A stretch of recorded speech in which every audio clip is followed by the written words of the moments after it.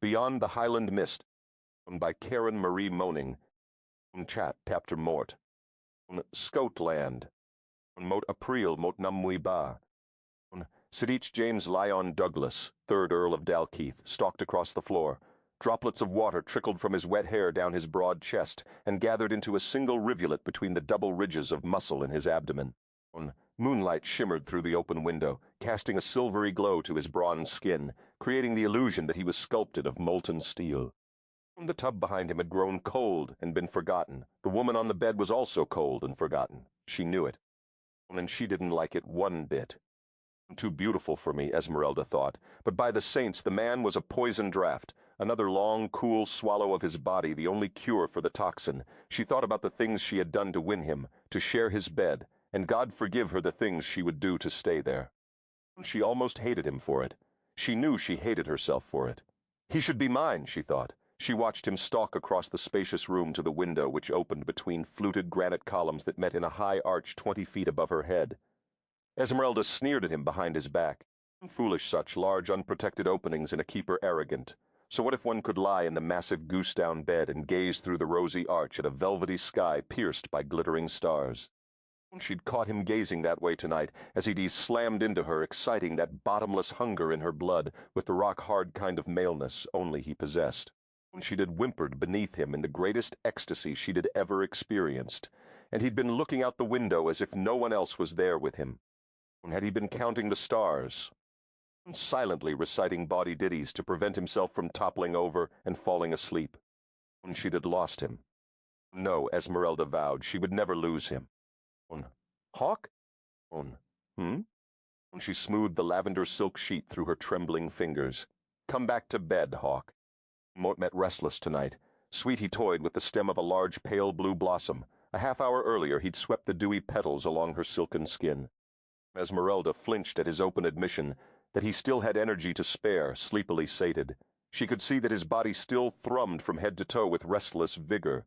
What kind of woman would it take her? How many to leave that man drowsing in fascinated satisfaction? More woman than she, and ye gods, how that offended her. Had her sister left him more sated? Her sister who had warmed his bed until Zeldy had found a way to take her place? Emot better than my sister. The words were out before she could prevent them. She bit her lip, anxiously awaiting his answer.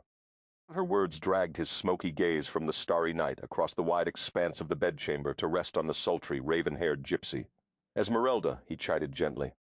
Mort, her husky contralto soared to a shrewish pitch. He sighed. We've had this discussion before. And you never answer me. Stop comparing yourself, sweet, you know it's foolish. How can Moat not, when you can compare me to 100, nay 1,000, even my own sister, shapely brows puckered in a scowl above her flashing eyes. His laughter rolled. And how many do you compare me to, lovely Esmeralda? My sister could have been as good as me. She was nearly a virgin. She spit out the word with distaste. Life was too unpredictable for virginity to be a prized possession among her people. Lust in all its facets was a healthy aspect of the Rom culture. He raised a hand in warning. Stop now. But she couldn't. The poison words of accusation tumbled out fast and furious at the only man who had ever made her pagan blood sing, and his boredom between her thighs had been chiseled in granite upon his perfect face this very eve. In truth, for many evenings now. He suffered her rage in silence, and when at last her tongue rested, he turned back to his window. The howl of a solitary wolf ruptured the night, and she felt an answering cry well up within her. She knew the hawkish silence was his farewell. Stinging with rejection and humiliation, she lay trembling in his bed. She knew she would never be asked to enter again. She would kill for him, which is precisely what she meant to do. Moments later, when she rushed him with the silver dirk, she'd slipped from the table by the bed. Esmeralda might have been able to leave without swearing an oath of vengeance if he had looked surprised, momentarily alarmed, sorry even. But he exhibited none of these emotions. His perfect face lit up with laughter as he spun effortlessly, caught her arm, and sent the dirk hurtling through the open window. He laughed. And she cursed him, and all his begotten and any subsequent misbegotten. And when he shushed her with kisses, she cursed through gritted teeth even as her traitorous body melted for his touch. No man should be so beautiful. No man should be so untouchable and so damned fearless. No man should be able to forsake Esmeralda. He was done with her, but she was to done with him. She would never be done with him. It wasn't your fault, Hawk, Grim offered. They sat upon the cobbled terrace of Dalkeith, sipping port and smoking imported tobacco in purely male contentment.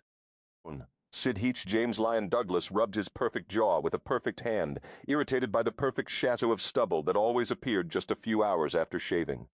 Mordieu don't understand, Grim. I thought she'd have found pleasure with me. Why would she seek to kill me? Grim arched a brow. Just what do you do to the lasses in bed, Hawk?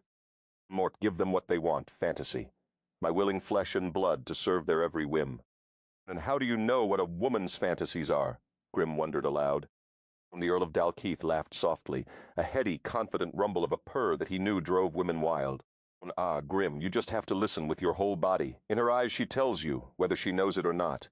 In her soft cries she guides you. In the subtle turnings of her body you know if she wants you in front or behind her lush curves, with gentleness or vengeful power, and if she desires a tender lover or seeks a beast, if she likes her lips kissed or savagely devoured, if she likes her breasts.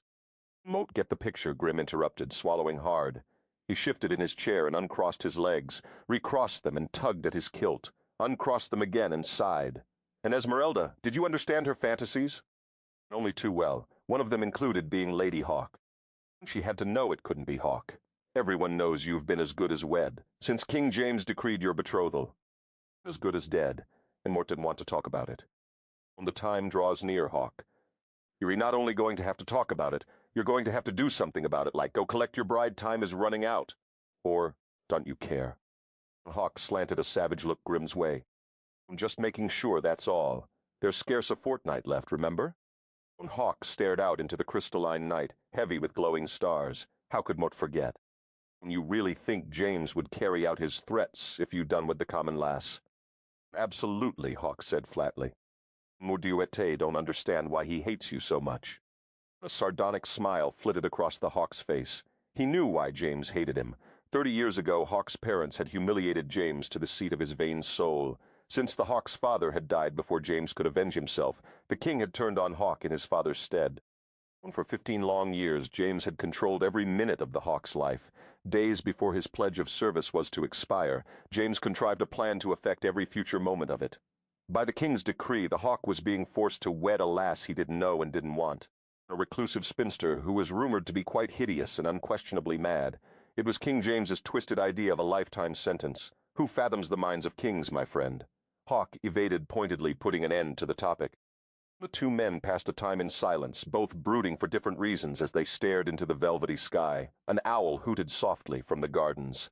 Crickets rubbed their legs in sweet concerto, offering twilight tribute to Dalkeith. Stars pulsed and shimmered against the night's blue-black canopy.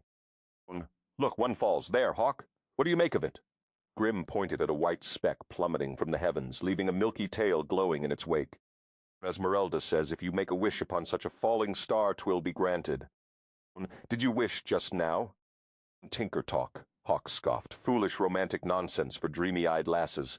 Of course he'd wished. Every time he'd seen a falling star lately, always the same wish. After all, the time was nearing. Well, Mot met trying it, Grim grumbled, not to be swayed by Hawk's mockery. Mot ve kepi hat.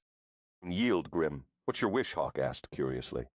None of your concern, you don't believe. Mort, the eternal romantic who enchants legions, the Kepte had his poetry and seduction, not a believer in all those lovely female things. Grim shot his friend a warning look. Careful, Hawk, mock them at your own risk. You may just really make a lass angry one day, and you want to know how to deal with it. For the time being, they still fall for your perfect smiles. You mean like this one? Hawk arched a brow and flashed a smile, complete with sleepily hooded eyes, that spoke volumes about how the lass receiving it was the only true beauty in his heart. A heart which had room for only on whoever happened to be in the Hawk's arms at the moment. Grim shook his head in mock disgust. You practice it, you must. Come on, admit it. Of course, Medu, it works. Wouldn't you practice it? Womanizer. Hawk agreed. Do you even remember their names? All 5,000 of them. Hawk hid his grin behind a swallow of port. Blackguard. Libertine. Rogue. Rue Cad. Here's a good one. Voluptuary, Hawk supplied helpfully. Why don't they see through you? Hawk shrugged a shoulder. They like what they get from me. There are a lot of hungry lasses out there. I couldn't in good conscience turn them away. 'Twould trouble my head. Think, Mot, know exactly which head of yours would be troubled, Grim said dryly. The very one that's going to get you in big trouble one day. What did you wish for, Grim? Hawk ignored the warning with the devil-may-care attitude that was his wont where the lasses were concerned. A slow smile slid over Grim's face. A lass who does to want you, a lovely, nay, an earth-shatteringly beautiful one, with wit and wisdom to boot. With a perfect face and a perfect body, and a perfect no on her perfect lips for you, my oh-so-perfect friend. And Maud also wished to be allowed to watch the battle. Hawk smiled smugly. It will never happen. The wind gusting sweetly through the pines carried a disembodied voice that drifted on a breeze of jasmine and sandalwood. Then it spoke in laughing words neither man heard. Mote think that can be arranged. Chapter high. The mystical Isle of Morar was cloaked in eventide, the silica sands glistening silver beneath King Finvarus' boots as he paced, impatiently awaiting the court fool's return. The queen and her favorite courtiers were merrily celebrating the Beltane in a remote Highland village. Watching his elfin Owebeal dance and flirt with the mortal Highlanders had goaded his slumbering jealousy into wakeful wrath. He'd fled the Beltane fires before he could succumb to his desire to annihilate the entire village. He was too angry with mortals to trust himself around them at the moment the mere thought of his Queen Vaik Pethat. A mortal man filled him with fury. As the fairy queen had her favorites among their courtiers, so did the fairy king. The wily court fool was his longtime companion in cups and spades. He dispatched the fool to study the mortal hawk, to gather information, so he might concoct a fitting revenge for the man who dared trespass on fairy territory. His manhood at half-mast would make a stallion envious. He claims a woman's soul. King Finvera mocked his queen's words in scathing falsetto, then spit irritably. Mote met. Afraid it's true, the fool said flatly as he appeared in the shade of a rowan tree. Really? King Finvera grimaced. He'd convinced himself Owebeal had embellished a bit after all. The man was mortal.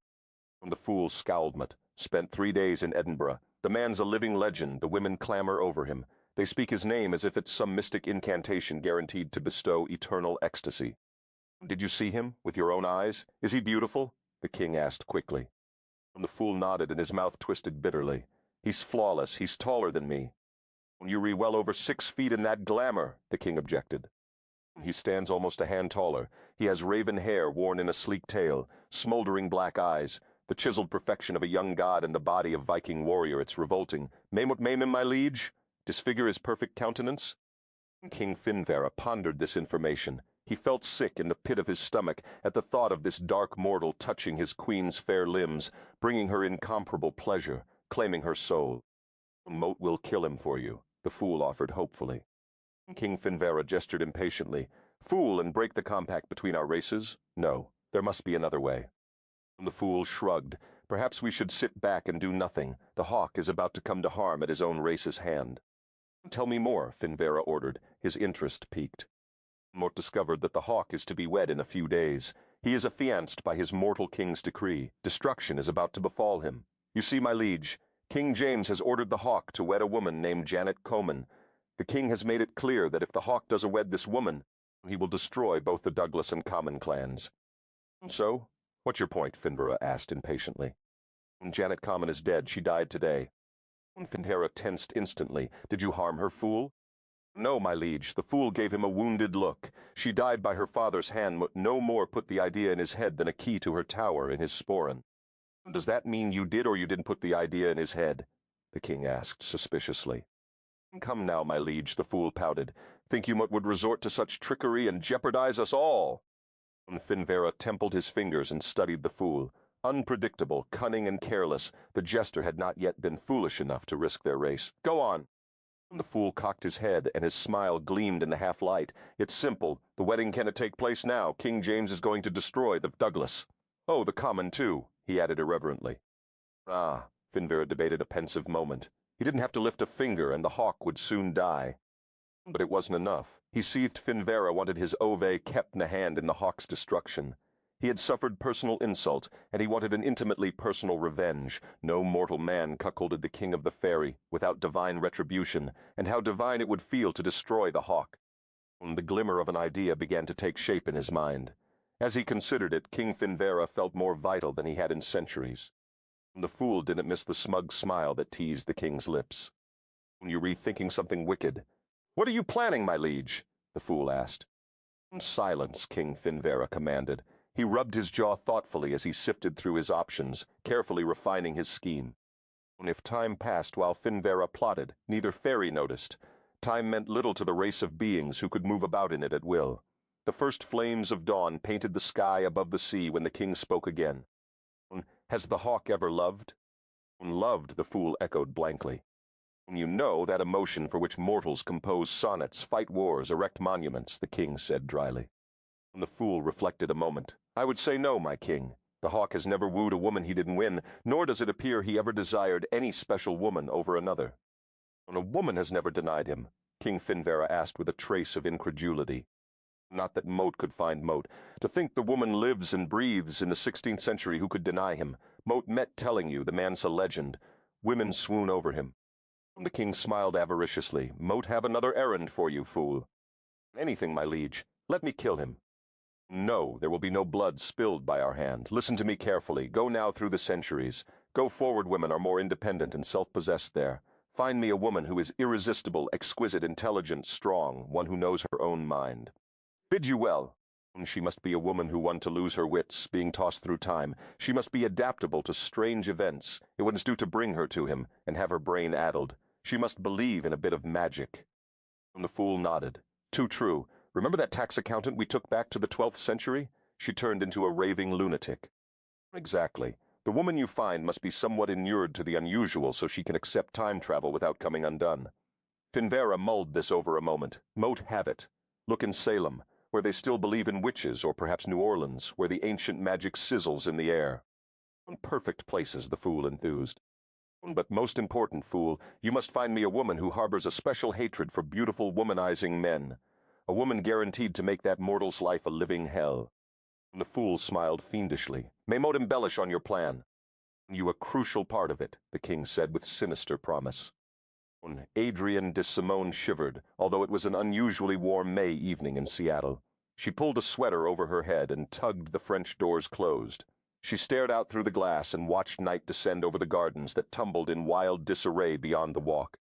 In the fading light she surveyed the stone wall that protected her house at Chimiba-Coatail Lane, then turned her methodical scrutiny to the shadows beneath the stately oaks, seeking any irregular movement. She took a deep breath and ordered herself to relax. The guard dogs that patrolled the grounds were quiet things, must be safe, she assured herself firmly. Inexplicably tense, she entered the code on the alarm pad that would activate the motion detectors strategically mounted throughout the 1-acre lawn. Any non-random motion over 100 pounds in mass and 3 feet in height would trigger the detectors, although the shrill warning would not summon the police or any law enforcement agency.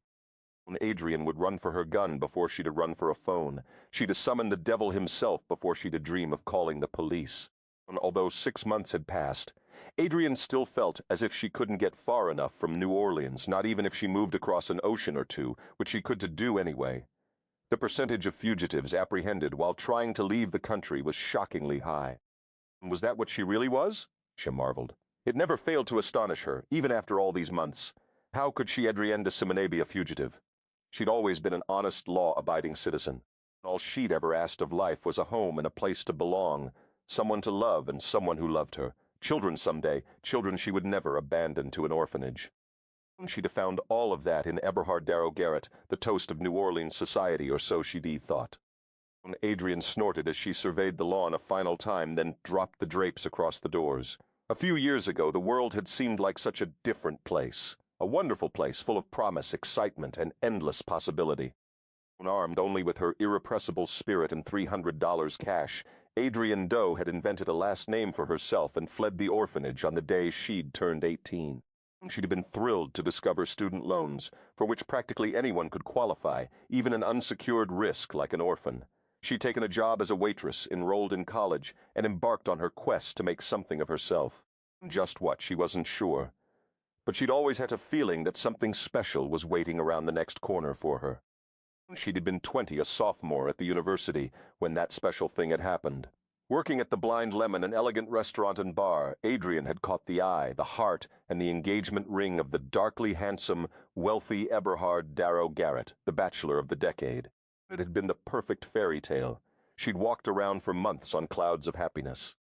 When the clouds had started to melt beneath her feet, she'd refused to look too closely, refused to acknowledge that the fairy tale prince might be a prince of darker things. Adrian squeezed her eyes shut, wishing she could blink some of her bad memories out of existence. How gullible she'd been, how many excuses she'd made for him for herself, until she'd finally had to run. A tiny meow coaxed her back to the present, and she smiled down at the one good thing that had come of it all. Her kitten, Moonshadow, a precocious stray she'd found outside a gas station on her way north. Moony rubbed her ankles and purred enthusiastically. Adrian scooped up the furry little creature, hugging her close. Unconditional love, such was the gift Moony gave. Love without reservation or subterfuge, pure affection with no darker sides. Adrian hummed lightly as she rubbed Moony's ears, then broke off abruptly as a faint scratching sound drew her attention to the windows again. Perfectly still, she clutched Moony and waited, holding her breath. But there was only silence. It must have been a twig scratching at the roof, she decided, but hadn't she cut all the trees back from the house when she'd moved in? Adrian sighed, shook her head, and ordered her muscles to relax. She had nearly succeeded when overhead a floorboard creaked. Tension reclaimed her instantly. She dropped Moony on a stuffed chair and eyed the ceiling intently as the creaking sound repeated. Perhaps it was just the house settling. She really had to get over this skittishness. How much time had to pass until she stopped being afraid that she would turn around and see Eberhard standing there with his faintly mocking smile and gleaming gun? Eberhard was dead. She was safe, she knew she was. So why did she feel so horridly vulnerable? For the past few days she'd had the suffocating sensation that someone was spying on her. No matter how hard she tried to reassure herself that anyone who might wish her harm was either dead or didn't know she was Oliva's, she was still consumed by a morbid unease. Every instinct she possessed warned her that something was wrong or about to go terribly wrong. Having grown up in the city of spooks, the sultry, superstitious, magical New Orleans Adrienne had learned to listen to her instincts. They were almost always right on target. Her instincts had even been right about Eberhard. She'd had a bad feeling about him from the beginning, but she'd had convinced herself it was her own insecurity. Eberhard was the catch of New Orleans. Naturally, a woman might feel a little unsettled by such a man. Only much later did she understand that she'd been lonely for so long and had wanted the fairy tale so badly that she'd tried to force reality to reflect her desires instead of the other way around. She'd told herself so many white lies before finally facing the truth that Eberhard wasn't the man she'd thought he was. She'd been such a fool. Adrian breathed deeply of the spring air that breezed gently in the window behind her, then flinched and spun abruptly. She eyed the fluttering drapes warily. Hadn't she closed that window? She was sure of it. She'd closed all of them just before closing the French doors. Adrian edged cautiously to the window, shut it quickly, and locked it. It was nerves, nothing more. No face peered in the window at her. No dogs barked, no alarms sounded. What was the use of taking so many precautions if she couldn't relax? There couldn't possibly be anyone out there. Adrian forced herself to turn away from the window. As she padded across the room, her foot encountered a small object and sent it skidding across the faded Ushak rug, where it clunked to a rest against the wall. Adrian glanced at it and flinched. It was a piece from Eberhard's chess set, the one she'd swiped from his house in New Orleans, the night she'd fled. She'd forgotten all about it after she'd moved in. She'd tossed it in a box zone of those piled in the corner that she'd never gotten around to unpacking. Perhaps Moony had dragged the pieces out, she mused. There were several of them scattered across the rug.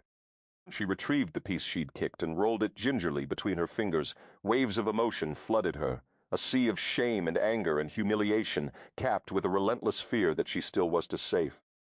A draft of air kissed the back of her neck and she stiffened, clutching the chess piece so tightly that the crown of the Black Queen dug cruelly into her palm. Logic insisted that the windows behind her were shut. She knew they were. Still instinct told her otherwise. The rational Adrian knew there was no one in her library but herself and a lightly snoring kitten. The irrational Adrian teetered on the brink of terror. Laughing nervously, she berated herself for being so jumpy, then cursed Eberhard for making her this way. She would not succumb to paranoia. Dropping to her knees without sparing a backward glance, Adrian scooped the scattered chess pieces into a pile. She didn't really like to touch them. A woman could have spent her childhood in New Orleans, much of it at the feet of a Creole storyteller who'd lived behind the orphanage without becoming a bit superstitious. The set was ancient, an original Viking set. An old legend claimed it was cursed, and Adrian's life had been cursed enough. The only reason she'd had pilfered the set was in case she needed quick cash carved of walrus ivory and ebony. It would command an exorbitant price from a collector. Besides, hadn't she earned it after all he'd put her through?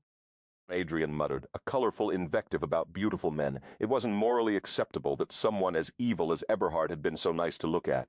Poetic justice demanded otherwise shouldn't. People's faces reflect their hearts. If Eberhard had been as ugly on the outside as she belatedly discovered he was on the inside, she never would have ended up at the wrong end of a gun. Of course, Adrian had learned the hard way that any end of a gun was the wrong end. Eberhard Darrow Garrett was a beautiful, womanizing, deceitful man that he'd ruined her life. Clutching the Black Queen tightly, she made herself a firm promise. Moat will never go out with a beautiful man again. So long as Moat live and breathe. Moat hate beautiful men, hate them. Outside the French doors at Chinmaba Coattail Lane, a man who lacked substance, a creature man-made devices could neither detect nor contain, heard her words and smiled. His choice was made with swift certainty. Adrienne de Simone was definitely the woman he'd been searching for. Chapter Ba. Dry had no idea how she ended up on the Mansalap Nun. In one moment she was perfectly sane, perhaps a bit neurotic, but firmly convinced of her sanity nonetheless, and the next moment the ground disappeared beneath her feet, and she was sucked down one of Alice's rabbit holes. Her first thought was that she must be dreaming, a vivid, horrifying subconscious foray into a barbaric nightmare. But that didn't make any sense. Only moments before she'd had been petting Moonshadow or doing something. What, she couldn't have just fallen asleep without even knowing it. Maybe she'd stumbled and struck her head, and this hallucination was the dreamy result of a concussion. Or maybe not. She worried as she looked around the cavernous, smoky room, filled with oddly dressed people speaking a mutilated version of the English tongue. "You've done it now, Adrian," she mused soberly. Yuvie finally slipped over the edge, heels still kicking. Adrian struggled to focus her eyes, which felt strangely heavy. The man who clutched her was revolting. He was a belching beast with thick arms and a fat belly, and he smelled. Only moments ago she'd been in her library, hadn't she? A greasy hand squeezed her breast, and she yelped aloud. Bewilderment was vanquished by embarrassed outrage when his hand deliberately grazed the crest of her nipple through her sweater. Even if this was a dream, she could permit that kind of activity to pass without redress. She opened her mouth to deliver a scathing tongue-lashing, but he beat her to the punch. His pink mouth in that tangled mass of hair expanded into a wide "oh dear heaven." But the man hadn't even finished chewing, and no wonder his few remaining teeth were stumpy and brown. It was with revulsion that Adrian wiped bits of chicken and spittle from her face when he roared, but it was with genuine alarm that she comprehended his words, through his thick brogue. She was a godsend, he proclaimed to the room at large. She was a gift from the angels. She would be married on the morrow. Adrian fainted. Her unconscious body spasmed once, then went limp. The Black Queen slipped from her hand, hit the floor, and was kicked under a table by a scuffed leather boot. When Adrian awoke, she lay still, her eyes squeezed tightly shut. Beneath her back she felt the lumpy down ticks piled thickly. It could be her own bed. She had purchased antique ticks, and had them restitched to plump atop her waist-high Queen Anne bed. She was in love with old things, no dithering about it. She sniffed cautiously, no odd scents from the banquet she'd dreamt, no hum of that thick brogue she'd imagined earlier. But no traffic either. She strained her ears, listening mightily. Had she ever heard such silence? Adrian drew a ragged breath and willed her heart to slow. She tossed on the lumpy tick. Was this Hatto-Vaquette insanity occurred? Started with a vague inkling of unease, a dreadful sense of being watched, then escalated rapidly into full-blown madness, only to culminate in a nightmare where a smelly, hairy beast announced her impending nuptials? Adrian squeezed her eyes even more tightly shut, willing her return to sanity. The silhouette of a chess set loomed in her mind, battle-ready rooks and bitter queens etched in stark relief against the insides of her eyelids, and it seemed that there was something urgent she needed to remember. What had she been doing? Her head hurt. It was a dull kind of ache, accompanied by the bitter taste of old pennies in the back of her throat. For a moment she struggled against it, but the throbbing intensified. The chess set danced elusively in shades of black and white, then dissolved into a distant nagging detail. It couldn't have been too important. Adrian had more pressing things to worry about. Where in the blue blazes was she? She kept her eyes closed and waited. A few moments more and she would hear the purr of a BMW tooling sleekly down Coattail Lane, or her phone would peal angrily. A rooster did not just crow. Another minute, and she'd hear Moonius questioning Murrow, and feel her tail swish past her face as she leapt up on the bed. She did not hear the grate of squeaky hinges, the scrape of a door cut too long against a stone threshold. Milady mote know you reawake. Her eyes sprang open to find a portly woman. They kept to hat, silver-brown hair, and rosy cheeks wringing her hands as she stood at the foot of the bed. "Who are you?" Adrian asked warily, refusing to look at any more of the room than the immediate spot that contained this latest apparition. "Bah, who am mort?" she asks. "The lass who pops out of nowhere, lickety-split, like a witch if you please, is wishing to know who mort am?" "Humph." With that, the woman placed a platter of peculiar-smelling food on a nearby table, and forced Adrian up by plumping the pillows behind her back. "Mot met Talia, mot been sent to see to your care. Eat up, you look never be strong enough to face wedding him if you do na be eating," she chided. With those words and a full glimpse of the stone walls hung with vividly colored tapestries depicting hunts and orgies, Adrian fainted again, this time with relish. Adrian awoke again to a score of maids bearing undergarments, stockings, and a wedding dress. The women bathed her in scented water before a massive stone fireplace. While she huddled submerged in the deep wooden tub, Adrian examined every inch of the room. How could a dream be so vivid, so rich with scent and touch and sound? The bathwater smelled of fresh heather and lilac. The maids chatted lightly as they bathed her. The stone fireplace was easily as tall as 3 men it rose up to kiss the ceiling, and sprawled along half the width of the east wall. It was bedecked with an array of artistic silver work, delicately filigreed baskets, cunningly handcrafted roses that gleamed like molten silver, yet each petal distinct and looking somehow velvety. Above the great mantel, rough-hewn of honey oak, hung a hunt scene depicting a bloody victory. Her study was cut short by the screech of the door. Shocked gasps and immediately hushed voices compelled her gaze over one bare shoulder, and she too gasped aloud. The villain with the matted rug upon his face! Her cheeks flamed Vekepeta had embarrassment, and she sunk deeper into the tub. "Millard, 'tis no place for you," a maid began. The slap ricocheted through the room, silencing the maid's protest and halting anyone else before they even considered beginning. The great greasy beast from earlier in her nightmare sunk down on his haunches before the steaming tub, a leer on his face. Slitted blue eyes met steely gray as Adrian held his rude stare levelly. His eyes dropped from hers, searched the waterline, and probed below it. He grinned at the sight of her rosy nipples before she crossed her arms and hugged herself tightly. "Methinks he doesn't do so badly for himself," the man murmured. Then dragging his eyes from the water to her flushed face, he commanded, "From this moment forth your name is Janet Common." Adrian shot him a haughty look. "My name," she snapped, "is Adrian de Simone." Crack. She raised a hand to her cheek in disbelief. A maid cried out a muffled warning. "Try it again," he counseled softly, and as soft as his words were, his blue eyes were dangerously hard. Adrian rubbed her stinging cheek in silence, and his hand rose and fell again. "My lady, we implore you." A petite maid dropped to her knees beside the tub, placing a hand upon Adrian's bare shoulder. "That's right. Give her counsel, Bess. You can know Cape what becomes of a lass foolish enough to deny me. Say it," he repeated to Adrian. "Tell me your name is Janet Common." When his beefy hand rose and fell again, it came down on Bess's face with fury. Adrian screamed as he struck the maid repeatedly. "Stop," she cried. "Say it," he commanded as his hand rose and fell again. Bess sobbed as she crumpled to the floor, but the man went down after her, his hand now a fist. "My name is Janet Common," Adrian cried, half rising from the tub. The Common's fist halted in midair, and he sank back on his haunches, the light of victory gleaming in his eyes, victory in that disgusting, slow perusal of her flesh. Adrian flushed under the sheer lechery of his pale eyes, and plunged her upper body back into the water. "Nay, he doesn't get a bad bargain at all. You are much more comely than mine own, Janet." His mouth twisted into a smile. "Would that mott had leisure to taste such plump pillows myself? But you came just in the nick of time." "Came where?" "Came from where is my question," he countered. Adrian realized in that instant that to underestimate this brutish man would be a grave mistake. For behind the slovenly manners and the unkempt appearance was steely metal and rapier-sharp wit.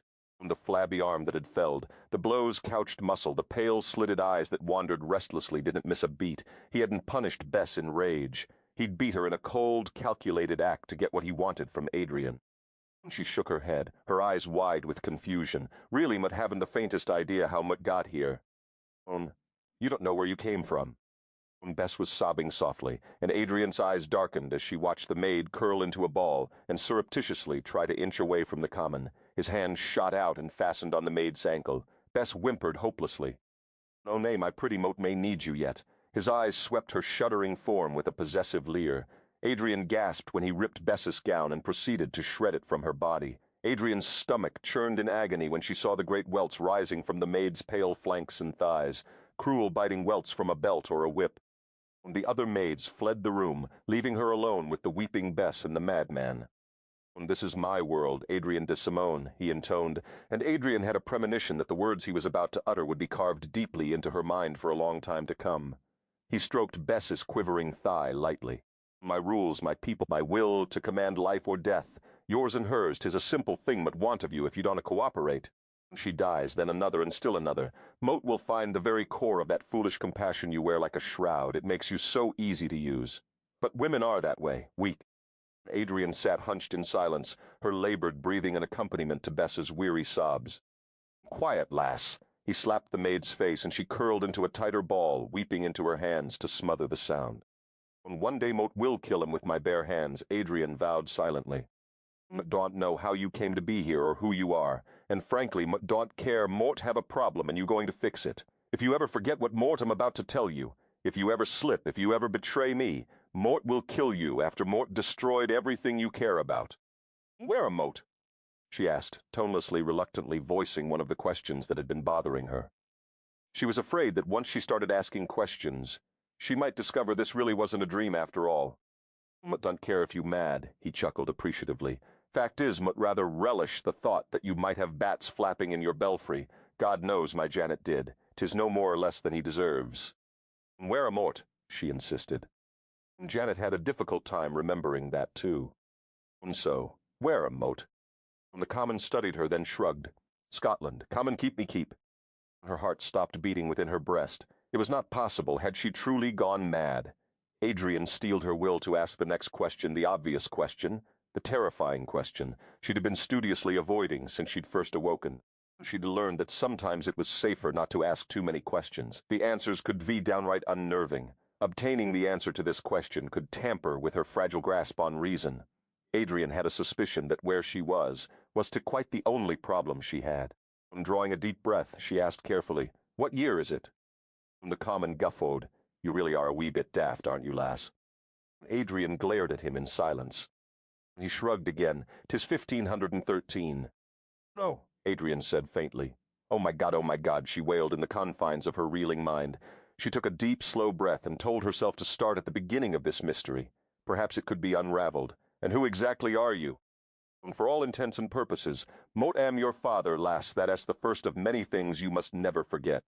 A broken sob temporarily distracted Adrian from her problems. Poor abused Bess. Adrian could not bear a person in pain, not if she could do something about it.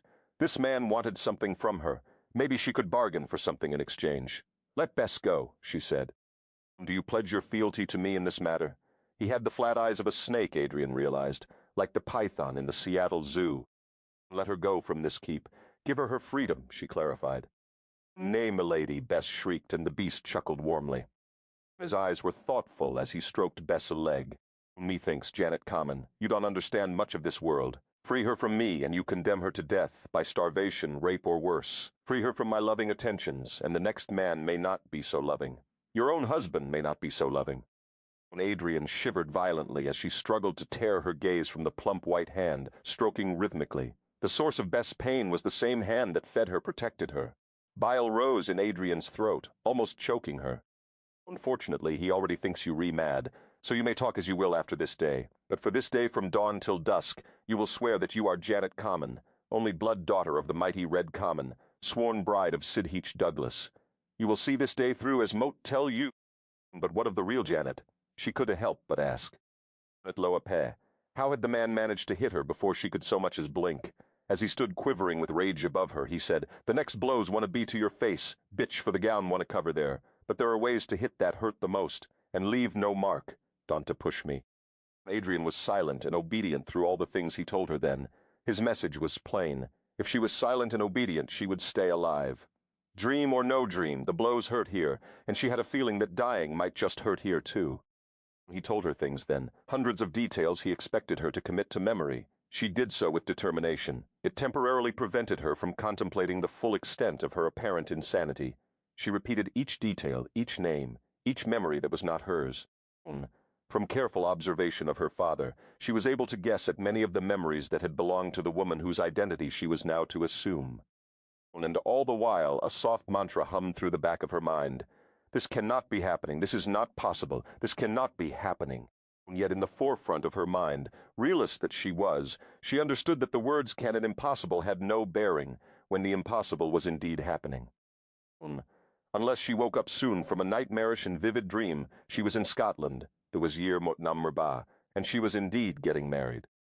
Chapter Brone. She's tall as Janet. Not many as tall as she. Hush, she is Janet. Elsie Leclung have our heads on serving platters. What happened to Janet? Adrian asked softly. She was surprised when the mouths of a half-dozen maids clamped shut and they turned their complete attention to dressing her in stalwart silence. Adrian rolled her eyes. If they wouldn't tell her a thing about Janet, perhaps they'd talk about her bridegroom. So who is this man Multawed? Sidhawk Douglas. What kind of name was Sidhawk anyway? The maids tittered like a covey of startled quail. Truth of it is, milady, we've only heard tales of him. This betrothal was commanded by King James himself. What are the tales? Adrian asked wryly. His exploits are legendary. His conquests are legion. 'Tis rumored he's traveled the world accompanied by only the most beautiful lasses. 'Tis said there is no a comely lass in all of Scotia he hasna tumbled. In England, too. And he canna recall any of their names. He is said to have godlike beauty and a practiced hand in the fine art of seduction. He is fabulously wealthy, and rumors say his castle is luxurious beyond compare. Adrian blinked. Wonderful. A materialistic, unfaith-filled, beautiful playboy of a self-indulged, inconsiderate man with a bad memory. And he's all mine. Dear sweet God, what have Mort done to deserve this? She wondered aloud. Twice, she brooded privately. Lisbel looked at her curiously. But the rumors tell he is a magnificent lover and most comely to look upon, milady. What could be wrong with that? Methinks you don't understand this world, Janet Common. Perhaps he was right. Does he beat his women? He does to keep them long enough, or so they say. Although, Mort here tell one of his women tried to kill him recently. Mort can imagine why. The maid added, genuinely puzzled. 'Tis said he is more than generous with his mistresses when he's done with them. Moot can imagine why. Adrian grumbled irritably, suddenly impatient with all the plucking, fastening, adorning, and arranging hands on her body. Stop! Stop! She lightly slapped Lisbella's hands from her hair, which had been washed, combed mercilessly, and teased tortuously for they kept had a tay felt like years. But, milady, we must do something with this hair. 'Tis so straight, you must look your best. Personally, would prefer to look like something the cat dragged in, wet, bedraggled, and smelling like a ripe dung-heap. When gasps resounded, Lass, he will be your husband, and you could do far worse, a stern voice cut across the room. Adrian turned slowly and met the worldly wise gaze of a woman with whom she felt an instant kinship. You could have mine, for lack of a better example. Adrian sucked in a harsh breath. The Laird Common? Your father, my darling daughter, Lady Althea Common said with an acid smile, begone all of you. She ushered the maids from the room with a regal hand, her eyes lingering overlong on Bess. He killed the lass one day, he will, she said softly. She squeezed her eyes shut tightly for a long moment. He explained what you must do. Adrian nodded. And you will do it? Again she nodded. The Lady Common expelled a sigh of relief. If there is aught a time Moat may repay the kindness. It's not a kindness, it's to save my life. You need only ask, for it saves mine own. Adrian stood tall before the man of the cloth, fulfilling her part of the farce. Moat am Janet Common, she proclaimed loudly. Goddess man paled visibly and clutched his Bible until his knuckles looked to split at the seams. So he knows Moat met not, she mused. What on earth is really going on here? She felt a presence near her left shoulder, and turned reluctantly to face the man she was to wed. Her eyes met the area slightly below his breastbone, and every inch of it was encased in steel. Adrian started to rise and look her fiancé in the face when she realized with horror that she was kneeling beyond chagrined. She tipped her head back and swallowed 1,000 frantic protests that clotted in her throat. The giant stared back with an inscrutable expression, flames from flickering candles dancing in the bluest eyes she'd ever seen. Mo can't marry him, she screamed silently. Mo can't do it.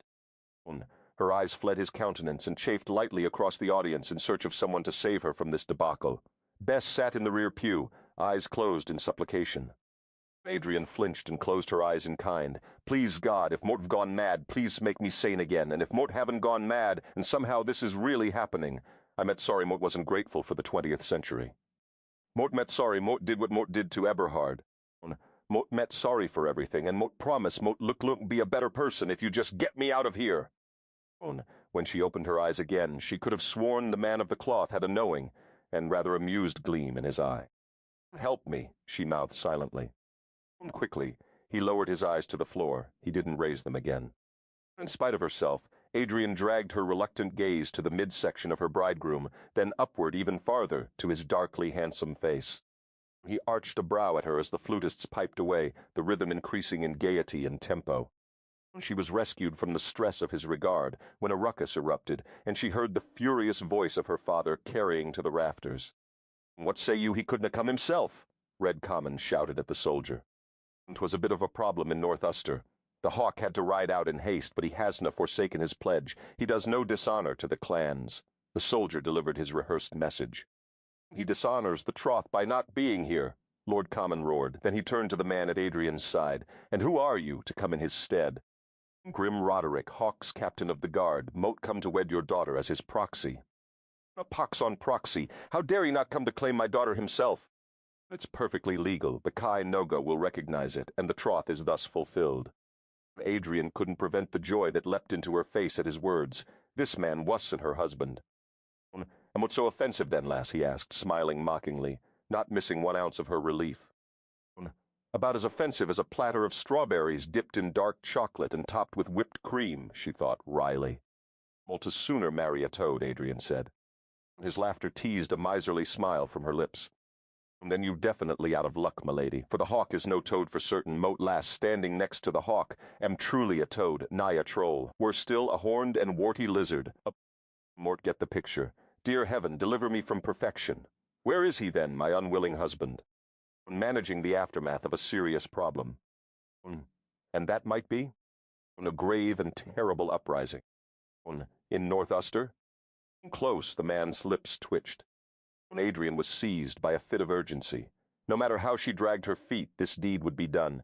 If she had to face the unknown, she'd like to tackle it now. Waiting only made it worse, and Lord Common shouting combined with the wild cacophony of floundering flutists was flaying her nerves. "Mad, Moat Janet. Works for me."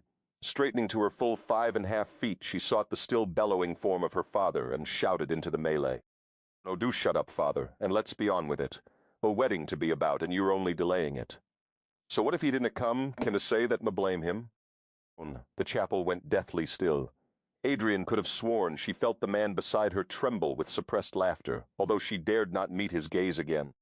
Whispers of Mad Janet rebounded through the chapel, and Adrian felt a surge of relief. This fame for being mad could be useful so long as she obeyed the commonest orders this one day. She could be as odd as a square ball bearing, and no one would find it unseemly. Adrian had been worried that she would to be able to remember all the details the common had told her. That she would slip up and someone at her new husband's home would discover she was an impostor. Once she was uncloaked as a charlatan, the common would make good on his threat to kill her. Suddenly that pressure vanished in a puff of smoke in the here and now. If she was really here and now, she was crazy Janet Common. How could she be held accountable for anything she said, or didn't make sense? Madness was a license to freedom. A license to do and say anything she wanted with no repercussions. No guns, no bad memories. Maybe this place was so bad after all. Chu tapped her numb. Adrin had been wandering the groans of Dalkeith for several hours when she stumbled upon the smithy, after a grueling 2-day ride from Common Keep to her new home Dalkeith. Upon the seedy cantankerous steed she had planned to collapse in the nearest soft bed, sleep for days, and then when she woke up, if she was still here, find a good bottle of scotch and drink herself into oblivion, and then check again to see if she was still here. Not only hadn't she been able to find a soft bed in the riotous castle, but there had been no scotch, no sign of a husband, and everyone had summarily ignored her, made it awfully hard to feel at home. Grim had made haste from her company the moment they'd entered the pink granite walls of the Douglas Keep, although he'd seemed quite the gentleman during the journey. But she was no fool. She didn't have to be hit in the head with a stick to figure out that she was definitely not a wanted wife. Wed by proxy, no welcome and no sign of a husband, definitely not wanted. Adrian gave up her fruitless search for husband, bed, and bottle, and went for a stroll to explore her new home. And so it was quite by accident that she stumbled through the rowan trees and upon the forge at the edge of the forest, upon the man, clad only in a kilt, pumping the bellows and shaping the steel of a horseshoe. Adrian had heard that her husband by proxy was too beautiful to be born, but this man indeed rendered the magnificent Grim a veritable toad. There just wasn't this much raw man around in the 20th century. She thought in helpless fascination as she watched him work. To see this kind of man in the 20th century, a woman had to somehow gain entry to that inner sanctum of dumbbells and free weights, where the man was defining his body in homage to himself. But in this century such a man existed by simple force of nature.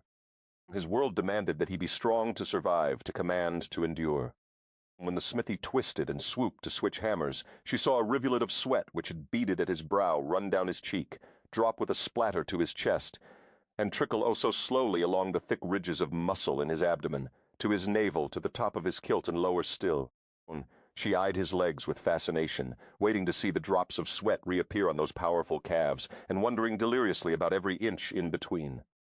So intense was the shimmering heat from the forge, so strange her need, that Adrian didn't realize he had stopped for several moments, until she raised her eyes from his chest to meet his dark, unsmiling eyes. She gasped. He crossed the distance, and she knew she should run, yet she also knew that she could have run if her life depended on it. Something about his eyes. His hand was rough when it closed upon her jaw, forcing her head back to meet him eye to flashing silver eye. Is there a service Moat might perform for you, my fair queen? Perhaps you have something in need of a heated shaping and molding, or perhaps Moat might reshape my steel lance in the heat of your forge, milady? Her eyes searched his face wildly. Composure, she commanded herself. He shook her ruthlessly. Do you seek my services? It's us the heat, nothing more, she croaked. Aye, 'tis most assuredly the heat, beauty. His eyes were devilish. Come. He took her by the hand and started off at a fast pace. No, she swatted at his arm. Come, he ordered, and she suffered the uncanny sensation that he was reaching inside her vengeful. It had those eyes, and reordering her will to match his will, it terrified her. Release me, she gasped. His eyes searched deeper, and although she knew it was crazy, Adrian felt as if she was fighting for something terribly important here. She knew she must not go with this man, but she couldn't begin to say why. She sensed danger dark and primeval, unnatural and ancient danger beyond her control. And if he opened his cruelly beautiful mouth and said, "Come one more time," she might do just that. When he opened his mouth, she braced herself for the command she knew would follow. "Release my wife," commanded a deep voice behind them. Chapter Sow. And so this man at the forge was not her husband. Dear God in heaven, what was she going to find when she turned around? Dare she? She turned slightly, as if a small sidewise peak might be safer, might minimize the impact. Adrian soon discovered just how wrong she was. Nothing could minimize that man's impact. Valhalla on the right, paradise regained on the left. Stuck between a Godiva truffle and a chocolate eclair. Between a rock and a very hard place, two very hard places from the looks of it. Moat hate beautiful men, she mourned soulfully. Hate them, hate them, hate them. Yet to resist. Hands clasped her waist from behind as the smithy pulled her back against his sculpted body. Let go of me, she cried, the strange fog lifting from her brain. The smithy released her. And that very big, beautiful man facing Hearth, the legendary hawk, was glaring like Odin, preparing to zap her with a thunderbolt, she snorted. Don't glare at me. You didn't even bother to show up at our wedding. Adrian started pacing. If she really was Janet, how would Janet have felt? How terrible to be wed away like a piece of property, and then be treated so shabbily by the new in-laws. Mort, spend 2 miserable soggy days on the back of a nag, and does it ever stop raining in this god-awful place? 2 days it took us to get here. Gracious Grim dumps me the minute we set foot on Dalkeith. You don't even bother to greet me. Nobody shows me to a room. Nobody offers me anything to eat, or drink for that matter. When she paused in her litany and leaned back against a tree, hands on her hips, 1 foot tapping. And then, since Moat can't find any place to sleep that Moat met not afraid does it belong to someone else, Moat go off wandering until you finally bother yourself enough to show up, and now you glare at me. Well, Moat Luglung, have you know? Silence, lass. That Moat am not the kind of woman that one can push to the side and have her take it docilely. Moat can know o vengeful when Moat met not wanted. When you most assuredly wanted, the smithy purred. Mort don't need to be hit over the head with a ton of rocks. Mort said, "Be silent." And Mort didn't get even 1 wedding present, she added, proud that she had thought of that. Yes, Janet would certainly have been offended. Silence, Hawk roared. And Mort don't take orders. Adrian grunted as her husband lunged the distance separating them and tumbled her to the ground. Once she hit the earth with what felt like a small rhinoceros on top of her. He rolled her over several times, locked in the curve of his arm. She could hear the blacksmith cursing softly, then the sound of running feet as she struggled mightily against his steely embrace.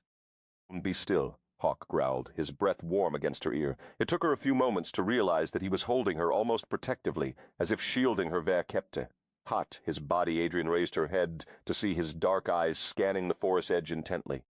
"What are you doing?" she whispered, her heart hammering from being tumbled so roughly, she assured herself.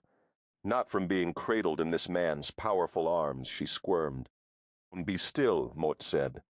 She wriggled, partly to spite him and partly to get his leg out from between her thighs, but she only succeeded in ending up verkep with the hat her tush pressed against his dearly.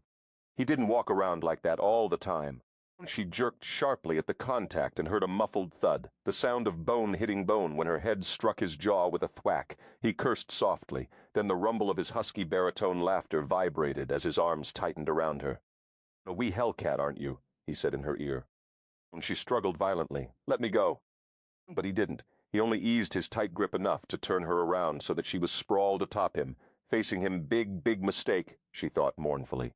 When it presented a whole new array of problems, starting with her breasts being crushed against him, her leg caught between his, and her palms splayed on his muscular chest. His white linen shirt was open, and pure male heat rose from his broad chest. And there was blood trickling down his arrogantly curved lower lip, and for an insane moment she actually considered licking it off. In one swift, graceful motion, he rolled her beneath him and she lost her breath. Her lips parted. She stared in mute fascination, and knew in that terrifying instant the man she had married by proxy was about to kiss her, and she was quite certain her life would never be the same again if he did. She snarled. He smiled and lowered his head toward hers. And just then the blacksmith burst back into the clearing. "Not a damned thing," he spat. "Whoever it was is gone." The hawk jerked away in surprise, and Adrian seized the moment to push against him. She might just as well have tried to push the Sphinx across the sand and into the Nile. It was only then that Adrian saw the arrow still quivering in the tree that she had been, moments before, standing directly in front of, soundly berating her new husband. Her eyes widened as she gazed up at the hawk, questioningly. This was all too weird. "Whom have you offended?" Her husband shook her smartly. "Who seeks to kill you?" "How do you know it wasn't you they were after, that it wasn't just a bad shot?" "Nobody wants to kill me, lass." "From what Mort here your last lover tried to do, just that," she retorted nastily. He paled ever so slightly beneath the flawless bronze of his skin. The blacksmith laughed. Her neck was getting sore from peering up at him. "Get off me," she growled at her husband. She wasn't prepared when the hawk's eyes darkened, and he rolled over and pushed her from him. "Though you persist in rejecting me, wife, Mort think you may need me," Hawk said softly. "Mort don't think so," she retorted fiercely. "Mort Leglung be here. Should you reconsider? Mort Leglung take my chances. No one shot anything in my direction until you showed up. That makes 2 attempts that Mot know of on you, and none on me." She stood up, brushing her gown off. Dirt and nettles stuck to the heavy fabric. She tugged a few leaves from her hair and dusted off her rump until she became aware of an uncomfortable sensation. Slowly she raised her eyes from her clothing to find both men watching her with the intensity of wolves, large, hungry wolves. "What?" she snapped. The blacksmith laughed again. The sound was deep, dark, and mysterious. "Methinks the lady doth not see how sweetly cruel beckons such beauty." "Spare me," she said tiredly. Fair the dawn of yon lass's blush, rich and ripe and deeply lush, her husband was not about to be outdone. Adrian stamped a foot and glared at them both. Where was her Shakespeare when she needed it? For Mote have sworn thee fair and thought thee bright, who art as black as hell, as dark as night, she muttered. The smithy threw his head back and roared with laughter, her husband's lips curved in an appreciative smile at her wit. Hawk stood then and extended his hand. "Cry peace, ve capite hatmilas." Cry. The man could make an angel weep, but she was hungry, thirsty, tired. She took his hand, vowing fiercely to take nothing more, ever. As her husband guided her from the clearing, the smithy's voice followed on a jasmine-scented breeze, and she was surprised that her husband didn't react. Either he was not a possessive man, or he simply hadn't heard. For clearly she heard the smithy say, "Woman who renders all men as weak kittens to cream, Moat can take you places you've known only in your dreams." "Nightmares," she grumbled, and heard him laugh softly behind her. Her husband glanced at her curiously. "What?" She sighed heavily. Night's mare rides hard upon my heels. Mutt must sleep soon. He nodded, and then we talk. Sure, if Mott met still in this god-forsaken place when Mott wake up. Sidheach James Leon Douglas worried his unshaven jaw with a coaloosed hand. Anger, perhaps. Disbelief, surely. Possessiveness. Where the hell did that come from? Fury. Aye, that was it. Cold, dark fury was eating him from the inside out, and the spirited Scotch was only aiding the ache. He had stood and watched his new wife with starvation in his eyes. He had seen her suffer raw and primal hunger. For a man, it was not him unbelievable. Keep drinking like that, and we Luglunk never make Uster on the morrow, Grim warned. Mort met, not going to Uster on the morrow. My wife could be with Babe by the time Mort got back. Grim grinned. She's in a full fury with you, you know. She's in a fury with me. You were too drunk to wed her, much less bed her, and now you re in a tizzy because she looked on Adam agreeably. Agreeably? Give the lass a trencher, and she would have slid it under him, licking her lips as she dined. And so, she's my wife. Doc, this one is getting too deep for me. You said you didn't care what became of her once the deed was done. You swore to honor the pact, and you have. So why this foolish ire, Hawk? My wife will not make a cuckold of me. Mort believe a husband can only be a cuckold if he cares you don't care. Nobody asked me if Mort cared. Grim blinked, fascinated by the Hawk's behavior. All the lasses look on Adam like that. She didn't even notice me. 'Tis Adam she wants. Who the bloody hell hired that blacksmith, anyway? Grim mused into his brew. Wasn't Thomas the smithy? Come to think of it, where did Thomas go? Mort don't know, Grim, that's why Mort asked you. Well, somebody hired Adam. You did it. Nay, Mort thought you did, Hawk. Nay, maybe he is Thomas' brother, and Thomas was taken ill. Grim laughed. Ugly Thomas his brother. Not a chance on that. Get rid of him. Adam? I. Silence. Then, by the saints, Hawk, you can be serious. 'Tisna like you to take away a man's livelihood because of the way a lass looks at him. This lass happens to be my wife. Anathia, very one you didn't want. Morph changed my mind. Besides, he's been keeping Esmeralda quite content, Hawk. Sidheach sighed deeply. There is that. He paused the length of several jealous heartbeats. Grim? Earn. Tell him to keep his clothes on while he works, and that's an order. But Hawk could leave it alone. His mind became aware of where his feet had taken him just as he entered the amber rim of firelight beneath the rowan trees at Adam's Forge. Welcome Lord Hawk of Dalkeith upon the sea. Hawk spun about to come nose to nose with the glistening blacksmith, who had somehow managed to get behind him. Not many men could take the Hawk by surprise, and for an instant Hawk was as fascinated as he was irritated with the smithy. Modede know to hire you. Who are you? Adam, the smithy replied coolly. Adam what? The smithy pondered, then flashed a puckish smile. Adam Black. Who hired you?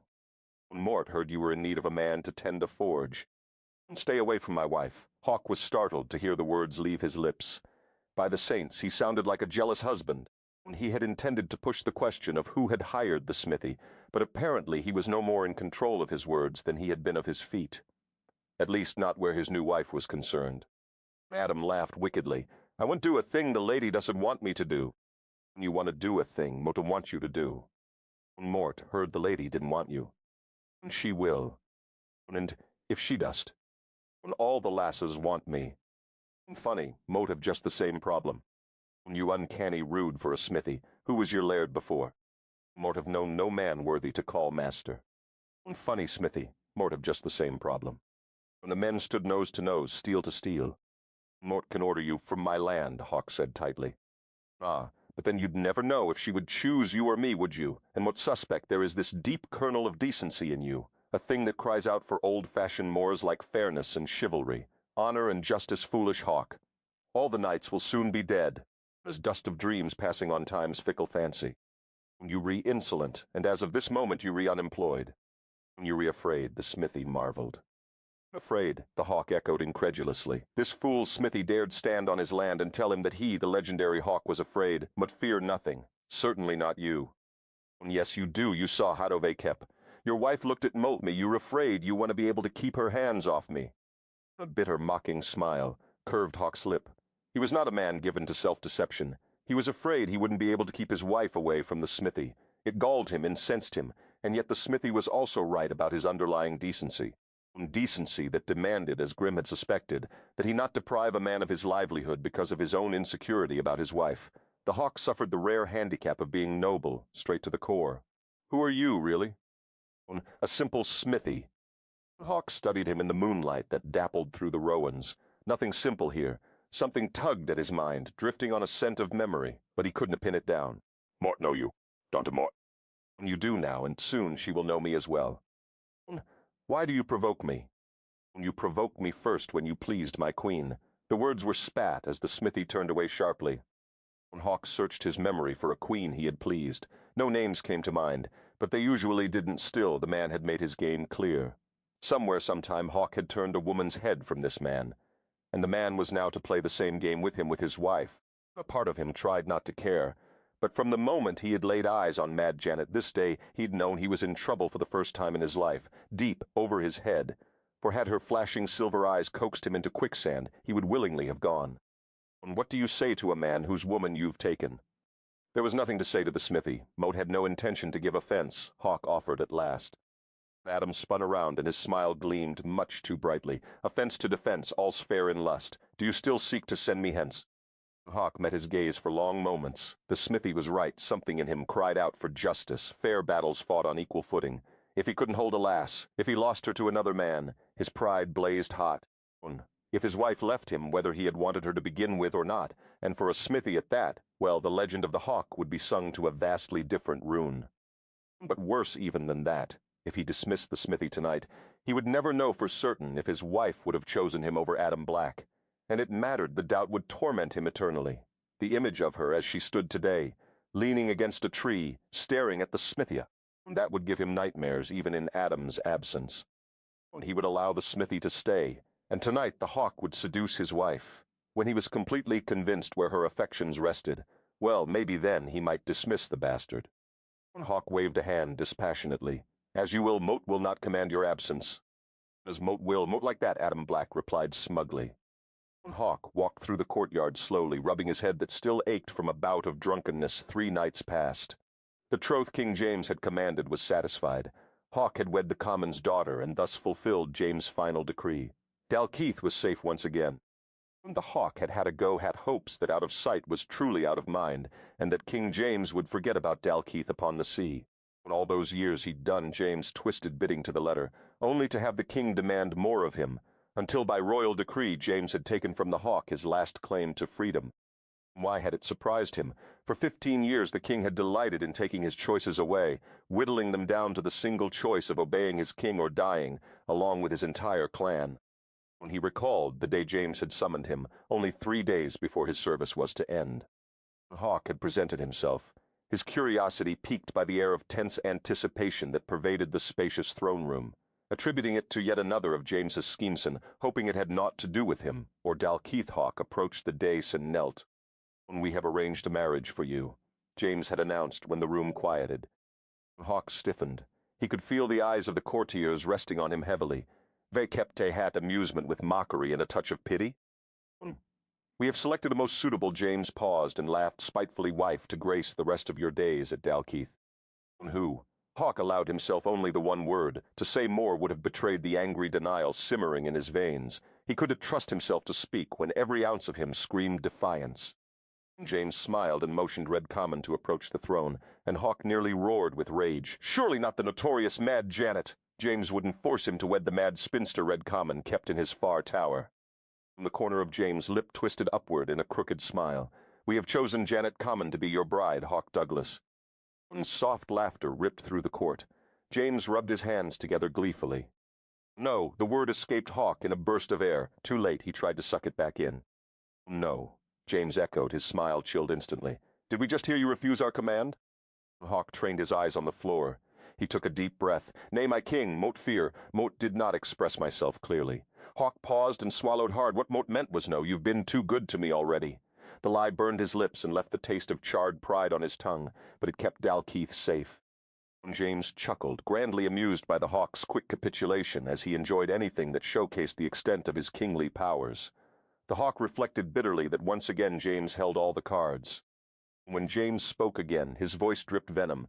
"Fail to wed the common's daughter, Hawk Douglas, and we will wipe all trace of Douglas from Scotia. Not one drop of your bloodline will survive unless you do this thing." It was the same threat James had always used to control Hawk Douglas, and the only one that could have been so ruthlessly effective, over and over again. Hawk bowed his head to hide his anger. He'd wanted to choose his own wife. Was that so much to ask? During his 15 years of service, the thought of choosing a woman of his own, of returning to Dalkeith, and raising a family far from the corruption of James' court, had kept his dreams alive, despite the king's efforts to sully and destroy them, one by one. Although the Hawk was no longer a man who believed in love, he did believe in family and clan, and the thought of spending the rest of his days with a fine woman, surrounded by children, appealed to him immensely. He wanted to stroll the seaside and tell stories to his sons. He wanted lovely daughters and grandchildren. He wanted to fill the nursery at Dalkeith. Och, the nursery, the thought stung him. This new realization more bitter and painful than anything the king had ever done to him. Mort can never fill the nursery now, not if my wife bears seeds of madness. There would be no wee one least, not legitimate ones for the Hawk. How could he bear never holding a child of his own? Hawk had never spoken of his desire for a family. He'd known that if James found out, he'd eradicate any hope of it. Well, somehow James had either found out or had decided that since he hadn't been able to have the wife he wanted, neither could the Hawk. "Raise your head and look at us, Hawk," James commanded. Hawk raised his head slowly and fixed the king with lightless eyes. James studied him, then turned his brilliant gaze on Red Common and appended a final threat to ensure cooperation. "We will destroy the Common too, should this decree be defied. Hear you what we say, Red Common? Don't fail us." Laird Common appeared oddly disturbed by James' command. Kneeling before James's court, the Hawk subdued the last of his rebellious thoughts. He acknowledged the pitying stares of the soldiers with whom he had served, the sympathy of Grimm's gaze, the complacent hatred and smug mockery of lesser lords who had long resented the Hawk's success with women, and accepted the fact that he would marry Janet Common even if she was a toothless, ancient, deranged old crone. Hawk Douglas would always do whatever it took to keep Dalkeith and all her people safe. The gossip mill had churned out endless stories of Janet Common, a crazed spinster, imprisoned because she was incurably mad. As Hawk trod the cobbled walkway to the entrance of Dalkeith, he laughed aloud at the false image he'd created in his mind of Mad Janet. He realized that James had obviously known no more about her than anyone else, because James never would have bound the Hawk to such a woman had he known what she was truly like. She was too beautiful, too fiery. James had intended Hawk to suffer, and the only way a man would suffer around this woman was if he could get his hands on her, if he could taste her kisses and enjoy her sensual promise. Hawk had expected nothing like the shimmering, silken creature of passionate temperament he'd found at the forge. He'd sent Grimm on the last day to wed the lass by proxy, fully intending to ignore her when she arrived. He'd made it clear that no one was to welcome her. Life would go on at Dalkeith as if nothing had changed. He'd decided that if she was half as mad as the gossips claimed, she probably wouldn't even be able to understand that she was married. He'd concluded he could surely find some way to deal with her, even if it meant confining her somewhere, far from Dalkeith. James had ordered him to wed. He had said nothing about sharing living quarters. And then he'd laid eyes upon Mad Janet Common. Like an impassioned goddess, she'd flayed him with her words, evidencing wit hand-fasted to unearthly beauty. No lass he could recall had stirred in him the tight-clenching hunger he'd suffered when he'd caressed her with his eyes. And while she'd been caressing, that damned Smithy Vey kept at hers. The gossips could have been more wrong. Had the Hawk been left to choose a woman for himself, the qualities Janet possessed: independence, a quick mind, a luscious body, and a strong heart were all qualities he would have sought. And perhaps, Hawk mused, life might just take a turn for the better after all. Chapter Bay. Adrene knew. She was dreaming. She was hopelessly in the same horrible nightmare she'd been having for months, the one in which she fled down dark, deserted New Orleans alleys trying to outrun death. No matter how hard she tried to control the dream, she never made it to safety. Inevitably, Eberhard cornered her in the abandoned warehouse on Blue Magnolia Lane. Only one thing differed significantly from the reality Adrian had lived through in her nightmare. She didn't make it to the gun in time. When she awoke, shaking and pale, with little beads of sweat dappling her face. And there was the Hawk, sitting on the end of her bed, silently watching her. Adrian stared wide-eyed at him. In her sleepy confusion, the Hawk's darkly beautiful face seemed to bear traces of Eberhard's diabolic beauty, making her wonder vacape. What the difference there was between the two men, if any. After a nightmare about one attractive, deadly man waking up to find another in Atuzahat, close proximity was just too much for her frazzled nerves. Although she still had virtually no memory of how she'd come to be in the 16th century, her other memories were regrettably intact. Adrienne de Simone remembered one thing Vakep had excruciating clarity. She did not trust and did not like beautiful men. "You screamed," the hawk informed her in his mellifluous voice. Adrienne rolled her eyes. Could he do something besides purr every time he opened his perfect mouth? That voice could sweet-talk a blind nun out of her chastity. "Go away," she mumbled. He smiled. "Mort came but to see that you weren't the victim of another murder attempt. Mort told you it wasn't me they were after." He sat carefully, seemingly caught in a mighty internal struggle. Her mind spun Vik Kaptahat unchecked remnants of her nightmare as a soft breeze wafted in the open window and kissed her skin. Ye gods, her skin! She plucked the silk sheet to her nearly bare breasts in a fit of pique, the dratted gown she'd found neatly placed on her bedbee, someone who obviously had fewer inhibitions about clothing than she scarcely qualified as sleepwear. The tiny sleeves had slipped down over her shoulders while the skirt of the gown had bunched up.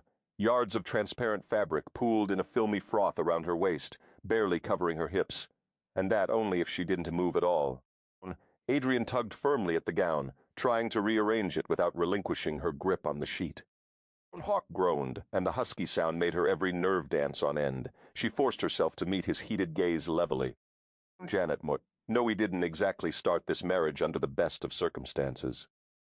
"Adrienne, and one could definitely say that." "No, my name is Sidheach. My brother is Adrian, but most call me Hawk." Mort meant me. "Call me Adrian." At his questioning look, she added, "My middle name is Adrian, and it is the one Mort prefer, a simple, tiny lie." She couldn't hope to keep answering to Janet. She was bound to slip eventually.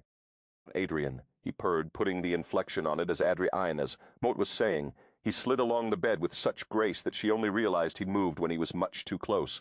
"Mort fear we didn't get the best start, and Mort intend to remedy that."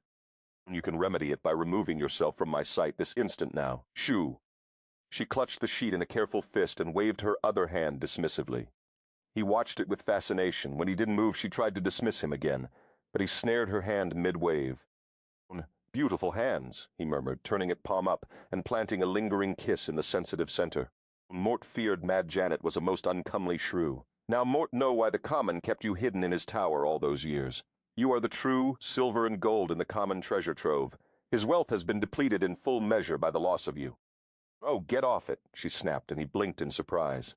"Listen, Sidhawk or Hawk or whoever you are," Mutmet not impressed. "If we're going to be forced to suffer the same roof above our heads, we need to get a few things straight." First, she held up a hand, ticking off the fingers as she went, "Madont like you, get used to that." Second, Mort they know they want to marry you, but Mort had no alternative. You desire another. The purr deepened into a rumble of displeasure. Third, she continued without bothering to respond, "Mort don't find your manly wiles even remotely intriguing. You're not my type." "But Adam certainly is, eh?" His jaw clenched and his ebony eyes flashed. "More so than you," she lied, thinking that if she could convince him she meant it, he might leave her alone. "When you want to have him, you are my wife, whether you like it or not. Mort will not be made a cuckold. You have to care to be made a cuckold." And perhaps Mort could, perhaps he already did, and he didn't have the first inkling why. Well, more can. And Mort's so displeasing then. Yes. He stared, gazed about the room, studied the rafters. No mysterious answer was hovering anywhere to be found. "The lasses have always found me most comely," he said finally. "Maybe that's cess part of your problem." "Pardon?" Mort dawned to like your attitude. "My attitude," he echoed dumbly. "Right, so get thee from my bed and from my sight, and speak no more to me this night. You were the damnedest lass Mort ever met, and you were the most shallow, incorrigible knave of a man Mort ever had the displeasure of meeting. Where do you get all these ideas of me?" he wondered. "We could start with you being too drunk to show up at your own wedding." "Grim told you." "Grim wouldn't have told you that." "A pox on male bonding," Adrienne rolled her eyes. "All he would tell me was that you were tending to an uprising of your stomach." Mort had a day-note guessed. "The maid who showed me to this room earlier had a fine time telling me. Went on and on about how you and 3 casks of wine and 3 women spent the week before our wedding trying to—" Adrienne muttered an unintelligible word, "your brains out." "To what my brains out?" Adrienne rolled her eyes. Mort met, afraid Mordaunt. "What was that word again?" Adrian looked at him sharply. Was he teasing her? Were his eyes alight with mischief? That half-smile curving his beautiful mouth could absolutely melt the sheet she was clutching, not to mention her will. Apparently one of them succeeded, because if you had any brains left, you'd get out of my sight now, she snapped. It wasn't 3. Hawk swallowed a laugh. No? It was 5. Adrian's jaw clenched. She held her fingers up again. 4th, this will be a marriage in name only, period. Casks of wine, Moat meant. You are not funny. His laughter rolled dangerous and heavy. Enough now, we going to count the Hawk's rules. He held up his hand and began ticking fingers off. First, you my wife, thusly you look lung obey me in all things. If Mort must command you to my bed, then so be it. Second, his other hand rose, and she flinched, half expecting to be hit, but he cupped her face firmly and glared into her eyes. You will stay away from Adam. Third, when you Lugluang, give all pretense of being delighted to be married to me, both publicly and privately. 4th, 5th, and 6th, you'll stay away from Adam. 7th. He yanked her from the bed and to her feet in one swift motion. You Lugluang, explain precisely what you find so displeasing about me. After Mort make love to you. And 8th, we going to have children many, perhaps dozens, perhaps Mot Lugluang simply keep you fat with child from this moment forth. Adrian's eyes grew wider and wider as he spoke. By the time he got to the children part, she was nearing a full panic. She gathered her scattered wits and searched for the most effective weapon. What could she say to keep this man at bay? His ego, his gargantuan ego and manly pride. She had to use it. Do what you will, I'll simply think on Adam. She stifled a yawn and studied her cuticles. Hawk stepped back, dropping his hands from her body as if burned. You'll simply think on Adam. He rubbed his jaw, not quite believing what he'd heard while he stared at the vision before him. Half-clad in a cloud of transparent froth, silver blonde hair tumbled around the most beautiful face he had ever beheld. Her face was heart-shaped, her jaw delicate yet surprisingly strong. Her lips were full and velvety plum rich, and she had spitting silver-gray eyes. She was passion-breathing, and she didn't seem to have a clue about her own beauty, or she didn't care lust. Clenched a fist hard around him and squeezed, his ebony eyes narrowed intently. She had creamy skin, beautiful shoulders, a slim waist, sweet flare of hips and legs that climbed all the way up to heaven. Her beauty branded him, claimed him. The lass was sheer perfection, although the Hawk was not a superstitious man. The words of Grimm's wish on the falling star chose that moment to resurface in his mind. What exactly had Grimm said? He'd wished for the Hawk to meet a woman with wit and wisdom, an intelligent woman. Can you do sums? He snapped. Moat keep ledgers like a pro.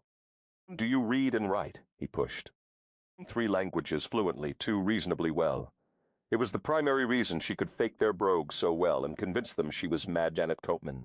Although some of the words and expressions she used might seem odd to them, they did expect her to be Badasheed, been a quick study at the Common Keep, assimilating a burr with the ease of a child. She'd always had an ear for languages. Besides, she'd watched every episode of the Highlander ever made. Hawk groaned. The second part of Grimm's wish had been that the woman be perfect of face and form. He need ask no questions on that score. She was a Venus unadorned who had slipped into his world, and he had a nagging premonition that his world might never be the same again. And so, the first 2 requirements for which Grimm had wished were met. The woman possessed both brains and bewitching beauty. And it was the last requirement Grimm had specified that concerned Hawk the most. A perfect no on her perfect lips. The woman didn't live and breathe who'd ever said no to the Hawk.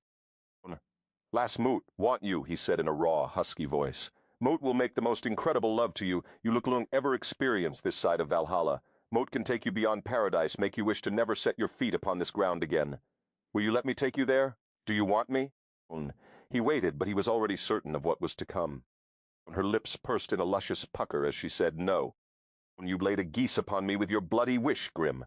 Laird Sidheach James Leon Douglas was heard to howl to the starless heavens later that night. Beyond a circle of rowan trees, Adam stoked a bank of embers and made a sound a shade too dark to be laughter. Adrian sat in the darkness on the edge of her bed for a long time after he'd left, and flinched at his husky howl that rose to touch the moon. A geese, a curse! Bah! She was the one cursed! To him, she was just like all the rest, and the one thing Adrian de Simone had learned was that where a man was concerned she couldn't tolerate being one of all the rest. Guilty, as the legions who had fallen before her, she wanted this man called the Hawk, wanted him with an unreasoning hunger that far surpassed her attraction to the smithy. There had been something almost frightening about the smithy's eyes, like Eberhard's, but the Hawk had beautiful dark eyes with flecks of gold dusting them beneath thick sooty lashes. Hawk's eyes hinted at pleasure's untold laughter, and if she was imagining it, some kind of past pain held in careful check. Right, she told herself caustically. The pain of not having enough time to make love to all the beautiful women in the world. You know what he is, a womanizer. Donna, do this to yourself again. Donna, be a fool, Adrian. But she couldn't shake the discomfort she'd felt. Each time she'd forced herself to say cruel and hateful things to him, that perhaps he didn't deserve them, that just because the Hawk was a dark and beautiful man. Like Eberhard didn't mean he was the same kind of man as Eberhard. And she had a nagging feeling that she was being unfair to him, for no logical reason whatsoever. Ah, but there is a logical explanation for how and why. You suddenly vaulted back from Mortnin Chimibe to Mortnamuiba. She snorted derisively. Adrian had learned to examine facts and deal with reality, regardless of how irrational the immediate reality appeared to be. New Orleans born and raised, she understood that human logic couldn't explain everything. And sometimes there was a larger logic at work, something tantalizingly beyond her comprehension. Lately, Adrian felt more surprised when things made sense than when they didn't. At least, when things were odd, she was on familiar territory. Despite its being highly illogical and utterly improbable, all 5 of her senses insisted that she was exactly in Kansas anymore. A dim memory teased the periphery of her mind. What had she been doing just before she'd found herself on the common slab? The hours before were hazy, uncertain. She could recall the uneasy feeling of being watched. And what else, an odd scent, rich and spicy, that she smelled just before she'd what? Adrian pushed hard against a blanket of confusion and succeeded only in making her head throb. She struggled with it a moment, then yielded to the pain. Adrian muttered a fervent prayer that the larger logic behind this irrational reality treat her with more benevolence than whatever had thrown Eberhard her way. Too bad she hadn't lost some of those really bad memories, but no, just a few strange hours, a short gap of time. Perhaps the shock of what had occurred was muting her memory for now. But surely as she adjusted to this new environment, she would figure out just how she'd managed to travel through time and figure out how to get back. But then she wondered, did she really want to get back to what she'd left behind? In the morning, Adrian splashed icy water on her face and assessed herself in the blurry, polished silver Dayetze hanging above the basin. Ah, the little luxuries. Hot water, toothpaste. What did she pine for the most? Coffee. Surely somewhere in the world, someone was growing coffee in Mortmiba. If her luscious husband was so anxious to please, perhaps he would find it for her and quickly. She'd need a full carafe every morning if she continued to lose sleep like this. By the time the Hawk had left her room last night, she'd been shaking from head to toe. The lure of the smithy was but a dim echo of the pull the man called Hawk had on all her senses. Just being in his presence made her feel quivery inside, and weak at the knees, far worse than Adam had.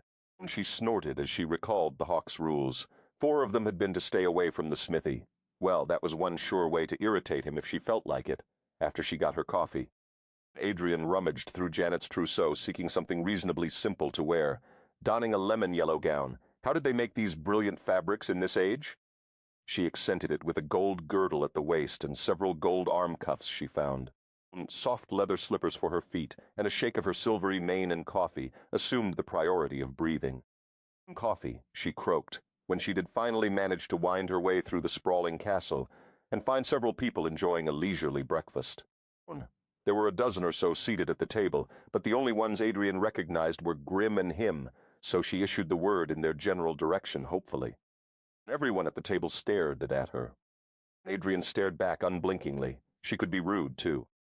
Mort, think she said coffee, Grim suggested after a long pause, although Mortha heard more intelligible sounds from some of our falcons. Adrian rolled her eyes. Morning always lent a husky quality to her brandy-rich voice. Moat need coffee, she explained patiently, and my voice is always like this in the morning. A voice to cherish, smooth and complex as the finest malt scotch, the Hawk purred. His eyes lingered on her face, then slid gently down to her toes. How in God's name could a mere look make her feel as if he'd peeled her gown from her body slowly and deliciously? Didn't that fellow from Ceylon leave a store of odd things in the buttery? And Moat met Lydia Douglas, by the by, this rapscallion. Mother. Hush. You botched the wedding, and you're making a fine mess of things now, so just hush. Adrian forgave him for almost everything at that moment, because he looked like a small boy as he blinked in silence.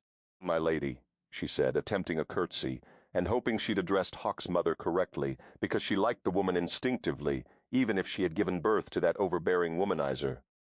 Lydia is fine, and if Mort Adrienne, Hawk told me it's your address of preference. Adrian is wonderful. Coffee? Lydia laughed, obviously unabashed by this single-minded obsession. More take it you're used to having the strong brew of a morn. My healer tells me it has rejuvenating properties and is a natural energizer. Yes, Adrian nodded vehemently. The buttery hawk Lydia encouraged her son. When you going to let me go? He asked caustically. Since when do you listen to me? Lydia asked with a twinkle in her eye.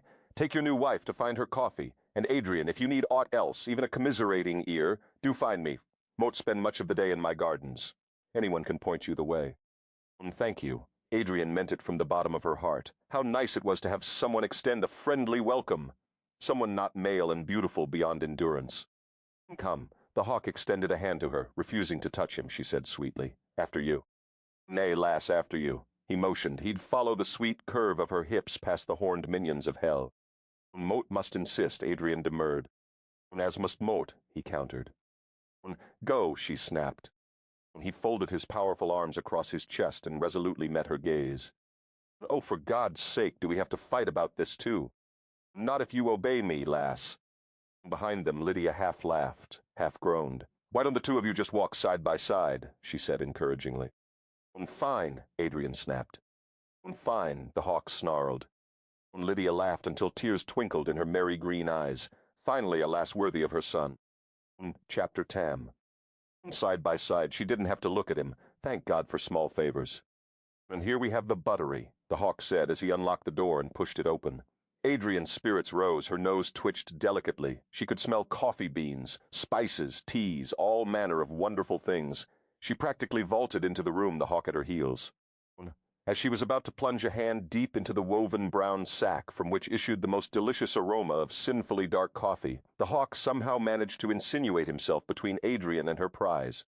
It would seem you quite like your coffee, he observed, with too keen an interest for her liking. Yes, she shifted her weight from foot to foot impatiently, but the man had a lot of body to block her way with. Move, Hawk, she complained, and he laughed softly as he gripped her waist with his big hands, nearly circling it. Adrian froze as a scent even more compelling than her beloved coffee tantalized her nostrils, scent of leather and man, of power and sexual prowess, of confidence and virility, scent of everything she'd imagined in her dreams. Ah, my heart, there is a price, he murmured. You have no heart, she informed his chest. True, he agreed, you've thieved it, and last night but stood before you in agony whilst you ripped it asunder. Oh, give over. You have odd sayings, my heart. Your heart is a puny black walnut. Wizened, shriveled, she refused to look up at him. He laughed. Lass, you will keep me amused long into my twilight years. Coffee, she muttered. The toll troll must be reckoned with. And just what does the toll troll wish? This morn 'tis simple. Other days it may not be. Today your coffee will cost you only a wee kiss. You think to dole out the coffee to me in return for kisses? She exclaimed, disbelieving, and in spite of herself she tilted her head back and met his gaze. Well, almost. Her eyes snagged and held about 3 inches below his eyes on his perfectly sculpted, beautifully colored lips. A man's lips should not be so well formed and desirable. She forgot about coffee as she thought about tasting him, and her traitorous knees started to get all wobbly again. Go ahead, he encouraged. The bastard. He knew she wanted to kiss him. Mort. No, you don't want to, lass, but you must if you want your coffee. And if Mort don't. You donna get your coffee. He shrugged. Really, 'tis a wee price to pay. Mort, don't think this is quite what your mother had in mind. He laughed, a dark, sensual purr, and she felt her nipples tighten. God in heaven, he was dangerous. My mother is half responsible for me, so don't offer her up for sainthood yet, my heart. Quit my hearting me, mote have a name. When I and 'tis Adrian Douglas, my wife, be glad mut seek only a boon for a boon, and don't simply take what is mine by right. She grabbed his hand, quick as lightning, and deposited the requisite kiss on it, then flung it back down. My coffee, she demanded. The hawk's dark eyes simmered with impatient sensuality. Obviously, lass, there is much Mort need to teach you about kissing. Mort know how to kiss. Oh? Perhaps you should demonstrate again, for if that was your idea of a kiss, Mut Luklunk have to demand a more generous boon. He smiled at her, his lower lip curving invitingly. Adrian closed her eyes to escape the sight of his perfect lips, and realized the moment her lids fluttered, shut, that she'd made a serious tactical error. The hawk cupped her face to hat his hands and backed her against the wall, trapping her with his powerful body. Adrian's eyes sprang open instantly.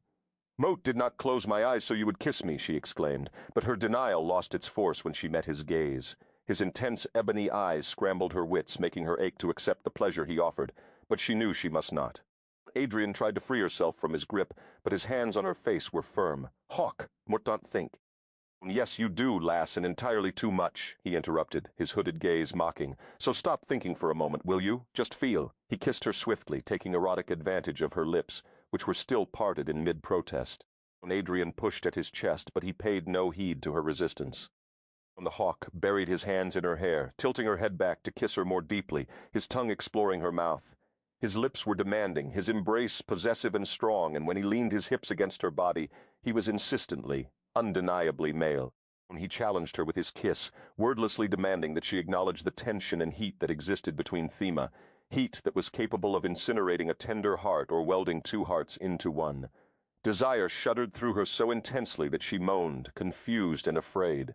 When Adrian knew it was dangerous to enjoy his touch, too risky to permit what could surely become addictive pleasure. The hawk's thumb played at the corner of her mouth, pressuring her to surrender completely to his mastery. Aroused, curious, helpless to resist, Adrian yielded. The kiss he rewarded her with made her tremble. It was a kiss guaranteed to strip away her defenses. And then where would she be? Vulnerable again, a fool for a beautiful man again. Hawk's hand slid from Adrian's hair to cup her breasts, and the ensuing dampness between her thighs shocked her into awareness of her eroding control. Adrian jerked, determined not to be just another one of this shameless womanizer's conquests. "Let me go. You said one kiss. This wasn't part of the bargain." The hawk froze. He drew his head back, his strong hands still cupping her breasts, and searched her face intently, almost angrily. Whatever it was he looked for, she could tell he wasn't satisfied. Not satisfied at all. He scrutinized her wide eyes a moment longer, then turned his broad back to her and scooped out a handful of coffee beans. Adrian rubbed irritably at her lips, as if she could brush away the lingering, unforgettable pleasure of his touch. As they exited the buttery and walked down the long corridor in silence, refusing to look at each other, the hawk wrapped the beans in a cloth and tucked them in his sporran. Just outside the Greethall he stopped, and as if tethered by a common leash, she halted in her tracks. "Tell me you felt it," his low voice commanded, and still they didn't look at each other. She studied the floor for dust eddies, while he studied the ceiling for cobwebs. "Felt what?" She barely kept her voice from breaking. "A kiss to build a dream on, big beautiful man?" He yanked her against his body. Undeterred when she averted her face, he lowered his head and scattered kisses upon the high curves of her breasts where they pushed against the scooped neckline of her gown. "Stop it!"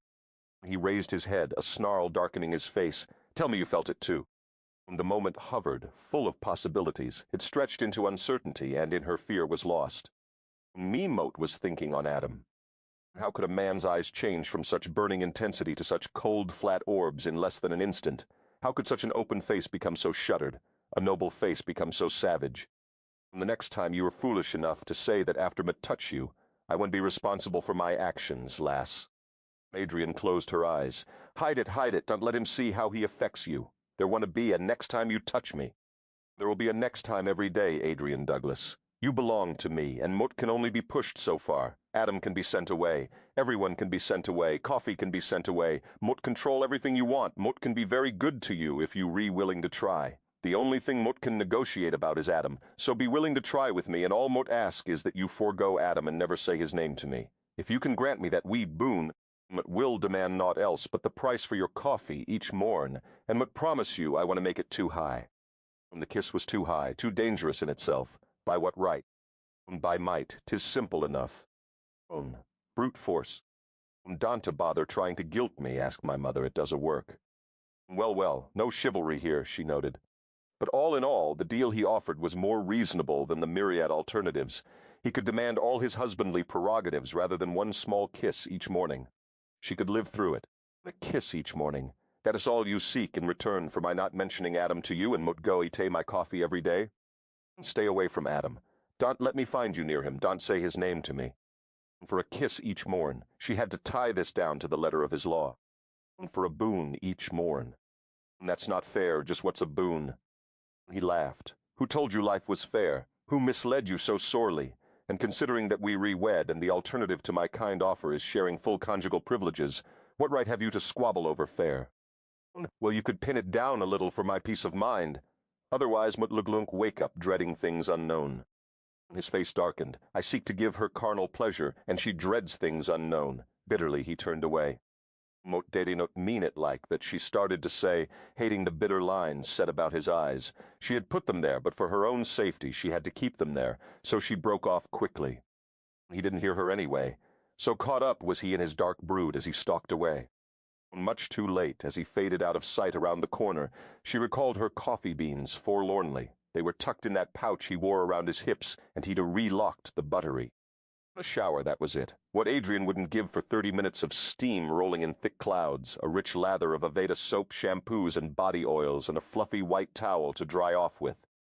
She paid careful attention to embellishing the finer nuances of her fantasy shower to keep her mind off him while she located the gardens. She found them behind the castle. One had to cut through the kitchens to get there, or walk all the way around the castle, and all the way around was a long walk. Well, poke in a little more than your wee nose, I'll say. More'd like to be seeing all of our new lady. A voice beckoned from within the kitchen. Adrian stepped in curiously. The kitchen was unlike anything she'd imagined existed this far back in time. It was huge, well-designed, and spotless. The central focus of the room was a massive column fireplace that offered an opening on each side, quadrupling the cooking areas. A stone chimney climbed to a vent at the high ceiling. Upon closer inspection, she realized that the kitchen had been built as a freestanding addition to the castle proper, designed to be airy and well-vented. Windows lined the two perimeter walls, counters of gleaming oak circled the entire area, and the floors were of palest gray quarry stone. No rotting foods here, no rodents or bugs. This kitchen vied with her own kitchen back home in the late 20th century, except it didn't have a dishwasher. When stairs descended to larders, pantries were cleverly nooked into alcoves, and beyond the open windows sprawled lush gardens. Upon the sills sat tiny jars of herbs and spices. When you find our kitchen passing fair. When Adrian nodded, awestruck, and turned her attention to the smiling man. He was tall and tanned, with a lean body and forearms that were heavily corded with muscle, either from wielding a sword or working with his hands. His dark hair and close-cropped beard were both streaked with silver, and when his clear gray eyes met hers, they sparkled with curiosity and welcome. The hawk designed it himself from his travels, said he'd have seen wonders to make life far more pleasant, and used them all to better Dalkeith, I'll say. The laird of the castle had been in the kitchens. He cut the counters and built the cabinets himself, likes to work with wood, he does. Busies his hands, he says, though where he finds time is beyond me, I'll say.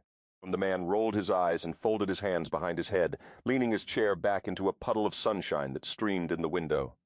Name us Tavis, milady, he offered. Pleased to be welcoming you. What met Mad Janet, she blurted in response to his kindness. Don't know much about Mad, but Lydia's taken a liking to you, and that's one discriminating woman, I'll say. Adrian took another step into the kitchen. Her eyes swept the room, admiring the simple genius vacapte hot which it had been designed, everything tidy and easily accessible. Lydia is out back, Tavis encouraged. She's been expecting you for some time now, I'll say. He winked at her. Don't let these Douglas overwhelm you, milady. Stubborn, opinionated people they are, but hearts of purest gold you look not find another like the Douglas in all of Scotia. Welcome, Mutluglunk say, and if you need anything, you've only to come find Tavis of the tannery.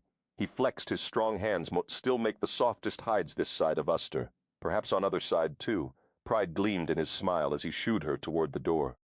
Adrian stepped into the sunshine and breathed as deeply as she could. Honeysuckle, a beloved scent from her earliest youth. Buttercup sprawled in golden beauty beneath the windows to her right and left. Lavender on the air, rugosa roses, and another earthy rich scent she struggled to identify. She heard the tinkling of water spilling into a basin, a fountain. Following the sound, Adrian traipsed the stone walkways, through towering bushes of rhododendrons, lush anemones, bluebells, and scattered forget-me-nots. Stone paths shot off in several directions, but the tinkling sound of water drew Adrian unerringly. The Lady Lydia sat upon the ledge of a stone fountain that rose in 4 tiers high above her head.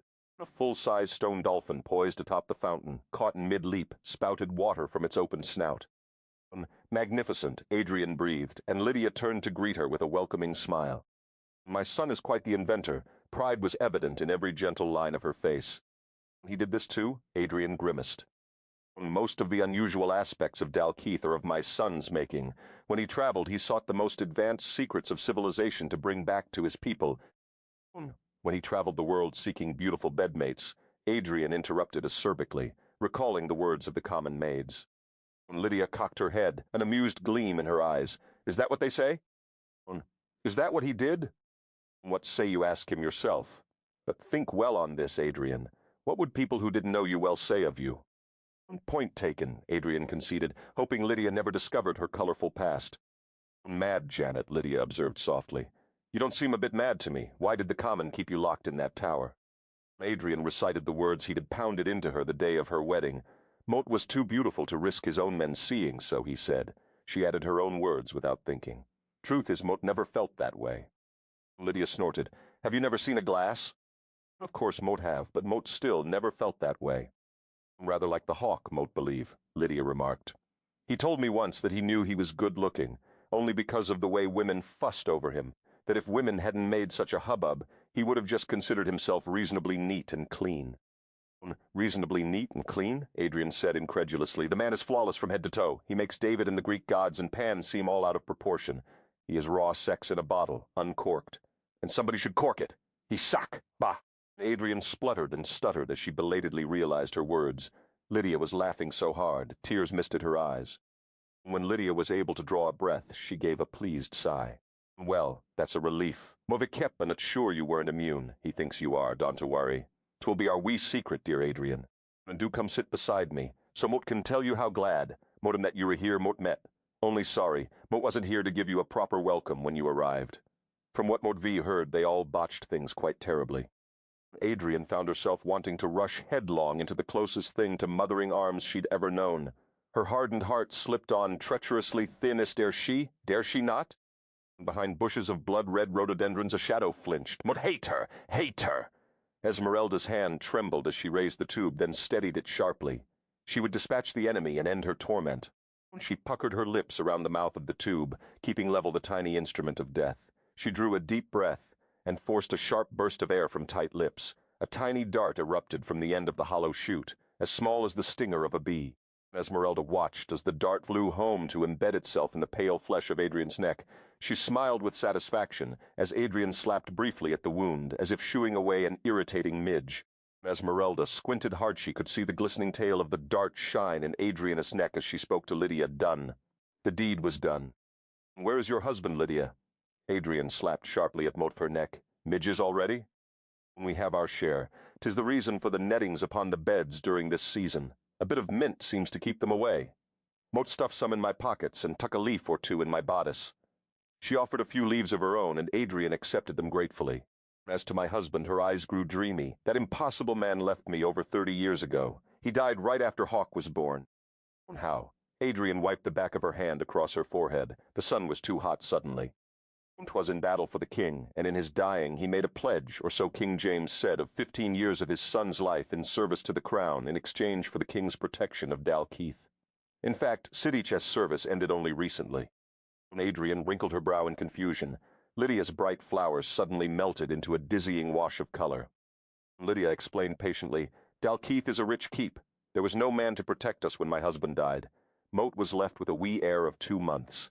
Whether my husband actually made the pledge or James just invented it, Moat Luglunk never know. Moat doubt my Douglas would have pledged our son to King James in any manner, but one rarely wins an argument with a king. Moat ve kepa etno, ready to wed again.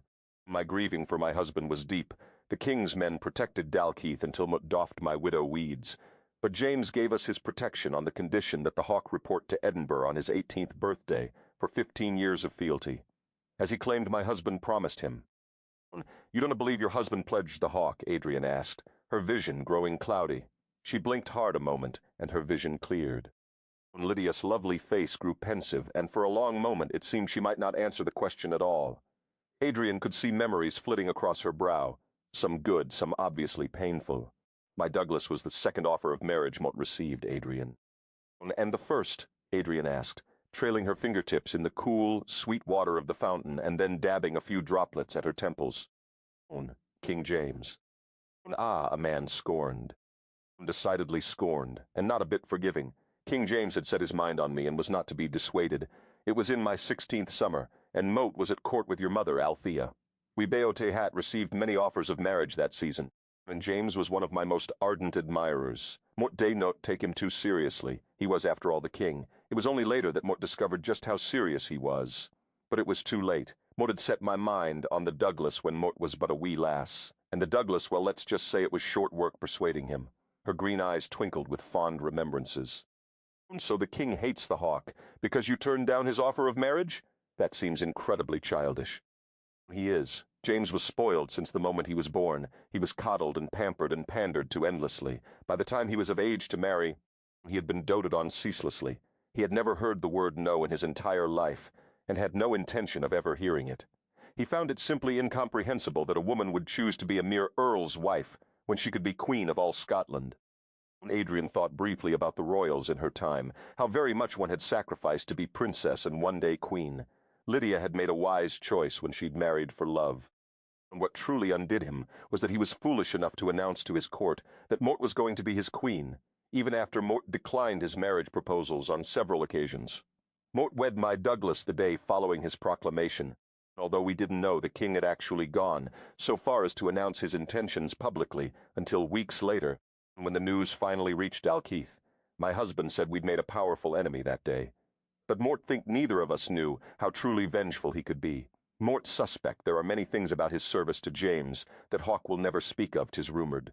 James held threats of destroying Dalkeith over his head unless Hawk obeyed his every whim. Her voice slipped a confidential notch. Hawk doesn't know it, but Mort sought audience with James myself shortly after Mort began to hear tales of his servitude. Mort begged him to relinquish his claim on my son. Lydia's eyes clouded. He laughed and told me that if Mort had wed wisely, the hawk would have been the king's son instead of the king's servant. Adrian rubbed her neck and blinked hard. Her vision was blurring alarmingly, and her head was pounding. Public humiliation, she said thickly, never met the man who took it well. Mort believed 'tis also why King James ordered the hawk to wed on his command, Lydia continued softly. Just another subtle way of prolonging his revenge. Mort think he felt almost cheated by my husband's death, and Mort often wondered what he might have done to us had my husband lived longer. What a bitter man he's become. Lydia shook her head. Note met, glad it was you, Adrian. The king would hate it if he knew how lovely and how very not mad you really are. You are exactly what the hawk needs, no timid lass or simpering adlopate, but a woman with true mettle and depth. Adrian flushed with pleasure. The added heat did alarming things to her head. You said you wed again. Do you have other children? She asked, trying desperately to hold on to the gist of the conversation. The smile returned to Lydia's face. Oh, aye, Adrian and Elise. They re in France with my sister, Elizabeth. In her last letter she warned me that Adrian is becoming an incorrigible rogue, and she has just about given up on civilizing Elise. Lydia laughed. Elise can be a bit high-spirited and unmanageable at times. You would like her. Adrian wasn't certain how to take that, so she didn't comment. Besides, she wasn't feeling at all well. Her vision was now double, her stomach a roiling agony, and her mouth felt dry as cotton swabs she struggled to swallow. Walla hubba, huh? She croaked. Adrian? Lydia gazed at her with concern. Adrian! She placed a hand against the younger woman's forehead. Yuri burning up. Adrian groaned as she pitched forward and collapsed on the cobbled walkway. Hawk! Lydia screamed. Chap her chin. Poison. Hawk's face was grim and dark. He carefully studied the tiny dart the aged healer had laid upon the cloth. Calibron, the healer, combed his fingers through his long white beard and lowered himself into a chair by Adrian's side. Hawk groaned. Calibron was not a gentle poison. A vicious and slow toxin, it would cause lingering pain for days before it ended in death by suffocation, as the toxin slowly paralyzed the body from the outside in. The hawk knew there was no cure. He'd heard of the toxin during his service to King James. It was rumored to have claimed the lives of many royal siblings. When one sought to remove a future king, one took no chances with a poison that might fail.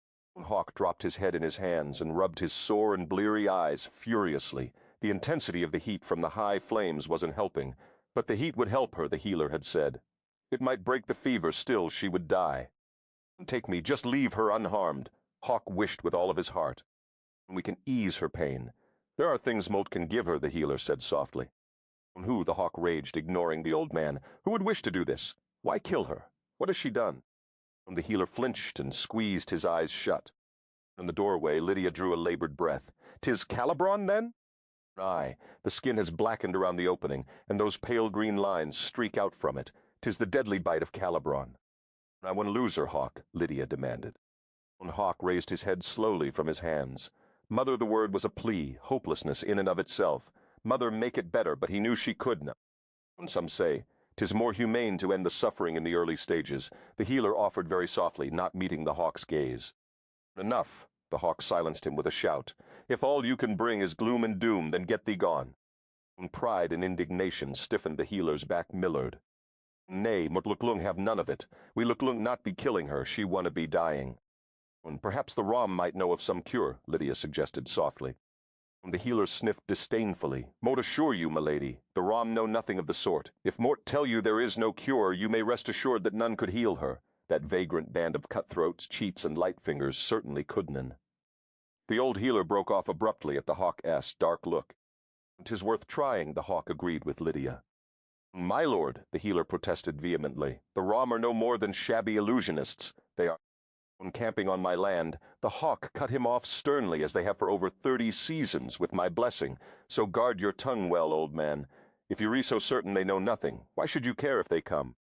The healer sneered. Motiuete don't think wild dancing and chanting and nasty-smelling bits of mummified, whose zits and what zits would be good for my patient, he snapped. The Hawk snorted. It was obvious the healer knew nothing of the truth about the Rom, the proud band of people who'd fled country after country seeking only the freedom to live as they chose. Like so many who dared to fight for what they believed, they were frequently misunderstood and feared. The gypsy tribe that camped at Dalkeith was a tight community of talented and wise people. Although arguably superstitious, the Hawk had found many of their instincts accurate. But this healer, like so many others, was afraid of what was different and thus condemned it. Ignorance translated into fear, which quickly became persecution. The Hawk leveled a steely glare on the old man and growled, anything that might heal my wife would be good for her. Mote don't care if it is mummified toad brains or mummified healer brains, for that matter. The healer shut his mouth and signed a quick cross. The Hawk rubbed his eyes and sighed. The Rom were as good a chance as any. He quickly bade a guard at the door to dispatch a messenger to the camp. Mort, think you're making a big mistake, Millard. The only mistake being made in this room is you opening your mouth again, Hawk growled. The healer rose furiously, his ancient joints popping protest. With pursed lips, he removed a stone jar sealed by wax and a tight stopper from inside his overtunic, close to his body. He placed it on the hearth. Then, with the audacity and temerity often acquired by those who have survived plague, famine, and war to reach an advanced old age, the healer dared to snip. You might choose to use it when your Rom fail, for fail they will, before fleeing the room in a flurry of creaking joints and thin, flapping limbs. Hawk shook his head and stared broodingly at the shivering woman on the bed. His wife, his lovely, proud, tempestuous dying wife, he felt utterly helpless. Lydia crossed the room and pulled her son's head into the comfort of her bosom. Hawk, my sweet Hawk. She murmured those nonsensical sounds only a mother knows. A long moment passed. Then Hawk pulled his head back. If he could offer no comfort to his wife, he would accept no comfort from his mother. Tell me again exactly what happened in the gardens. Come, sweet whore, Adam commanded, and Esmeralda came. She was beyond redemption now.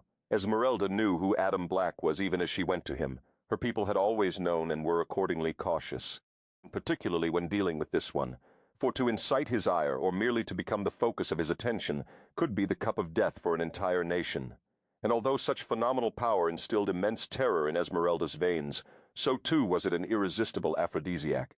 What had brought him here? She wondered. It was her last coherent thought as he began to do those things to her body that turned her inside out. His face was dark with passion above her, gilded in the amber glow of fire beneath the rowans. The scent of sandalwood and jasmine rose up from the steaming earth around them. It was wee morn when she was finally able to crawl from his forge. Adam templed his fingers and considered his strategy as he watched the woman falter from his tent on weak legs. Fool, the word came sharply, harsh and condemning. Adam stiffened. You called, my king, he asked, addressing his unseen master. What have you done this time, Adam? Moat was having my way with a gypsy girl, since you ask. What of it? The beauty lies dying. Adrian, Adam was startled. Nay, not of my hand. Well, fix it. Truly, my king, Moat had nothing to do with it.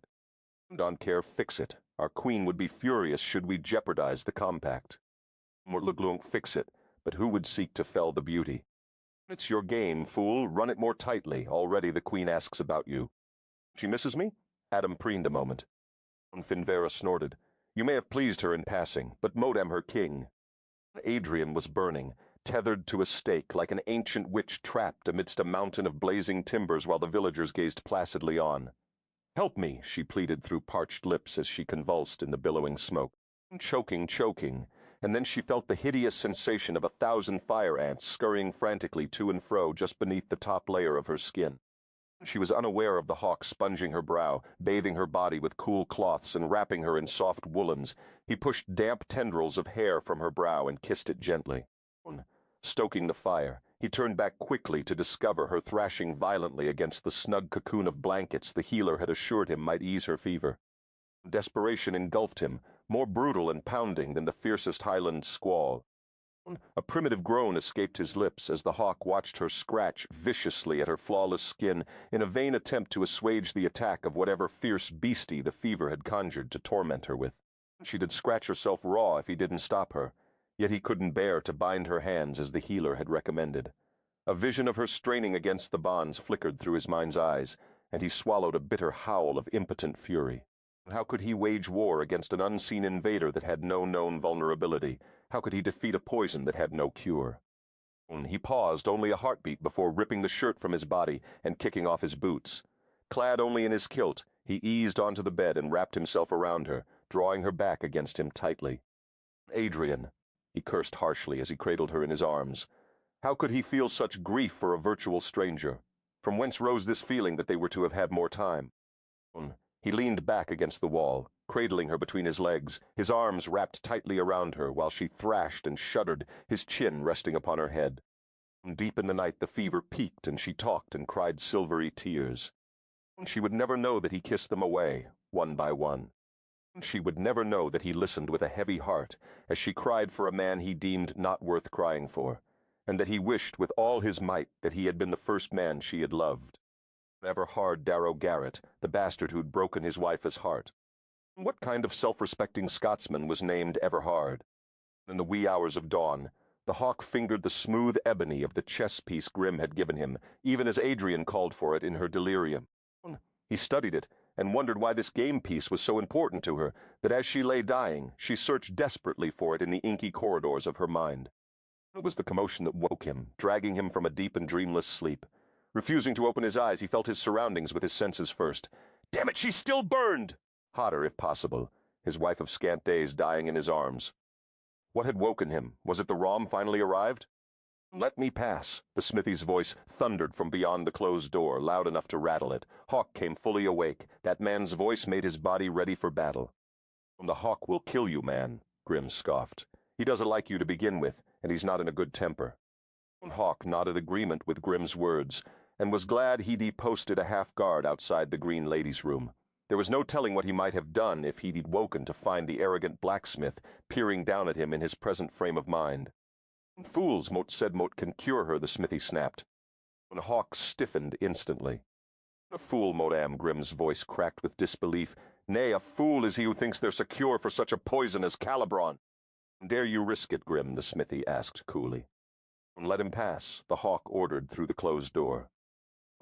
He heard the sound of swords drawing away with a metallic slash as guards parted the crossed blades that had been barring entrance to the Green Lady's room, and then Adam was standing in the doorway, his big frame nearly filling it.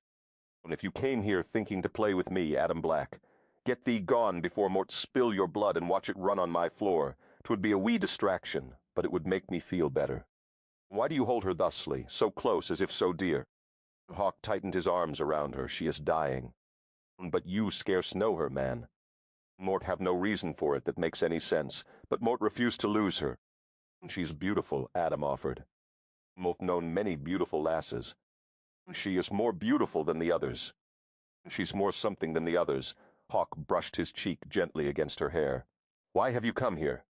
"Mort heard it was Calibron. Mort can cure her."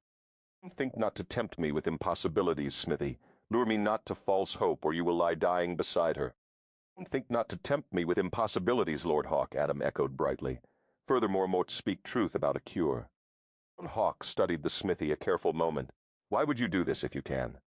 "Totally self-serving, Mort assure you." Adam crossed to the bed and sat upon the edge. He extended his hand, then stopped in mid-reach at the look on Hawk's face. "Mort can't heal her without touching her, dread Hawk." You mock me. Moat mock everything. Don't take it so personally, although in your particular case it is meant rather personally. But in this, Moat do offer you truth, Moat have the cure. Hawk snorted and tightened his arms protectively about his wife. How does it come to pass that a simple smithy has such knowledge of an invaluable cure? You waste time asking me questions while the lady lies dying. Give it to me then, smithy. No, not so easily. Now who's wasting time but want the cure? Give it to me and begone if you really have it. A boon for a boon, Adam said flatly. Hawk had known this was coming. The man wanted his wife. You son of a bitch! What do you want? Adam grinned puckishly. Your wife Moat save her, Moat get her. Hawk closed his eyes.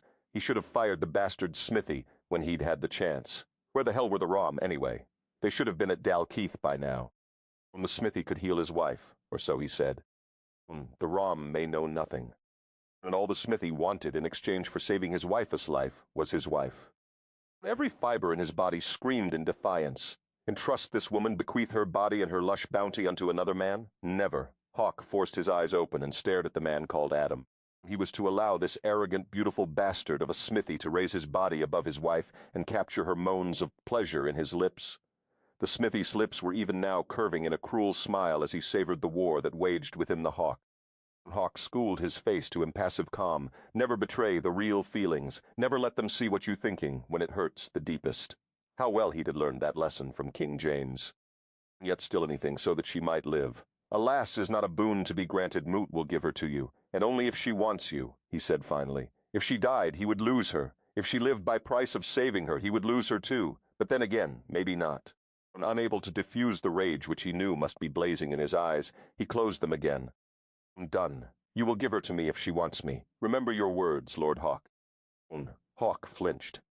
When he opened his eyes again, Atom was holding out a hand to his wife's face. Sweat glistened in beads above her lips and on her forehead. The wound upon her neck was pussing green around its blackened mouth. You touch her, Smithy. No more than you must to cure her, the Hawk warned. For now, when she's cured, touch her all she wants. She is the key word there. Adam laid his palm against Adriana's cheek, intently studying the wound on her neck. Mort need boiling water, compresses, and a dozen boiled linens. Bring me boiling water, compresses, and a dozen boiled linens, the Hawk roared at the closed door. And Mort need you out of this room. No, there was no more finality in death than in the Hawk's refusal. When you leave or she dies, Adam murmured, as if he'd merely said it's raining. Had you noticed? Hawk didn't move a muscle. Sid Heach, James Lyon Douglas, have you a choice? Adam wondered. You have all my names. How do you know so much about me? Mort made it my business to know so much about you. How did Mort know? You didn't shoot her yourself with some obscure poison that is to even Calibron, but mimics it, and now you're refaking a cure so you can simply steal my wife. Absolutely, Adam shrugged. What? Hawk snarled. Adam's eyes glittered like hard stones. You don't know you must make a choice. Can you save her at this point, Lord Hawk? More to think so. What are your options? She is dying from something, that much is plain to see. You think it's Calibron, but you're not certain. Whatever it is killing her. Moat say Moat can cure her and ask a boon for it. What choice do you have, really? They say you make hard decisions look easy. They say you're a man who would move a mountain without blinking if he wanted that mountain moved. They say you have an unerring sense of justice. Right and wrong, honor and compassion. They say also, Adam grimaced at Mothis, that you are passingly fair between the sheets or so, one woman said, and it offended me in great sum. In fact, they say entirely too much about you for my liking. Moat came here to hate you, Hawk, but Mort did come here to hate this woman you claim as your wife. Adam and Hawk stared at Moat each other with barely harnessed violence. Adrian cried out sharply and shuddered in Hawk's arms. Her body convulsed, then tensed as if pulled taut on a rack. Hawk swallowed hard. What choice? There was no choice at all. Cure her, he muttered through gritted teeth. You grant my boon, the smithy asked. As we agreed, only if she chooses you. You will place no restrictions upon any time she chooses to spend with me, but am wooing her from this day forth, and you will not caution her from me. She is free to see me as she pleases. Moat Ham wooing her too. That is the game, Hawk, Adam said softly, and Hawk finally understood. The smithy didn't want his wife handed over freely. He wanted a contest, a battle for her favors. He wanted an open challenge and intended to win. You will hate it when it take her from you, Dread Hawk, the smithy promised. Close the door when you leave. Chapter Moor. How? Is it possible that a man's swirls can be turned inside out before he even has a chance to see it coming and try to stop it, Grim? Hawk had started drinking the moment the door had shut on his wife and the smithy. He was trying with determination to get head-reeling, feet-stumbling, belly-atching drunk and was not succeeding. Do you believe he can cure her, Hawk? Hawk puzzled a moment. I, Grim, mut do. There's something unnatural about Adam Black, and mut mean to find out what it is. What do you suspect? Mort don't know, Grim. Mort wants you to find out everything about the man you can. Talk to everyone on the estate until you get some answers. Where he came from when he came here, who he's related to, what he does all day. Mort ve keep a note to know about every breath he draws, every piss he takes. Understood. Hawk. Good. They both turned to stare at the door to the Green Lady-ess room. It had been hours since the smithy had closed the door. Not a sound had escaped since. Who would try to kill her, Hawk? Grim puzzled. Mad Janet was practically a recluse. According to the gossip at Common Keep, fewer than 5 people ever saw her. How could a lass so far out of circulation offend anyone enough to invite murder? Hawk rubbed his head tiredly. His stomach was churning, and the scotch wasn't helping. On sudden impulse, he rolled the bottle away from him toward Grim. Don't let me have any more. Mut need a clear head, mut canna think right now. He's touching her, Grim. He could be bathing her, gazing upon her, mut ve cape a note to kill him. So do it, when he's done curing her, Grim said easily. Moat can't. Then mut Luglung do it for you, Grim said, ever faithful. Nay, we made a pact. You made a pact with him? Grim's eyes flared wide. Damn it all to hell, man, you never break a pact. Why would you be so foolish to make a pact with a man you can stand? He can save my wife. When did you come to have such feeling for this Mad Janet? You swore never to take to wife anyway. Shut up, Grim. What's the pact, Hawk? Grim persisted. He wants Adrian. You gave him Adrian? Grim, no more questions. Just find out anything and everything about this man called Adam Black. Be assured Moat will. You are flawless, beauty, the smithy said, as his coal-black eyes raked over her nude body twisted in the damp sheets. Flawless, Lallis, Adrian pooh-poohed dreamily. The heat was ebbing slowly. Decidedly lawless. He could know. Not possibly. What do you mean by that? She struggled to form the words, and wasn't certain she even made a sound. Just that there must be something criminal about a woman so beautiful, he replied archly. Nothing criminal about me, she demurred distantly. Oh, beauty, mo't think there is hat criminal about you. There is something just not normal about you, Adam, she mumbled as she tossed restlessly. No, he replied smugly. There is certainly nothing normal about me. Give me your hand, beauty, mo't Luklung show you not normal. And then there was cool water, frothy ocean, upon powder-white sand whisper of gentle surf rushing over the beach, cool sand beneath her bare toes, no ants, no rack, no fire, just peace in her most favorite haven in the world, the seaside at Maui where she'd vacationed with her girlfriends. Beautiful, blissful days they'd had passed there with fresh, squeezed orange juice and endless summer jogs on the beach, bare feet slapping the edge of the tide. And then the stranger images, scent of jasmine and sandalwood, snowflake sand dotted ve, capite hat, fuchsia silk tents and butterflies upon every bough of every limb of every rowan, an improbable place, and she was lying in the cool sands and healed by tropical lapis waves. Beauty, my beauty, want me, feel me, hunger for me, and Moat will slake your need. Hawk? Adam's anger was palpable in the air. Adrian forced her eyes open a slit and gasped. If her body had obeyed, she would have shot straight up in bed, but it didn't obey. It lay flaccid and weak upon the bed, while her temper shot up instead. Get out of my room, she yelled. At least her voice hadn't lost its vigor. Moat was just checking to make sure your forehead cooled. Adam grinned puckishly. You thick-headed oaf, Morton, care why you in here. Just get out. Finally her body obeyed a little, and she managed to get her fingers around a tumbler at the bedside. Too weak to throw it, she was at least able to slide it off the table. Glass crashed to the floor and shattered.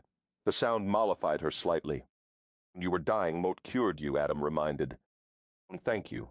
Now get out. That S. Saul? Thank you. Now get out. Don't think Moat met so stupid. That Moat don't realize you were touching my breasts, she whispered fiercely. At the abashed look on his face, she realized he had indeed thought she'd have been unconscious of that. And my thanks are all you'll be getting, Smithy? She growled. Moat hate beautiful men. Hate them. Mokano Vekep Adam smiled Vekepte had real pleasure and obeyed her dismissal. Adrian squeezed her eyes shut tightly, but upon the pink-gray insides of her eyelids shadows arose, images of being held between the hawk's rock-hard thighs wrapped in arms that were bands of steel, his voice murmuring her name over and over, calling her back, commanding her back, demanding that she live, whispering words of what? What had he said? When she lives, Lord Buzzard. Hawk. On both birds of prey, what difference? A buzzard is a scavenger. A hawk selects his kill as carefully as a falcon, stalks it with the same unerring conviction, and fails as frequently, which is never. Never, Adam mused. There are no absolutes, Lord Hawk. And that you wrong, I choose, mort adhere, mort pursue, mort commit, mort attain, that my errant friends is an absolute. Adam shook his head and studied the hawk Vikep. It had apparent fascination, a worthy adversary. The hunt begins. No cheating, no tricks. You may not forbid her from me, and mote know that you tried to already. You will recant your rules. Hawk inclined his dark head. She chooses, he allowed tightly. Mote will forbid her nothing. Adam nodded, a satisfied nod as he plunged his hands deep in the pockets of his loose trousers and waited. Well, get thee from my castle, Smithy. You have your place, and it is without my walls. You might try a thank you, she lives. Mortmet, not certain. You aren't the reason she almost died. At that, Adam's brow creased thoughtfully. No, but now that Mort think on it, Mort have work to do. I wonder who would try to kill the beauty if not me, and Mort didn't, had Mort she would be dead. No slow poison from my hand, quick death or not at all. You're a strange man, Smithy. But Mort will soon be most familiar to her. And pray the gods she is wiser than that, Grim mumbled as Adam stalked off into the dim corridor. Night had fallen and the castle lamps were still largely unlit. Hawk sighed heavily. What deal did you make with that devil? Grim asked in a voice scarcely audible. Think you he may be? Something is not natural about that man, and Mote intend to find out what. Good, because he wants my wife, and she doesn't want me, and Mort saw her wanting him with a hurt in her eyes. Grim winced. You are certain you don't want her, just because she doesn't want you and he wants her. Hawk shook his head slowly. Grim, Mort have no words for what she makes me feel. You always have words. Not this time, which warns me truly that Mut met in deep trouble and about to get deeper, deep as Mut must to woo that last think you Mut been spelled.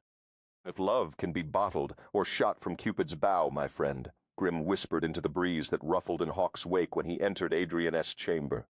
In the weeks to come, the Hawk would wonder many times why the Rom, whom he trusted and valued, and whom he had thought returned those feelings in kind, had never come to tend his wife during those terrible days.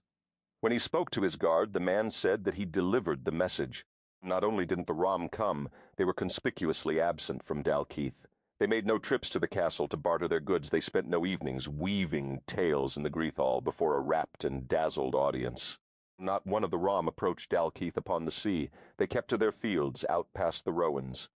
That fact nagged at Hawk's mind briefly, but was quickly lost in the thick of more weighty concerns. He promised himself he would resolve his questions with a trip to the gypsy camp, once his wife was fully healed, and matters with the strange Smithy were resolved. But it was to be some time before he made the trip to the Rom camp, and by that time things would be vastly changed. Adrian drifted up from healing slumber to find her husband watching her intently. Mut thought Mut had lost you. The Hawk's face was dark, glistening in the firelight, and it was the first thing she saw when she opened her eyes. It took her several long moments. To shake loose the cotton stuffing that had replaced her brain with wakefulness came defiance. Just looking at that man made her temper rise. Can lose something you don't have. Never had me to begin with, Lord Hawk, she mumbled. Yet, he corrected, Mort haven't had you yet, at least not in the sense that Mort will have you, beneath me, bare silky skin, slippery with my loving, my kisses, my hunger. He traced the pad of his thumb along the curve of her lower lip and smiled. Never. Never say never. It only makes you feel more foolish when you end up taking it back. I wouldn't want you to feel too foolish, lass. Never, she said more firmly, and Mort never say never unless Mort met absolutely 100% certain will never change my mind. And there are a lot of nevers in there, my heart. Be careful. Your heart is a wrinkled prune, and Mort mean every blasted one of those nevers. Mean them as you will, lass. 'Twill only make it that much more pleasurable to break you to my bit. Mortem not a mare to be broken to ride. Nah, but there are many similarities, wouldn't you say? You need a strong hand, Adrian, a confident rider, one not dismayed by your strong will. You need a man who can handle your bucking and enjoy your run. Mut Vikepo node break you to ride. Nay, Mut will break you to the feel of my hand and mine alone. A mare broken to ride allows many riders, but a wild horse broken to the bit of one hand, she loses none of her fire, yet permits none but her true master to mount her. No man has ever been my master, and none ever will. Get that straight in your head, Douglas. Adrian gritted her teeth as she struggled to pull herself upright. It was hard trying to hold her ground in a conversation while lying flat on her back, feeling ridiculously weak, looking up at this Goliath of a man. And as to mounting me, to her chagrin and the hawker's vast amusement, she slipped back into healing slumber without completing the thought. Unknown to him, she more than completed it in her dreams.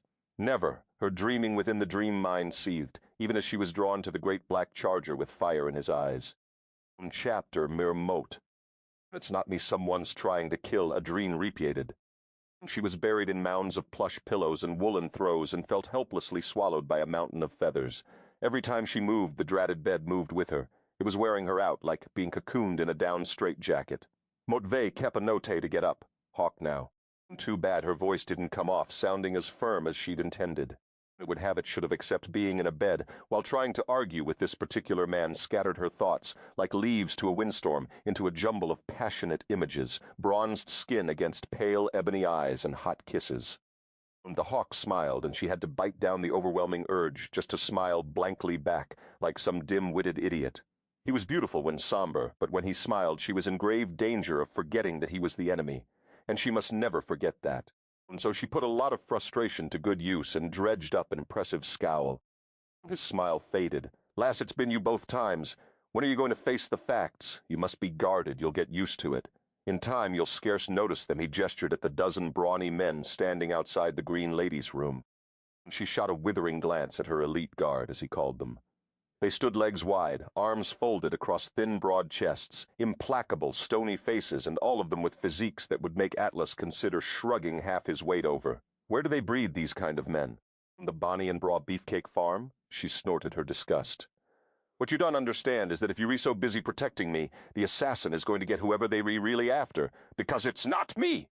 Do they call you Mad Janet because you refuse to accept reality? He wondered. Reality is that someone wishes you dead. Reality is that Mott am only trying to protect you. Reality is that you are my wife and Mott will always keep you safe from harm. He was leaning closer as he spoke, punctuating the phrase reality as with a sharp stab at the air directly in front of her. Adrian compensated by shrinking deeper into her haven of feathers each time he stabbed. It is my duty, my honor, and my pleasure, he continued. His eyes swept her upturned face and darkened with desire. Reality, a reality is that you are exquisitely beautiful, my heart, he said in a voice suddenly roughened. His voice conjured images of sweet cream, blended with fine scotch, tossed over melting ice cubes. Smooth and rough at the same time, it unnerved her, flatly shattering what little composure she'd been hugging tightly around her.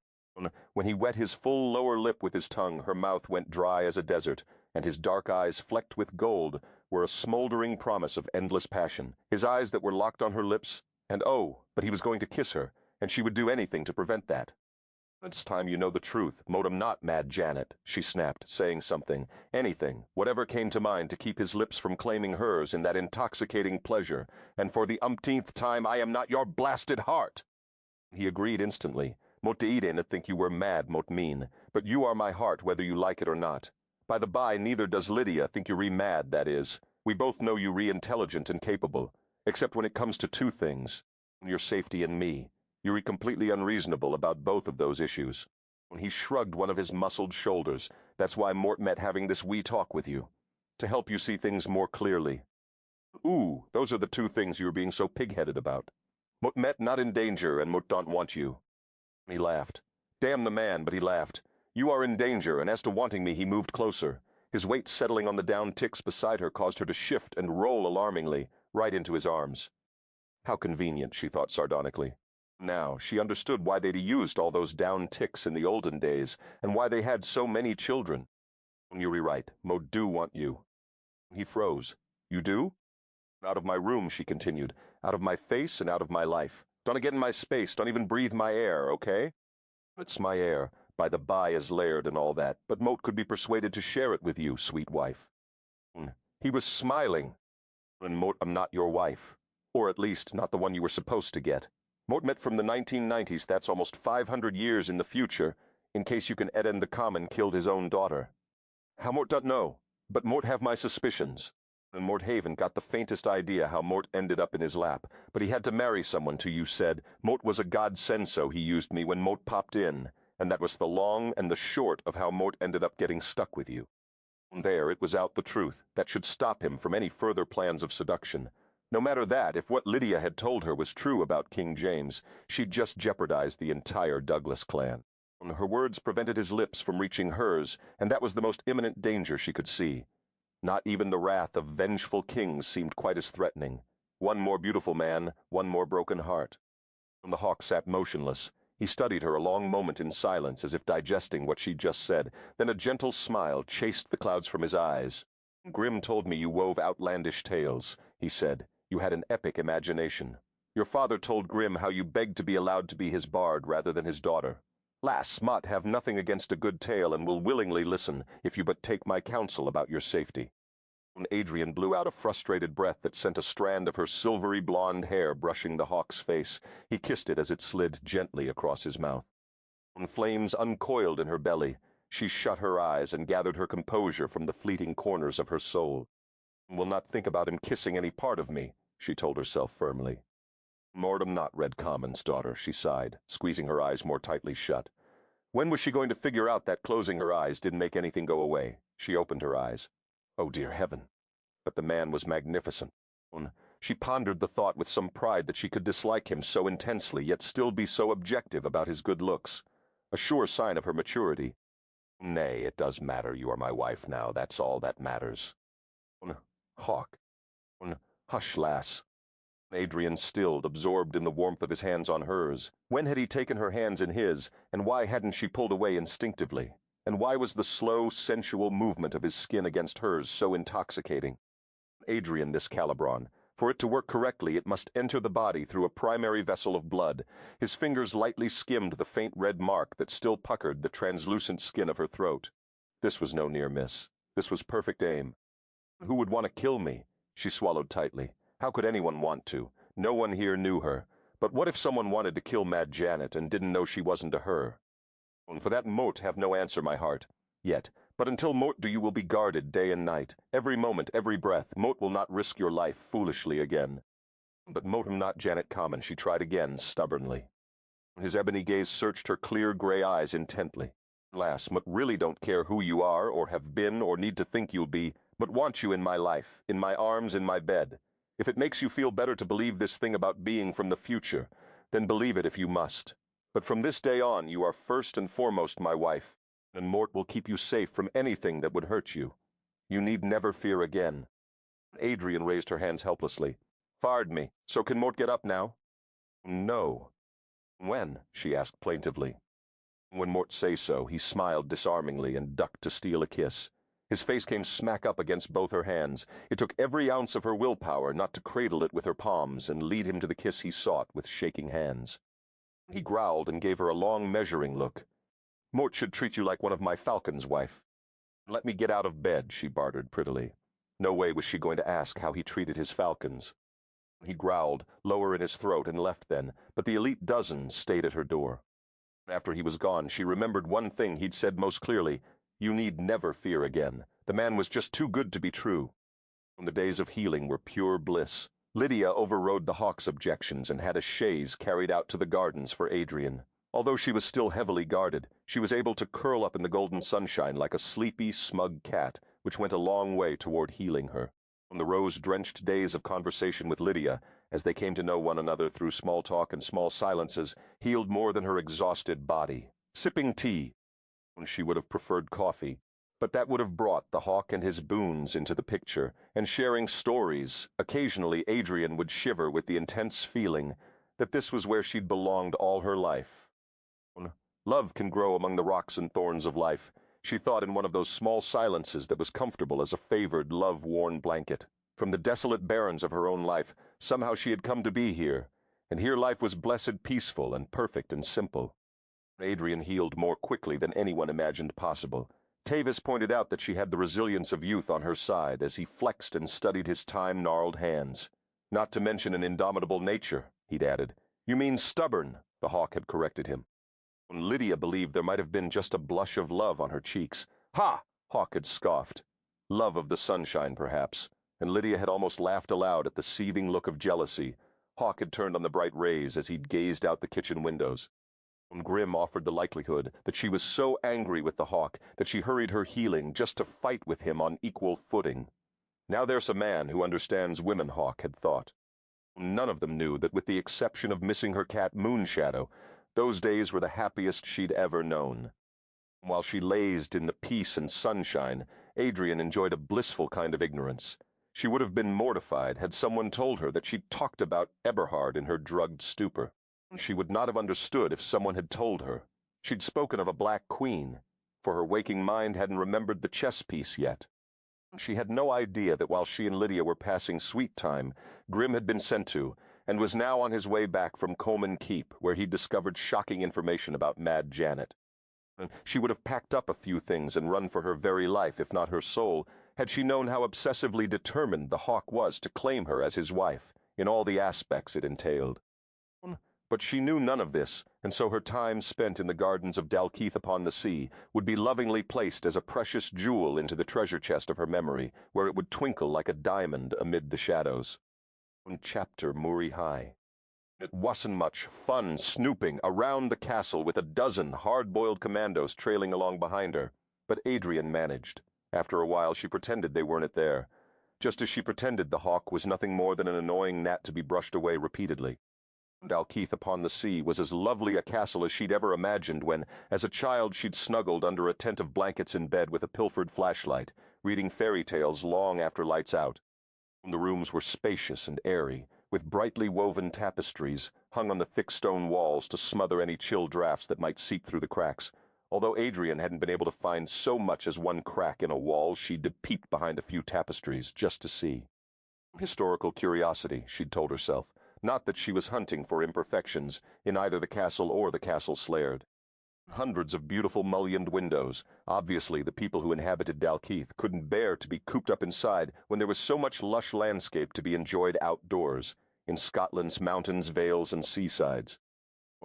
Adrian sighed wistfully as she paused by a vaulted window to savor the view of the unceasing slate-silver waves crashing against the cliffs at the west end.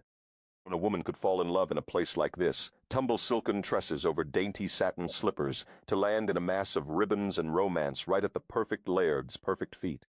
At that very moment, as if summoned by her wayward thoughts, the Hawk walked into her line of vision in the bailey below, leading one of the largest black chargers she'd ever seen.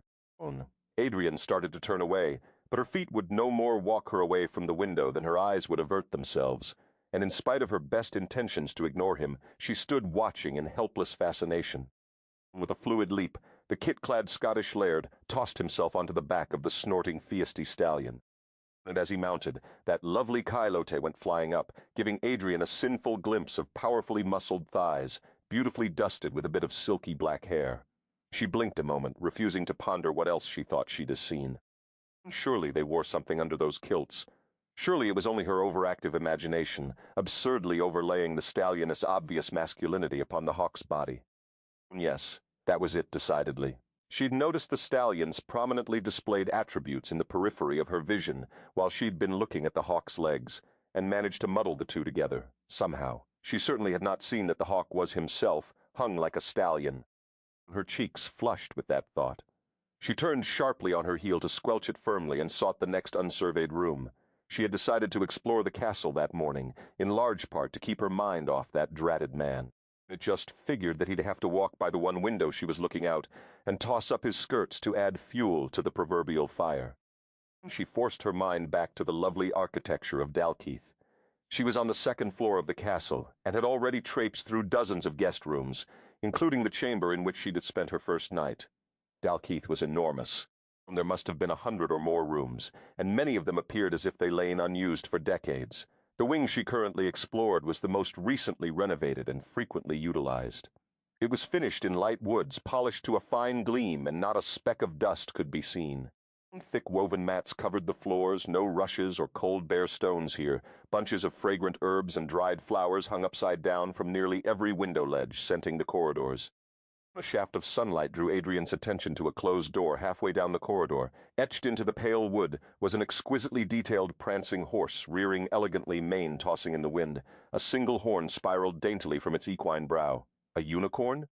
On her hand on the door, she paused, suddenly suffering an odd premonition that this room might be better left alone. Curiosity killed the cat. When the door swung silently inward, she froze, a hand fluttering on the jamb.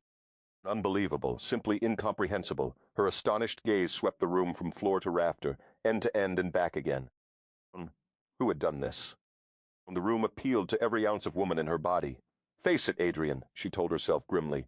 This entire castle appeals to every ounce of woman in your body. Not to mention the sexy, masculine laird of the keep himself. This room was made for babies, crafted with such loving hands that it was almost overwhelming. A cacophony of discordant emotions skittered through her before she shoved them away. There were cradles of honey oak, curved and sanded smooth, so not one splinter could work free and harm baby-soft skin. The east wall displayed high windows too high for a toddler to risk harm, yet open to the golden glow of the morning sun. On wood floors were smothered vengeful thick rugs to keep baby feet warm. On brightly painted wooden soldiers dotted the shelves, and lovingly crafted dolls reclined on tiny beds. A miniature castle, replete with turrets, dry moat, and drawbridge, was filled with tiny carved people. An honest-to-goodness medieval dollhouse. Fluffy blankets dotted the cradles and beds. It was a huge room, this nursery. A room in which a child or a dozen could grow from baby to young teen before seeking a more adult room elsewhere. It was a room that would fill a child's world vacate, had love and security and pleasure for hours on end. As if someone had created this room thinking like the child he or she used to be, and designed it with all the treasures that had given him or her such pleasure as a wee lad or lass. But the thing about the room that struck her so hard was that it seemed to be waiting. Open and warm and inviting, saying, "Fill me with laughing babies and love." All was in readiness. The nursery was merely biding time, until the right woman would come along and breathe into it the sparkling life of children's songs and dreams and hopes. A pang of such longing flashed through her that Adrian wasn't even sure what it was.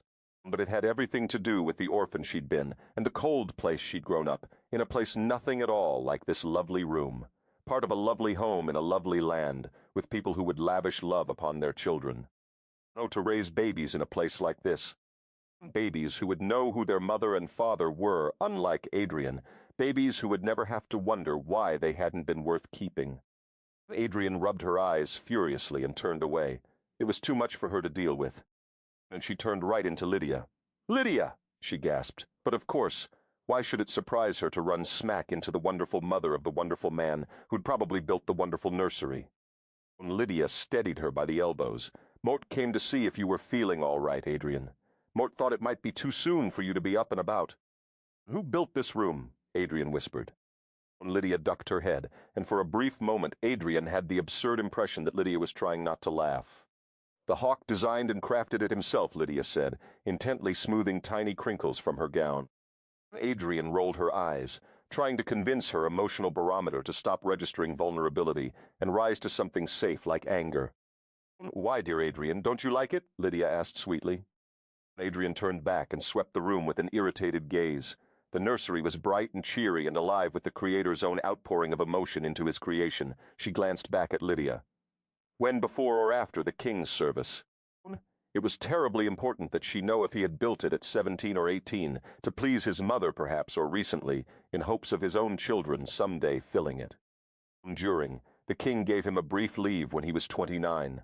There was some trouble with the Highlanders in these parts, and the hawk was permitted to return to fortify Dalkeith.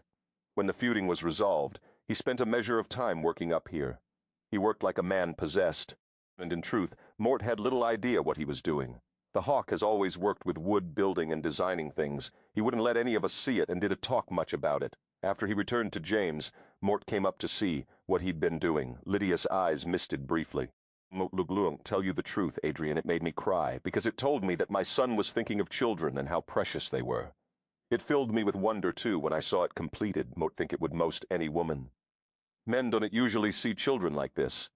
But the hawk, he's a rare man like his father." "You don't have to sell me on him," Adrian thought morosely. "Mort met sorry, Lydia. Mort met very tired. Mort need to go rest," she said stiffly and turned for the door. As she entered the corridor, she could have sworn she heard Lydia laughing softly. Hawk found Grim waiting for him in the study, gazing out at the west cliffs through the open doors. He didn't miss the tiny whiteness at Grim's knuckles on the hand that clenched the door frame, or the rigid line of his back. "So," Hawk asked impatiently, He would have gone to the common keep to investigate his wife's past himself, but that would have meant leaving Adrian alone with the damned smithy. No chance of that, nor could he have taken her cape to hat him. So he'd sent Grim to uncover what had happened to Janet Common. Grim turned slowly, kicked out a chair, and sat heavily before the fire. Hawk sat as well, rested his feet upon the desk, and poured them both a brandy. Grim accepted it gratefully. Well, what did she say? The Hawk's grip tightened on his glass as he waited to hear who had done such terrible things to his wife that her mind had retreated into fantasy. The Hawk understood what was wrong with her. He'd seen battle-scarred men who had experienced such horrors that they had reacted in similar fashion. Too many barbaric and bloody losses made some soldiers spin a dream to replace the reality, and in time many came to believe the dream was true as his wife had done. But unfortunately with his wife, he had no idea what had caused her painful retreat into such an outlandish fancy that she couldn't even bear to be called by her real name, and whatever had happened to her had left her totally unwilling to trust any man, but especially him, it seemed. The Hawk braced himself to listen to channel his rage when it came so he could wield it as a cool and efficient weapon. He would slay her dragons and then begin her healing. Her body was growing stronger day by day, and the Hawk knew Lydia's love had much to do with it. But he wanted his love to heal her deepest wounds, and the only way he could do that was to know and understand what she had suffered. Grim swallowed, fidgeted in his chair, tilted it at the sides like a lad, then got up and moved to the hearth to shift restlessly from foot to foot. Out with it, man. The week Grim had been gone had nearly driven the Hawk crazy, imagining what this ever-hard man must have done, or even worse, perhaps the Laird Common himself was to blame for Adrian's pain. Hawk dreaded that possibility, for then it would be clan war. A terrible thing to be sure, but to avenge his wife he would do anything. Who is this Everhard? The question had been gnawing at Motf's insides ever since the night he'd first heard the name emerge from her fevered lips. Grim sighed. Nobody knew. Not one person had ever heard of him. The Hawk cursed softly. So the common was keeping secrets, was he? Talk, he commanded. Grim sighed. She thinks she is from the future. Moat no Adrian thinks that, Hawk said impatiently.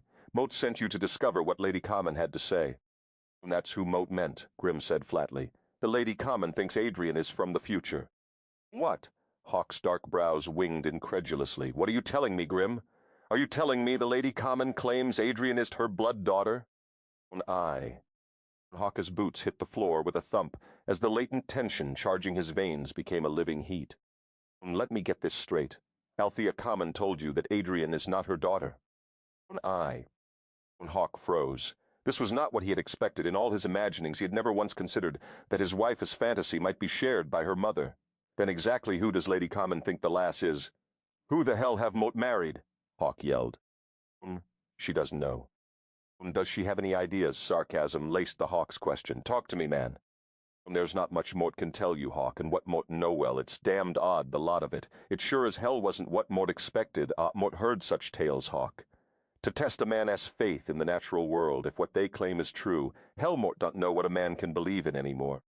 Lady Common shares her daughter's delusions, Hawk marveled. Nay, Hawk, not unless Althea Common and about 100 other people do. Because that how many saw her appear out of nowhere.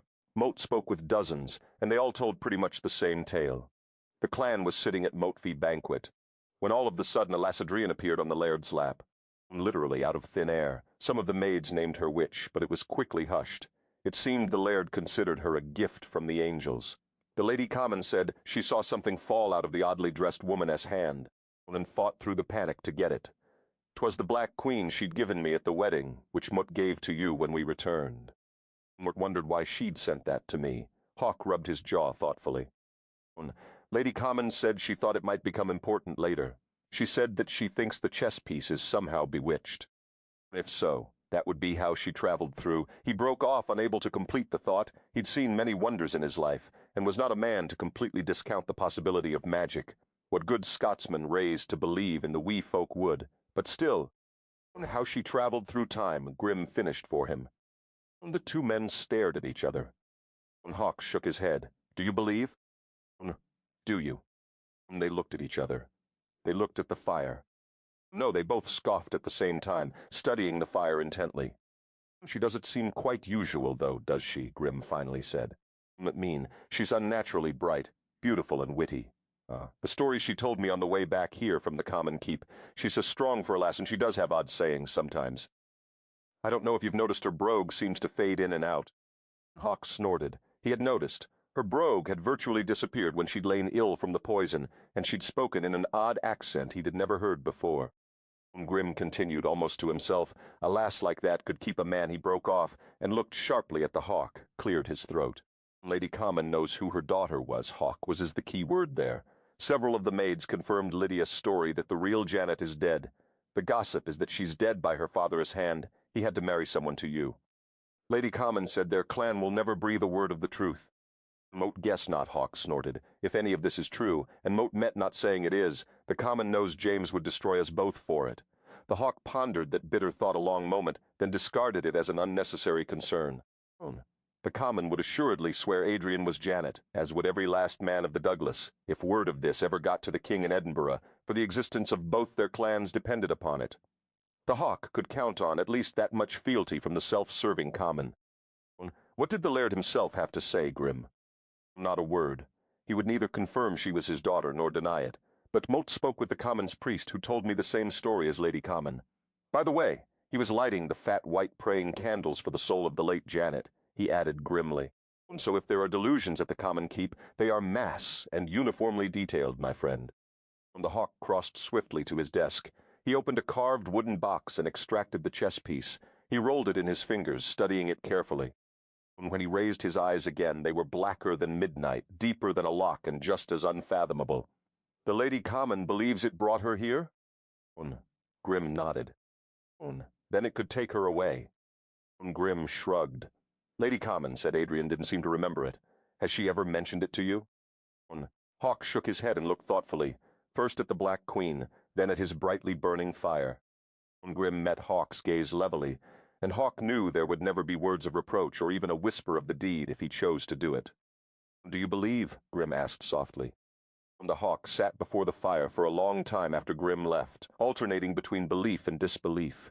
Although he was a creative man, he was also a logical man. Time travel simply didn't fit into his understanding of the natural world. He could believe in the Banshee, who warned of pending death and destruction. He could even believe in the Druids as alchemists and practitioners of strange arts. He'd had been raised on childhood warnings of the Kelpie, who lived in deep lochs and lured unsuspecting and unruly children to their watery graves.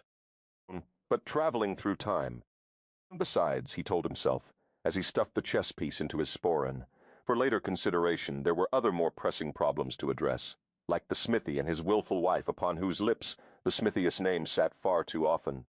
The future would allow plenty of time to unravel all of Adrian's secrets, and make sense of the mass delusions at the Common Keep, but first he had to truly make her his wife. Once that was accomplished, he could begin to worry about other details.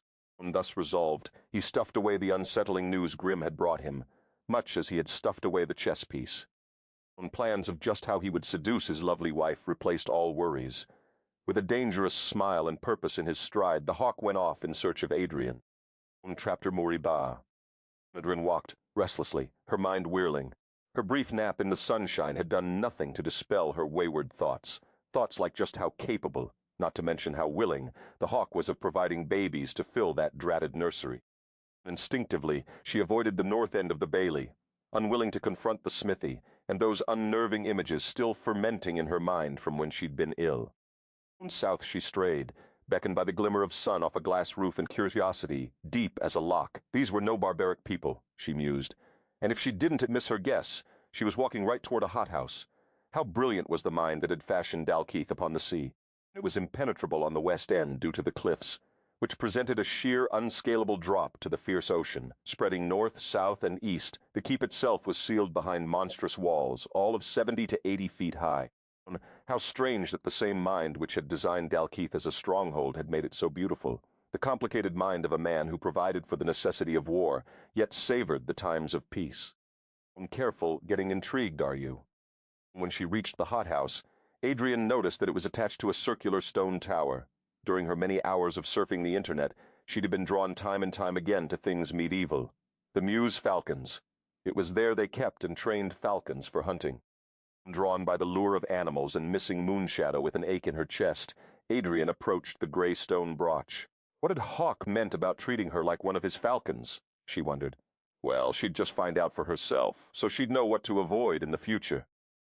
Tall and completely circular, the brooch had only one window, which was covered by a slatted shutter. Something about the dark she remembered reading. Curious, she approached the heavy door and pushed it aside, closing it behind her lest any falcons be tempted to escape. She would give the hawk any excuse to chastise her. Slowly her eyes grew accustomed to the gloom, and she was able to make out several empty perches in the dim light. Ah, not the mews. This must be the training brooch. Adrian tried to recall the way the trainers of yore had skilled their birds for the hunt. The brooch smelled of lavender and spice, the heavy musk from the attached hothouse permeating the stone walls. It was a peaceful place. Oh, how easily she could get used to never hearing the rush of traffic again, never having to look over her shoulder again, never seeing New Orleans again, an end to all the running and hiding and fear. The walls of the brooch were cool and clean to the touch, nothing like the stone walls that had once held her prisoner in the gritty dirt of a New Orleans prison cell. Adrian shuddered. She'd never forget that night. The fight had begun over of all things a trip to Acapulco. Adrian hadn't wanted to go, Eberhard had insisted. Fine, then come with me, she'd said. He was too busy. He could have taken the time off, he'd have replied. What good is all your money, if you can take the time to enjoy life? Adrian had asked. Eberhard hadn't said a word. He'd simply fixed her with a disappointed look that made her feel like an awkward adolescent, a gauche and unwanted orphan. Well, why do you keep sending me on these vacations by myself? Adrian asked, trying to sound mature and cool, but her question ended on a plaintive note. How many times must Moat explain this to you? Moat met trying to educate you, Adrian. If you think for a moment that it will be easy for an orphan who has never been in society to be my wife, think again. My wife must be cultured, sophisticated European. Don't send me back to Paris, Adrian had said hastily. It rained for weeks last time. Don't interrupt me again, Adrian. His voice had been calm, too calm and carefully measured. Can't you come with me just once? Adrian. Adrian had stiffened, feeling foolish and wrong, even though she'd known she was to being unreasonable. Sometimes she had felt like he didn't want her around, but that didn't make sense. He was marrying her. He was preparing her to be his wife. Still, she'd had doubts. After her last trip to Rio, she'd returned to hear from her old friends at the Blind Lemon that Eberhard hadn't been seen in his offices all that much, but he had been seen in his flashy Porsche with an equally flashy brunette. A twinge of jealousy had speared her. Besides, but here you don't work too hard while it met gone, she had muttered. The fight had begun in earnest then, escalating until Eberhard did something that so astonished and terrified Adrian that she fled blindly into the steamy New Orleans night. He hit her, hard, and taking advantage of her stunned passivity more than once. Crying, she flung herself into the Mercedes that Eberhard leased for her. She stomped the accelerator and the car surged forward. She drove blindly on autopilot, mascara-tinted tears staining the cream silk suit Eberhard had chosen for her to wear that evening. When the police pulled her over, claiming she'd been driving over 100 miles an hour, she knew they were lying. They were Eberhard's friends. He'd probably called them the moment she'd left his house. He kept which route she always took home. Adrian stood outside her car with the policeman, her face bruised and swelling, her lip bleeding, weeping and apologizing in a voice that bordered on hysteria. It didn't occur to her until much later that neither of the policemen had ever asked her what had happened to her face. They'd interrogated an obviously beaten woman without showing an ounce of concern. When they cuffed her, taken her to the station, and called Eberhard, she wasn't surprised at all when they replaced the receiver, gazed at her sadly, and sent her to be locked up. 3 days she'd spent in that hellish place, just so Eberhard could make his point. And that was the night she'd realized how dangerous he really was. In the cool of the brooch, Adrian hugged her arms around herself, trying desperately to exorcise the ghosts of a beautiful man named Eberhard Darrow Garrett, and the foolish young woman who'd spent a lonely, sheltered life in an orphanage. Such easy prey she'd have been. Did you see little orphan Adriani? Eberhard's little fool. Where had she heard those sneering words? On Rupert's yacht, when they thought she'd gone below for more drinks. She shivered violently. Mulleglunk never be a man's fool again. Never, she vowed aloud. Adrian shook her head to ebb the painful tide of memories.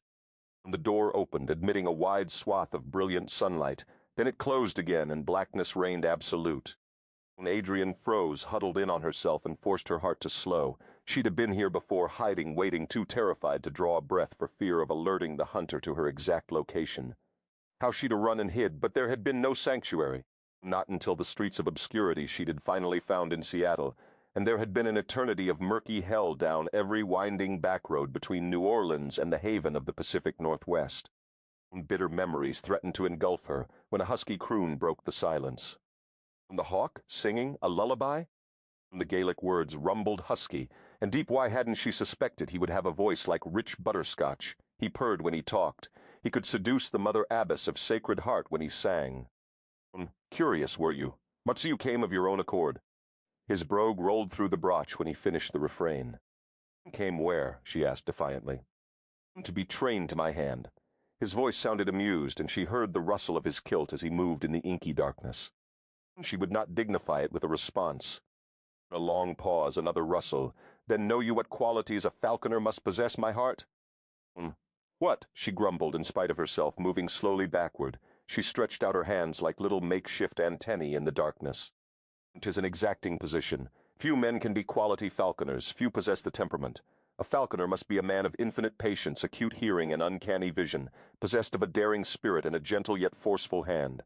He must be constantly attuned to his ladybird. Know you why? Why? She whispered. Because falcons are very sensitive and excitable creatures, my heart. They are known to suffer from headaches and all manner of human ailments, so sensitive are they. Their extreme sensitivity makes them the finest and most successful huntresses of all time, and yet can make them most demanding as well, and the haggard, ah, my sweet haggard, she is the purest challenge of all, and by far the most rewarding. She would not ask what a haggard was. What is a haggard, you ask, deep in that stubborn, silent soul of yours, my heart? He laughed richly, and it echoed off the stone walls of the suddenly balmy brooch. Quit my hearting me, she muttered as she moved back oh so cautiously. She had to find a wall. The brooch was round, so a wall would guarantee a door at some point. She may as well have been blind in the abysmal blackness. She heard his footfalls upon the stone floor.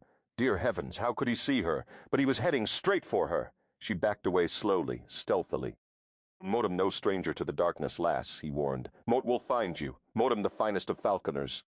She said nothing, made no sound. A haggard is a wild, mature falcon, he continued, a hint of a smile in his voice. Usually a falconer is reluctant to assume the challenge of training one, but sometimes upon a truly rare moon like the harvest moon we had last eve, the falconer espies a bird of such brilliance, such magnificence, that he casts all caution aside and traps the haggard, vowing to bind her to him, vowing to make her forget all her wild free past whether in darkness or in light, and give herself freely only to her future with her falconer. When she must not answer him, he'd follow her voice. My sweet falcon, shall ma tell you how Mote will tame her? Silence absolute. They were circling in the darkness like wary animals. First must seal, my lady, which is to deprive her of vision, with a black silken hood. Adrian smothered an indignant gasp in her shaking hand. The folds of her gown rustled as she sidestepped quickly. And then Mote blunt her talons. On a pebble skittered across the floor a mere yard away. She backstepped, clutching her skirts to keep them still. Mote fastened jesses and dainty bells to her ankles so that Mote can be aware of her every movement, for Mote am in the dark too. She drew a labored breath, almost a pant, and cursed herself for slipping, knowing he would track her traitorous gasp. She knew his strategy was to keep talking until he provoked her into revealing herself. And then what? She couldn't help but wonder. Would the hawk make love to her here and now in the darkness of the brooch? A shiver coursed through her, and she wasn't certain it was fear. Not certain at all. And then a leash to tether her to her perch until Mote no longer need leash her, until she becomes leashed of her own free will, and the best part the long, slow process of binding her to me, Mote to her, the same sweet song, until she grows accustomed to the sound of my voice and mine alone. And his butterscotch rich voice began that same husky croon of a lullaby, melting her will. When Adrian stepped slowly backward, she actually felt the breeze of him passing by her mere inches away. Where was that wall? She almost screamed when he found her in the blackness, struggled a long moment against his iron grip. His breath fanned her face, and she struggled in his grasp. Be still, sweet falcon. Mote will not harm you. Not ever, he whispered huskily. Adrian felt the heat of his thighs burning through her thin silk morning gown. She was enveloped in the heady scent of musk and man. Oh, beautiful man, why couldn't Mote have known you before my last illusion was shattered? Why couldn't Mote have met you when Mote still believed? She mourned. She fought against his arms, which embraced her, cradled her. Let me go. Hawk ignored her protests, drawing her closer into the steel of his embrace. Aye, Mote le Glunk simply have to have you sealed. Or perhaps Moat should bind your hands and hood your eyes with silk, and lay you across my bed, stripped bare and laid wide open to pure sensation until you become accustomed to my touch. Would that tame you? Sweet falcon, could you grow to love my touch, crave it as Moat crave you? Adrian swallowed convulsively. A falcon must be wooed with relentless and rough love. By taking away her light, by sealing her, she learns to understand with all her other senses that don't lie. The falcon is a wise creature. She believes only what she can feel, what she can hold in her talon, or her beak. Touch, scent, hearing, by slowly being given back her sight and freedom, she is bound to the hand that restores these things to her. If she fails to trust in her master and doesn't grant him absolute loyalty by the end of her trainings, she seeks to flee at every opportunity. He paused, his lips a scant breath from hers. None of my falcons have ever flown my hand without returning, he warned. Mort, am not a stupid bird. Nay, not stupid, but the finest. A falcon is the only other bird that can match a hawk for flight, accuracy, and speed, not to mention strength of heart. She'd have been lost to him the moment he'd had started singing, and she didn't protest further when his lips brushed hers lightly. Nor did she protest in the next instant when Hawk's hands on her body turned hard-hot and demanding coaxing, claiming. Would you soar for me, sweet falcon? Moat Luglunk take you higher than you've ever been. Moat Luglunk teach you to bank heights. You've only dreamed existed, he promised, as he scattered kisses across her jaw, her nose, her eyelids. His hands cradled her jaw in the darkness, feeling every curve, every plane and silken hollow of her face and neck with his hands, memorizing the nuances. Feel me, lass. Feel what you do to me.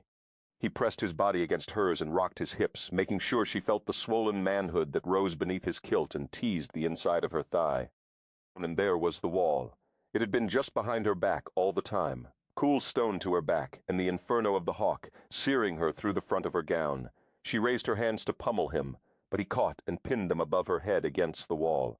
His strong fingers splayed her grip, twined with and teased her hands, palm to palm, flat against the stone. My sweet falcon, he breathed against her neck. Fight me as you will, it will come to naught. Moat have set my mind on you, and this is your first time to be sealed. In this blackness you will come to know my hands as they touch every silken in of your body. Moat will not take from you any more than that. Just that you suffer my touch. You needn't even see my face. Moat will be patient while you grow gentled to my hands. His hands were liquid fire, sliding her gown up and over her thighs, and oh, she hadn't had the faintest idea where to look for undergarments this morning. His hands, his strong, beautiful hands, were kneading her thighs, pushing them gently apart to slip the heat of his muscled leg between them. He purred, a rich husky growl of masculine triumph, when he felt the betraying wetness between her thighs. Adrian flushed furiously. Despite her intentions, her hands fluttered up to rest upon his shoulders, then slid deep into his soft, thick hair. Her knees, already weak, went limp when he eased the bodice of her gown aside and dropped his head to her breasts, licking and grazing the swollen peaks with his tongue, then his teeth. She scarcely noticed when he pushed his kilt up, but she definitely noticed when his hard, hot, heavy arousal rose against her thigh. Adrian made a throaty sound, half whimper, half plea.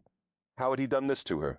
Merely by touching her, the hawk had somehow managed to unravel every ounce of resistance she'd so painstakingly woven into the cloak of aloofness she wore. It had never been like this with Eberhard. Her mind fled her body, and she clung to the hand that had sealed her. The hand that had denied her sight, she tasted with her lips, turned her head to catch his finger with her tongue. Adrian almost screamed when he took that same finger and placed it inside the slick heat between her legs. "Fly for me, sweet falcon," he urged, cupping one of her heavy breasts with his hand and licking its puckered crest. He teased her mercilessly, nipping her gently, touching her everywhere. His lips returned to claim hers with desperation sired of a hunger too long denied, a hunger that might never relent. His kiss was long, hard, and punishing, and she reveled in his unspoken demands. A whimper escaped her when the pad of his thumb found the tiny nub of heat nestled between her folds, and Adriana's head dropped back as a burgeoning wave cast her up and up. Yielding to his fingers, his tongue and lips, she sacrificed the last vestige of her restraint. "Adrian," he whispered hoarsely, "you re so beautiful, so sweet, want me, lass, need me like but need you." She felt the heat of a place with no name she'd ever been taught luring her deeper. Adrian struggled to say the words she can know a vengeful must be said, the one word that she knew would free her, this legendary seducer of Wimeno. How easy it was to understand just how legions had fallen before him. He was so good at it. He almost had her believing that it was for her and only her that he hungered, almost a fool again.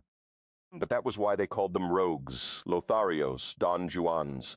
They applied the same skill and relentless determination to seduction that they applied to the art of Wardo conquests of any sort. Resurrecting the tatters of her defenses, she steeled her will against his advances. The hawk was lost as he'd been since the moment he'd laid eyes upon the bewitching lass. No matter her strange fancies risen from some secret and terrible past, he would discover a way to erase all her fears. The things Grim had told him signified nothing. With love, he could overcome any obstacle in time. His Lady Hawk she would be, for now and always. He treasured her yielding to his hands, savored like the rarest delicacy the sweet honey of her lips, trembled at the thought that she would one day feel for him as he felt for her. With her it would never be like it had been before, empty and hollow. Nay, with this lass he would mate for life. She had no eye for the beauty the other women had so adored. This lass possessed secrets of her own, horrors of her own, depth of her own. All in all, a rare lass indeed. He was sinking into her depths. The kiss deepened ferociously, and he felt her teeth graze his lower lip. It maddened him beyond control. "Oh," she breathed as he nipped her silken neck. Emboldened by his success, he breathed the first tentative words. He needed to tell her, needed her to understand that this was no game, that he had never in his life felt this way and never would again. She was the one he'd been waiting for all these years, me one that completed his heart. "Ari, my heart, my love, "No, hush, Adam, no need for words." She pressed her lips to his to silence him. Hawk froze, rigid as an Arctic glacier and every bit as chill. His lips went still against hers, and Adriana's heart screamed in agony. But how much worse would it scream if she became a fool again? His hands dug cruelly into her sides. They would leave bruises that would last for days. Slowly, very slowly, one by one, his fingers unclenched. She had said his name. "The next time you say Adam's name, lass, is the time I stop asking for what Moat already own and start taking. You seem to forget that you belong to me. There is no need for me to seduce you when Moat could simply take you to my bed. The choice is yours, Adrian. Moat bid you choose wisely." Hawk left the brooch without another word, leaving Adrian alone in the darkness. Chapter moribone. Adrian should have worked up. An appetite. She'd have spent the rest of the day after the Falcon incident wandering every inch of the Bailey. Was this day ever going to end? She wondered. She must have walked 20 miles, so she should have burned off some of her pent-up frustration. Even her elite guard had looked a little piqued when she had finally consented to return to the castle, proper and brave, encountering the hawk. Dinner offered fluffy potato soup, thick with melting cheese and spiced with 5 peppers. A delicate white epaulette steamed above a fire in oiled olive leaves, garnished with buttery crab, asparagus seared to perfection, plump sausages and crisp breads, puddings and fruits, lemony tarts and blueberry pie. Adrian couldn't eat a morsel. Dinner was awful. If she glanced up one more time and caught the look of death the hawk had fixed on her, she would have to stuff a fist in her mouth to keep from screaming. Adrian sighed deeply as she spooned at the soup everyone else seemed to be relishing. She pushed it, poked at it, smashed the fluffy stuff. She was busily rearranging her asparagus into neat little rows when the hawk finally spoke. "If you're going to play with your food, Adrian, you might give it to someone who is truly hungry." "Like you, my lord." Adrian smiled sweetly at the hawk's plate, which was also laden with untouched food. His mouth tightened in a grim line. "Is the food not to your liking, Adrian, dear?" Lydia asked. "It's wonderful. Mot guess mot still don't have my appetite back," she started. Lydia sprang to her feet. "Perhaps you should still be resting, Adrian," she exclaimed, shooting an accusing look at her son. The hawk rolled his eyes, refusing to get involved. "Oh, no, Lydia," Adrian protested quickly. Mortem totally recovered. No way she was going back to the Green Lady's room and playing invalid. Too many strange memories there. Tonight she planned to find a new room to sleep in. There certainly wasn't a shortage in this massive castle. She was rather looking forward to exploring the place further and selecting a room of her own. Really, Mot mul fine Mot diuete ate too much at lunch. "You didn't eat lunch," Hawk said flatly. "Oh, and who are you to know?" she shot back. "Maybe Mot ate in the kitchen." "No, you didn't," Tavis added helpfully. "Mot was in the kitchen all day. Mot luglunk say, plumb forgot to eat is what you did, milady. A time or two, Mot done the same. Myself, Mot luglunk say, and the hungrier Mot get the less Mot feel like eating. So you better be eating, milady. You'll be needing your strength back, and Mot luglunk say that again." An emphatic nod of his cheerful head punctuated his decree. Adrian stared at her plate, a mutinous flush coloring her cheeks. Lydia glared at Tavis as she came to stand protectively beside Adrian's chair. "Mot find Mot met not all that hungry myself," Lydia said. "What say you and Mot go for a walk in the gardens?" And with the brute force trailing behind, Adrian muttered, glancing at Hawk beneath lowered lashes. "While my son gets some beans from the buttery and brews us a fine cup of coffee for our return," Lydia continued, dangling the bribe as if she hadn't been interrupted. Adrian sprang to her feet, anything to escape his eyes and coffee to boot. Betrayal shone in the Hawk's eyes now. Lydia took Adrian by the hand and started to lead her to the gardens. "Brew the coffee, mother," Hawk said to their backs, "but see to it that Mary has Adrian's things moved to the peacock room." Lydia stopped, the hand holding Adrian's tightened almost imperceptibly. "Are you quite certain, Hawk?" she asked stiffly. "You heard her. She is completely recovered. She is my wife. We're best to guard her." "Very well. Where's the peacock room?" Adrian spun on her heel to face him. "On the 3rd floor. Will Moat have it to myself? As much of it as Mordaunt used 'tis the laird's chambers. Mortem not sleeping with you. Mordaunt recall asking you too. You oversized, arrogant, conceited jackass." "Really, Adrian, my son is none of those things," Lydia chastened. "No reflection on you, Lydia. Moat really like you," Adrian said politely. Politeness decamped abruptly as she glared at the Hawk. "But Mort met not sharing your bed." "Not quite the topic to be bandying about over the dinner table, Mot Luglunk say," Tavis offered, scratching his head, a flush stealing over his cheeks. Hawk laughed, and the dark rumble vibrated through her body, leaving her nipples erect and her heart hammering. "Wife, you will share my room this eve if Mot must have you tied and carried there. Either you can suffer that humiliation, or you can come willingly upon your own 2 feet, Mot met. Not much concerned with how you get there. Just get there." Mutiny rose up in her breast, threatening to steal her very senses.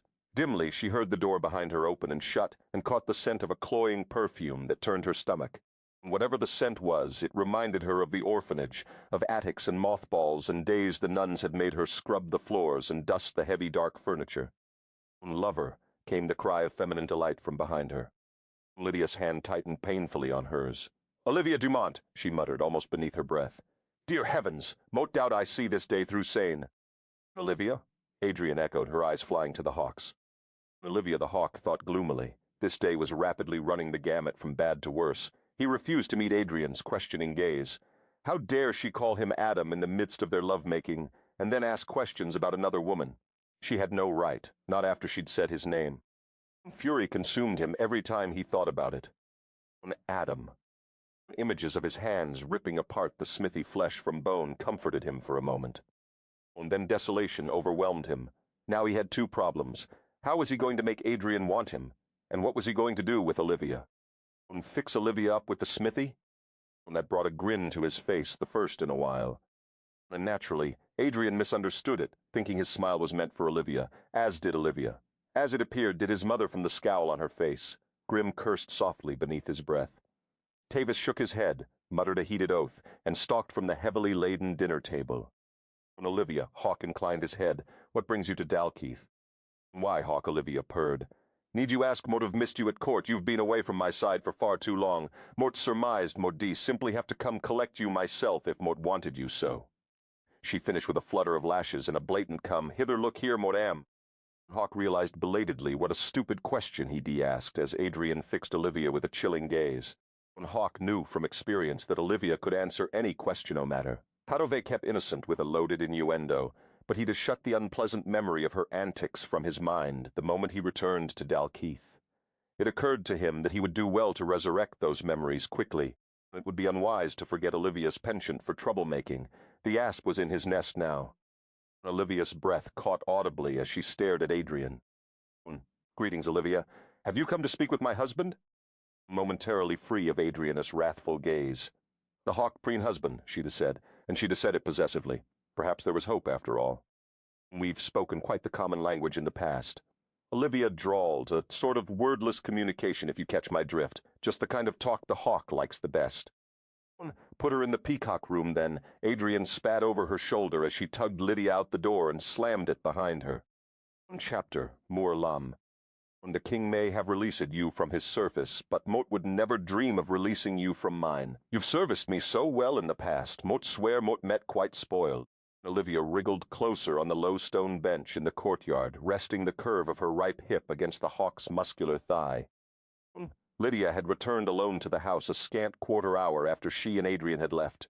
shooting a smug smile at her son where he reclined at the great table with the infernal Olivia. Coffee forgotten, the hawk had quickly steered Olivia to the gardens to see what his wife might be up to. When his mother looked at him like that, well, the woman had a mind like a well-oiled catapult, deadly in the attack. So he had strolled Olivia through the vast gardens at a breathless pace, his eyes peeled for the guards trailing his wife. Nothing. Time and time again his eyes had been drawn northward, to the flickering rim of firelight at the edge of the Rowans. "May Mort assume we look entertain each other tonight as we used to, Hawk?" Olivia's warm breath fanned his cheek. Hawk sighed inaudibly. Olivia Moat met a married man now. Olivia's laugh tinkled just a bit too brightly, reminding Hawk that she was a woman who delighted in stealing another woman's man. The more difficult the man was to obtain, the happier Olivia was. Hawk was well acquainted with her peculiar game. She enjoyed hurting other women, crushing their dreams, breaking their hearts. Hawk suspected it was a revenge of sorts, that once a woman had taken her man, and she'd never gotten over it, had become a bitter, destructive woman instead. Once he'd finally understood, he'd felt almost sorry for her almost.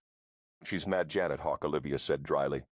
Her name as he broke off abruptly. He mustn't give Olivia any ammunition. He took a careful breath and rephrased. "Her middle name is Adrian, 'tis the one she prefers," he added coolly. "You may call her Lady Douglas." Olivia's brow rose derisively. "I shan't call her Lady anything. The whole country knows she is mad as a rabid hound. Madhadadednote heard, however, that she was bearable to the eye." Hawk snorted. "Bearable? My wife is exquisite by any standards."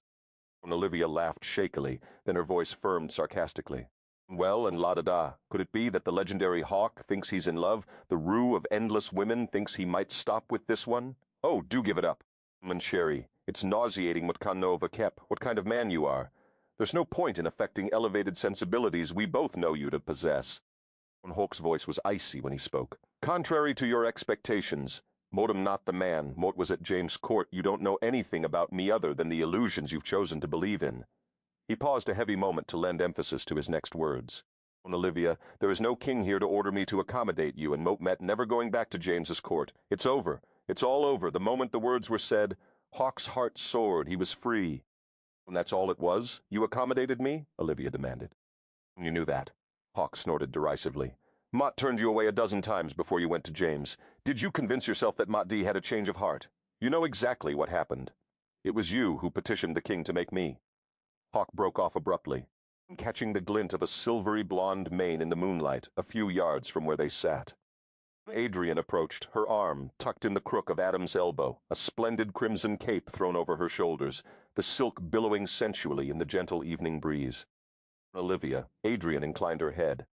Olivia snorted lightly and possessively grasped the Hawk's muscled arm. "Join us," the Hawk said quickly, ignoring the sudden pinch of Olivia's nails. The thought of Adrian walking off into the darkness with Adam did dangerous things to his head. Hawk frowned as he realized that it was likely as dangerous for Adrian to be exposed to anything Olivia might say or do. He certainly didn't want the conversation to continue where it had broken off, not in front of Adrian without an explanation from him. He knew he had to gain control, but he had no experience with this type of situation. He'd never had an ex-mistress try to provoke trouble with his wife because he'd never had a wife before, and he'd certainly never been entangled in an encounter so rife with hazardous potential. His concern that Olivia might say or do something to hurt Adrian unbalanced his customary logic. Fortunately, and unfortunately, depending on how he viewed it, Adrienne declined his offer. Relieved, Hawk resolved to pack Olivia off at the earliest moment possible, then reclaim his wife from the smithy and have a good long talk with her. "We wouldn't wish to disturb your cozy teat," a tete Adrian demurred. "Bouche. A bouche is more like it," she muttered half under her breath. "What did you just say?" Olivia asked sweetly. "Tu parles français?" "No," Adrian replied flatly. Olivia laughed airily and studied her. "You seem to be a woman of no few secrets. Janet Common, perhaps you and Mutt should have our own tete-a-tete and exchange a few of those intimacies." After all, her gaze wandered possessively over the Hawk. "We share much in common. Mutt met sure you'd be fascinated to hear of the Hawk's time at James' court. He was quite the man about—" "That would be lovely," Adrian interrupted her smoothly, terminating the flow of Olivia's poisonous words. Her insides were already in a turmoil. If she heard much more, she'd either scream or cry. She didn't know which, but she did know it wouldn't be at all ladylike. "Some other time, however, Olivia. Mort quite have my hands full right now." She wrapped her hands around Adam's bicep, imitating Olivia's clutch on the Hawk. Pressing closer to Adam, she let him steer her away. Smithy. Hawk finally found his voice. He'd listened to the women's conversation in frozen horror, struggling to conceive an entree into the risky repartee. But once again Adrian had unwittingly spared him by silencing Olivia before the hawk had resorted to stuffing his sporin into her scheming, lying mouth. When Adam paused mid-stride and moved closer to Adrian, her crimson cape flickered in the soft breeze, and Hawk felt as if it was taunting him. Where the hell had she gotten that cape? "My lord?" Adam smiled sardonically. His large, tanned hand rose to cover Adrian S. where it rested on his arm. "There are 92 horses Mort met going to need shoes. For that S, 368 shoes. Get on it, this minute." "Certainly, my lord," Adam smiled gamely. Heating up a forge is just what Mort had in mind. Hawk's hands clenched into fists at his sides. 92! Hawk! Olivia fanned her breasts. Her greedy attention had passed to the smithy, and she was speculatively looking Adam over. Hawk watched as her tongue darted out to moisten her lips. "Knew you were wealthy, but that's a lot of prime flesh," she drawled, her eyes moving up and down, surveying the smithy from head to toe. She dragged her gaze away from Adam. "Perhaps you might spare a stud for me?" She looked sidewise at the hawk beneath fluttery lashes.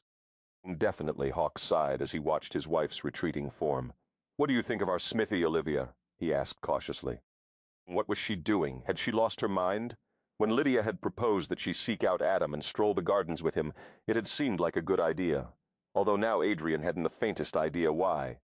Because Hawk made her angry. That's why he dared think she was so stupid that he could pursue her and invite his mistress to visit all in the same day. Once before she'd been just that stupid. Once she might have convinced herself that Olivia was a troublemaking trespasser and that the hawk was full of pristine intentions.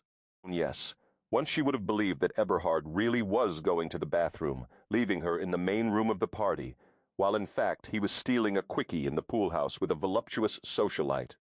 But she was that woman anymore. She never would be again.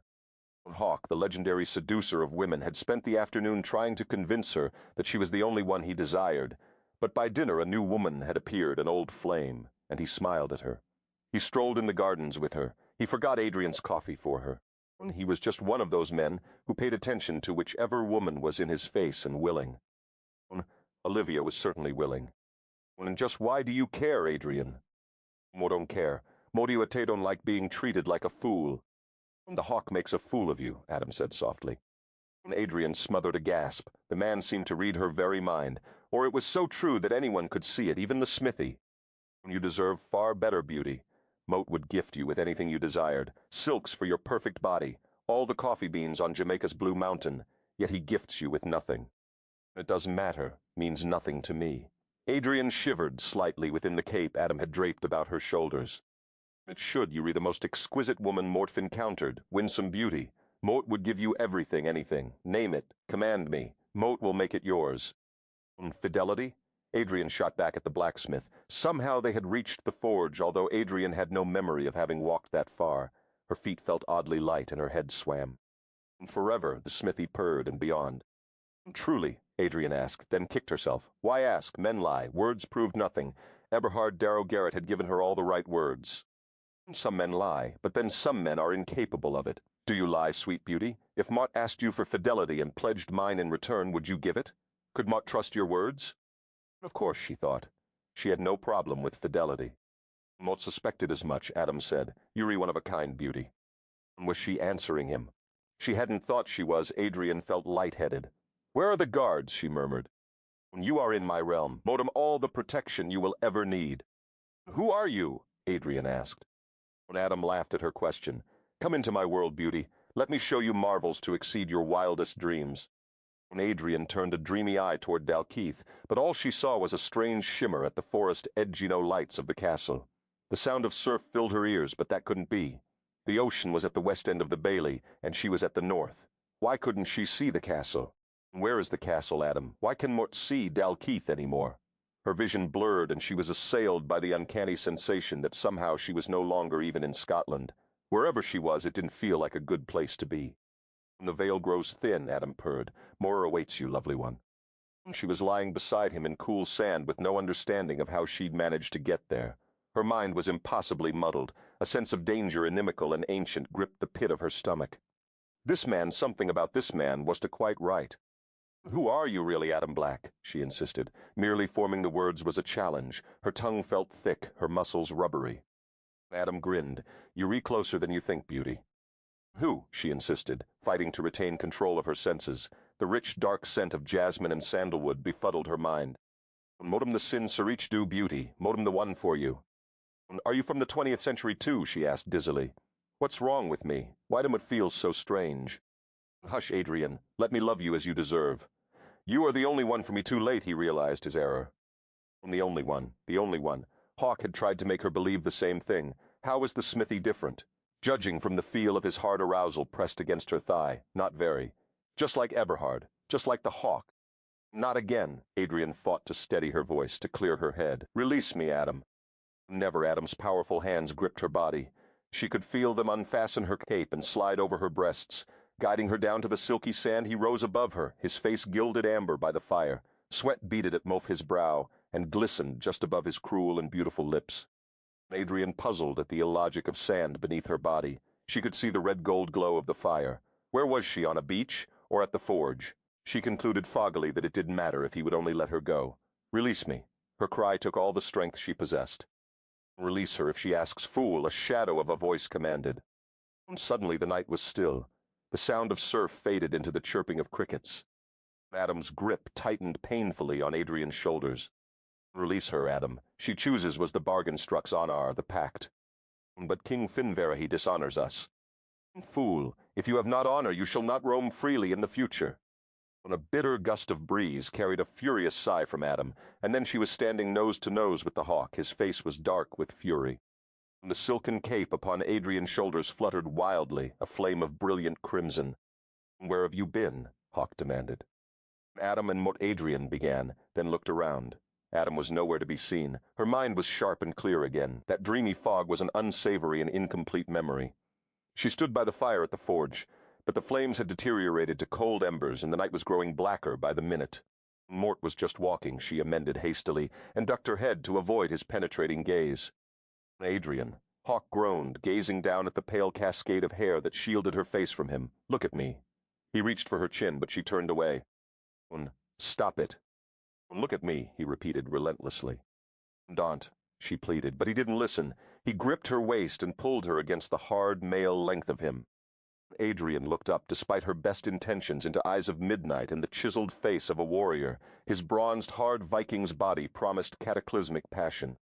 Lass, tell me it's not him. Say it. Give me the words. Even if you can feel for me yet, tell me you have no real feeling for him, and Moat will overlook all that has transpired, groaning. He dropped his silky dark head forward against her, as if reveling in simply being close. The clean, spicy scent of his hair, black as sin, stirred her senses in ways she couldn't comprehend. Moat feel for Adam. Her tongue felt thick. Even her body tried to defy her around this man. She forced herself to say cruel words to hurt him, and it hurt her to do it. Where did you get this cape? He asked evenly, his hands sliding over the rippling fabric. Adam, perhaps he hadn't heard her. He hadn't even so much as flinched. Deftly, he unfastened the silver brooch that smote her neck with steady hands. No, she mused, he definitely hadn't heard her. Maybe she'd had mumbled inaudibly. Easily he slid the cape from her body, gracefully even. She stood frozen in shock as his strong bronzed hands shredded the cape into tatters. The expression on his face was hard and cold. Oh, he definitely heard her. How could she remain untouched by the barbaric and beautiful maelstrom of masculine fury that he was in his jealousy? Yes, jealousy. Same as she'd had felt about Olivia. Dear God, what was happening to her? Chapter Mir Sao. Why did you do that? She gasped, when she was able to speak. Hawk placed a finger beneath her chin and tilted her head back, forcing her to meet his flinty gaze. Moat will tear from you anything Adam gives you. Remember that. If Moat find his body bedraped over yours, he will suffer the same fate. His eyes drifted meaningfully over a scrap of crimson silk stuck on the bark of tree, flapping like a dead thing in the breeze. Why? Because Moat want you. You don't even know me. His mouth curved in a beautiful smile. Oh, sweet lass, Moat can know ove kept everything about you. Moat know Yuri a complex woman, full of dualities. Yuri innocent, yet tough. Intelligent, he cocked a teasing brow, but lacking a smidge of common sense. I'm not, Adrian scowled her protest. He laughed huskily. You have a wonderful sense of humor and you laugh often, but sometimes you melancholy. He crowded her veck, kept to his body and gazed down at her vengeful heavy-hooded eyes. Adrian tossed her head, trying vainly to dislodge his finger from beneath her chin and escape his penetrating gaze. He cupped her face firmly. Vengeful had both hands. You're a willful woman, and more to like to be the focus of such a willful woman's desire, more to like to have you yield your trust and loyalty to me as steadfastly as you withhold it. Mort met a mature man, Adrian. Mort will be patient while Mort woo you, but you, Mort will. Adrian swallowed hard. Damn him for his words. Not only will Mort woo you, lass, I will win you completely, the hawk added in the privacy of his heart, but he couldn't say that aloud, not yet. Not when she was staring at him, her lower lip trembling ever so slightly, but enough to give him hope. Moat met going to teach you that one lifetime is a long enough for all the pleasure Moat can bring you, lass, he promised. Adrian closed her eyes, willing the image of him to hell and beyond. Where's Olivia? She asked, eyes closed. Fallen over a cliff if the gods are smiling, Hawk replied dryly. Adrian opened her eyes and crinkled her nose, peering at him. Did she see the hint of a smile in his dark gaze? A passionate hawk was deadly, but she was on guard against passion. A teasing hawk might slip right through her defenses. Or if Mort met really lucky and the gods are forgiving, she wandered into Adam's arms, and he has been struck by the same thunderbolt that hit me when Mort saw you. Wouldn't that solve my problems? The corner of her mouth twitched. Oh nay, Moat have it. She wandered into the forest, and the Fae mistook her for one of their own, the wicked banshee, and she is never to return. Adrian laughed and was immediately rewarded with one of the hawk's devastating smiles. He was melting her, disarming her defenses, and it felt good. More seriously, he said, Moat instructed the guards to see to Olivia's return journey the moment her horses are rested enough to make the ride. Adrian's spirit elevated at his words. Adrian, he sighed her name like a rich port, complex and sweet, it's only you. Stop. Abruptly his mood changed, lightened like quicksilver. Mort vake hepanote to take you somewhere. Come, lass. Give me this night to show you who Mort really am, that's all Mort asked. Adrian's mind shrieked a resounding, no, but perhaps it wasn't too dangerous. Let me show you who Mort really am, how intriguing. You mean besides beautiful beyond bearing? But what harm could there be in conversation? What harm could there be in conversation, Adrian? Adrian blinked. He must have plucked the words right out of her mind. Look, Adrian, the moon comes out, peeping from behind the rowans. The hawk pointed, and her eyes followed, down the muscled curve of his arm, over his strong hand to the shining moon beyond. Cool silver orb that guides the night's slumber, Hawk mused softly. Moat wager you sleep little on such nights as this, lass, when a storm hovers, threatening to break through the fragile night. Do you feel it? As if the very air is charged with tension. A storm threatening has always stirred a restlessness in me. Adrian could feel herself weakening with each word, beguiled by his enchanting brogue. 'Tis a restlessness would feel in you as well.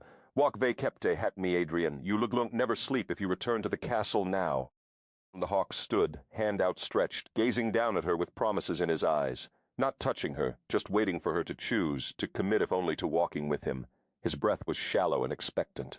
Her fingers twitched hesitantly beneath the heat of his smiling eyes. Vengeful hat, tiny lines at the outer corners. Eberhard hadn't had any wrinkles. She could never trust a man without a few wrinkles about his eyes. He hadn't lived and laughed enough if he didn't have a few faint creases. How had she failed to notice the fine lines of life on the hawk's face?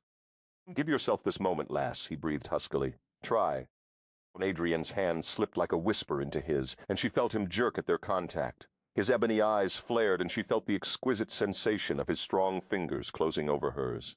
He swayed forward, and she felt the brush of his lips skim her cheek, an unspoken thank you for the chance that pushed no further. Mort used to walk here when Mort was a boy.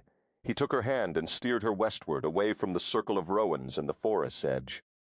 Tell her about yourself, he thought, about the boy you used to be before you went away. About who you couldn't wait to be when you got back, but most especially make her love you before she discovers who you were in between. Love still might not be enough to make her understand, but then at least there's a chance. They talked and strolled while the hawk wove his wild tales of boyhood impetuosity and bravery, and she laughed into the gentle breeze. They sat atop the cliff's edge and tossed pebbles down into the surf, the crisp salt air tangling her silvery blonde mane with his raven silk. He showed her where he'd hung a hammock, just over the edge and down a man's length, and he made her laugh at how he used to hide there from Lydia. When lying on his back, his arms folded behind his head, he would watch the sea and dream while his mother searched the bailey for hours, her lilting voice demanding he return. When Adrian told him about the nuns and the sultry streets of New Orleans, even got him to say it like the locals did a time or two, Nolans, and he listened without chiding her for believing such fantasy. Whether he believed she was weaving tall tales, or he somehow placed it all in the context of the 16th century, she didn't know. All she did know was that he listened to her like a man had never listened before. And so she told him about Marie Laveau, the voodoo queen, and Jean Lafitte, the famous pirate, and the great plantations that once stood vague-kept Tehat, their magnificent sprawling houses and the scents and sounds of Bourbon Street. When she spoke of the jazz, the lover's croon of a deep sax, the trumpeting blare of the brass horns, her eyes grew deep vague-kept Tehat mystery and sensual arousal, and he found he could almost believe she was from another time, surely from another land. "Kiss me, lass." Mort shouldn't too. Her breathless, husky murmur enchanted him. "Is it so bad, then?" When Adrian drew a deep breath, she stood up, moved away from him, and tipped her head back to study the sky. The night had cleared, the cloud cover had furled out to sea, and the storm had passed without breaking. The sounds of the surf ebbed and flowed below them in unfaltering rhythm. Stars pierced the mantle of night, and Adrian tried to locate the Big Dipper when suddenly a small, bright star seemed to shiver, then plummeted from the sky. "Look," she said excitedly, "a falling star." Hawk surged to his feet. "Whatever you do, don't wish, lass." She turned a pure, glowing smile his way, and it dazzled him so completely that for a moment he couldn't think. "Why ever not, Hawk?" "They come true," he finally managed. Her gaze fled back to the falling star. Adrian held her breath and wished with all her might, "Please let something very good happen to me soon. Please." Unable to say the words even beneath her breath, she willed her vision to the stars. He sighed. "What did you wish?" "You can tell," Adrian informed him pertly, "it's against the rules." Hawk cocked a questioning brow. "What rules, lass?" "You know. The wishing on a star rules," she informed him in a tone that said everybody knew those rules. "So what did you wish that came true?" Hawk snorted. "You just told me Motmet not allowed to tell." Adrian rolled her eyes and made an impatient sound. "That's only until they come true. Then you can tell anyone you want." Her eyes blazed with curiosity, sout with it. She pushed lightly at his chest. Hawk stared at Adrian with fascination.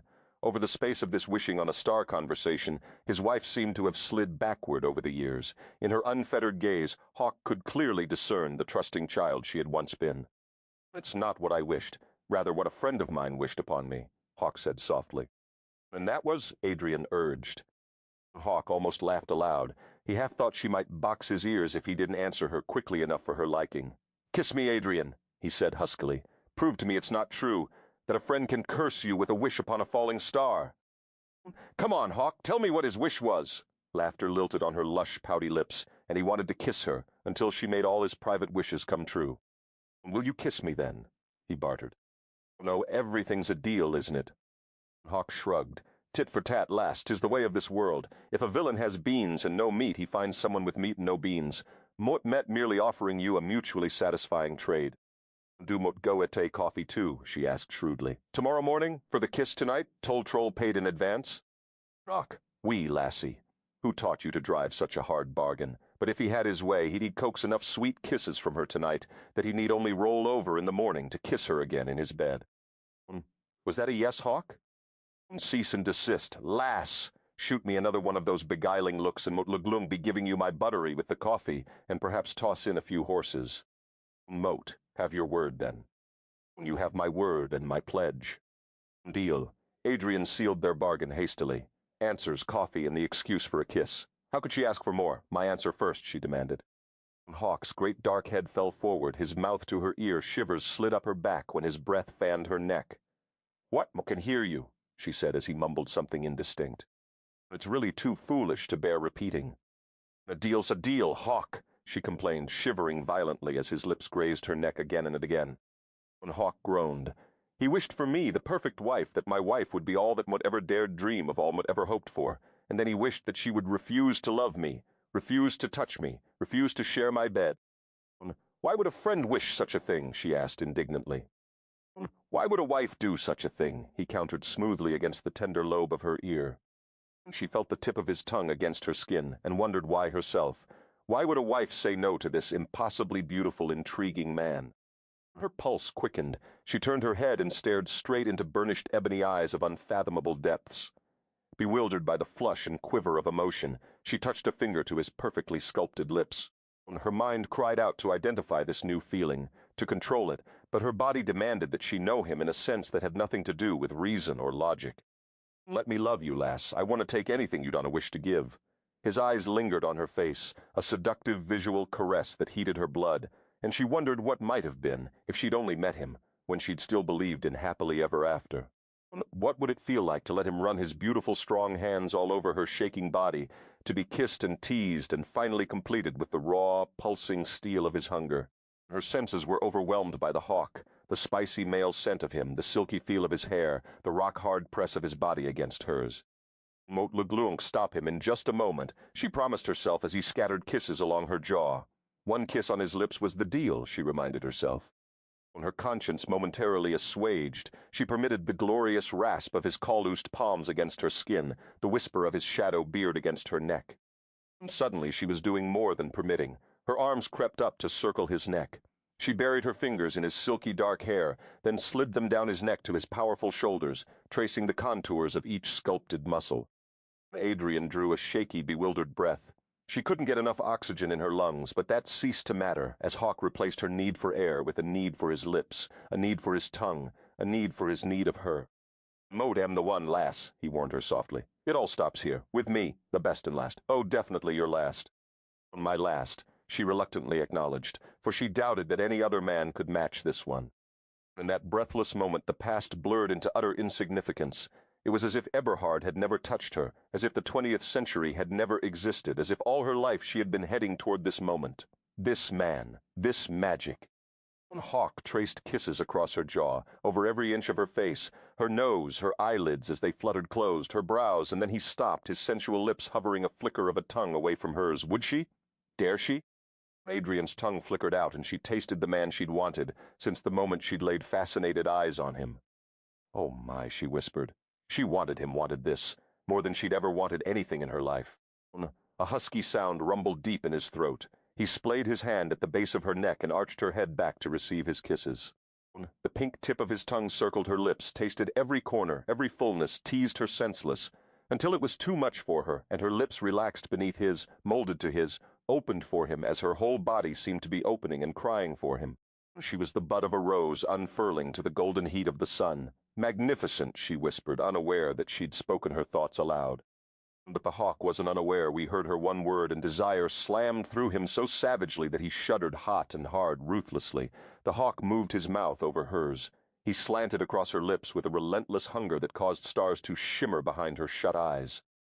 Adrian's eyes flew open for the sheer pleasure of looking at him, and she saw that he was looking directly into them with such a smoldering promise of passion that she whimpered against his mouth. Hundreds of feet below, nature conspired with the raw, unquenchable mystery of passion in its rhythm, the sensual tempo of the waves as billions of gallons of water came in with a fury, then eased out. Wave after wave of sensation crashed over Adrian. She was adrift in a sea of erugehat passion that she literally felt herself being reshaped, molded to this man's touch, just as the rocks below her were molded by the ocean's relentless caress. And the hawk's tongue was hot silk, exploring her mouth, teasing her tongue. "Oh," she whispered, but never knew. "Is kissing me so bad, then, lass?" "It's not the kissing that's bad." Her words were lost in a soft moan, as she tipped her head back for more kisses. "What's bad, my heart?" Hawk nipped her neck gently. "Ooh, you." "Me? Moat met bad." He wouldn't let her answer for a long moment, while he nibbled at her lower lip, teased it, sucked it into his mouth, then slowly released it. Adrian drew a shaky breath. "Will Moat mean you are a man?" "Yes," he encouraged. "And very beautiful at that." Yes?" But hate beautiful men. Her hands moved over his shoulders, his broad muscled back, and tapered down over his tight waist to his muscular buttocks. She was shocked at her own daring, thrilled by the groan of pleasure she coaxed from him. "Mort can tell. Hate me just like that, lass. Hate me like that again. Hate me all you need to hate me." In one fluid motion, the hawk tumbled her gently to the ground and stretched his hard body over hers. Adrian was amazed. She'd never been this intimate with Eberhard, never experienced anything like it before, this heady feeling of lying beneath a man. How tantalizing it was, the thrust of her breasts against his broad chest, the possessive way he snared and kept one of her legs between his, the ridge of his enormous cock against the curve of her thigh. When he shifted his weight so that rigid muscle rode rock hard between her legs, The heat simmering between them flared, causing muscles to clench inside her she hadn't known she possessed. He rotated his hips, rubbing in slow, erotic circles against her. She felt lightheaded, disoriented by the sensations he evoked. She arched against him, wrapping a leg over him to pull him closer, to trap the heated man of him snug in the ache between her thighs. He tugged gently at the bodice of her gown and slid it down over her shoulders, baring her breasts for his attentive expertise. "Beautiful," he murmured, his fingers teasing the puckered crests. When he circled the rosy peaks with his tongue, tendrils of fire radiated through her body, culminating in exquisite heat in her belly, and lower still. "Oh my God!" Adrian tossed her head in the fragrant grass and threaded her fingers possessively through his dark mane. Hawk groaned, his hot breath fanning her breast. "How do you do this to me, lass?" She was all he'd ever dreamed he might one day have, then counseled himself sternly to give up the dreaming as a foolish lad's fancy. But now he felt very much like that foolish lad again. He almost laughed at the rightness of it. After all the women he'd had, he loved this one. The full enormity of his realization astounded and delighted him. He lowered his lips to hers, demanding wordlessly that she love him back. He put every ounce of longing, every shred of roguish seduction at his disposal into that silent plea. He kissed her so deeply, he no longer knew where he ended and she began. Her hips yielded when he thrust against her and rose hungrily to find his when he drew back. Primitive sounds escaped her lips, which were swollen and plum-colored from his fierce kisses. "Love me, Adrian," he commanded roughly. "Love me." Her only reply was a throaty moan. "Tell me you want me, lass," he demanded hungrily against her lips. "Please," came her choked reply, as she squeezed her eyes tightly shut. "I'll stop him in just a minute. It'll be easier if Mort don't look at him." "Do you want me, Adrian?" Hawk asked, pulling back from their kiss. Her plea was enough of an answer. He had to hear her say the words, that even with her eyes closed, she knew it was him on top of her, him kissing her. But she didn't answer, and her eyes remained shut. Hawk groaned and kissed her again anyway, losing himself for a moment in the texture and taste of her sweet lips, but doubt hammered at him. He was aware that if he didn't push the issue, he might yet carry her to his bed tonight in her sensual, drunken arousal. But he didn't want Adrian incoherent. He wanted her wide awake, fully aware, and asking him to touch her. He wanted her to meet his gaze levelly with honest, unabashed hunger, and say the words. Hawk tore his mouth from hers, panting hard. "Open your eyes, Adrian." He forced himself to lie still, his hips rigid against the seductive arch of her body. In a wordless moment of shallow breaths passed, their lips inches apart. "Look at me. Say my name now," Hawk commanded. When Adrian's eyes opened just a sliver, "Donna, make me acknowledge this. Donna asks so much," they pleaded. And again her body quested upward, begging him to move atop her to seduce her in her drunken arousal, so that tomorrow she could pretend it hadn't been her choice. "Look at me and say my name." His voice broke harshly on the words. His beautiful, chiseled mouth hovered only a whisper away from hers. Adrian stared up at him mutely. Tears stung her eyes, threatening to spill down her cheeks. "Why can't you do it?" he demanded, his brogue rough velvet over broken glass. "Is it so impossible, Sid Heach? That's all you have to say. Or James, even Leon. Laird Douglas would do, anything but Adam." Adrian stared, revulsion at her own weakness choking her. She'd learned nothing, one more inch, one scant movement, and she would be lost as never before. Where the body goes, the heart will follow, say his name, and kiss him again. Then you can just kiss your soul goodbye. This man has the power to destroy you in ways Eberhard never could. What will it take to make you forget him? And he thought it was Adam, but it wasn't Adam, it was Eberhard, and there would be nothing left of her this time if she played the fool again. "Say my name, lass, for the love of God," Hawk roared. He was shaking with a mixture of barely restrained passion and disbelief that she could respond to him so erotically, so completely, yet still withhold his name. "If there is any chance for me at all, Adrian, call out to me. If you can even say my name, then Mort stand no chance of ever gaining your love." His last plea was the agonized cry of a wounded animal. It laid open her heart. When a pulse throbbed in his neck, and she raised her hand to place trembling fingers against it. Harder and harder she steeled her heart until it was safe again behind a glacier of remembrance and regret. He pushed her hand away. "Say it," he forced his demand through gritted teeth. "Now is it this, just so touching mote Luklunk help her," Olivia's voice dripped venom. "Just call him the king's whore," she purred. "That's all we ever called him." The storm raging in him stilled at precisely that moment. "Is it true?" Adrian finally whispered, her eyes wide and deep with hurt and something else. Hawk saw the unspoken cry in her slate depths. He wanted to deny it, to explain the nightmare away. But he would not lie to this lass. She would have to take him in full truth or not at all. When she accepted him, if he even had any chance left, she would possess him entirely. Bitterness welled up, cloaking him in a despair so complete he almost cried aloud with the agony of it. "It was called the King's Whore," he replied stiffly.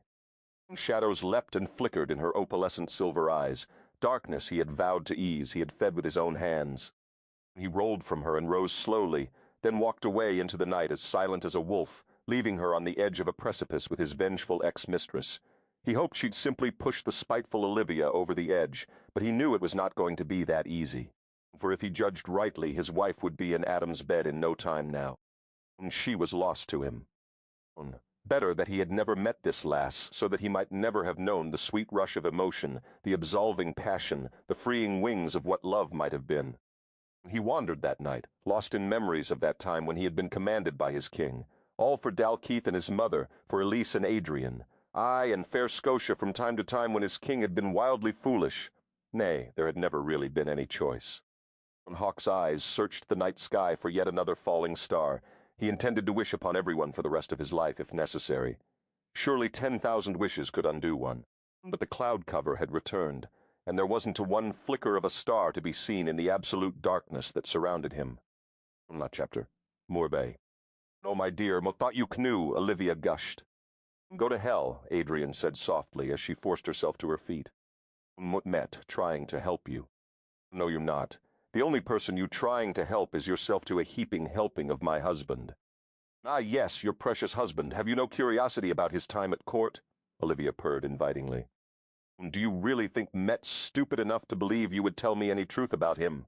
A woman like you." Olivia stopped mid-sentence, her mouth hanging slightly ajar. "And just what is that supposed to mean?" Adrian's slate-gray eyes coolly met Olivia's heavily cold ovals. "Just that you're the kind of woman who measures her success by the men she beds and the women she bites, and one day soon, and not too far off from the look of you, you are going to be nothing but a plump, unwanted old woman with no friends. And then how are you going to pass the time?" Olivia might have taken her in years ago, but not much fooled her anymore. "How dare you, you petite salope!" Olivia spit out. "I was only offering my help.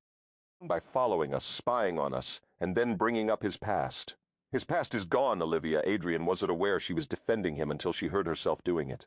"Some people learn from their past, grow better and wiser. My Hawk has done that. You're just angry, because you know he's not the man he used to be. If he was, he would have stayed in the gardens with you, instead of spending the evening talking with me."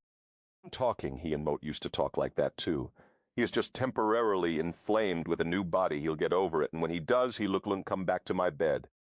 "You were wrong," Adrian said calmly, "and you know it. That's what really upsets you." "Old dogs do not learn new tricks, sweet young fool," Olivia sneered. Adrian flashed a saccharine smile at the older woman. "Perhaps not, but sometimes dogs give up their old tricks entirely."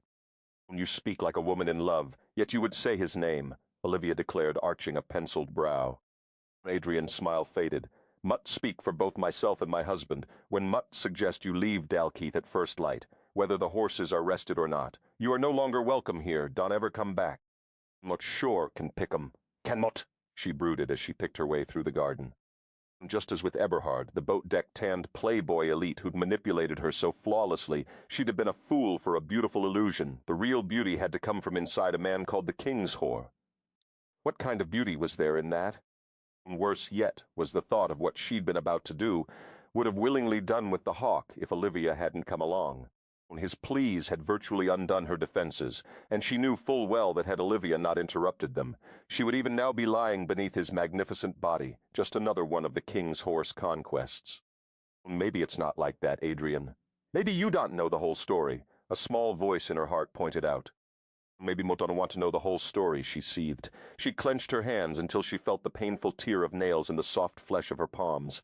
Mudvay kept a note to go home. She mourned like a lost child would want Mooney. And that S, the only thing that S worth wanting back there, she thought.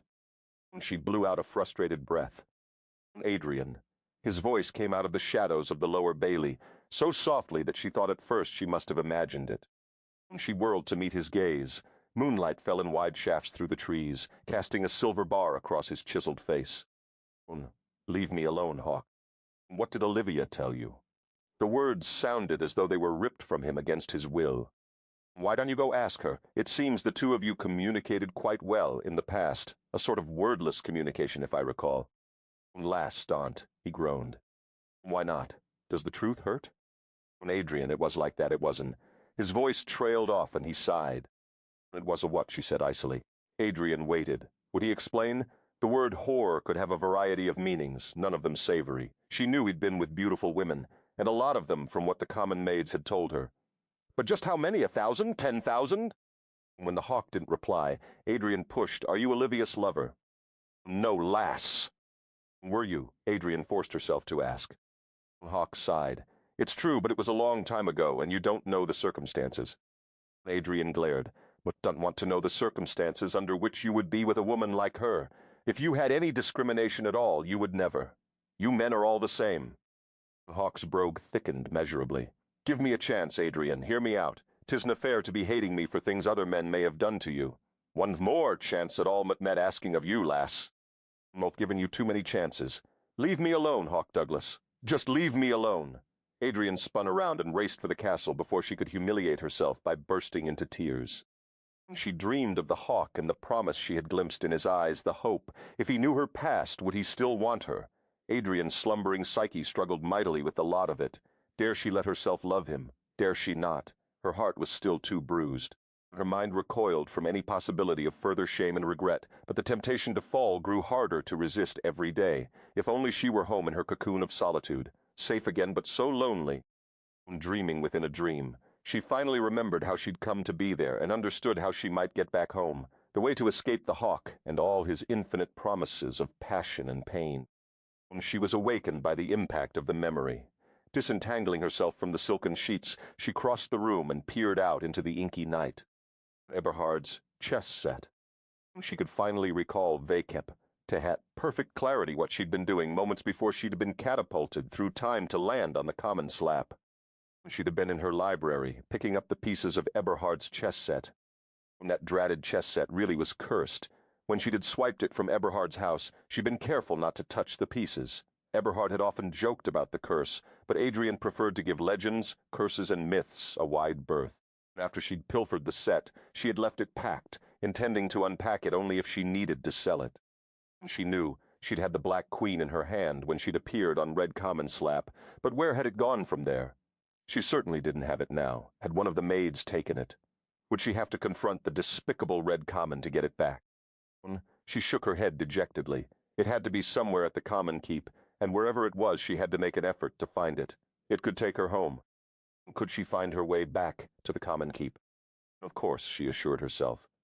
After traveling scrubby backroads for 2,000 miles, Adrienne de Simone could find her way anywhere, but quickly while she was still under cover of the night, and before her resolve weakened. 30 minutes later she was ready. Tiptoeing through the kitchen, she'd have found an oiled sack and filled it with crusty breads and cheeses and a few apples. Tavis snored in his chair by the door, his hand furled. About a half-full glass of she sniffed cautiously pure grain alcohol from the smell of it. After a quick stop in the Green Lady's room where she'd left the boots Lydia had given her, she'd be ready to go. Slipping from the kitchen, she moved quickly down the short corridor and pushed open the door to the Green Lady's room. Her eyes flared with dismay. There the hawk slept, a white linen sheet wrapped around his legs, his torso bare to the dawn's caress. His dark head tossed against the white pillows, and he slept alone grasping in his arms the dress she'd worn that day she'd taken the dart. They called him the king's whore, she reminded herself. Perhaps there was actually a royal appointment to such a post, or perhaps he was simply so non-discriminating that he'd earned the title all by himself. Regardless, she would never again be one of many. Adrienne spied her boots on the wooden chest at the foot of the bed. Eyes carefully averted from her sleeping husband, she slipped them from the burnished pine lid and skittered back toward the door on kitten paws, closing it gently behind her. And now the difficult part. Guards were posted all over the castle. She would have to flee through the gardens, down the eternal bridge to the gatehouse and through the east tower. She'd run from worse things, through worse climbs before. She would manage somehow. She always did when it came to running. When Hawk slitted one eye open and watched her leave, he muttered darkly and shifted his body, folding his muscular arms behind his head. He stared at the door a long moment. She was leaving him. Never. Not so long as he lived and breathed, and he had a hell of a lot more fight in him than she must think. He moved to his feet and grabbed his kilt, knotting it loosely at his waist. And so that's the way it was going to be, he mused bitterly. The first sign of something less than savory in his past, and she would run. He hadn't pegged her as the skittish type. He'd thought there was a lass of fiery metal beneath her silken exterior, but one breath of his sordid past and she was ready to leave him, after the pleasure she'd so obviously experienced in his arms, still to walk away. Well, where the hell did she think he'd learned how to give pleasure? Oh, nay. The next time his wife lay in his arms, and there would be a next time, he would take one of the gypsy potions to make him detached. Then he would truly show her the benefits she reaped from the past she eschewed so violently. He was offering her his love, freely and openly. He, who had never offered anything more than physical pleasure for a short time to any lass, was offering this woman his life. And still she would not accept him. And she didn't even know the first bloody thing about what it meant to be. The king's whore, Olivia, had been about to tell her there in the gardens. Olivia, who had ruthlessly exploited the hawk's servitude to the king by petitioning James to command the hawk to grant her those carnal favors he'd previously denied her. Olivia, who had given James a whole new way to humiliate the hawk. The memory of it shamed and enraged him. He banished such thoughts and the blinding anger they generated with a firm flexing of his formidable will. Adrian was his immediate problem, Hawk snorted. Was she running off to discover the world in her smithy's arms? Aye, he was sure she was. At that moment, Grim pushed the door open and ducked his head in a silent question in his eyes. As she headed north, Hawk's face was bitter. Nay, Grim puzzled, 'tis what Mort expected too, but she goes east. To the gatehouse. Alone? Aye, carrying only a wee pack. He must be meeting her there, Hawk mused. The guard is following? Aye, at a distance, until you give your command. When Hawk turned his back and studied the dying embers, his command, should he let her go? Could he? And if she joined with Adam, how would he keep himself from killing the smithy they kept to his bare hands? No, better to stop her before he had to know, with absolute certainty, her betrayal. What have you learned of Adam? Hawk kicked at the hearth. Nothing, Hawk. 'Tis as if he blew in on a fey breeze and put down roots. It's the oddest thing, no one knows from whence he came. Mote think Esmeralda is our best bet for information, as she warms his bed, but mote haven't been able to track her down just yet. Grim rubbed his jaw thoughtfully. Seems Esmeralda's people have moved their camp away from the North Rowans to the far east pastures. When Hawk spun on his heel, his dark eyes searching Grim's intently, the Rom never move camp. They always stay in the north pastures through the summer. Not this summer, Grim shrugged, verily odd. Said even the Samhain would be celebrated at a new site this harvest. Strange. Hawk pondered this new oddity, but he spared only a moment to consider the gypsy tribe that camped Dalkeith. There were more important issues to attend to. His wife was leaving him. Stop her at the gatehouse, Grim. Mote Luglung be there shortly. Adrian knew she was being followed. Escaping the castle was as hard as trying to break out of a prison. She had less chance of evading the guards than she had of wishing herself back to the 20th century. This time she didn't even have a gun. Unlike the night, Eberhard had died a night she'd promised herself never to think of again. She hadn't meant for any of it to happen. She hadn't even known what was going on until the night she'd finally discovered why Eberhard had been sending her on all those solitary vacations, so lovely and stupidly gullible. Wasn't that how she'd heard him describe her that night? She'd returned unexpectedly from London, hoping to surprise him. And surprise him she had. Slipping in the back door of the garage and into his luxurious home, Adrian overheard a conversation not meant for her ears. A conversation he would have killed her for hearing. She hadn't called out his name as she placed her hand on the door to his den. Gerard's voice carried clearly through the door. Did Rupert meet her in London? Adrian froze. They were talking about her. How had they known that Rupert was in London? She'd had just met him there yesterday. She hadn't even called Eberhard and discussed anything with him yet. She'd had come back on the Redeye, and it had taken all day and half the night to get home. She pressed her ear to the door, listening curiously. Eberhard laughed. Just as we'd planned, he told her he was in town to buy a gift for his wife. You know Adrian. She'd believe anything. She didn't notice a thing when he swapped her luggage. She's so lovely and gullible. You were right about her from the first. Gerard, she is the perfect pigeon, and she, Luglung, never catch on to what we were doing until it's too late to matter. Adrian jerked violently, her hand frozen on the door. And when she finally gets caught, Eb, what will you do then? Eberhard's laughter chilled her blood. Ah, That's the beauty of it. They look dig up the records from the orphanage. Mot took the liberty of having them doctored a bit. They now reflect a juvenile, delinquent, with a natural inclination toward criminal behavior. She look take the fall alone. There's not a cop in my fair city who'd try to pin anything on Mr. Eberhard Darrow Garrett, generous political patron. Mot never leave the kingdom of an Allens. She's the one always in and out of the country. Adrian's eyes were wide with horror. What was he saying? Gerard laughed. We got a huge shipment out in her Mercedes last month, Eb. The Acapulco run was nothing but brilliant. Shipment, Adrian wondered frantically. Shipment of what? She backed soundlessly away from the door. Stupid, gullible, innocent. What was so bad about being innocent, she wondered, as she slunk through the darkened house, swallowing her sobs. At least there was honor in innocence. At least she never hurt anyone, never used anyone. So maybe she was a tad gullible. Maybe she even lacked a bit of common sense. But she more than made up for it in other departments. She had a good heart. That should count for something. Her throat tightened with suppressed tears. Stop it, she chided herself. Focus, find the Queen, get back home. They don't make men like the Hawk in the 20th century, and after the Hawk no man would ever be a temptation again. The gatehouse loomed before her. Why hadn't they stopped her? She knew they were still there. Maybe he wanted them to let her go. Maybe she'd been so naive and unschooled that he really wasn't interested at all. After all, a man like that certainly wouldn't have a hard time finding a willing woman. And what would the king's whore care? There would always be another woman. She kicked angrily at a pebble and watched it skitter into the wall of the gatehouse. Would they pull up the portcullis and draw back the sally port for her? Roll out the red carpet to celebrate her leave-taking? And as she stepped into the archway, Grim melted out of the shadows. She stopped, relieved.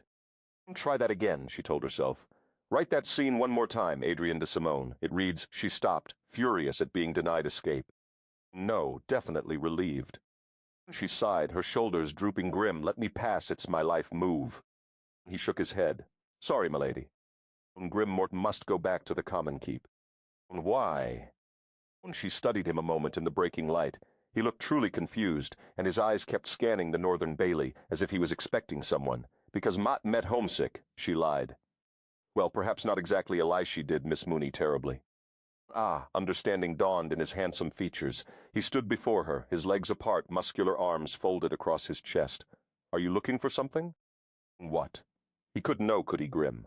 Did Lady I mean my mother say anything about, well, anything of mine that Moat might have left there at home? Like what? Grim asked, the veritable picture of innocence. Yes, like what? Echoed a voice behind her. Something in his voice had decidedly changed, and for the worse. The Hawker's velvet purr had taken on the coldness of smooth, polished steel. Was she responsible for that change? Take her to the peacock room, lock the door, and bring me the key, Grim. No, she cried, spinning around to face him. Mort must go. Mort want to go to the common keep. What seek you, wife? He asked icily. Mute, she stared at him defiantly. Hawk muttered a dark curse. Could it be true? Could she truly be from the future and looking for the way back home? The thought that she might leave him for Adam had made him near crazed. But, he brooded darkly, if it was the Black Queen she was seeking, then she was most definitely doing it for a reason. Odds were she was from somewhere else, if not somewhen else, and she thought the Black Queen could take her away from him. One way to find out, he decided. Is it this you're after, lass? He asked as he withdrew the chess piece from his sporran and raised it before her widening eyes. Chapter Moor Tam. Combe, lass. The command was toneless and unmistakably dangerous, and even now the mere word made her shiver with desire. The flush of heat stole her breath. Hawk. Daunt, the word was a warning now. Take my hand. What was he going to do? She wondered frantically. Behind her, she felt Grim step closer, edging her toward the Hawk. Wait, she held out a hand to ward him off. Move, milady, Grim said softly. Daunt, lock me in a room. How could Mut not? Hawk sneered. Knowing that you would go back to a place where it seems you knew little joy, yet you would rather be there than here with me. You don't believe Mort met from the future, she gasped. Mort met beginning to, he muttered. How do you think Mort knew about this? The Black Queen glittered in his hand. She shrugged. How?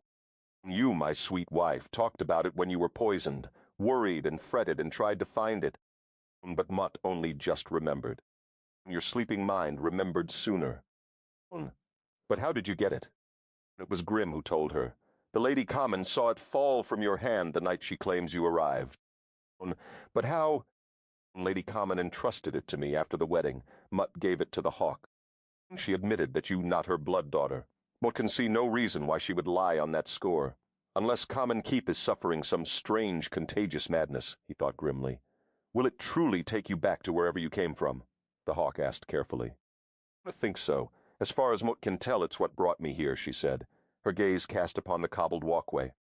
And your plan was to get it and go home, lass. You plan to slip from Dalkeith by yourself? No, with your mother, Hawk, she snapped absurdly. Of course by myself.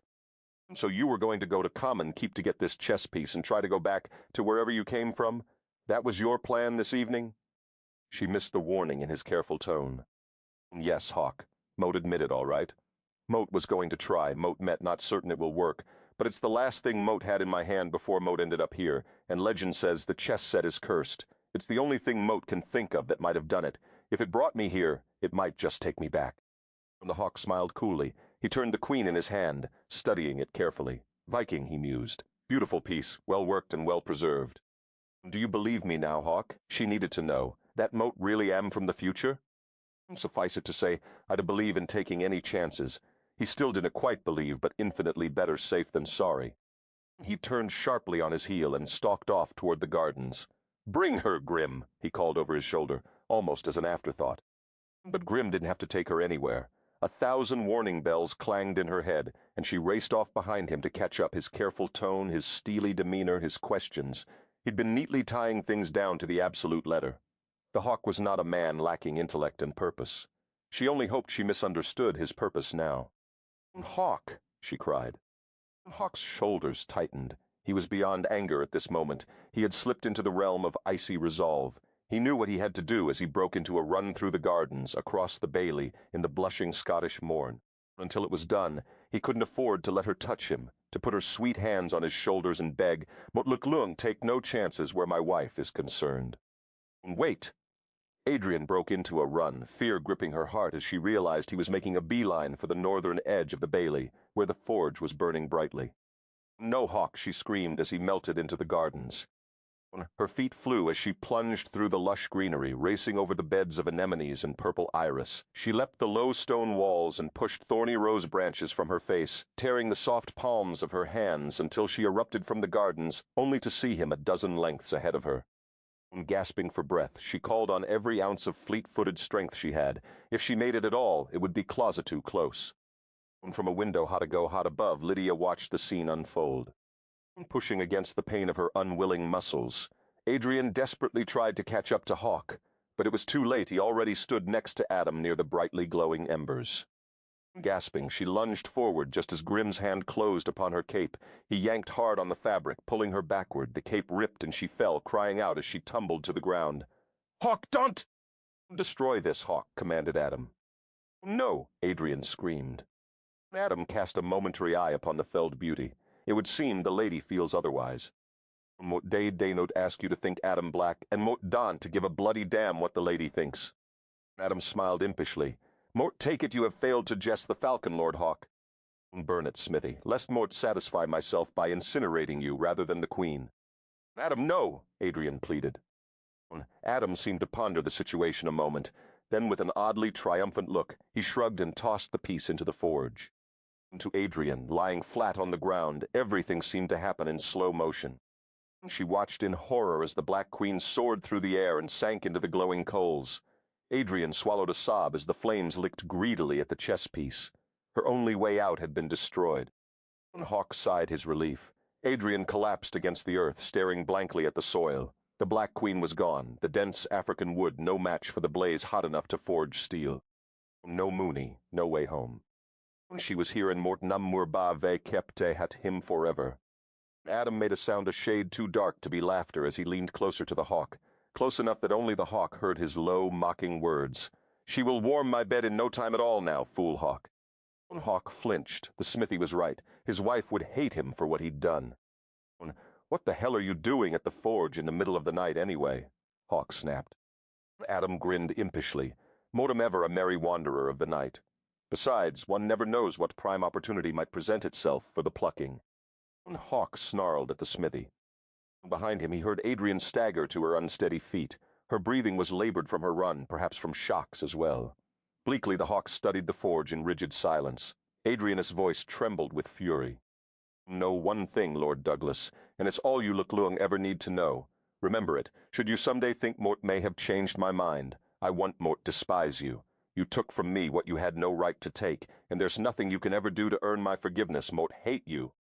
Despise me as you must," he said quietly, still staring at the forge, "but you can never leave me now. That's all that matters." Lufnas 8H. Midsummer. Double toil and trouble. Fire burn and cauldron bubble. Shakespeare. Macbeth. Chapter Muircheen. Twilight crept up from the oaken and over the cliffs with purple impatience that stained the walls of Dalkeith a dusky crimson. In his study, Hawk watched the night seep through the open doors on the west end. She stood on the cliff's edge, unmoving, her velvet cape tossing restlessly in the wind. What was she thinking as she gazed blindly out to sea? He knew what he'd been thinking, that even the wind sought to unclothe her. He tortured himself with the memory of the sultry rose peaks he knew, crowned her breasts beneath the silk of her gown. Her body had been shaped for this time, to wear clinging silks and rich velvets, to be a fine laird's lady, to mate a proud warrior. What the hell was he going to do? Things couldn't go on like this. He'd been trying to provoke her, hoping she'd make him angry so he could lose his head and punish her with his body, but time and again when he'd pushed, she'd given him only cool civility, and a man could do a bloody thing with that kind of response. He whirled from the door and squeezed his eyes shut to erase all haunting memory of the vision of his wife. Weeks had passed since that day by the forge weeks lush with fragile days and delicate dawns, ruby nights and midsummer storms, and in those passing days those jewels of Scotia's summer were 1,000 sights he wanted to share with her. Damn it! He pounded his fist upon his desk, sending papers fluttering and statues scurrying. She was his wife. She had no way back to wherever she'd come from. When was she going to accept that and make the most of it? He would give her anything she wanted, anything but to leave him. Never that. His existence had all the makings of a gilded living hell, and he could find no exit. As swiftly as it had assailed him, his rage evaporated. Adrian, his lips formed the word silently. How did we come to this impasse? How did Mut make such a mess of it? "Walk with me, lass," he said softly, and she whirled upon the cliff's edge, a breathtaking flutter of silver and cobalt blue, his colors, the Douglas colors. Unwittingly, it seemed, she wore them often. Did she even know that she donned in vivid splashes the very threads of the Douglas tartan, and that no name could have branded her more certainly his lady? When he waved a dismissive hand at his guards, he needed to steal precious moments with her alone before he left. After hours of struggling, he had reached many decisions. First and foremost being that he was long overdue for a visit to Uster, one of his many manors and the most troublesome. He simply couldn't keep neglecting his estates in his lovesick idiocy. The laird had to put in the occasional appearance and take an interest in resolving his villagers' concerns. Besides, he was making no progress here. If she chose Adam in his absence, then he could just die inside and get on with the pretense of living. It was how he'd survived the first 30-odd years. What kind of fool had he become to expect the rest to be any different? Laird Douglas, she clipped. In silence, they walked the cliff's edge together toward the forest. "Moat will be leaving for a time," he said finally as they entered the forest. Adrian stiffened. Was he serious? Well, where are you going? And why did it disturb her so much? He took a sharp, indrawn breath. Uster. What is Uster, anyway? One of my manors. 17 manors belong to Dalkeith. Uster holds the villages of Duluth and Tanamorasy, and they are an intemperate lot. 'Twas a problem even when the king's men held Dalkeith. When the king's men held Dalkeith. When her husband had been the king's whore. In the last weeks, the heat of Adrianus' anger had cooled, leaving a poignant regret. Hawk had mostly avoided her, except for the occasional times he'd seemed to be trying to pick a fight with her for some reason. She'd half expected him to lock her in his room, but after that terrible night, he had retreated carefully to his study by the sea. There he'd stayed every night so quiet, so beautiful, and so alone. "Hawk?" she began tentatively. "Yes." "What exactly did the king's whore do?" Hawk stiffened. Could this be the chance he'd been waiting for? Perhaps he could dare to hope after all. His laughter was full of bitter self-mockery. "Are you quite certain you wish to know, lovely Adrian?" Lurking behind a towering oak, Esmeralda studied Adrian's silvery blonde mane, silvery eyes, sparkling face. What did the hawk see in that skinny, pale girl he couldn't find in Esmeralda's sultry embrace? For the first time in weeks the guards were gone, and the bitch walked unprotected enough that Esmeralda could strike and flee into the shelter of the dark forest. Her beloved Hawk might suffer a time of mourning, but he would find solace and sweet passion in Esmeralda's arms once the soil stilled upon his wife's grave. She raised the arrow with a hand that trembled. Frowning, she dug the edge of the notched head into her fleshy palm until blood welled in her tawny gold skin. She grimaced against the pain, but it steadied her nerves. This time she would not fail. Esmeralda had chosen her weapon carefully. Poison had proved, too chancier drawn, and corded bow would send the arrow flying true with force enough to lodge in the flesh and bone of Adrian's breast. Esmeralda dropped to her knee and coiled the leather cord tighter. She notched the bow and took sight as Adrian stepped into a clearing. She nearly faltered when she saw the look on Hawk's face as he gazed at his wife. He loved Adrian as Esmeralda would have loved him, a wild, claiming no bounds kind of passion. With this realization, any compassion Esmeralda may have felt for Adrian evaporated. She steadied the bow and took aim at Adrian's breast. With a soft whoosh, the arrow flew free. Esmeralda swallowed a frantic scream. At the last minute, the hawk turned almost as if he saw her lurking in the shadows or sensed the arrow's flight. He moved. No. "Umph!" Adrian gasped as Hawk flung one powerful arm across her face and thrust her against a tree. Adrian struggled against his back, but he was an immovable mountain. Was this how he intended to win her back? After weeks of careful restraint, was he taking her into the forest to rape her? Oof! His breath hissed out softly, and she pushed harder at Mof's back. "What are you doing, Hawk?" she demanded, but still he said nothing. Hawk shuddered, battling the pain, as his eyes scanned the trees.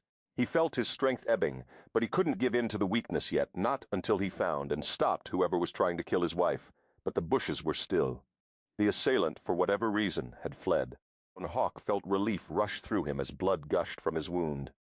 When he swayed and crumpled at Adrian's feet, she screamed and screamed. In the shadows, Esmeralda pressed a fist to her mouth. She could feel Hawk's eyes searching the very spot in which she cowered, but the shadows were too dense for even his eyes to penetrate. He turned, and in profile she could see the arrow still vibrating from the force of flight just above his heart. She closed her eyes and swallowed tightly. She'd killed him. The arrow was wickedly notched, and would be impossible to remove without ripping open his chest. She had deliberately designed it to do even more damage in the removing than in the entering. Even if it didn't kill the victim going in, it would certainly kill him coming out. Esmeralda melted to the forest floor and crawled through the underbrush until she was certain she was safe. Then she surged to her feet and ran blindly.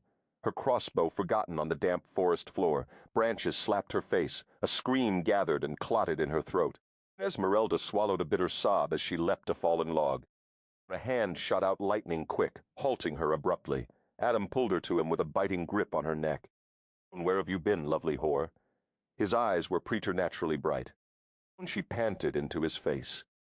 Adam glowered and shook her cruelly. "I said, where have you been?" When she still didn't answer, Adam slid his hand up her neck to her throat and squeezed. "Your life means nothing to me, Gypsy." His eyes were as icy as his voice. Haltingly, Esmeralda told him everything, begging Adam to save the man she loved, to use his unnatural powers and restore his life. So she knew his identity. He wasn't surprised the Rom were well versed in the ancient ways.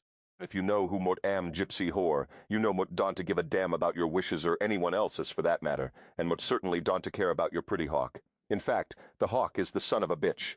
Mot came here to destroy." Esmeralda paled. "Come," he commanded, and she knew he didn't mean it the way he used to, not anymore. Chapter Hai Mui. "What do you mean?"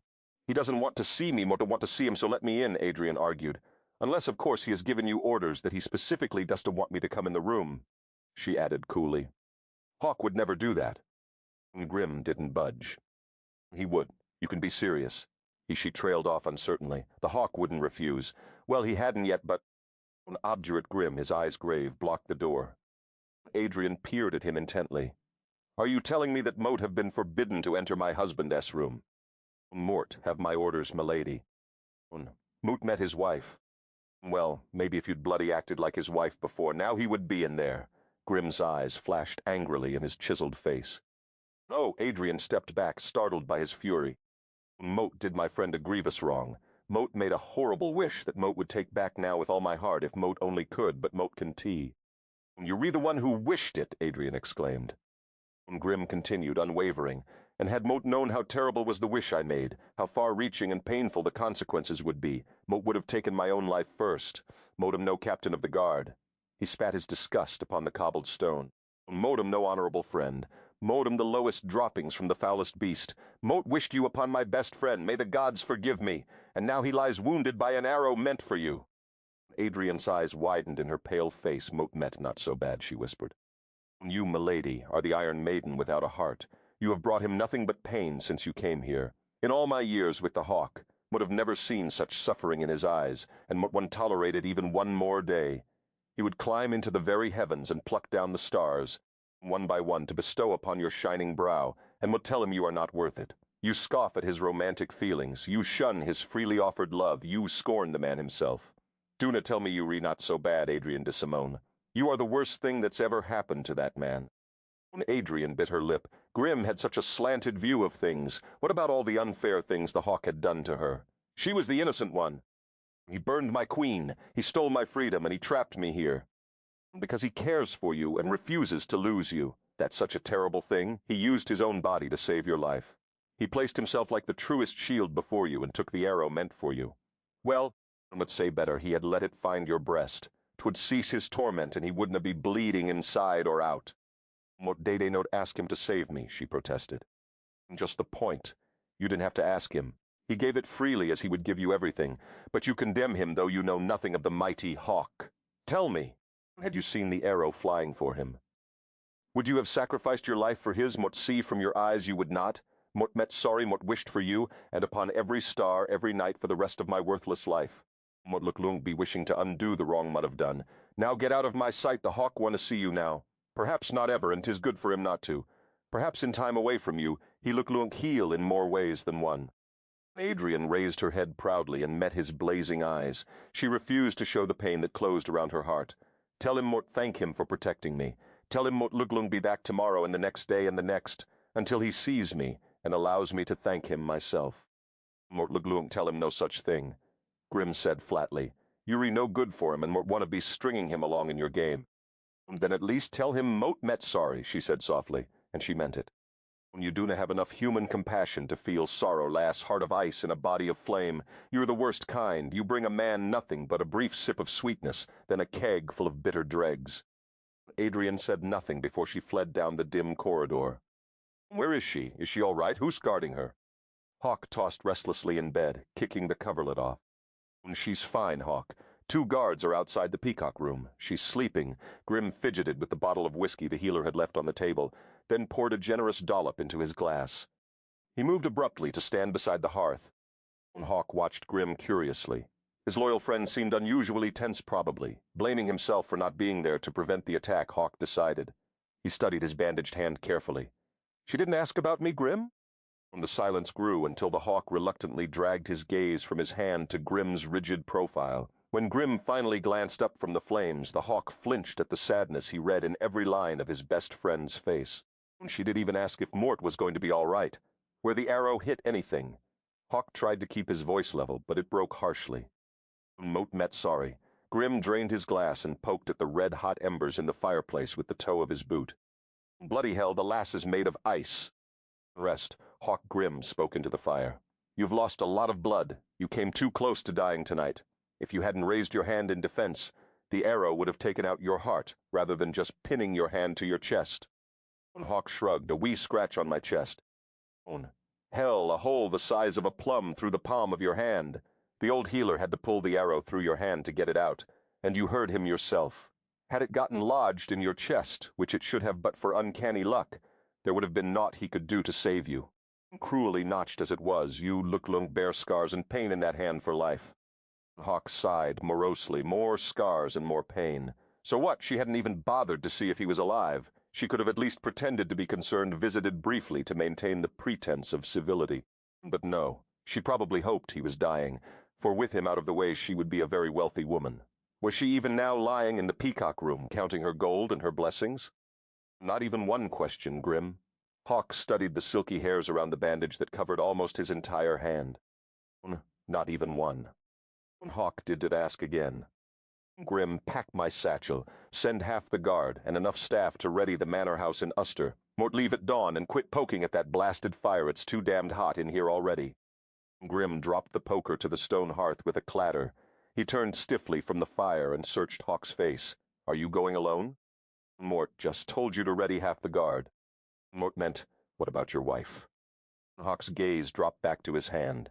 He studied it for a moment, then glanced up at Grim and said carefully Mort meant going alone. If she could even be bothered to see if Mort lived or died. Perhaps it's time Mort quit trying. At the very least, some distance may help me gain perspective. Grim nodded stiffly. You're sure you can travel with that wound? You know would heal quickly. Mort Luglunk stop at the Rom camp and get some of the chamomile and comfrey poultice they use. But to ride?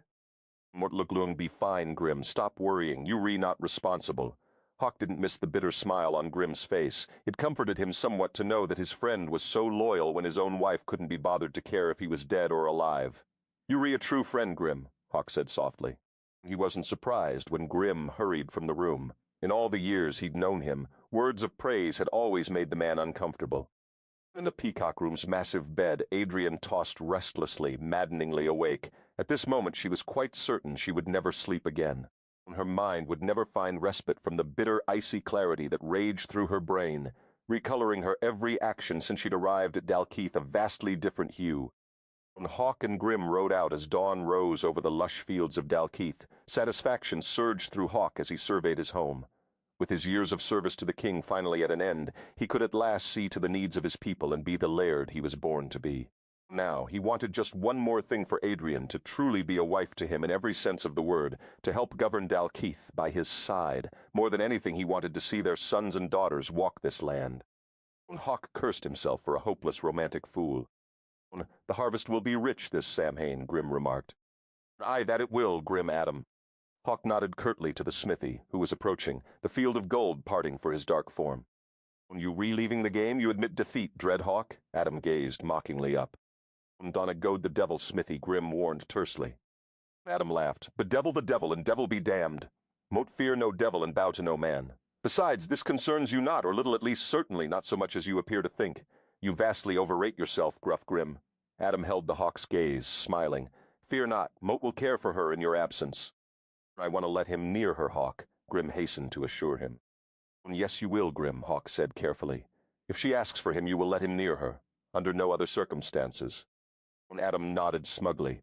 And ask she will, again and again, in that husky, sweet morning voice she has. And Grim, you might tell her for me that Mote have coffee from the Rom for her.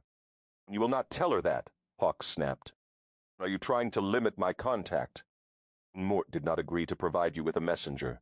Yet what will be will surely be. My guard stands for her, but it's you Mort will look to if she comes to harm. You give her into my keeping? Nay, but Mort will hold you responsible if harm should befall her. Mort would never let harm come to any woman of mine, and she is mine now, fool Hawk.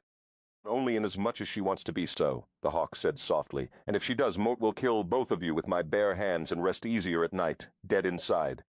You are either impossibly cocky or incredibly stupid, Dread Hawk, the smithy said with scorn. You will return to find the flawless Adrian in my arms. Already she spends most afternoons with me in your garden. Soon she will spend them in my bed, Adam taunted. The Hawk's jaw clenched, his body tensed for violence. She didn't ask for you, Hawk, Grim reminded tonelessly, shuffling from foot to foot. She didn't ask for him, Captain of the Guard? Adam asked brightly. Captain of Honor, Captain of Truth?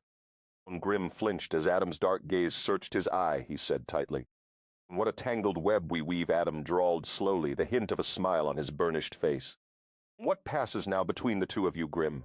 Hawk asked. The smithy's a strange man, Grim muttered. Mort would wish you Godspeed, but Mort believe God suffers little, if any, commerce with men such as us, so Mort wish you only a warrior's farewell, and never fear, Mort shall keep safe the lovely Adrian, the smithy promised as he patted Hawk's stallion on the rump.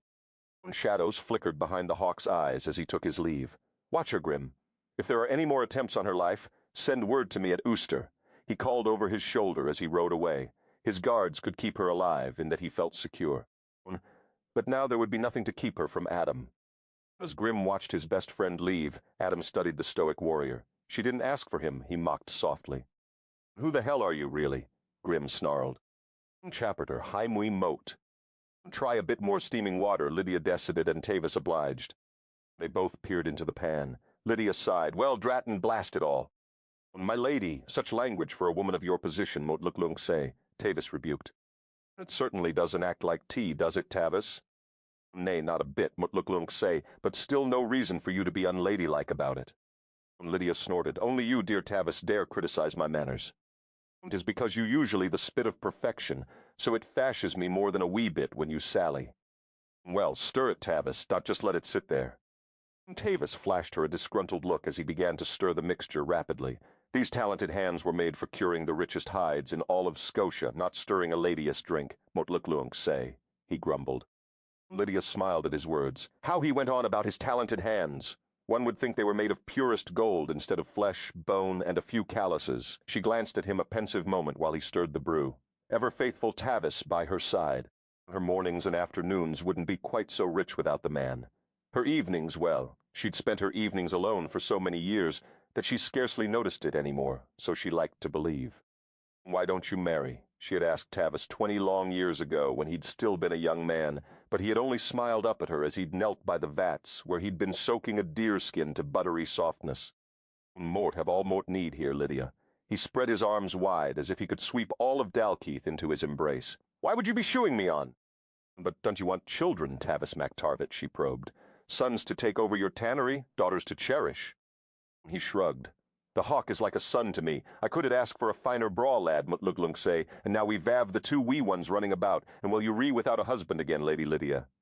He trailed off slowly, his strong hands rubbing and squeezing the hide in the salt mixture. And just what does my being without a husband have to do with you? Tavis cocked his head and gave her the patient, tender smile that sometimes swam up to linger in her mind just before she drifted off to sleep at night. Just that Mot Luk always be here for you, Lydia. You can always count on Tavis of the tannery, and Mot Luk say that 1,000 times more. His eyes were level and deep with some things she was unable to face. She had already lost 2 husbands to 2 wars, and the sweet saints knew there was always another war coming. But Tavis MacTarvett, he always came back. Scarred and bloody, he always came back. Back to stand in the kitchens with her while she dried her herbs and spices, back to lend a helping hand now and again as she dug in her rich black soil and pruned her roses. There were times when they both knelt in the dirt, their heads close together, that she'd feel a fluttery sensation in her belly, and times when she sat by the hearth in the kitchen and asked his help brushing out her long dark hair. He'd take the pins out first, then unsmooth her plaits one by one. Nothing's happening, Lydia. Tavis' voice shattered her pensive reverie and forced her mind back to the present. She shook herself sharply, dragging her thoughts back to the task at hand. Coffee. She wanted coffee for her daughter-in-law. Maybe it's like the black beans or dried peas and has to soak overnight. She worried as she rubbed the back of her neck. Nothing was going right this morning. Lydia had woken early, thinking about the lovely lass who had so bedazzled her son, thinking about how the situation must seem from her point of view. Calamity after calamity had struck since her arrival, which is why she'd gone to the buttery to retrieve quite a store of the shining black beans her daughter-in-law so coveted. The least she could do was find Adrian a cup of coffee this morning, before she told her that the hawk had left for Uster at dawn. Or worse, the news Tavis had discovered a scant hour ago, that Esmeralda had been trying to kill Adrian, but was now dead herself. And so it had come to this peering into a pan full of glistening black beans that were doing not much of anything in the steaming water. Maybe we should smash the beans, Lydia, Tavis said, leaning closer, so close that his lips were scant inches from hers when he said, What think you? Lydia beamed. Tavis, Mort think you just might have it. Get that mortar and pestle and let S get at it. This morning Mort'd really like to be able to start her day off with coffee. She's going to need it. It's getting out of hand, fool. A mortal lies dead, King Finvera snapped. One of her own race's hand, not mine, Adam clarified. But if you hadn't been here, it would not have come to be. You are perilously close to destroying everything. If the compact is ever broken, it will be by my queen's choosing, not through your act of idiocy. You had a hand in this plan, too, my liege, Adam reminded. Furthermore, Moat have harmed no mortal. Moat merely pointed out to the Rom that Moat was displeased. It was they who took action. You split hairs quite neatly, but you were too close to rupturing the peace we've kept for 2 millennia. This was not part of the game. The woman must go back to her time. King Finvera waved a dismissive hand. Adrian was walking in the garden, thinking about the advantages of the 16th century and the serene bliss of unspoiled nature when it happened. She suffered a horrid falling sensation, as if a great vortex had opened and a relentless whirlpool tugged her down. When she realized that she recognized the feeling, Adrian opened her mouth to scream, but no sound came out. She'd have felt this way just before she'd found herself on the Commoness lap, as if her body were being stretched thin and yanked at an impossible speed through a yawning blackness. Agonizing pressure built in her head. She clutched it with both hands and prayed fervently, "Oh, dear God, not again, please not again." The stretching sensation intensified, the throb in her temples swelled to a crescendo of pain, and just when she was convinced she would be ripped in two, it stopped. For a moment she couldn't focus her eyes. Dim shapes of furniture wavered and rippled in shades of gray. Then the world swam into focus and she gasped.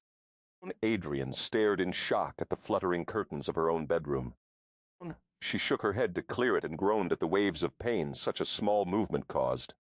"Bedroom?" she mumbled dumbly. Adrian looked around in complete confusion.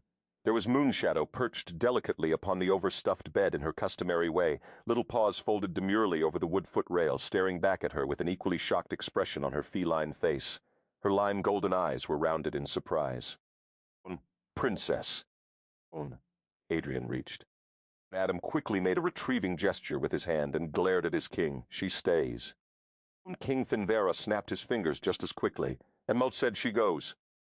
Adrian blinked and shook her head hard. Was she back in Dalkeith's gardens? No, she was in her bedroom again. This time, determined to get her hands on Moony, Adrian lunged for her, startling the already confused cat. Moony's back arched like a horseshoe, her tiny whiskers bristled with indignation, and she leapt off the bed and fled the room on tiny winged paws. Adrian followed, hard on her heels. If by some quirk of fate she was to be given a second chance, she wanted one thing: to bring Moonshadow back to the 16th century with her. Adam snapped his fingers as well. "Do not think to change your mind mid-course. You agreed to this, my king. It was just my idea." Adrian groaned. She was in the gardens again. It happened 3 more times in quick succession, and each time she tried desperately to capture Moony. A part of her mind protested that this simply couldn't be happening, but another part acknowledged that if it was, she was damn well going to get her precious cat. On the last toss, she almost had the bewildered little kitten cornered in the kitchen when Marie, her erstwhile housekeeper, selected that precise moment to enter the room. "Ease that you, Mise de Simone," Marie gasped, clutching the door jamb. Startled, Adrian turned toward her voice.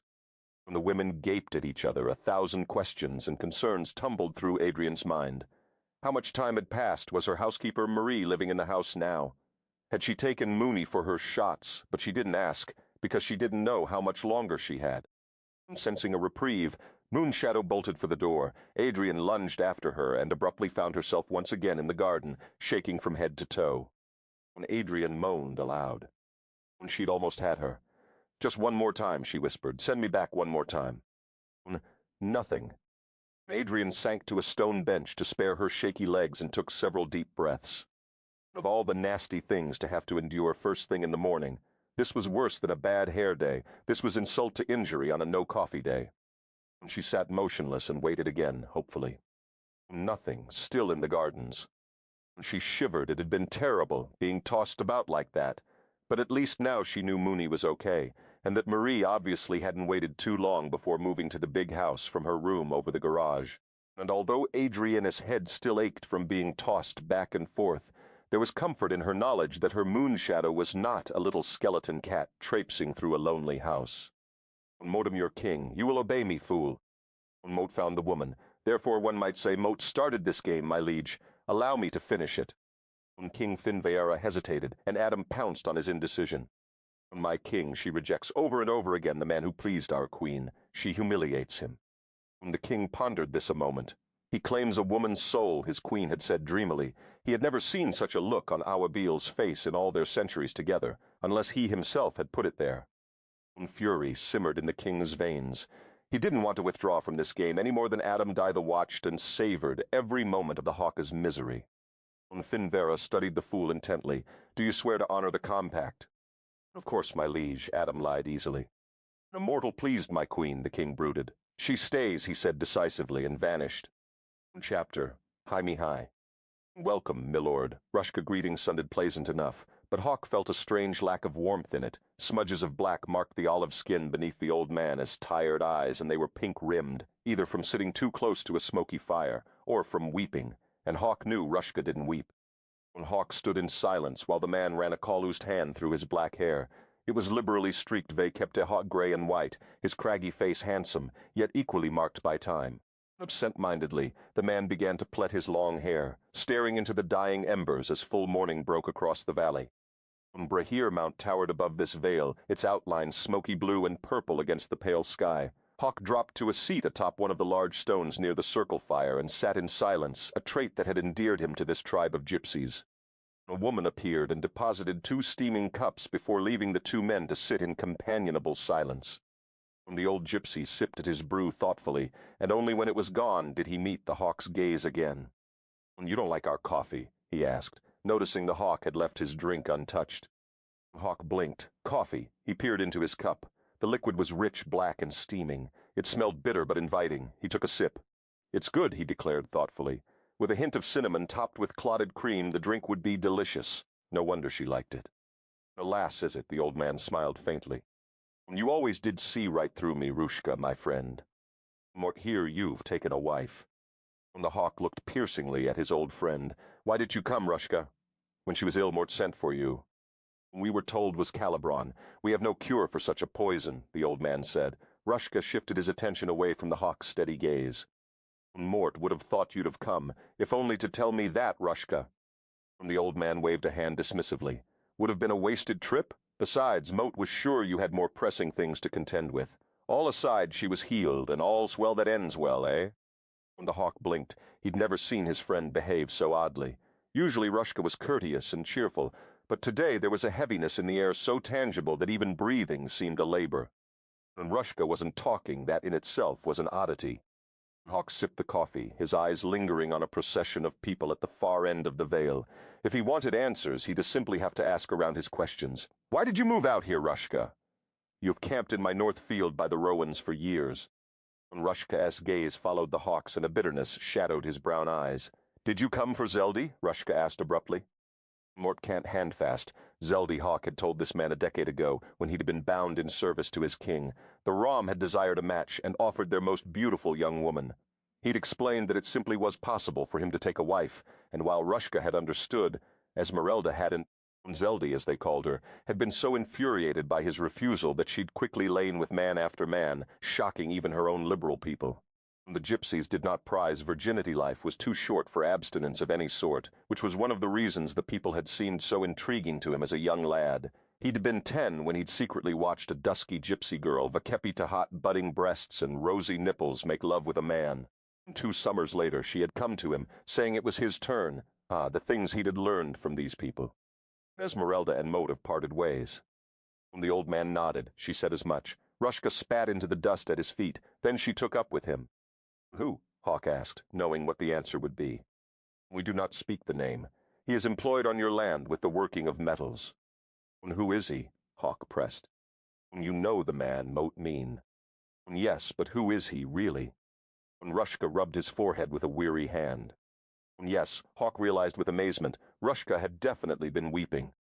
There are situations in which even the Rom will not do commerce, no matter how much gold is promised for services. Esmeralda was not always so wise. "My people apologize, Millard," Rushka said softly. Had the entire world gone mad? Hawk wondered as he drained the last of his coffee. Rushka was making no sense at all. Suddenly his old friend rose and whirled about to watch the stream of gypsies trailing down to the valley. "What's going on, Rushka?" Hawk asked, eyeing the odd procession. It looked like some kind of Rom ritual, but if it was one Hawk had never seen. "Esmeralda is dead. She goes to the sea." Hawk surged to his feet. "The sea, that's the death for a brood-scar, for one who has betrayed her own." "And so she did." "But she was your daughter, Rushka. How?" The old man's shoulders rocked forward, and Hawk could see his pain in every line of his body. "She tried 3 times to kill your lady," he said finally. Hawk was stunned. "Esmeralda?" "Thrice, by dart and by crossbow. The bandage you wear on your hand is our doing. If you ban us from your lands, we will never again darken your fields. We have betrayed your hospitality and made a mockery of your goodwill." "Esmeralda, it fit. Yet he could not hold the level-headed, compassionate, and wise Rushka responsible for her actions. Nay, not him, nor any of the Rom Moat would never seek to bar you from my lands. You may always come freely to Dalkeith upon the sea. Her shame is not yours, Rushka. Ah, but it is, she thought. Vekepte. Had your new bride gone, you would be free to wed her. She was a strange one, though she was my daughter. There were times when even Mort wondered at the dark thing in her heart. But he brought her to us last night, and by the moon, she confessed. We had no choice but to act with the honor we owed to all parties involved. And now the procession to the sea, with every man, woman, and child carrying white rowan crosses, carved and bound and brilliantly emblazoned with blue runes. What manner of crosses are those? Rushka, Hawk asked. In all his time with these people, he had never seen the like before. Rushka stiffened, one of our rituals in this kind of death. Rushka. But care for you like my own, Hawk, Rushka said sharply. Hawk was stunned into silence. Rushka rarely spoke of his feelings. For years you have opened your home to my people. You have given with generosity, treated us. They kept at a hot dignity and withheld censure, even though our ways are different from yours. You have celebrated they kept at a hot us and allowed us to be who we are. Rushka paused and smiled faintly. You are a rare man, Hawk. For these reasons Mut must say this much, and the risk to my race be damned. Beware, the veil is thin and the time and place are too near here. Beware, for it would seem you are at the very core of it somehow. And take great care with those you love, and no matter what you do not leave them alone for long. There is safety in numbers when this is upon us. When what is upon us, Rushka? Be specific. How can what fight something but understand? Moat can say no more, my friend. Just this, until the feast of the blessed dead, keep close and closer those you love, and farther those for whom you can count. Nay. Rushka raised a hand to stop the Hawk even as he opened his mouth to demand more complete answers. If you care for my people, you will not visit us again until we celebrate the sacred Samhain. No, Rushka added as an afterthought. The old woman said to tell you the Black Queen is not what she seems. Does this mean something to you? The only Black Queen that came to mind was now scattered ashes in the forge. Hawk shook his head. The old woman was their seer, and with her far-reaching vision she had inspired awe in Hawk as a young lad. Nay, did she say more? Only that you to be needing this. Rushka offered a packet bound with leather cord, the camel poultice you came for. He turned back to the procession. Mot must go. Mot am to head the walk to the sea. Beware and guard thee well, friend. Mot hope to see you and all your loved ones at the Samhain. Hawk watched in silence as Rushka joined the funeral walk for his daughter. When one of the Rom betrayed the rules by which they lived, he or she was disciplined by their own. It was a tight-knit community. Wild they could be, and liberal-minded about many things, but there were rules by which they lived, and those rules were never to be mocked. Esmeralda had disregarded one of great importance. Those who gave shelter to the Rom were not to be harmed in any manner. By trying to kill the Hawk's wife, she had attempted to harm the Laird of Dalkeith himself. But there was something else. The Hawk could sense it. Something Rushka wasn't telling him. Something else Esmeralda had done that had brought strife upon her people. As Hawk watched the procession wind toward the sea, he whispered a Rom benediction for the daughter of his friend. Easing himself back down by the fire, Hawk unwrapped the bandage and cleansed his wounded hand with scotch and water. Carefully he untied the leather pouch and wondered curiously at the assortment of stoppered flasks that fell out. He picked up the poultice and laid it to the side, sorting through the rest. Just what had the seer seen, he wondered grimly, for she'd given him 2 other potions, one of which he'd sworn to never use again. Hawk snorted. One was an épée hot rodéetiaxe he'd tried in his younger days. That one didn't worry him too much. The one he despised was the potion that had been created to keep a man in a prolonged but detached state of sexual arousal.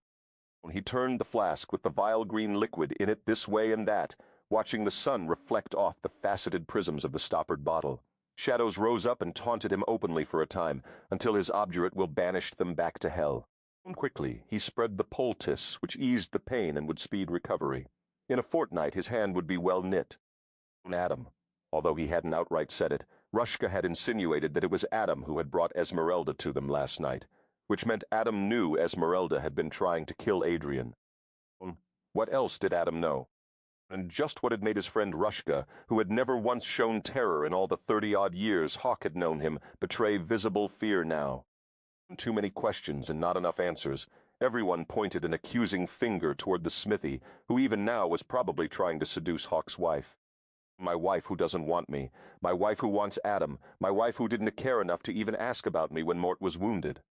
Esmeralda was dead, but Rushka had made it clear that the real threat was still there and close enough to Dalkeith to drive the Rom away.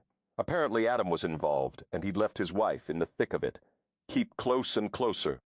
On the Hawk's mind whirred, sorting the scarce facts and hunting for the most feasible solution to his myriad problems. Suddenly the answer seemed impossibly clear. He snorted, unable to believe he hadn't thought of it before. But the lass had a way of getting so far under his skin that his mind didn't work in its usual logical fashion. Vakepte had her in the vicinity no longer. It was time to take control rather than allowing circumstances to continue to run amok. His pact with Adam entailed that he could not forbid Adrian to see the smithy, but he could make it damned difficult for her to do so. He would take her to Ooster with him, far away from the mysterious, compelling Adam Black. So, what if she had asked about him? She'd made it clear from day one that she didn't want to be wed to him. She had vowed to hate him forever, yet he would swear her body responded to his. He'd have her all to himself in Uster, and be able to test that theory. Just when had he become passive? When you felt guilty for burning her queen, his conscience reminded, trapping her here in spite of her wishes, if she is indeed from the future. But guilt was for losers and fools, not for Sidheach Douglas. There was no guilt involved when she was at stake. Mo love her, he told the wind, and so mould we become the greatest kind of fool. A nice one. Time to remedy that. Guilt and passivity dropped away from him in that clarifying instant. The Hawk, who turned his steed around and headed for Dalkeith. Upon the sea to claim his wife was the true namesake of the Sidheach of yore, the Viking conqueror who had run ramshod over any who dared oppose him. Mote commit, I attain, mote prevail. He leapt to his mount and spurred his charger into a full run. Seal and Jess, my sweet falcon, he promised with a dark smile. Beneath a bough of rowans, Adam stiffened. Not fair, not fair, get thee hence! But fair or not, he'd seen true. The Hawk had turned around and was coming back to take Adrian away with him. That was simply unacceptable. He obviously had to do something drastic. How could this be? Lydia paced the kitchen, a flurry of claret-colored damask and concern. Mote don't have any idea, Lydia. 1 minute Mote was in the gardens, and the next thing, Mote knew Mote was in my bedroom back in my own time. Your own time, Lydia echoed softly. Adrian met her gaze levelly, almost 500 years from now. Lydia cocked her head and fell still, as if having a brisk internal debate vekepite hat herself. The silence stretched into a protracted length of time while she pondered the limits of her beliefs. Lydia had always thought that women were more open-minded and adaptable than men when it came to inexplicable happenings. Perhaps it was because women experienced firsthand the incomprehensible and astonishing miracle of childbirth. To a woman who could create life inside her own body, why time travel seemed like a minor miracle in comparison. But men were always trying to find a rational explanation for things. When the Hawk had told her Vekep Hatate strange news Grim had discovered at Common Keep, Lydia had studied Adrian closely, watching for any signs of instability or peculiar behavior. Through her close observation, she had only become more convinced that Adrian was just as sane as a person could be. She had concluded that while something had hurt Adrian deeply in her past, whatever had hurt her had far from weakened her mind. Adrian had been strengthened by it, like tempered steel. Oh, Lydia knew there was a very lonely young woman behind some of Adrian's caustic humor and sometimes cool facade, but Lydia had found that stern walls most often guarded a treasure, and a treasure her daughter-in-law was indeed. Lydia cared for her enormously and had every intention of having grandchildren from her son and this lovely young woman. From the idea that the entire Common clan was suffering, some strange madness didn't make sense. Lydia knew Althea Common well from time spent at court together years past. She was a practical, worldly-wise woman, and although over the years Althea had grown more reclusive, she still remained pragmatic and level-headed. Lydia had long suspected the Laird Common of acts of twisted violence. Could she believe he had killed his own daughter in an act of senseless violence, easily? He'd had his youngest son slaughtered like a lamb to the sacrifice for crossing clan lines and taking up with one of the Bruce's grandnieces. Through all of the Red Common's acts of twisted and petty vengeances, Althea Common had managed the aftermath to the continued benefit of her clan. She was an extraordinary woman, holding her children and grandchildren together with sheer will and determination. And so to Lydia the thought of the pragmatic Lady Common suffering a fit of fantasy was more difficult to believe than the possibility of time travel. Simply put, Althea Common was too much a cold realist to indulge in any nonsense. Having reached her conclusions, Lydia smiled gently at Adrian, who had been waiting in tense silence. Hawk told me what Lady Common said, Adrian, that you re not her daughter, that you appeared out of thin air. Indeed, mote have heard your brogue ebb and flow like a stormy, unpredictable tide. Adrian was momentarily chagrined. You have? Lydia snorted. When you were ill, your bird disappeared entirely, my dear. Adrian blinked. Why did anybody ever ask me about it? In case you haven't noticed, things haven't been exactly calm since you have come to Dalkeith. Not a day has passed. That hasn't brought new surprises, murder attempts, unwelcome visitors. Not to mention the hawk behaving like a besotted lad. Besides, Mort hoped that one day you would confide in me of your own choosing. Now the guards tell me they watched you disappear and reappear several times before their very eyes. Lydia rubbed her palms against the skirt of her dress, a far-off expression in her eyes. From the future, she murmured softly. My son believed it was some trauma that made you believe such madness, and yet what? Adrian urged. Lydia met Adrian's clear, steady eyes. They stared at both each other a long, searching moment. Finally, Lydia said nay, not a hint of madness in that gaze. Mote met from another time, Lydia. Mote met not mad. Mote believe you, Adrian, Lydia said simply. You do, Adrian practically yelped. Why? Does it really matter? Suffice it to say, Mote am convinced, and when things finally return to normal around here, if they ever do, Mote want you to tell me all about it. Your time Mote have many questions, but they will wait. For now, there are things we must be clear on. Lydia's brow furrowed in thought. How did you get here, Adrian? Mote don't know. Adrian shrugged helplessly. Truly, Mote have no idea. The hawk thought it was the Black Queen. The Lady Common said it was bewitched. Mote thought it was too. So it never was the Black Queen. Adrian, we must be absolutely clear on this. Exactly, Vekep. Hattate were you doing at the moment when it happened? The first time when Mort wound up at the Common Keep, or this time? This time, Lydia said. Although we should investigate the first time as well, and look for similarities. Well, Mote was walking in the gardens, and Mote was thinking about the 20th century. Mote was thinking about how Mo'u Se had. When you wanted to leave, Lydia finished for her, with a trace of bitterness. Adrian was equally surprised and touched. No, actually Mote was thinking about how nice it is here. In the Mote Tinchin Chinwize, my God, Lydia, people were just out of control. Children killing parents, parents killing children, children killing children. They've all got cell phones stuck to their ears, and yet Mote never seen such distance between people trying so hard to be close. And just the day before Mote left, you should have seen the headlines in the papers. A boy strangled a little girl when she wouldn't get off the phone and let him use it. Oh, Mort was thinking bitter thoughts of that time, and comparing it to home, and home was definitely winning. Lydia uttered softly. What? Adrian asked blankly. Oh, headlines, papers, she started to explain, but Lydia cut her off. Home, Lydia's face lit with a beautiful smile. You called this home. Adrian blinked. Mote did. The two women looked at Mote each other a long moment. Well, by the Sanhain, Lydia, give her the coffee, Mote Luglung say. Tavis' gruff voice came from the door. Popping in and out like that, surely she's got a thirst on. Coffee? Adrian perked. Ah. Lydia smiled, pleased with herself and doubly delighted with her daughter-in-law, who had called Dalkeith upon the sea home without even realizing it. She quickly filled a porcelain mug with the steaming brew and placed it proudly on the table in front of her. Adrian's nose twitched as her taste buds kicked up a sprightly jig and she reached greedily for the mug. She closed her eyes, breathed deeply, and drank. And choked. Tavis pounded her on the back and looked accusingly at Lydia. Mote told you, he said.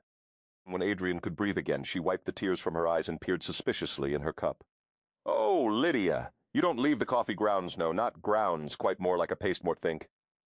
What did you do? Mush the beans and mix them with water. Ugh! Didn't Mort tell you to run it through a sieve? Tavis reminded. Would you want to drink it like that? Well, with all the hubbub, I forgot. Lydia snatched the mug. Since you're so certain you know how to do it, you do it. She thrust the mug at Tavis, sloshing thick brown stuff on the floor. Fine. See if Mordaunt Mortluglung say. With a supercilious look, he made off for the buttery. Lydia sighed. Adrian Motkano Vekep, it hasn't been a very good morning so far. Motso wanted to have coffee for you. But in lieu of coffee, how about a cup of tea and a chat? Uh-oh, Adrian said. Motkano Vekep that look, Lydia. What's wrong? Besides my being tossed through time portals? Tea? Lydia evaded. Talk, Adrian said warily. How best to start this? Lydia was determined to hide nothing from her. Lies and half-truths had a nasty way of reproducing and breeding distrust. If Adrian could see the hawk clearly, the truth would hopefully not do damage, but lies, somewhere down the line, assuredly would. Esmeralda is dead. Met so sorry, Adrian offered instantly. But who's Esmeralda? The Hawks are well ex-mistress probably explains it the best. You mean in addition to Olivia? And where was he keeping her, by the way? In the dungeon? The tower? The room next to mine? Lydia winced. It's not like that, Adrian. He'd ended it with her months before you came. She lived with the Rom who camp on our fields in the warm seasons. According to what her people told Tavis this morning, she is the one who had been trying to kill you. The good news is you're safe now.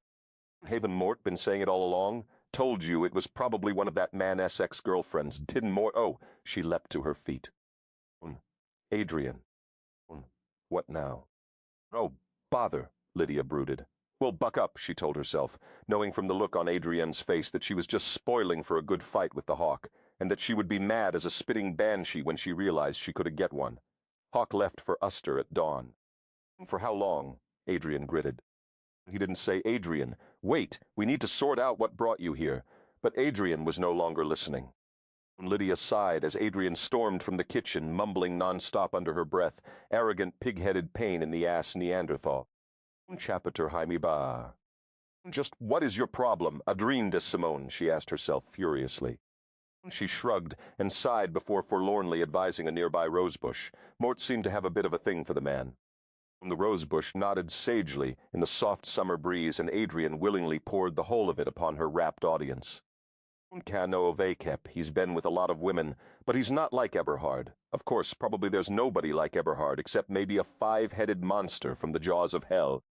When the rosebush didn't accuse her of being melodramatic or waxing poetical, she summoned up a truly pitiful sigh and continued. What can understand a blasted thing about the man? First he wants me, come on. He burned my queen to keep me here, which didn't really work apparently, but the intention was there. He saves my life repeatedly, even though it was kind of indirectly. His fault it was in danger to begin with, and then he refuses to see me. And if that's not enough, he just up and leaves without so much as a fare thee well. Adrian plucked irritably at the rosebush. I don't think he quite understands the full necessity of clear and timely communication, timely meaning now. Where exactly is Uster, anyway? She fully considered trying to find a horse and go there herself. How dare he just up and abandon her? Not that she minded entirely being where she was Dalkeith. Upon the sea was certainly lovely, but what if she got zipped back to her own time for good and never saw him again? Damned if that didn't put things in an entirely different perspective. A few soldiers of the war raging within her breast got up and traitorously switched camp on the heels of that thought. How had she failed to realize that she could disappear and never see the man she was married to again? That she had no control over it whatsoever? 20 more soldiers marched over to the Hawk's side of the fracas, raging inside her. Holy cow. Don't you wonder, Adrian, what it would feel like to lie down next to him in the sizzling heat of magnificent passion? Okay, she had one soldier left on her side, and his name was Mr. Suspicious and Fearful. Traitors. She frowned at the Hawk's new camp. Just thinking about him made her feel hot. She trailed her fingers in the fountain, sparkling, chemical-free water. She could imagine never seeing this beautiful fountain again, never smelling the lavender virgin air of Motnamba. No Lydia, no Tavis, no castle by the sea, no Laird Hawk, man of steel and blazing passion, just Seattle and bitter memories and fear, keeping her inside her house. The Motensheen Chinmije bargain packaged with smog and ozone holes. She doubted Hawk would ever try to send her on vacations alone. He seemed to be the kind of man who would treasure his wife and keep her close to his side if the woman allowed it. Close to that beautifully muscled side, and under that kilt. Dream a wicked dream, she sighed softly. Adrian squeezed her eyes tightly shut and dropped her head in her hands. A long eternity of questions tumbled through her head, and slowly but surely Adrian helped the last little soldier to his feet, dusted him off, and let him lean on her as she walked him over to the other side of the war. She had made her decision. She would try. She raised her head from her hands slowly to meet Adam's piercing gaze. How long had he been standing there watching her with worship in his eyes, dark eyes, black as hate? Now where had that come from? You hate the Hawk, don't you, Adam? She asked in a flash of crystal-clear intuition. He smiled appreciatively. You women are like that, cut to the quick of it with a canny eye, but hate attaches a great deal of importance to its predicate. He mocked as he dropped himself beside her on the ledge. Don't to play word games, vecapite hat me, Adam. Answer my question. This would please you? Honesty from a man? Yes. He shrugged a beautiful, sun-kissed shoulder, mote hate the Hawk. Why? Adrian asked indignantly. He's a fool. He fails to see it appropriate due to your beauty. To my what? The least important thing about her. The smithy flashed a blinding smile. He seeks but to spread them, to slip between your thighs, but those love-slick dewy petals Mort would immortalize. Adrian stiffened. That's very poetic, but there's no need to be rude, Adam, and you don't even know me. Mort can think of nothing. More to rather do with my time than spend it knowing you, in the biblical sense, since you find my other references too graphic. Is that pretty enough for you? Who are you? Moat can be anyone you want me to be. But who are you? She repeated stubbornly. Mortem, the man you've needed all your life. Mort can give you whatever you wish before you even realize you re-wishing for it. Mort can fill your every longing, heal your every wound, right your every wrong. You have enemies? Not with me at your side. You have hunger? Mort will find the most succulent, ripe morsel and feed you with my bare hands. You have pain? Mort will ease it. Bad dreams? Mort will chase them asunder. Regrets? Mort will go back and undo them. Command me beauty, and Moat am yours. Adrian shot him a withering look. The only regrets Moat have are all centered around beautiful men. So Moat suggests you get yourself out of my... You find me beautiful? Something about this man's eyes was just not quite right. Aesthetically speaking, she clarified. As beautiful as the hawk? Adrian paused. She could be cutting at times, but when push came to shove, it was her nature to go out of her way not to hurt people's feelings. Adrian preferred to maintain her silence, when her opinion was not the answer sought, and in this case, her silence was answer enough. Adam's jaw tightened. As beautiful as the hawk. Men are different. You can compare apples to oranges. Moat met not asking you to. Moat met asking you to compare a man to a man, the hawk and myself, he growled. Adam, Moat, I'm not getting into this with you. You're trying to force me to say something. Moat, I'm only requesting a fair answer. Why is this so important to you? Why do you even care? His mood changed. Quicksilver. Give me a chance, beauty. You said aesthetically. Moat, please, you can truly compare men until you tasted the pleasure they can give you. Leave a kip to hat me, beauty. Let me... Stop it. When you watched me forge the metal it made you burn. Adam's intense black eyes bored into hers, penetrating and deep. He claimed her hand and turned it palm up to his lips. Yes, but that was before Moat saw, she broke off quickly. From the hawk, Adam spit out bitterly. Hawk the magnificent, Hawk the living legend, Hawk the seductive bastard, Hawk the king's whore, remember? She gazed sadly at him. Stop it, Adam, she finally said. Have you bedded him? That's none of your business, and let go of my hand. She tried to tug her hand out of his grasp, but his grip tightened, and as his fingers caressed her wrist, she felt confusion assail her senses. Answer me, beauty. Have you lain with the hawk? She swallowed tightly. I won't answer him. She vowed stubbornly, even as her lips murmured no. Then the game still plays. Beauty and Moat have yet to win. Forget the hawk. Think of Adam, he crooned as he claimed her lips in a brutal kiss. Adrian seemed to sink deeper and deeper into a murky sea that made her want to curl up and pull into herself. Adam, say it, beauty. Cry for me. Where was the hawk when she needed him? Ha! Hawk! She whispered against Adam's punishing mouth. Enraged, Adam forced her head back until she met his furious gaze. As Adrian watched, Adam's dark features seemed to shimmer strangely, changing. But that wasn't possible, she assured herself. Adam's dark eyes suddenly seemed to have the hawk's flecks of gold. Adam's lower lip suddenly curved in hawk's sensual invitation. Is this what Mott must do to have you, beauty? Adam asked bitterly. Adrian stared in horrified fascination. Adam's face was melting and redefining, and he looked more like her husband with every passing instant. Must Mort resort to such artifice? Is it the only way you look, Lung? Have me. Adrian extended a shaking hand to touch his oddly morphing face. Adam, stop it! Does this make you burn, beauty, if Moat wear his face, his hands? For Moat will, if it does. You re-dreaming, she told herself. You've fallen asleep, and you are having a really, really bad nightmare, but it will pass. Adam's hands were on her breasts, and fingers of icy fire shivered a column of exquisite sensation through her spine, but it was not pleasure. A dozen paces away the hawk froze mid-step after barreling up the long bridge to the gardens. Line by line, muscle by muscle, his face became a mask of fury and pain. How long had he been gone? A dozen hours? Half a day? The wound he'd taken, while saving her life, burned angrily in his hand as his desire for her throbbed angrily beneath his kilt. He forced himself to watch a long moment to seal permanently upon his mind just what kind of fool he was to want this lass, to love her, even as she betrayed him. From the smithy's hard bronzed body stretched the length of his wife's sultry curves as they lounged on the fountain's edge. His hands were twined in her silvery blonde mane, and his mouth was locked on his wife's yielding lips. Hawk watched as she whimpered, hands frantic against the smithy in her need as she pulled at his hair, frantically clawed at his shoulders. Grass and flowers ripped from the fragrant earth beneath his boot as Hawk turned away. Adrian struggled for her sanity. Go back to whatever hell. From whence you came, the words took every ounce of energy she still possessed and left her gasping limply for air. The groping hands abruptly released her. She fell off the ledge and landed in the fountain with a splash. The cool water swept away the thick confusion instantly. She cringed in terror, waiting for the smithy's hand to reach in for her, but nothing happened. Adam? A breath of puckish wind teased her chilled nipples through the thin material of her gown. Oh, she covered them hastily with her palms. Adam, she called, a little stronger. No answer. Who are you, really? She yelled furiously into the empty morning. Chapter High Me Too. In depression, Adrian considered not eating. She wondered if they had cigarettes in Mortemorbas, reconsidered, and decided to eat instead. Until she found the scotch. About time, she mused as she sat in his study and propped her feet on his desk.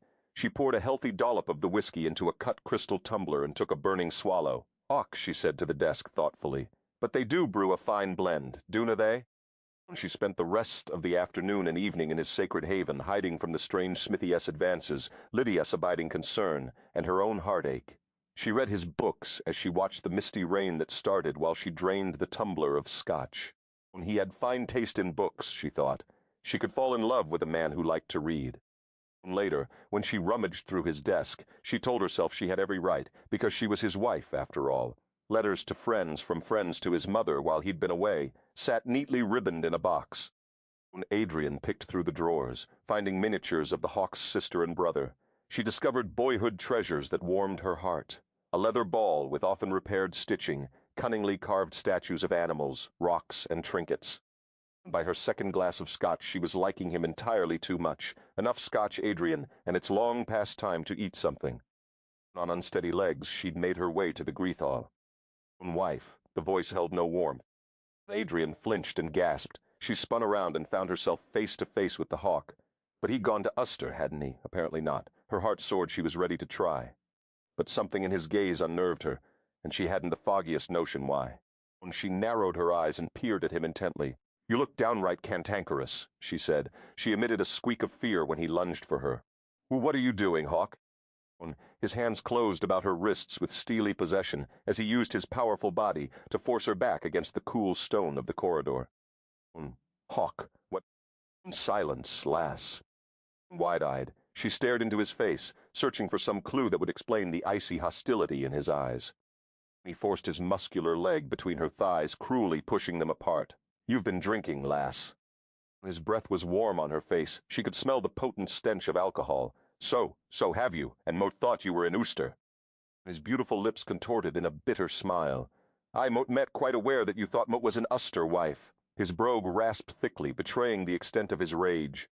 "Well, but don't see why you were so angry with me. You're the one who has had 9 million mistresses, and you're the one who left without saying goodbye, and you're the one who wouldn't—" "What is good for the gander is not necessarily good for the goose," he snarled. He twined his hand in her hair and yanked her back sharply, baring the pale arch of her throat.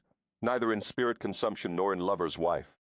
What? He wasn't making any sense, talking about farm animals, when she was trying to have a reasonably sober conversation with him. She gasped when he bit her gently at the base of her neck, where her pulse pounded erratically. If she couldn't handle this man sober, she certainly couldn't handle him tipsy.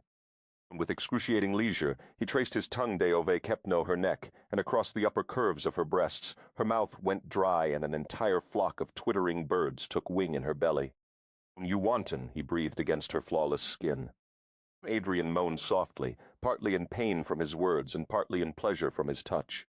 Faithless, cruel beauty, what did Moat do to deserve this? What did Moat do?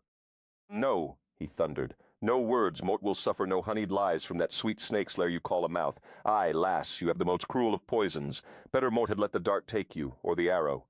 Moat was a fool to suffer one moment of pain on your account."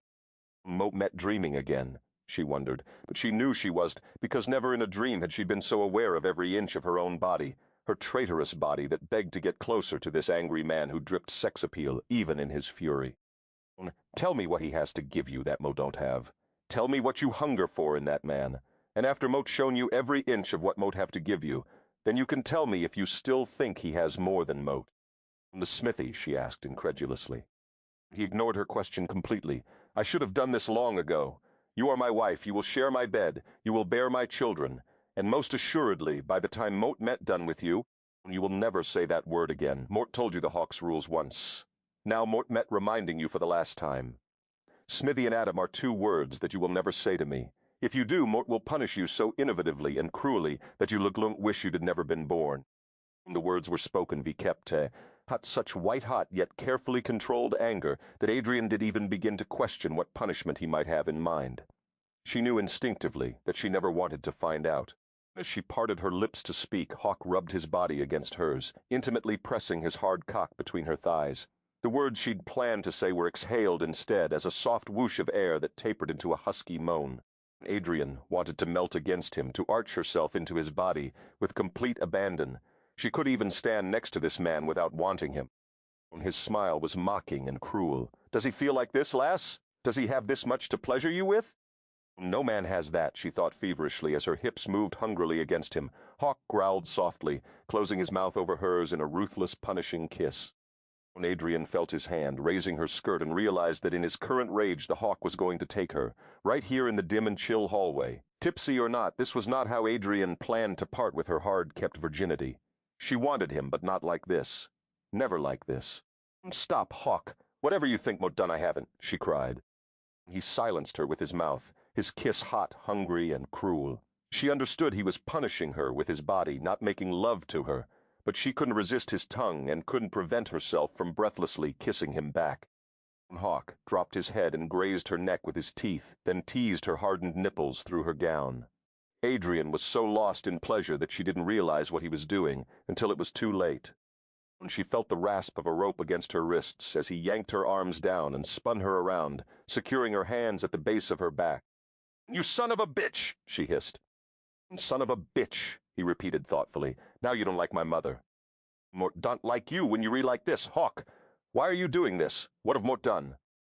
"Silence, lass," he commanded softly, and she learned then that when his voice was soft and supple as oiled leather was when she was in the most extreme danger. It was the first of many lessons he would teach her. When the silken hood slid down over her face, she screamed her fury and lashed out against him with her feet. Struggling, kicking, raging in his arms, she cursed raggedly. "Wife," he said, right against her ear through the silk hood, "you belong to me. Soon you will not remember that there was ever a time when you didn't." Adam stood amidst the shadow of the Rowans and watched as the Hawk stalked through the night, the hooded woman fighting his grasp. So he thought he could escape Adam Black, did he? Hawk thought he could take her away clever. Adam hadn't negotiated that point. Hawk had obviously decided to play cutting edge close to the letter of their law. And the man was becoming downright infuriating. No, this was not what Adam had expected at all when he'd staged his scene in the gardens. So the man was more brute than he had thought. He had vastly underestimated his opponent. He'd have thought the Hawk was too decent and too nice to know when a man had to be as hard and unforgiving as steel with a woman. He'd counted on the noble Hawk being so wounded by seeing her with the smithy that he'd curse her and swear her off, maybe divorce Harony, of which, according to his plan, would send her scurrying to his blazing forge at the Rowans. He'd have thought, quite mistakenly it seemed, that the Hawk had at least one or two weaknesses of character. "Silence, wife." The hawkish baritone resonated in the darkness. Adam shuddered. No mortal should have such a voice. Well, this just wouldn't do. He'd have to seriously intervene, because if such a man carried off a woman and kept her for a time, the woman would surely belong to him when he was through. And Adam never lost at anything, certainly not this. He stepped forward from the shadows, prepared to confront the Hawk, when he heard a harsh whisper behind him. "Fool!" "What now?" Adam snarled, turning to face King Finvera. "The Queen demands your presence. Now. Right now. She's on to us, Mort, think yes, that snoopy little Ain again.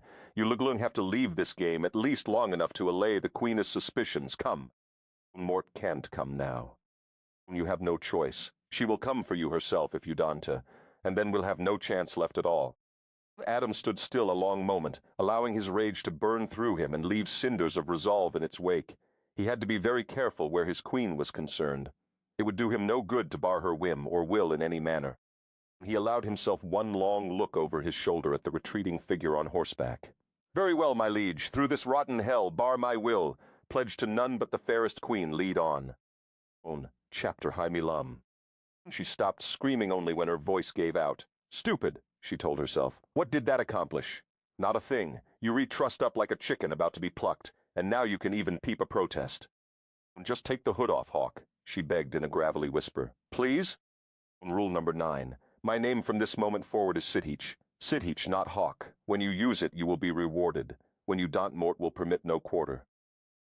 Why do you want me to use that name? So Moat know you understand who Moat really am, not the legendary Hawk, the man. Sitteach James Leon Douglas, your husband. "Who first called you Hawk?" she asked hoarsely. He stifled a swift oath, and she felt his fingers at her throat. "Who first called me Hawk does make the difference. Everyone did, but 'twas all the king ever called me," he gritted. He didn't add that in all his life he had never given a lass leave to call him Sitteach, not one. He untied the hood and lifted it from her face, then poured cool water into her mouth, relieving some of the burning that made her voice so rough. "Try not to scream any more tonight, lass. Your throat will bleed." "King James used only that name?" she asked swiftly. Another sigh, yes. "Why?" She could feel his body tense behind her. "Because he said Moat was his own captive hawk, and it was true. He controlled me for 15 years as surely as a falconer controls his bird." "My God, what did he do to you?" she whispered, horrified at the icy depths in his voice when he spoke of his service. The hawk controlled by another? Incomprehensible. But if the threat of destruction of Dalkeith, his mother, and his siblings had been held over his head, the threat of killing the hundreds of his clanspeople, what would the noble hawk have done to prevent that? And the answer came easily. Her strong, wise, ethical husband would have done whatever he had to do. Any other man the hawk would have simply killed. But one couldn't kill the King of Scotland. Not without having his clan's existence completely eradicated by the king's army. Same result, no choice. A sentence of 15 years, all because of a scorned and spoiled king. "Can you just accept me as Moat am now, lass? It's over, Moat met free." His voice was so low and resonant with anguish that she froze. His words threw her off balance. It was something she might have said herself if confronted with her past by someone she cared for. Her husband understood pain and perhaps shame and oh so surely regret. What right had she to judge and condemn a person for a dark past? And if she were honest with herself, she would even point out that her past had been the result of her own naive mistakes, whereas painful ordeal had been one he'd been forced to endure to keep safe his clan and his family. She wanted to touch and heal the man who sat so stiffly away from her now, yet she was not quite sure how to begin. This much was clear had it been the king's whore, whatever that was, because he'd wanted to. That fact went a long way toward easing her mind. More than anything, she wanted to understand this fierce, proud man, to brush away the shadows in his beautiful dark eyes. She jerked swiftly when she felt silk graze her jaw. "No, don't put the hood back on me, please." Hawk ignored her protests, and she sighed as he retied the cords. "Will you just tell me why?" "Why what?" "Why are you sealing me now? What had she done to provoke his anger?" Moat stepped back, lass. "Moat gave you what no other man would have given you. Moat allowed you the time to choose me of your own will. But it seems your will is wildly foolish and needs persuading. Choose me you will. And when you do, there will be no other man's name on your lips. No other man's shaft between your thighs. No other man's face in your mind's eye." But she wanted to know why her time had so suddenly run out. What had made him snap? "No buts. No more words, lass, unless you would have me bind your mouth as well. From this time forward you see without the benefit of those beautiful lying eyes. Perhaps—" Moat met not a complete fool. "Perhaps you might see true vengeful, to have your inner vision. Then again, perhaps not.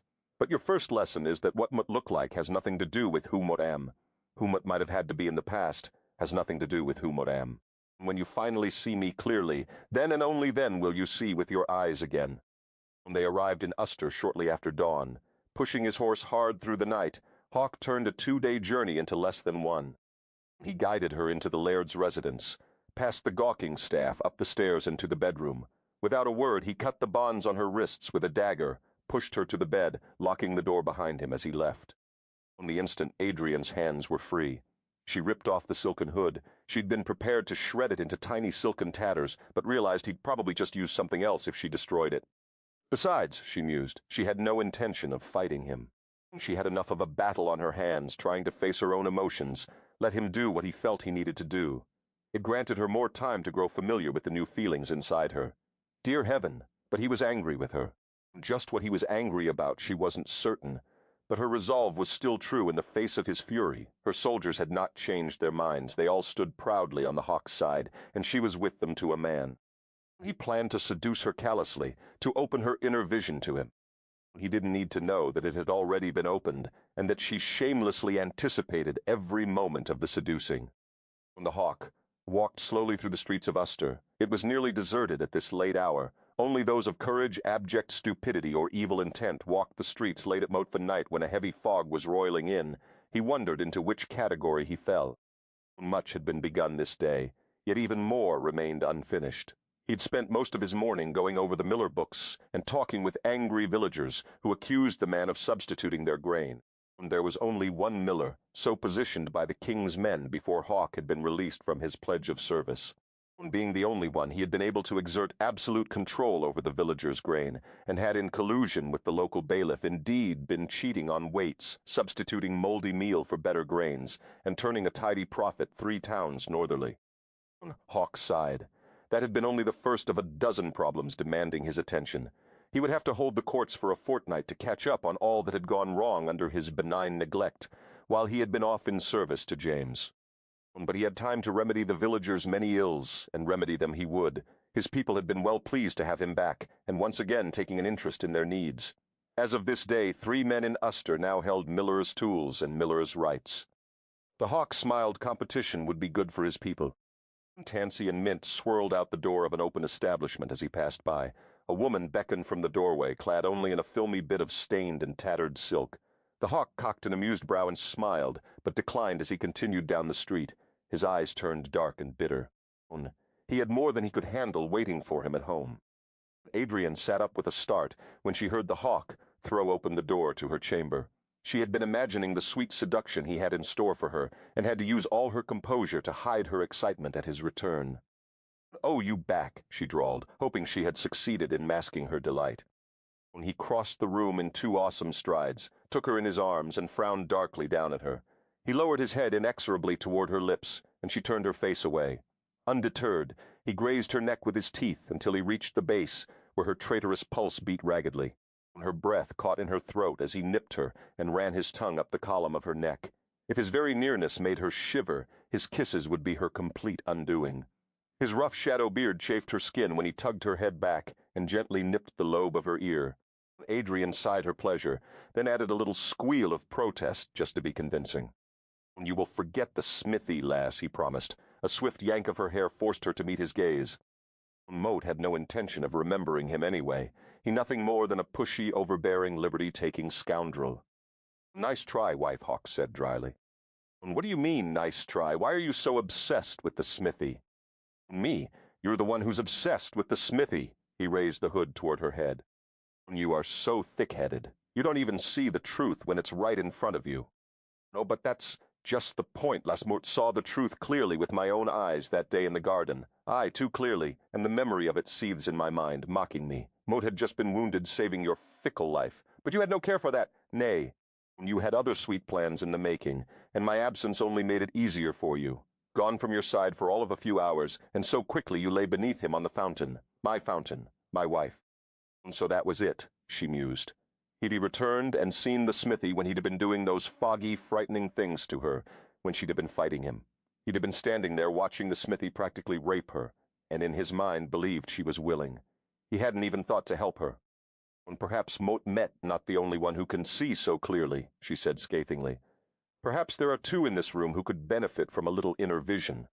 "What say you, lass?" Hawk said softly. She would not dignify his stupidity with a response.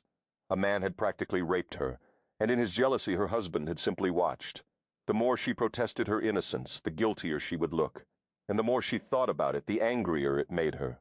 "It merely suggests you find that inner eye yourself, husband," she said just as softly. Her quiet dignity gave him pause. No mewling or lying or groveling, no justifications. Could it be he had misunderstood what he had seen on the fountain, perhaps? But he would erase her memories of the smithy, that he vowed. He smiled darkly and sealed her with the silken hood again. Yes, By the time he was finished, she would forget Adam Black even existed. That he knew he could do. He'd been trained for it first, by the gypsies and then by the Duchess of Cortland. Sex is not merely a momentary pleasure, she'd instructed him. It is an art to be practiced with studied hand and discriminating taste. Mortem going to school you in this, the finest of forays into human scandal. You will be the best lover the land has ever known by the time Mortem done easily, for there is no question that you are the most beautiful. And the lessons had begun she'd been, right. There had indeed been much he hadn't known. And she showed him, this spot here, that curve there, this way of moving, 1,000 positions, the subtle ways to use his body to bring many different kinds of pleasure, and finally, all the mind games that went with it. He learned well, committing this art to memory, and in time his eager boyish hunger was lost adrift a meaningless sea of conquests and mistresses. Oh, he was the best, no question about it. He left the lasses begging for his attention. The legend of the hawk grew. Then one day, a woman whom Hawke had spurned repeatedly, Olivia Dumont petitioned King James for his favors, as if he were a piece of property to be granted. And like royal property, James had granted him, wielding the same threat of harm to Dalkeith should he disobey. How James had loved that, especially when he realized how much the hawk had been humiliated by it. And so the king had said, "You will be whoever we want you to be, even if it's a thing so trivial as our whore, to please our favored ladies." Other men were sent to battle. And the hawk was sent to bed with Olivia, doubly humiliating. Many men had envied the hawk the lover of so many beautiful women. Still more men had hated the hawk for his prowess and virility, and for the legends the ladies wove about him. Eventually James had grown tired of hearing the legends, sick of his ladies clamoring about the beautiful man. James had sent the hawk abroad on absurd and risky missions, to steal a crown jewel from Persia, to beguile a priceless objet d'art from an old heiress in Rome. Whatever odd treasure the greedy James had heard of, the hawk was sent to acquire by fair means or foul. The king's whore had been simply that, a man who did the king's dirty work, whatsoever his fickle liege wished at the time. Now his eyes returned to the lass standing in silence before him. She was so different from any he had ever known. From the first day he'd seen her, he'd recognized that she was truly without artifice or coy subterfuge. Although she might have hidden depths, they were neither malicious nor self-serving, but had been born of suffering and loneliness, not of deceit. He'd recognized that she had a pure heart, as pure and real and full of possibility as his gypsy fields had been, and that it had already been given to a man who was undeserving, to the epitome of deceit and strange artifice, to Adam Black. By hook or crook or whatever fashion was necessary, he would woo and win her. He would make her see the error of her ways, that she'd given her heart to the wrong man. She was sealed beote hat from him and to him, until she learned to see again with that pure heart which had recoiled into hiding. He would wake it, shake it up, and force it to come out and face the world again. And when she'd learned to see him for what he really was, then she could see him with her eyes again. Adrian stood stock still and uncertain. It was strange, knowing he was in the room, but not knowing where or what he was doing. He could be standing in front of her even now, his body nude and glistening in the oil lights. She imagined him lit by the soft glow of candles. She loved the fires and tortures of this century. What kind of romance could live and breathe beneath fluorescent lights of her own time? She regretted the hood as it deprived her of seeing him, but decided that was for the best. If she could see him, that meant he could see her eyes, and they would surely betray her fascination, if not her willingness. She felt the whisper of a breeze. Was he to her left? No, her right. The first time is for erasing all your memories of another man. He was circling round her. Her heart thundered. With any other man, being unable to see would have felt threatening, but not with the hawk. For despite his fury, he had proven himself to be honorable to the core. She knew that although he'd sealed her, he had done so in an attempt to win her love, and trust not to dominate or subdue her. There was nothing threatening in the fact that he'd closed her eyes to him. He'd opened her heart with his silken hood. Her lack of vision heightened all her other senses to an exquisite state. When his hand caressed the column of her neck, she swallowed a sigh of pleasure. Hawke continued circling her, to her side, then to her back, and in what seemed like an eternity later, around to her front. Her ears strained for clues, her body vibrated with tension, wondering, waiting. The second time will be for teaching you how it feels to be loved by a man such as me. 'Tis a thing you look never forget. His breath fanned the nape of her neck. His fingers picked up a fall of her hair. She could hear only ragged breathings, or hers, she wasn't certain. She stiffened at the brush of his hand against the curve of her hip, feeling a wild jolt of electricity charge through her body. The third time will be for the jessing and leashing. Mote promise you that time will be the end of your resistance. He trailed his fingers down her neck across her breasts from nipple to nipple, then down over her taut stomach. His light caress feathered between her legs and was gone, leaving behind an aching hunger. But the fourth time, the fourth time when Mort hear your sweet cries, that one is for me, lasts for the waiting and the hunger and the agony of wanting you, just for me. His hands were on her shoulders, sliding the silk of the gown over her skin, undoing tiny pearl buttons at the nape of her neck one by one with something that felt like teeth. Oh, his tongue flickered against the sensitive skin, at the nape of her neck, then moved lower still. Oh, dear heavens, but this sensuous stroke of his tongue could be her complete undoing. The rough velvet of his tongue traced its way all the way down her spine, then lower still. She trembled. Her knees weak, she swayed in silence. Can't make a sound, she reminded herself. Not a good sound, anyway. Only protests. Just when she was certain she could maintain her silence, a second longer, he stepped back, and she felt a slow breeze in his wake. She turned, attempting to track him in the silence. The back of her gown was open, her skin damp from his kisses. She waited in mute anticipation. Where was he? There, she thought, as she suddenly felt him grasp the fabric of her dress. He tugged her gown, and it fell to the floor in a rustle of silk. The chemise fell next, and then there was nothing but stockings, lace stays, and slippers. Hawk was grateful she was sealed, that she couldn't see the tremor in his hands as he slid to his knees and removed one stocking slowly, rolling it down inch by inch as he knelt before her. He trailed reverent kisses down her long, silky leg. From her supple thigh to the back of her knee to her trim ankle, he lavished her legs, first one, then the other, with hot kisses, making certain he didn't miss one delectable in of the creamy flesh he'd been dying to taste. She made not a whimper, but he understood her game. Hating him as she did, she would surely not utter one sound of pleasure unless he could rip it from her throat, and to do that he must keep a clear head. He must not lose control and start thinking about those shimmering curls at the sweet juncture of her thighs, only inches from his mouth, or the silken nub that nestled within, the very center of her passion. From his position at her feet, he reveled in every plane and curve of her perfect body. His eyes skimmed over her firm thighs, up her taut, slightly rounded belly, over her creamy breasts to the alabaster column of her neck where it met the black silk hood.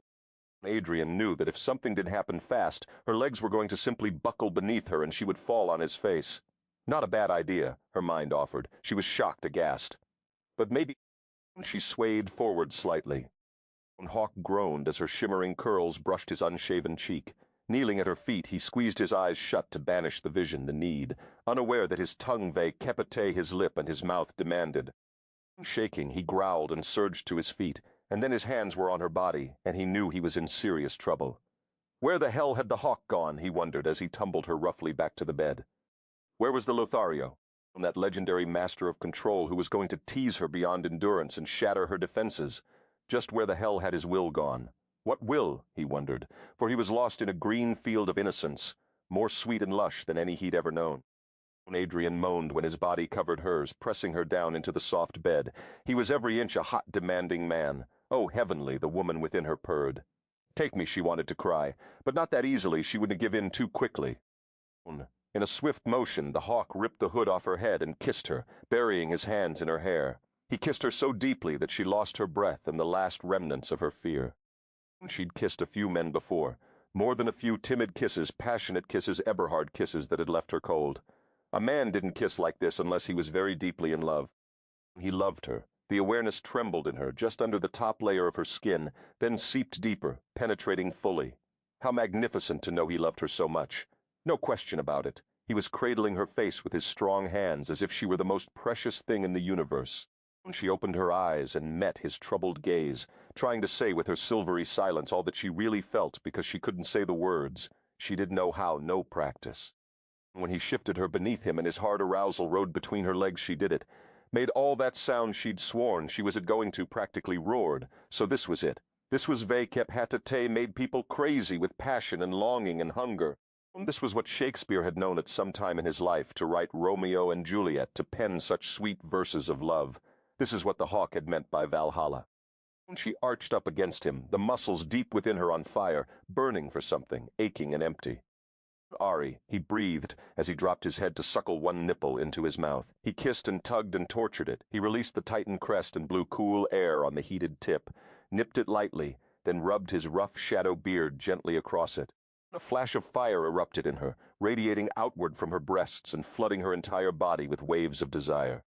He scattered kisses lower, trailing across her stomach, the curve of her hips, her thighs. When he paused directly above her honeyed heat, his mere breath fanning her sensitive skin was sheer torture. When a heartbeat turned into a dozen, and she waited, frozen, for his next caress. When it came, she whimpered softly. He dropped kisses on the satiny insides of her legs, then tasted the very center of her hunger. When his tongue flickered out, stroking her tiny, taut nub repeatedly, she cried out and her body quivered against him. When she felt herself reaching, soaring for something diueta beyond her reach, and then, oh. How was it that she'd never experienced anything like this before? The hawk flung her to the starlit heavens and spun her out between the planets, slid her down the Milky Way and through a star-going supernova, rocked her universe from end to end of its solar system. And when he finally gently let her come back down, she shuddered beneath him with agony and ecstasy, knowing she would never be the same. Something had woken up inside her and blinked pale eyes, unaccustomed to the blinding brightness and stunning intensity of this new world. When she lay, panting and a little bit frightened, but ready to truly and completely give herself to her husband and make their marriage soar as she knew it could. Ready to try to begin to tell him the things she felt for him, how much she really admired his sensitivity and compassion, and how much she adored his strength and fearlessness, how much she even cherished his brash and passionate rages, how glad she was to be his wife.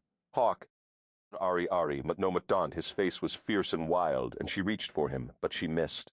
And because the hawk stiffened with a roar of agony and leapt from the bed, leapt from her and practically ran from the room without looking back. And the room fell silent except for the click of a lock. Adrian stared in total confusion at the door. This was like being bedded in roses and waking up in the mud. How could he just up and leave her after that? Throbbing shaft would not be able to handle that torture again. But he didn't want to give her his seed until he knew she belonged to him, didn't want the possibility of not knowing whose child she might bear. And then he recalled the flask that the old Rom had given him.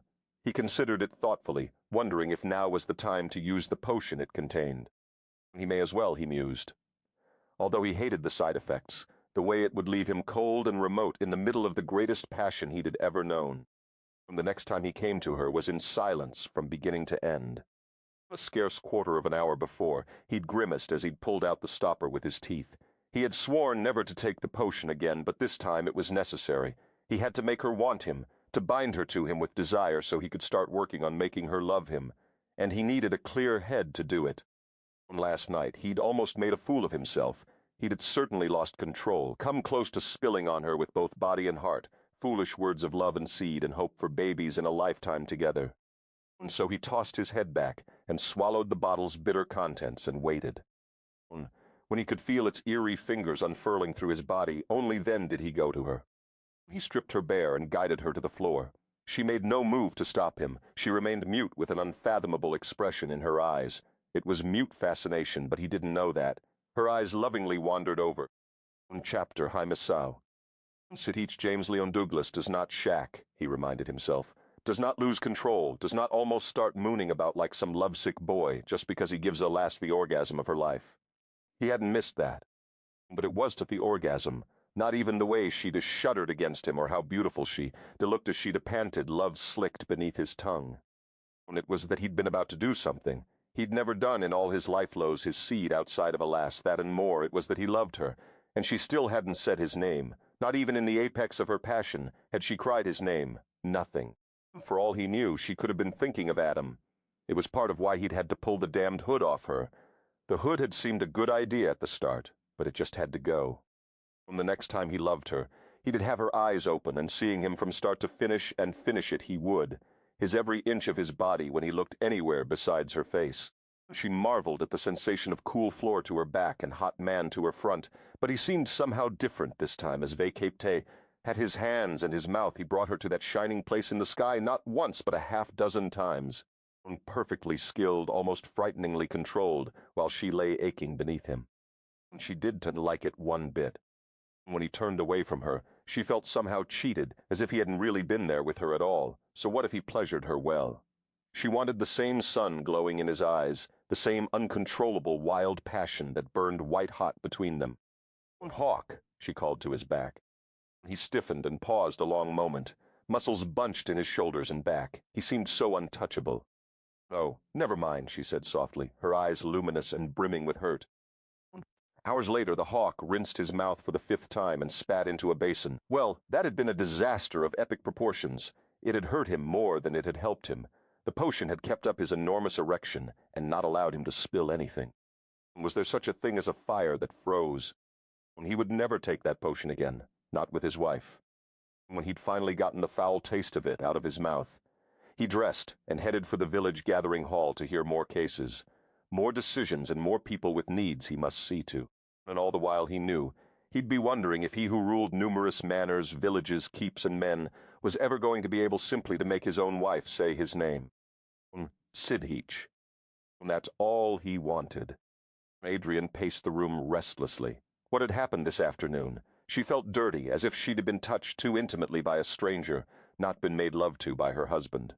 Not like the night before when she'd seen that look in his eyes, that warmth and tenderness along with the epic desire. He'd been detached, somehow, this afternoon. When he'd returned to their room to dress before he'd left again, he'd still been eerily distant. Had he done something, taken some drug to make him? Those flasks she'd seen lying in a leather pouch on the bed table last night. Her jaw jutted as she stomped to the bed table, not there. Where had he put them? Her eyes flew to the clothes he'd dropped in the chair when he'd changed this afternoon. Rummaging through the pile, she found what she sought and dumped the little leather pouch. One empty, a full one left. Ha! That, and the healing poultice he'd been using when he changed the bandage on his hand. An empty flask. Well, 2 could play that game, and he'd rue the day he left the other one just lying about. Wait until he saw just how cold she could be. When the hawk returned to the manor that night, he was unequivocally convinced he must have gone to the wrong house. His wife was waiting for him in the locked bedroom, completely nude, with a wild look in her eyes that made him quite certain he was dreaming, or lost, or mad. "Hawk," she purred as she glided to him. "And Adrian?" he asked warily.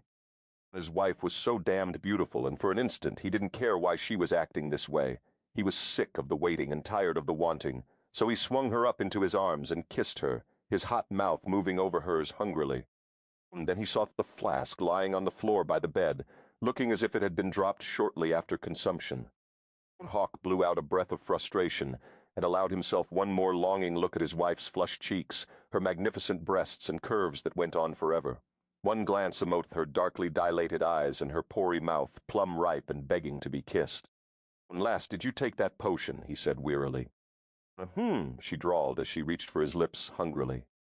He dumped her on the bed with a thump, the aphrodisiac. He figured it should last about 12 hours before he could be certain she was back to her normal shrewish self.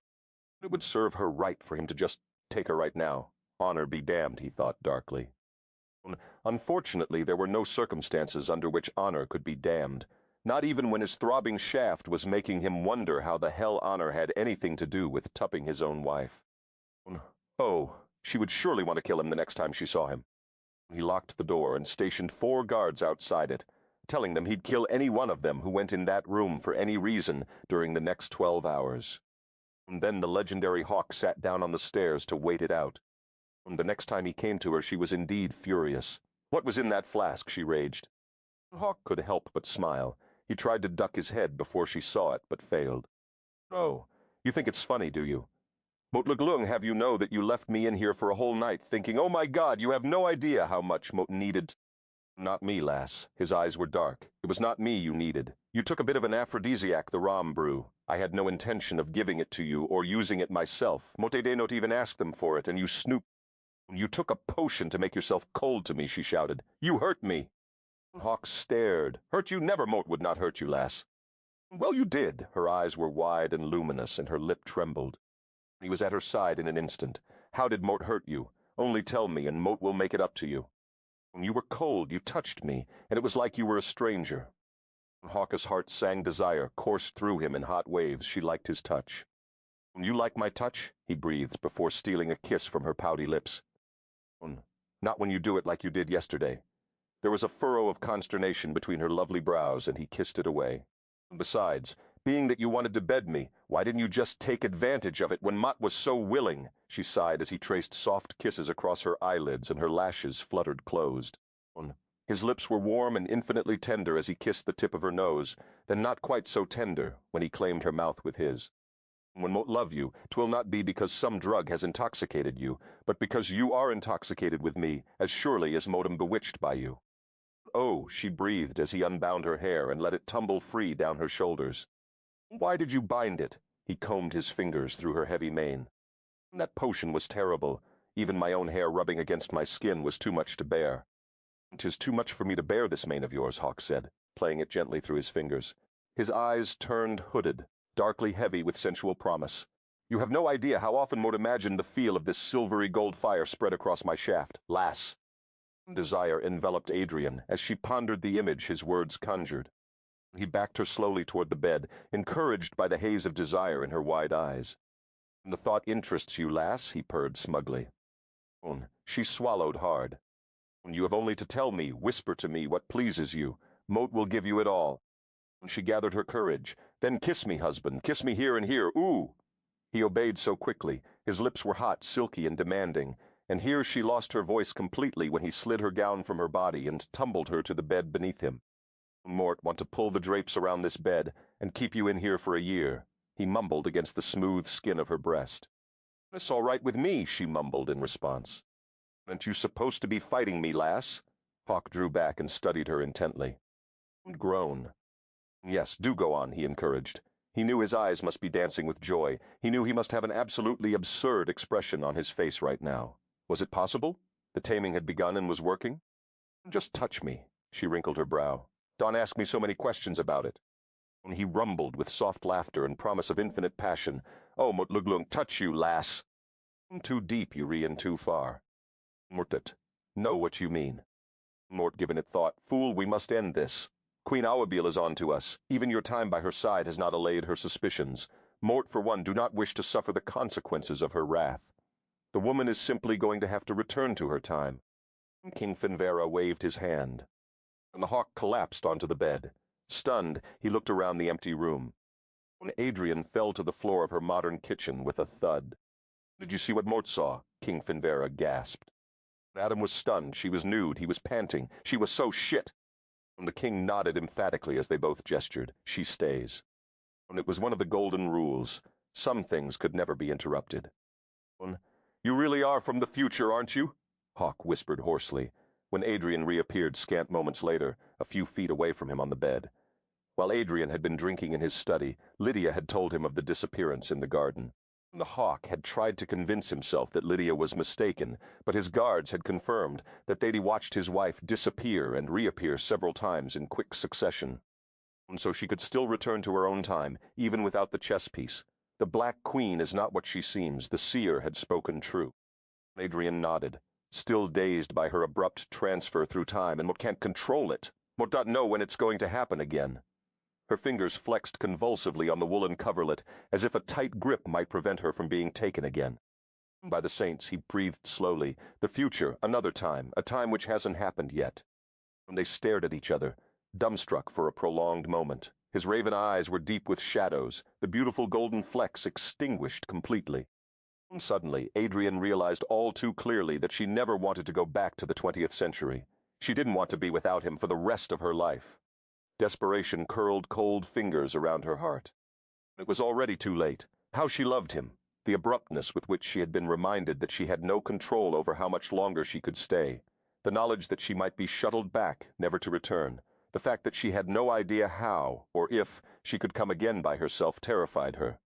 To be consigned, no condemned back to that cold and empty 20th century world, knowing that the man she would love for eternity had died almost 500 years before she'd even been born. Oh, dear God, anything but that. Awestruck by her realizations, she gazed at him, her lips parted, openly vulnerable. Hawk sensed the change in her. Some kind of wordless admission had just occurred in that part of Adrian he'd been trying to reach for so long. She was gazing at him with the same unfettered expression he'd seen that night on the cliffs of Dalkeith when she'd wished on a star. And it was all Hawk needed to see. He was on her in an instant. His awareness that she could be ripped from him at any moment made time infinitely precious. The present was all they had, and there were no guarantees for tomorrow. He claimed her body, raining down upon her a storm of unleashed passion. He kissed and tasted, desperate with fear that any instant her lips might be torn from his. Adrian kissed him back with complete abandon. Heat flared between them as it should have, as it would have. From the very beginning had she permitted herself to dare to believe such passion, such love was possible. Falling back on the bed, she melted beneath him. She wrapped her arms around his neck and pulled his hungry head closer. "Love me, oh love me," she whispered. Always, he promised into her wide-open eyes. He cupped her breasts and lavished them with kisses, savoring how wildly she responded to him. This time was different. She was really seeing him, Sidheach, not some other man she'd had before, and hope exploded in his heart. Was she coming to crave him as he did her? Could it be his wife was developing a hunger for him that matched his own appetite? "Oh, please." Her head arched back against the pillows. "Please," she breathed. "Do you want me, Adrian?" "Yes." With every ounce of my body and soul, she was going to add, but he claimed her mouth with deep, hot kisses. She wanted him, eyes open and seeing him. He could tell this time it was real. When her hand closed around his engorged phallus, a groan ripped from his throat. "Moat saw you, you know," she whispered, her eyes dilated and dark with passion. "In the Green Lady's room, you were lying flat on your back." He stared at her in mute fascination, the muscles in his neck working furiously as he struggled to say something intelligible, anything, but only a husky purr came out as her hand tightened on him. So she had watched him too? As he had spied on her every chance he got. "You were lying there in your sleep like some Viking god, and that's the first time Mort saw this." She squeezed her hand gently for emphasis. He growled. Emboldened by his response, Adrian pushed him back and scattered kisses across his sculpted chest. She ran her hungry tongue down over his abdomen, tasting each defined ripple in turn. She explored his powerful thighs and throbbing manhood, pausing to drop a tantalizing kiss on the velvety pink tip of the shaft a stallion would have envied. "Did you find it passing fair," he croaked, "what you saw then and see now?" She pretended to ponder his question, then licked a long velvety stroke up his shaft from base to tip. "It'll do in a pinch." He tossed his dark head back with a smile and roared, a pinch, mut luk show you." His words trailed off as he pulled her roughly into his embrace. His mouth claimed hers and he rolled her onto her back.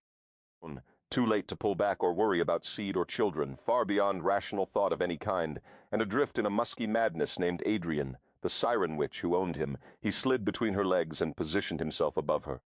Just before he ceded to her beckoning heat, he said, "Moat have always loved you," lass, quietly and regally.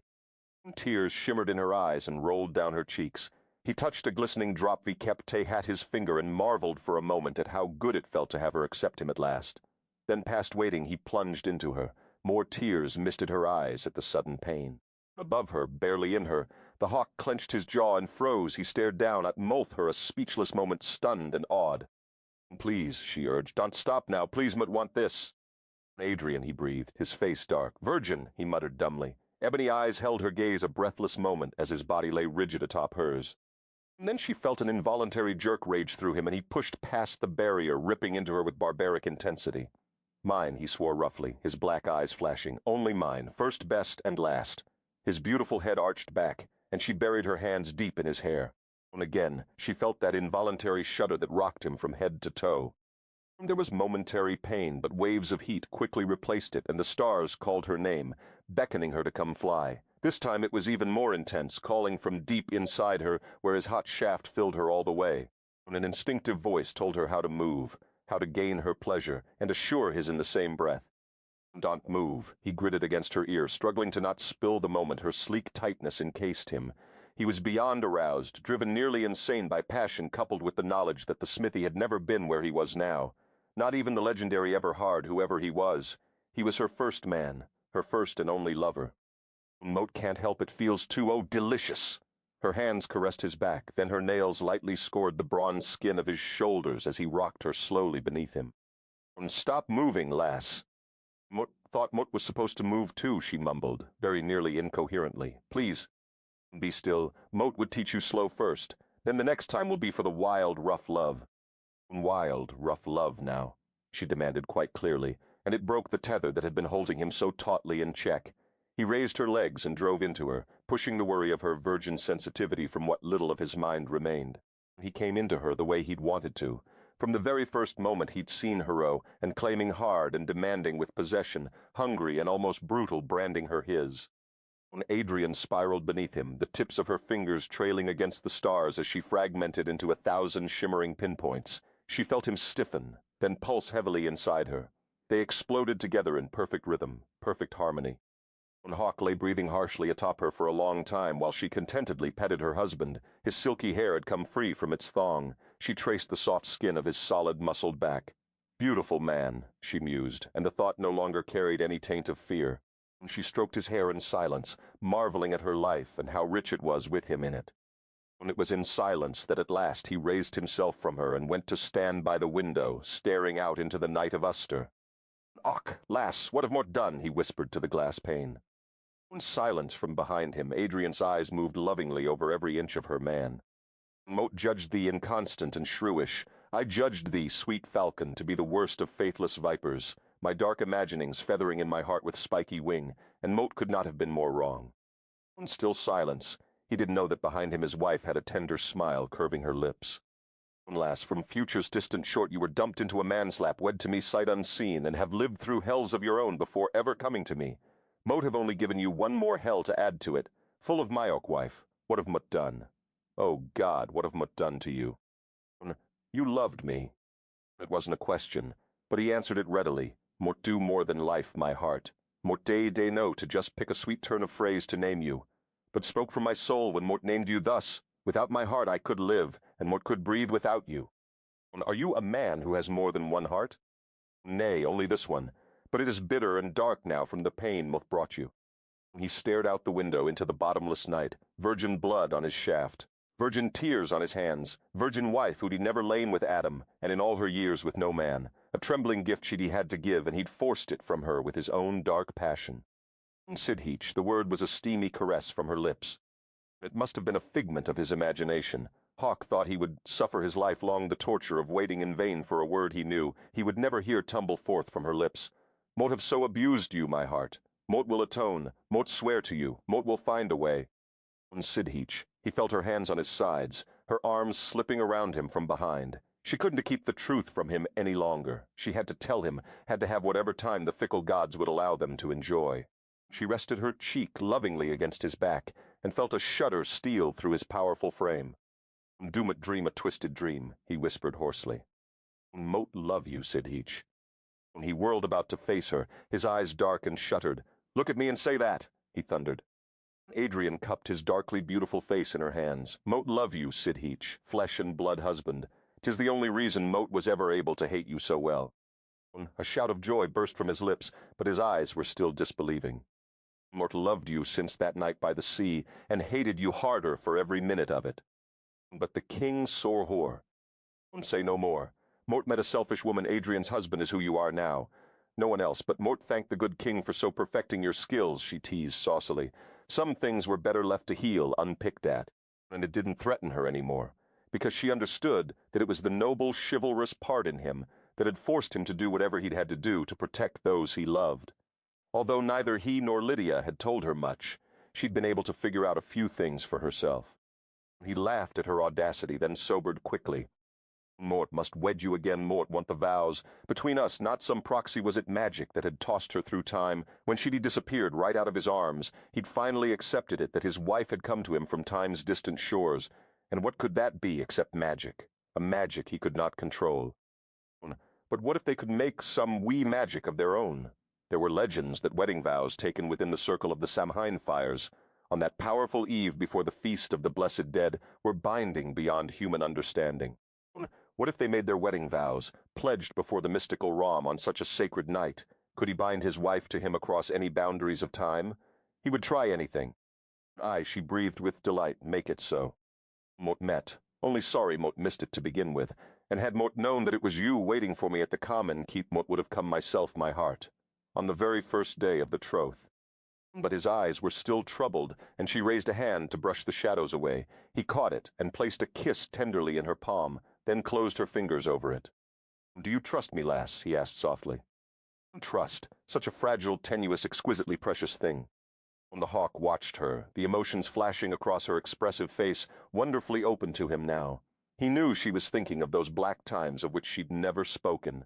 One day she would confide in him all her most private thoughts and fears, and she would come to understand that no matter what had happened in her past, it could never change his feelings for her. Adrian gazed lovingly at the man who'd taught her how to trust again, the man she'd lost her heart to hopelessly and helplessly. This man who liberally dripped honor, valor, compassion, and chivalry. Neither her past nor his had any relevance to love such as theirs. "Trust you," said each. "With all my heart and further then." His smile was blinding. "Adrian." "My lord." Her voice was soft and warm and carefree as a girl's. When he took her in his arms, she shivered with desire. "My lord!" Adrian didn't see that above her head his eyes grew dark. How was he going to protect her? How could he assure her safety? How quickly could he get to Adam and find what was going on? Because no matter what winding corridors his mind wandered, trying to unravel the strange happenings that involved his wife, they all seemed to come circling back to a grinding halt directly in front of that damned smithy. And it wasn't mere jealousy, although the hawk would readily admit to an abiding dislike for the man. It wasn't the Black Queen that had brought Adrian to him, or so cruelly ripped her from him. That was a fact. So what was it? Someone or something else had that power, the power to destroy the Laird of Dalkeith with one blow by taking his cherished wife away from him. What game, what terrible twisted amusement was being played out upon Dalkeith ashore? What power had taken an interest and why? Moat came here to hate you, Hawk. But Moat did not come here to hate the woman you claim as wife. Adam's words echoed in his mind, and he began to see just the vague outline of a carefully plotted revenge. But that would mean Adam Black had powers the Hawk had never quite believed existed.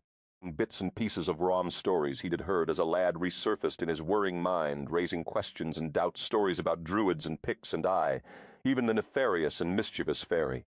Lydia had always said that any legend was based in some part on fact, the mythical elements being merely the inexplicable, but not necessarily untrue. No, his love was testing the limits of his belief in the natural world and blowing them wide open. But if he conceded belief in such magic as time travel, what magic could he discard as too outrageous? None. He could discard no possibility, however unearthly, without thorough consideration. When Adam Black had been able to cure the previously incurable poison of Calibron, Adam Black always seemed to know too damned much. Adam Black admitted flatly that he had come to Dalkeith for revenge. The Rom had moved far from the Smithius Forge, the Rom who believed the myths and legends. And the Hawk, indebted to Adam for his wife's life, had forced himself to overlook all the oddities, attributing them to his intense dislike of the smithy, convincing himself that he was seeing dragons in the puffy shapes of harmless clouds. He would never let her go, but someone or something else could take her from him at a moment's whim. He would seek it, destroy it, and free Heron his life, he vowed it. For there was no life for him without her. Chapper Jaime Bay. Although the Hawk insist on leaving early the next morning, he also made sure they took their sweet time on the way back to Dalkeith. He sent half the guards to ride ahead, and commanded the other half to stay well behind him and his lady, to allow them privacy. He would return to Uster and oversee the rest of the manorial courts in the future, after this battle was done. Adrian was thrilled by his urgency to return to Dalkeith to seal their vows. She was equally thrilled by the 3-day journey, with long dalliances in chilly pools of bubbling spring water, longer interludes of passion on springy moss beneath the canopy of brightly fluttering leaves, moments in which he teased, coaxed, and taught her until the blushing virgin grew confident in her newly discovered womanhood, thrilled to feel a woman's power over her man. She soon became expert in the subtle ways of touching or speaking, of wetting a lip and beckoning with her eyes. She knew the stolen caresses and the instant responses that turned her sweet, beautiful man into a throbbing, hardened savage. She was mildly stunned to discover that autumn had painted the hills with the inspiration of a master. Leaves in brilliant shades of pumpkin, bloodwine, and buttery amber rustled crisply beneath the horses' hooves as they rode beneath boughs of harvest gold. Squirrels chirped and skittered through the trees with gravity-defying leaps. Scotland in all her majestic glory, airbrushed by love, colored the simple gifts of nature into a tapestry of miracles. Adrian had never realized the world was such a wonderful place. She would remember the leisurely return journey to Dalkeith as her honeymoon, a time of phenomenal passion and tender romancing, a time of blissful healing and loving, quite simply the happiest days of her life. Late on the second day, as they lay on a Douglas tartan of blues and grays, an unaddressed hurt surfaced to poke at Adrian, and she couldn't stay her tongue. Gripping the Hawk's face between her hands, she kissed him hard, hot, and tempting, then pulled back and said, If you ever forbid me from you again, my husband, Moat, will tear down the walls of Dalkeith stone by stone to get to you." The hawk shook his head, his thoughts completely muddled by the tantalizing kiss and further bewildered by her words. He claimed her lips in a long, equally fierce kiss, and when she lay panting softly beneath him, he said, "If you ever fail to see how Moat am faring after being wounded, Moat will add a stone tower onto Dalkeith and lock you in there, my captive love-slave, never to refuse me anything again." It was her turn to study him with a bewildered expression, her lips full and rosy from the heat of his kiss. "If you mean after you were injured by the arrow, Moat tried to see you. Grim wouldn't let me." Hawk's gaze battled with hers. "Grim said you never came. He said you were sleeping soundly in the peacock room. Bekipitahat not a worry in your mind. Save how soon Moat would die and leave you free." Adrian gasped. "Never! Mort was right outside your door, arguing and fighting with him. Still, he swore you refused me entrance." "Moat have never refused you his entrance, nay. Moat opened my very soul and bade you enter. Now you were telling me that you came to see me that night, and Grim told you Moat had given orders that you were to be refused." Adrian nodded, wide-eyed. Dark fury flitted across the hawk's face as he recalled the agony he'd endured, believing she'd not cared enough to see if he still lived and breathed. Suddenly he understood his friend's stiff behavior that night. The way Grim's gaze had not seemed quite steady. From the nervous way he'd built up the already blazing fire and had poked aimlessly at the crackling logs. "Grim, what mischief do you play?" he murmured. Could Grim wish Adrian ill, or had Grim only been trying to protect him, his friend and brother in arms, from further harm? Regardless, his actions were unacceptable. No matter how long-standing their friendship, lies were never tolerable, and Grim's lies had driven a wedge between him and his wife, a wedge that had sent the hawk rushing off to Uster. What if he hadn't returned for Adrian? How far might Grim's lies have taken them apart from each other? What might Adam have done to his wife if he hadn't returned for her? The hawk's mouth tightened. Adrian laid her palm against his cheek and said softly, "Hawk, Mordaunt think he meant any harm. He seemed to be trying to protect you. He said Mort had brought you nothing but pain, and that it was all his fault." "His fault?" "For wishing on a star." The hawk snorted, "Wishes on stars don't come true, Les. Any addle-brained bairn knows that." Adrian cocked a mischievous brow at him. "But he did say he wished for the perfect woman," she preened, "and Mort do fit the bill," she teased. "Aye, that you do," the hawk growled. With a wicked smile, he cupped one of her perfect breasts in his hand and pushed her back upon the tartan as their passion began once again. His last coherent thought before he lost himself in the beauty and wonder that was his wife was that Grim owed him some answers and his wife an apology. And if he had to admit it, that for all he knew, maybe wishes on falling stars did come true. Stranger things had happened of late. On the last day, Hawk rode as if hell-bent. Stole 3 days, he mused darkly, holding his wife to his chest in his possessive embrace, his cheek brushing her silky hair. In the woods he had felt safe, that whatever enemy threatened her didn't know where she was at that moment. So he prolonged it, and spun it out to make it last, keeping his worries away from his wife, wanting nothing to spoil her pleasure. Besides, he kept collapsing into near slumber every time his demanding young wife had her way with him. Damnedest odd thing, he'd never fallen so replete and satisfied to the ground. Oh, but that lass had some serious magic. But now his mind turned darkly to the matter that lay ahead. Until the Feast of the Blessed Dead, Rushka had warned. The Samhain was tomorrow. The day after the Samhain was the Feast of the Blessed Diodor All Saints, as some called it. The Samhain was a perilous time for any to be alone. It was rumored that the fairy walked the earth in full glamour on such a night. It was rumored that wickedness abounded on the Samhain, which was why the clans laid the double bonfire of birch, rowan, oak, and pine and carved deep trenches around it. There they gathered to a one, every man, woman, and child, and feasted together in the protective rim of light. Within that ring he would pledge his life to his wife, and try to make some magic of their own. He could just feel it in his bones that something was about to go very wrong. Salmon. Harvest. For nothing this wide universe mote call. Save thou my rose. In it, thou art my all. Shakespeare, sonnet psych. Chapter Hymatam. Damhistus, he left the fairy ill of Morar. Time, usually of no significance to him, had flashed past him day by precious day. When he played a mortal game, time became a nagging concern. For too long he'd neglected his doings at Dalkeith, but it had taken some time to convince his queen that he was up to no mischief. Now, the far-seeing Adam turned his mind toward Dalkeith to study the changes in his game. He stiffened and hissed again. How dare they? When his queen had said the damning words sealing the hawk's fate, Adam had searched far and wide for the perfect tool of revenge. He had wandered through the centuries, listening, watching, and finally choosing the perfect woman. Careful precision. Adam was not one to muck in the lives of mortals often, but when he did, legends arose, and Adam liked that. Some called him Puck. A bard would name him Ariel. Still others knew him as Robin Goodfellow. The Scots called him the Sin-Siri Dooth Black Elf. Occasionally Adam donned the visage of a charging and headless horseman, or a grim-faced spectre carrying a scythe, just to live long in the memories of mortals. But whatever the glamour chose, he always won what he set out to win, and he'd been so certain of success this time.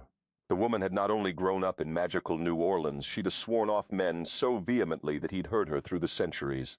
Adam had watched her for weeks before he had made his careful choice. He'd studied her, learned everything there was to know about the fascinating Adrienne de Simone. Things even her beloved husband didn't know about her. He had been convinced that she was the one woman guaranteed to hate the legendary hawk. Now, as Adam moved toward Dalkeith upon the sea, his far-reaching vision revealed a blissful Adrienne, wedding plans lazing dreamily in her mind. But the hawk wasn't so comfortable right now. He sensed something was wrong. He would be prepared. Adam had brought Adrienne here to reject the hawk and, of course, to claim the beauty for himself. Rarely was such a stirring mortal creature born as that woman. Even the king had commented on her perfection. What sweet revenge to wed the hawk to a woman who would never love him, while Adam made her his own, to cuckold the man who'd humiliated the fairy king. But it seemed that he'd been as wrong about Adrienne as he'd been about the hawk. Underestimated them both, he had. She loved the hawk as intensely as the hawk loved her. Adam drew up short and grinned craftily as inspiration struck. What a tiny revenge that would have been to merely cuckold the hawk. A new and truly devastating possibility now occurred to him. Lydia and Tavis were sitting on the cobbled terrace of Dalkeith when the hawk and Adrienne arrived late that night. Deep in the shadows, talking softly and sipping sweet port, they watched the younger couple ride in, dismount, and link hands as they moved toward the terrace. Lydia's eyes shimmered with happiness as she watched. Adrienne said something that made the hawk laugh. When he pulled her to a lazy halt and kissed her, she tugged the thong free from his hair and flung it into the night. What started as a tender kiss deepened hungrily. Long moments rippled by as the kiss unfurled. Lingering and savage and hot, the Laird of Dalkeith upon the sea and his lady kissed. Beneath an almost full moon, on the lawn directly in front of the terrace, they kissed. And kissed. Lydia's smile faded, and she shuffled in her chair uncomfortably. She forced herself to draw a deep, difficult breath and willed her heart to stop that ridiculous thundering. She'd have thought her body might have finally forgotten such passion. Little chance of that. That as quite a kiss, Mutluklunk say Tavis' rich brogue rolled over her. Quite a kiss, Lydia swallowed. How long had it been since a man had kissed her that way? Tavis moved imperceptibly closer, and Lydia glanced sharply at him. Then her gaze turned speculative. Tavis MacTarvett was one fine figure of a man, she noted. How did it come to pass that she had failed to see that before now, and why that secretive smile on his face, she wondered. What are you smiling about? She snapped. 'Tis a fine night on Dalkeith, Mutluglunk say. He offered benignly they've come home. And it looks to me like we Luglunk be having wee bairns around here soon, and Mutluglunk say that again. Lydia snorted. Have you figured out how to make coffee yet, old man? Mort to love to have a good cup for her in the morning. Milady, his gentle gaze chided her. Mort met a man of talented hands, remember? Of course Mort can make coffee. Talented hands. The words lingered in her mind a moment longer than she would have liked, and she stole a surreptitious peek at those hands. Good hands they were indeed, broad and strong with long, clever fingers. Able, they tanned soft hides and tenderly pruned young roses. They brushed her hair gently and made tea. What other pleasures might those hands be capable of lavishing upon a woman, she wondered. Och, Lydia, you've been wasting many fine years, haven't you, lass? The true voice of her heart. Silent all these years finally found its tongue. Lydia subtly shifted closer to Tavis so that their arms rested lightly side by side. It was a soft touch, but it was meant to tell him many things, and it did.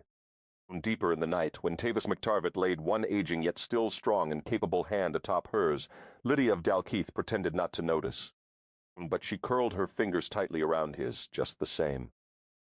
It was early in the morning, the time when the cool moon briefly rides in tandem with the sun, that Adrienne felt the hawk slip from the hand-hewn bed in the peacock room. She shivered in the fleeting coolness before the covers draped snugly to her body again. The spicy scent of him clung to the blankets, and she buried her nose in it. When they ridden in low at night, the hawk had swept her into his arms and vaulted the stairs 3 at a time, carrying his blushing wife past gaping servants. He'd called for a steaming bath to be delivered to the laird's bedroom, and they had bathed in scented, sensuous oil that clung to their bodies. He made fierce and possessive love to her on a mound of tangled throws before the fire, and oiled by the fragrant blend, their bodies had slipped and slid with exquisite friction. Adrian had been claimed and branded by the man's hand, conquered and ravished and utterly devoured. She had willingly dismissed all conscious thought, become an animal to mate her wild black charger. When he carried her to the bed, she'd run her hands over his body, over his face in the sweet afterglow, memorizing every plane and angle and secreting that memory away in her hands. But somehow, between the magnificent love-making and the sleeping, a silence had fallen between the lovers. It lay there, a stranger's gauntlet downflung in their bed. She had felt it grow into a fist of silence as she'd gotten lost in fears over which she had no control. Desperately, she'd have threaded her fingers through the hawks. Perhaps if she held on to him tightly enough, if she was tossed back to the future, she might take him with her. She had spent many stiff hours pretending to sleep, afraid to sleep. And just now, as he slipped from the bed, she felt the fear returning. But she couldn't hold his hand every minute of every day. She rolled silently onto her side, peeped out from the pile of covers, and marveled. He stood at the arched window, his head cocked as if listening to the breaking morn and hearing secrets in the cries of the wakening gulls. His hands were splayed on the stone ledge of the opening, the last rays of moonbeam caressing his body with molten silver. His eyes were dark pools of shadow as he gazed into the dawn. His stern profile might have been chiseled of the same stone used to build Dalkeith upon the sea. She closed her eyes when he reached for his kilt. The silence unfisted and wrapped its fingers around her heart as he left the peacock room. Hawk stood in the doorway on the 2nd floor, his eyes dark with rage. Rage at his own helplessness. Bringing her back to Dalkeith had been a mistake, a big mistake, he knew it. The very air inside Dalkeith seemed charged, as if someone had sloshed lamp oil all over the castle and now lay in wait, ready to drop a lit candle and step back to watch their lives be devoured by the ensuing inferno. No question remained in his mind. Dalkeith was not safe for her. But she disappeared in Ooster, too. And then they'd just have to go farther away. China, perhaps, or Africa. At least get the hell out of Scotland. Damn it all, Dalkeith was his place, their place. Dalkeith, upon the sea, had been his entire life. He'd endured so much to have this time to come home, to watch their sons play at the cliff's edge, to watch their daughters race through the gardens, little feet pattering across mosses and cobbled walkways, and on a warm day to bathe their children in a clear blue loch, on a balmy summer night to seduce his wife in the fountain beneath shimmering stars. He deserved to spend the remainder of his years walking with Adrian over these hills and vales, watching the sea and the seasons' eternal march across the land, building a home rich with love and memories and adventures. Every bit of it. Damn, there was a selfish man. He wanted the whole dream. Should have stayed away, Hawk, and you know it. What made you think you could fight something you can even name? He closed his eyes tightly and swayed in the dark. Give up Dalkeith for her. His head fell forward, bowed beneath the weight of crushing decisions. A sigh to extinguish bonfires shuddered through his body. He would wed her at the Samhain. Then he would take her as far away from here as they had to go. He'd already started to say his goodbyes in a strained silence. Goodbyes took some time, and there was much he needed to bid farewell at Dalkeith upon the sea. To risk staying where whatever forces commanded his wife. Patently impossible we can stay, he told the silent waiting room, the one room he needed to bid farewell most strongly, his nursery.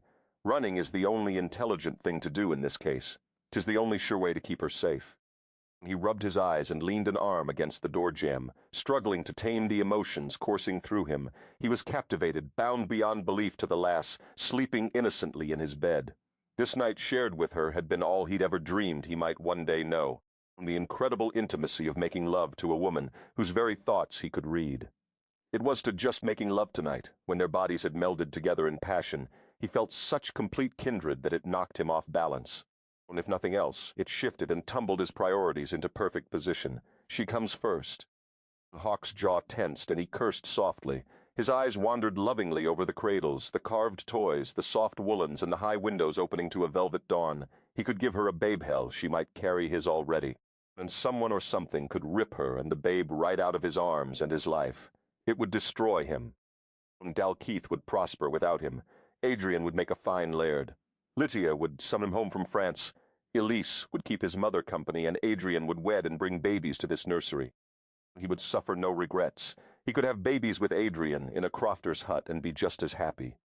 And the hawk stood a few moments more, until the flicker of a smile curved his lip. He closed the door on his old dream with a gentle smile and a kind of reverence only a man in love fully understands. A room had never been his dream at all. And she was his dream. Hawk. Lydia's lower lip trembled in unspoken protest. She averted her gaze to study an intricate twining of roses. It must be done, mother. 'Tis the only way Moat can be certain she is safe. Lydia busied her hands with the careful pinching away of dried leaves, pruning her roses as she pruned them for 30 years. But to leave, tonight. Weakened to risk staying, mother. There's no other choice Moat can make. But Adrian isn't even here, she protested. You can relinquish the title if no one's here to claim it. Mother. Hawk didn't bother to point out to her how absurd that protest was. From the sheepish look on her face, it was obvious. She knew she was grasping at any excuse she could find. You talking about taking my grandbabies away? Lydia squinted hard against tears. Hawk regarded her with a mixture of deep love and amused patience. They were grandbabies you don't even have yet, and ones we want to get a chance to make if we lose her to whatever it is that controls her. You could take her far from these shores and still lose her, Hawk. Until we discover what controls her, she won't ever really be safe, Lydia argued stubbornly. She and Moat had planned to investigate the details of each time she traveled to discover similarities. Have you done that? Hawk shook his head. His gaze shuddered. Not yet. Truth be told, Mort'd been loath to bring it up. She does to Mort pay my silence. Once we've wed and left, there will be time to speak of it. Hawk, perhaps the rom. Hawk shook his head impatiently. He'd already tried that tactic this morning. It had been his last-ditch chance. He'd found Rushka up on the southwest ridge with his people, digging the trenches and gathering the 7 woods for the fires. But Rushka had flatly refused to discuss his wife in any capacity, nor had the hawk been able to lure him into a conversation about the smithy, damned irritating that he couldn't even force answers from those who depended upon him for his hospitality. But the Rom truly depended upon no man's hospitality.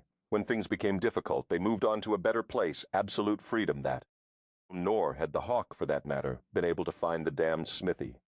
Mother, where's Adam? The smithy, Lydia asked blankly. The forge was cold, his wagon's gone. Fair to tell Mut haven't seen him. Since let's see, probably since the 2 of you left for Uster. Why, Hawk? Do you think he has something to do with Adrian? Hawk nodded slowly. Lydia attacked from another angle. Well, see, if you take Adrian away and Adam does have something to do with it, he can just follow you. Better to stay here and fight. She gasped when the hawk turned his dark gaze toward her mother, but will not risk losing her. Met sorry that does it please you. But without her, he lapsed into a brooding stillness. And without her what? Lydia asked faintly. The hawk Dieuete shook his head and walked away. Adrian walked slowly through the bailey, looking for the hawk. She hadn't seen him since he had left their bed early that morning, although she knew she'd be standing beside him soon pledging her vows.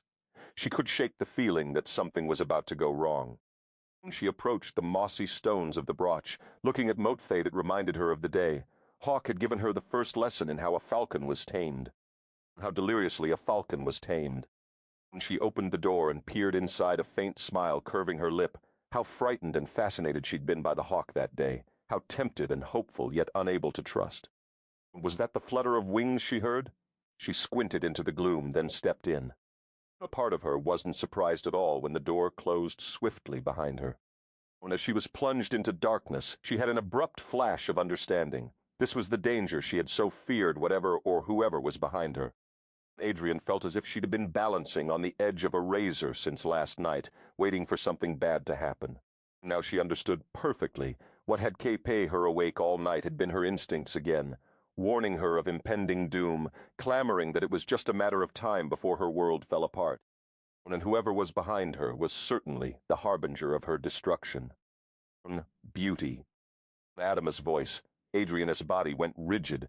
Her jaw tensed and her hands fisted when he grabbed her in the darkness and pressed his hips hard against the curve of her rump. She lurched forward, but he tightened his arms around her and dragged her back against his body.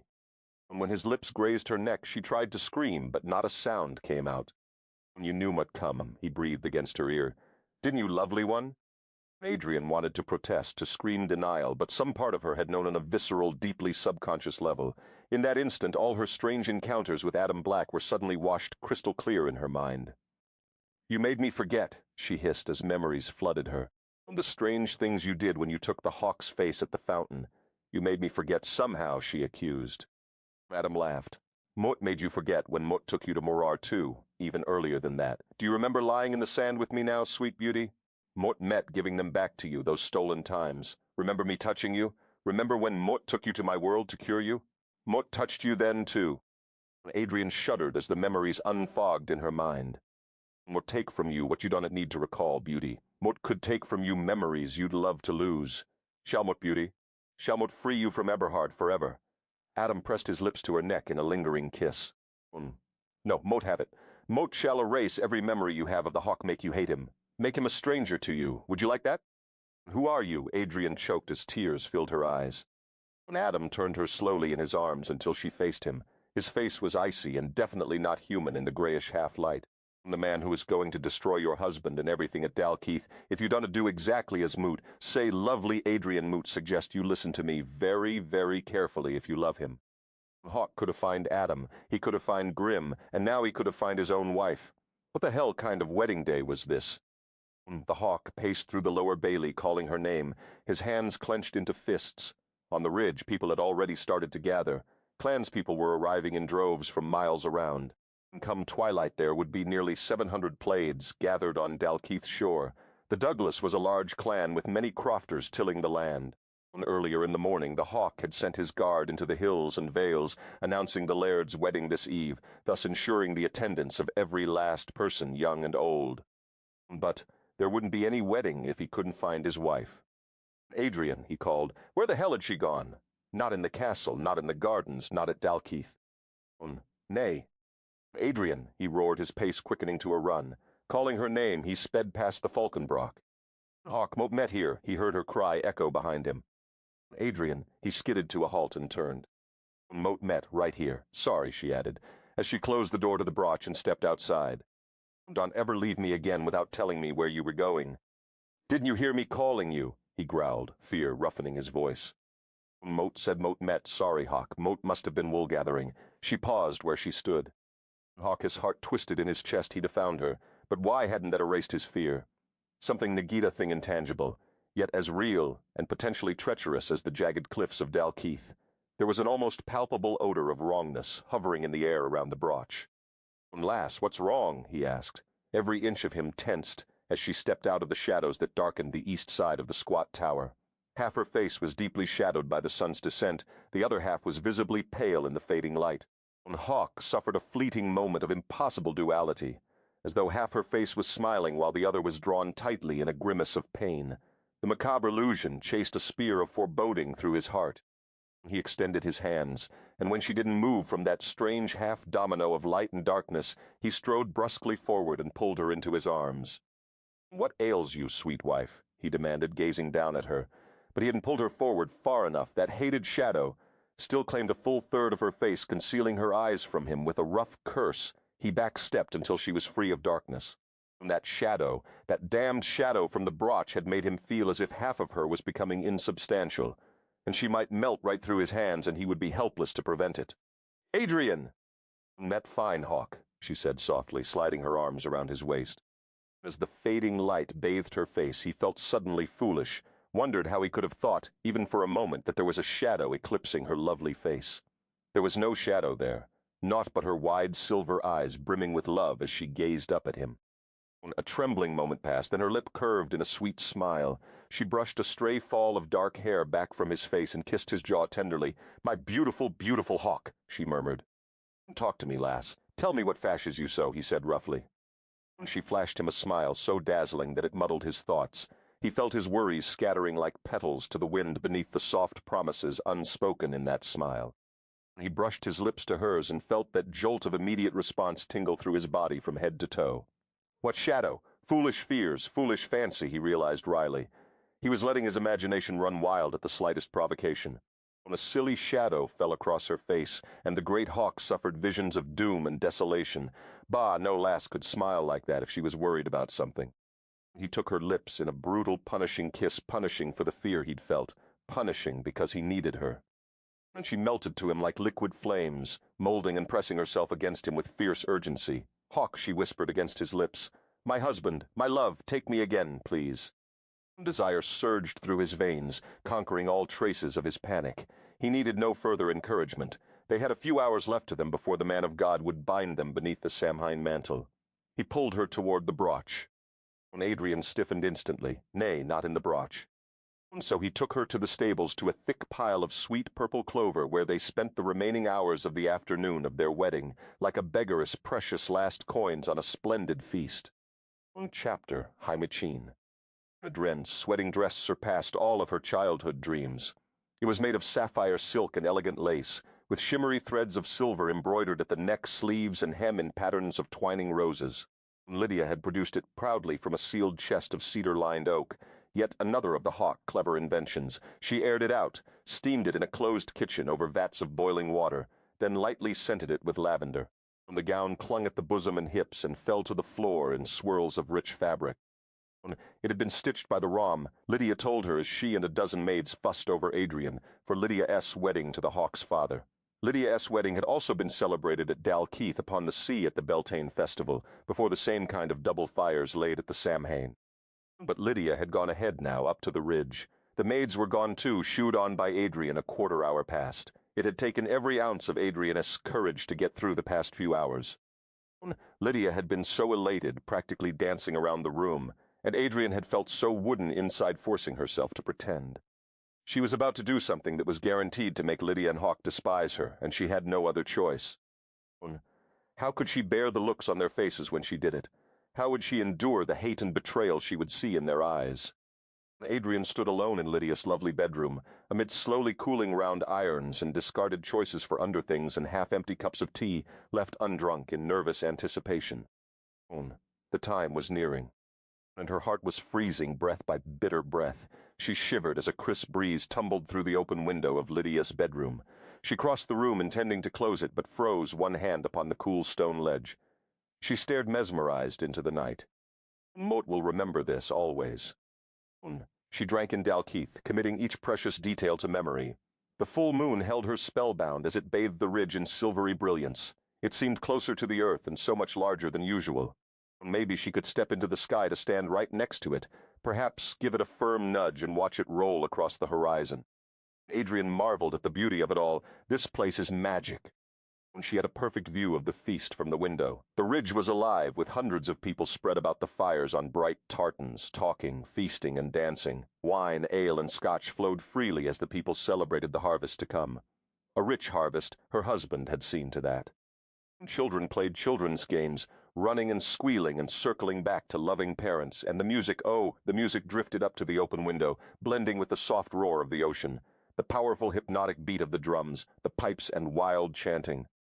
Between the two circles of fire, she could just make him out. The Laird of Dalkeith upon the sea was dancing with his people, his head tossed back, adding his deep butterscotch, cry to the song, her husband. At least she'd gotten to love him for a while, maybe not forever. But the beat of drums intensified, and she watched him circle the fire, so primitive and savage, yet so incredibly tender and loving. Moat adore this place, she thought. If Moat could have ever dreamt a place to go, back in the 20th century, Moat would have dreamt this one. She let her forehead fall against the cool stone wall a long moment and squeezed back the tears. "I love him more than life itself," she whispered aloud. And that had been the deciding point. "Nay." The Hawk raised his hands in mock protestation. "You must leave me with strength to wed and bed my wife this eve," he teased the laughing women who tried to lure him into yet another dance. Despite the disappointed looks and saucy remarks about his virility, the Hawk made his way higher up the ridge. He'd seen Lydia wander that way with Tavis while he'd been dancing. He paused a moment and looked back at the castle, his eyes searching the windows intently. There it was. In Lydia's room, his wife a silhouette visible against the brightly lit window. He watched her Teu Rono her back. She was on her way. A chill slithered up the nape of his neck as he studied her back. He watched a long moment, and when she didn't move, he wondered what she was doing. Moat should have insisted she keep the guard with her. "Will they button my gown for me?" she'd had teased, and a swirl of jealousy at the thought of any of his guards touching his wife's silken skin had sealed it. He could watch every step of her progress from the ridge, and the castle wasn't entirely deserted. The ridge was a short walk, a few minutes or less. She should be fine. Yet he worried. "Have you seen Grim?" Lydia touched his arm lightly to get his attention. Hawk tore his gaze from the window. "Nay, have you?" "Nay, and that worries me. He's your best friend, Hawk. I thought he'd be here. What might have kept him?" Hawk shrugged and glanced quickly at the castle. Finally. The candles were out and his wife was on her way. Lydia's room was full dark. Suddenly Grim seemed inconsequential. Even his irritation at Grim's lies slid off his shoulders with the thought of his beloved Adrian. "Tonight Moat will bind her to me for all eternity," he pledged silently. "Hawk?" Lydia waved her hand in front of his face, and he dragged his gaze from the castle with an effort. "Oh my," Lydia sighed. "How you do remind me of your father when you look like that." "Like what?" Hawk drawled, watching the front steps for the first glimpse of his wife. "Like some savage Viking set to conquer and take captive." "Moat met the captive in this, mother," Hawk snorted. "The lass has fair spelled me, moat think." Lydia's laughter tinkled merrily. "Good. 'Tis as it should be then." She gave him a brisk kiss. "She'll be here any moment." Lydia straightened his linen that didn't need straightening, smoothed his perfect hair that didn't need smoothing, and in general clucked over him like a nervous hen. "Mother," he growled. "Mort just wants you to look your best," Lydia broke off. She spared a nervous laugh for herself. "Just look at me, a jittery mother, all in a tizzy at her son's wedding. She's already seen me at my worst and loves me in spite of it. And vengeful. Are you doing fussing over me but thought we weren't speaking? What plans are you devising now?" he demanded. He knew her too well to believe she'd just capitulated quietly to his plans to leave this evening. "Hawk," Lydia protested, "you wound me." Hawk snorted.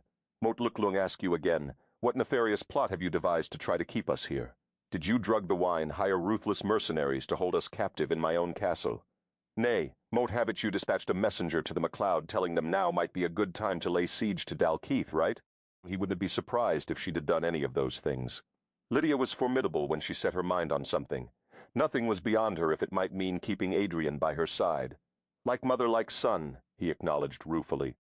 Lydia glanced studiously away. "I simply refuse to think of you leaving until the time comes that you try to. Until then, Moat intend to enjoy every last moment of my son's wedding. Besides, 'tis apparent Adrian has no idea what you replanning. Moat met not so certain." "She one side with me," she snipped pertly. "Here she comes." Tavis interrupted their squabbling and waved their attention to the stone stairs that cascaded into the upper bailey. "Oh, isn't she lovely?" Lydia breathed. A collective sigh ruffled the night and blended with the fragrant breeze dappling the ridge. "Could be a princess."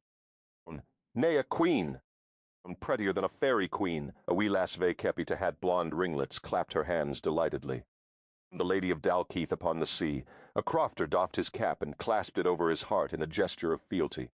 Lydia's smile faded as she watched Adrian head for the stables. No one spoke until she reappeared a few moments later, leading a horse to a nearby wall. "But what? What is that, a horse? But suppose she's riding a horse up," Lydia murmured, perplexed. "A horse, why would she just walk? 'Tis fair short space to cross," Moat Luglung say, Tavis wondered. Beneath the brilliant moon, they could clearly see her stepping up on a low stone wall and mounting a horse wedding dress and all. Hawk's eyes narrowed thoughtfully. His body tensed and he stifled an oath when he saw Rushka, who had been standing silently beside them, trace a gesture upon the air. "What are you doing?" Hawk growled, closing his hand around the Rom's arm. Rushka stopped and his brown eyes rested on the Hawk. They kept a hot, deep affection and deeper sorrow.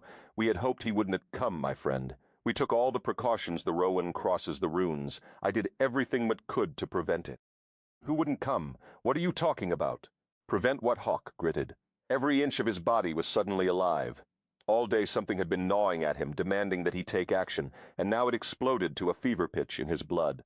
He'd like nothing more than to take action. But against what? What was happening? The thunder of approaching horses rumbled the earth behind him. "He comes."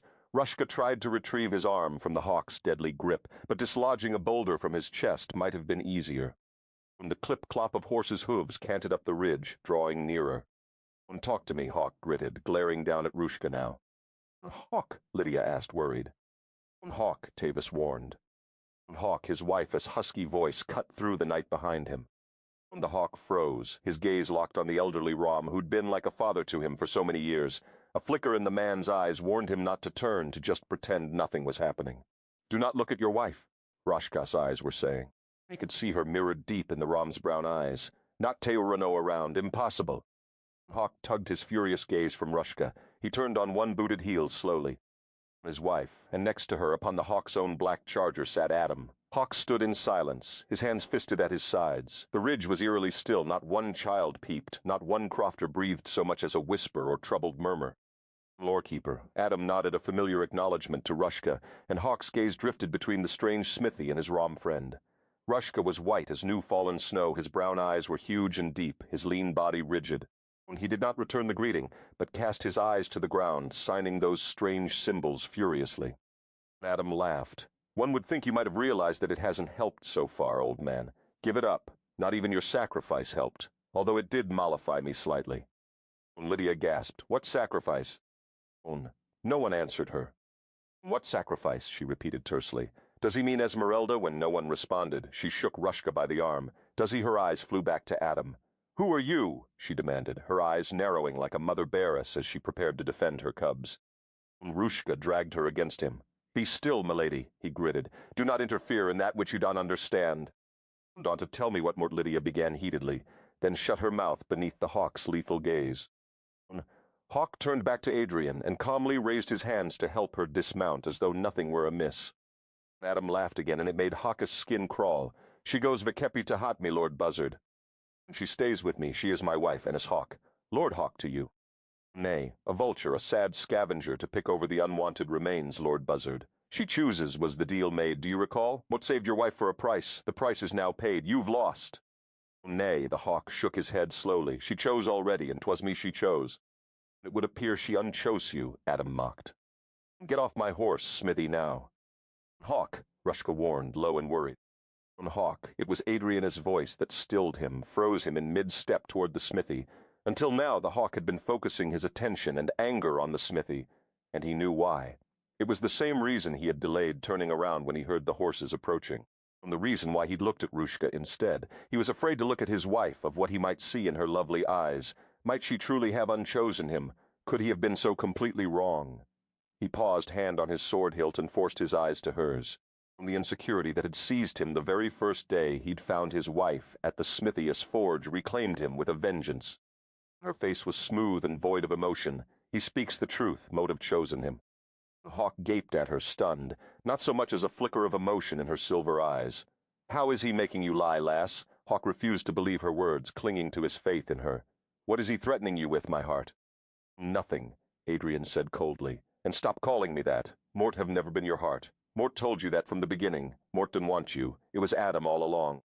Hawk searched her face. Cool, composed, she sat the mare like a queen, regal and untouchable. And just what the hell was Uster then? He growled. She shrugged, her hands palms up. A vacation, she replied flippantly. Hawk tensed, his jaw gritting. Then just what were the stables this afternoon? A mistake, Adam cut him off flatly, one she wanted to be repeating. His gaze never wavered from Adrian's. Was it a mistake? He asked softly.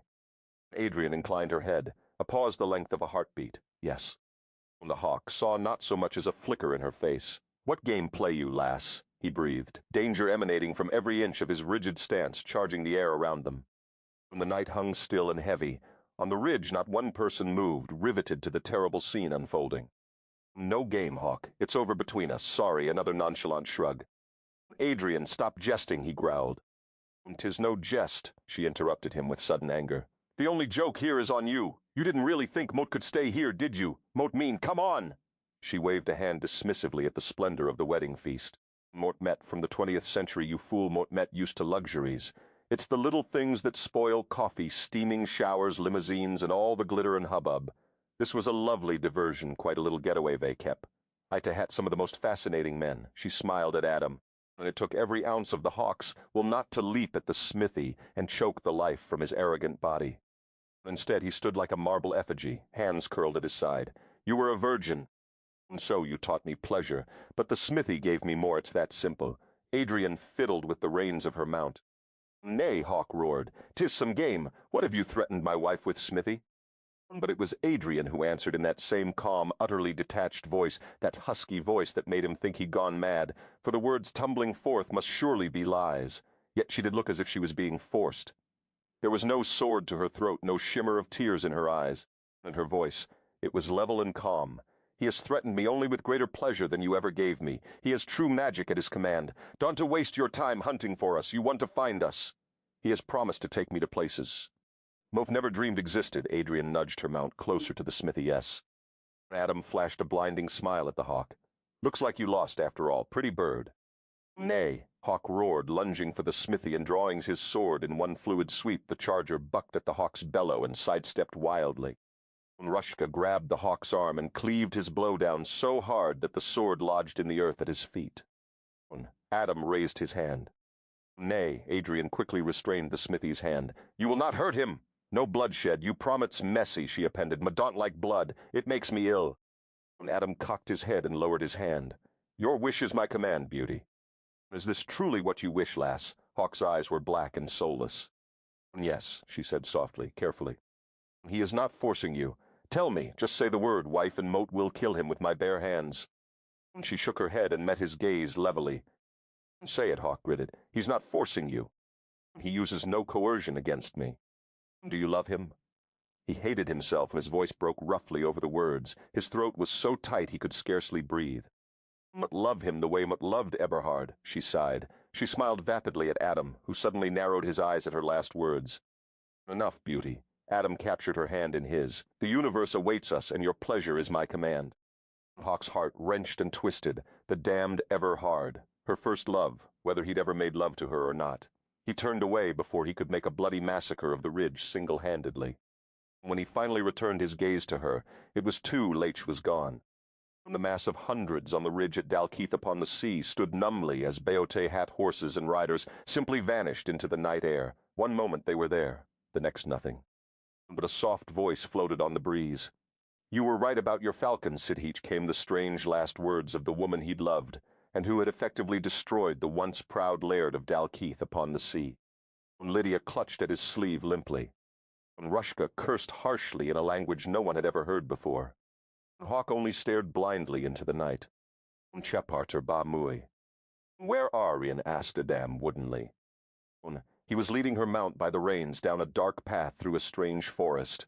Twisted branches wove a gnarled canopy above her head. Occasionally a ray of faint light would pierce the dense gloom, and the creaking branches would glimmer like bleached bones. No crickets, no normal noises, only the screech of flying creatures. The bracken rustled, revealing brief glimpses of dwarfed gnomes with wild faces. She shivered violently and hugged her arms around herself. You are in my realm. Who are you really, Adam Black? Her voice broke on the simple sentence, raw and full of anguish. For an answer, she received a mocking smile. Nothing more. Tell me, she demanded dully, but the dark man at her side rode in silence. At least tell me why. Why what? He cocked a curious brow at her. Why did you do this to me? What did Moat do? Why did you send me back in time and take me away again, and break my heart and leave me dying inside? Adam stopped their mounts, amusement lighting his dark visage. He reached out a hand to stroke her pale cheek, and she shuddered beneath his hand. Oh, beauty, is that what you think? How very self-engrossed and utterly charming you are. His laughter rolled. But it was his next words that shafted through her soul like a knife. It had nothing to do with you, my winsome beauty. Any beautiful woman would have sufficed. But Moat thought you hated beautiful men. Moat heard you there in your library, swearing off men, all men. Yet it would seem Moat was mistaken. Or you lied, which is more likely. What are you saying? She breathed faintly. Any woman would have sufficed. Her heart was laid bare and cleaved through by this man's twisted game, and he dared say so baldly that it hadn't mattered one whit, who she was a pawn again. Her jaw locked temporarily. Moat will not scream, Moat will not. When she was certain she could speak without raging, she said coolly, You got what you wanted. Why wouldn't you just tell me who you are? She had to find out more about this man to avenge herself, to avenge her husband. True, Moat did get what I wanted. The hawk looked utterly destroyed, wouldn't you say crushed? Adam flicked his hand lightly over hers. You did very well tonight, beauty. But tell me, his eyes searched hers intently, and she stiffened when it seemed they might penetrate into her very soul. What did you mean about his falcons? Adrian's breath hitched. He told me once that all his falcons had flown him, she lied evenly. You told me Mutt had to be utterly convincing, or you would kill him, so Mutt chose that reminder to drive the point home. That's all. That had better be all. His face was cold and unforgiving, just as it had been in the brooch before the hawk had come looking for her, before what should have been the wedding of her dreams. Icily, he'd explained to her in exact and excruciating detail precisely how he would destroy the Hawk and everyone at Dalkeith if she failed his will. Then he'd shown her things he could do, things her mind still couldn't quite comprehend. But she'd understood that he was perfectly capable of carrying out the mass destruction he threatened. Two choices he'd given here: either lie to the Hawk and break his heart, not to mention her own, or stand by while Adam used his unnatural powers to kill him. Then Lydia, followed by every man, woman, and child at Dalkeith. No, there had been no choice at all. The hellish decision had given her an intimate understanding of what a man called the King's Whore might once have suffered. When she'd left the Broch shaking and pale, she'd seized one last moment of glory. She'd made love to the Hawk with all the passion in her soul, saying goodbye and dying inside. She'd have known it would be horrible to lie to him, but she hadn't anticipated just how deeply it would cut her. When Adam had been unyielding on that point, he'd made it clear that she must fully convince the Hawk she desired Adam. After the incredible intimacy she and Hawk had shared, she'd known she would have to say hateful, horrid things to convince him. She shivered violently as Adam's thumb brushed her lower lip. She slapped his hand away in spite of her fear. "Don't touch me." If Mort thought for a moment you had tried to tell him something more, Mort would go back and kill him, even as we speak, Beauty. "Mort gave you what you wanted, you bastard," Adrian cried. "All of Dalkeith is safe from you now." "It does matter," Adam shrugged indolently. "He's dead anyway." Adam tugged at Mauve her reins and resumed their slow passage beneath the rustling limbs. "What?" Adrian hissed. Adam smiled puckishly. "Mort thought you might enjoy the scenic route back. This trail is a timeline, and we just passed the year, Mortin Tam Nammi Bay.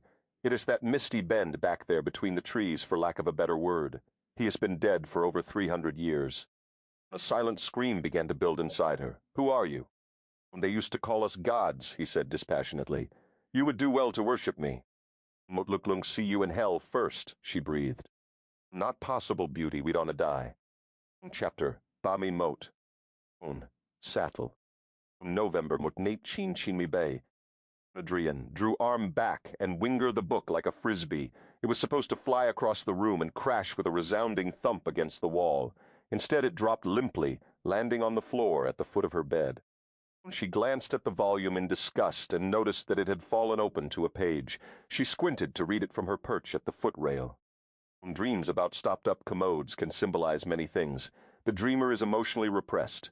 Emotional and/or physical purging is recommended.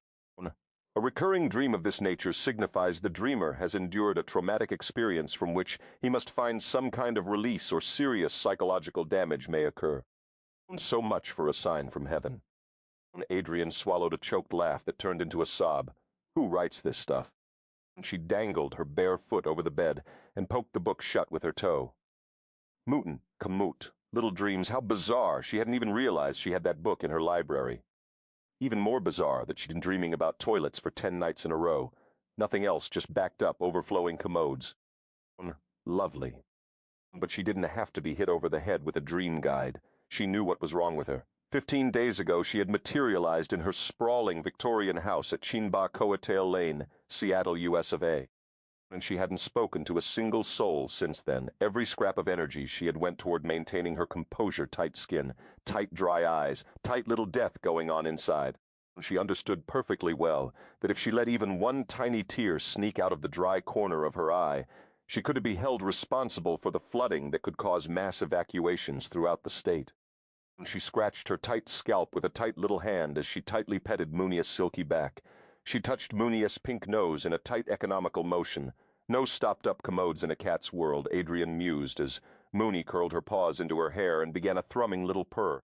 It was Munia's hungry mews that roused her from the bed. Adrian eased her aching body from the down coverlets and padded slowly to the kitchen. God, but she felt 500 years old herself, in pain from head to toe from a heartache she knew would never heal. Adrian woodenly opened a can of tuna, white albacore. Only the best for Mooney. She slumped down on the floor and brushed irritably at the hand that shoved a book in front of her. "Go away, Marie. Mut need to be alone." Adrian marveled at the pale swirls of lime in the jade tile of the kitchen floor, and wondered why she'd never noticed them before. She rubbed lightly at one of the swirls. Slate tile could be so interesting, riveting, in fact. "Ease book you dropped," Marie said in her thick accent. Adrian didn't move. The book brushed her cheek heavens, but the woman was insistent. The book's sharp corner poked the soft underside of her neck. Probably another stupid dream book. Well, she just wouldn't look at it. Quit shoving at me.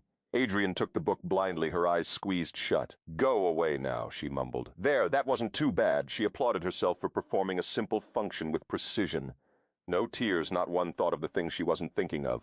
Adrian took a deep breath and forced a grim, tight smile.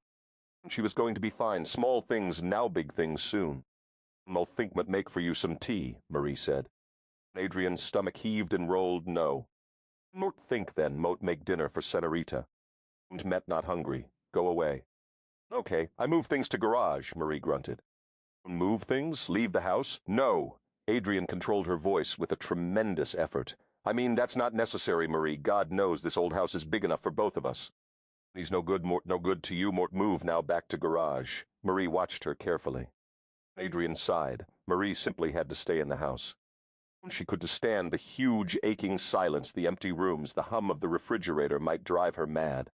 Marie, Mo don't want you to move back out. Really want you to stay with Adrian, opened her eyes, her voice trailing off as she stared in horror at the book in her hands, a study of medieval falconry. Stay tight! Would you soar for me, Falcon? Mot Luglung take you higher than you've ever been. Mot Luglung teach you to bank heights you only dreamed existed. He'd have certainly made good on that promise, and now she was falling from those incredible heights without a parachute, or a Mary Poppins umbrella, or anything else to break her fall. Adrian de Simone Douglas squeezed her arms around her stomach and started screaming. The tiny Cuban woman dropped to her knees and very carefully pulled Adrian into her arms. Then she rocked her, smoothed her hair, and did her best to comfort her. For days and days Adrian lay on her back, replaying every precious memory on the blank screen of her ceiling.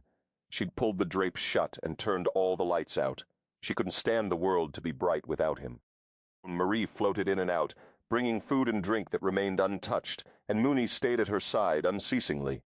Adrian just drifted in and out of consciousness, as the mind does when grief runs too deep to handle.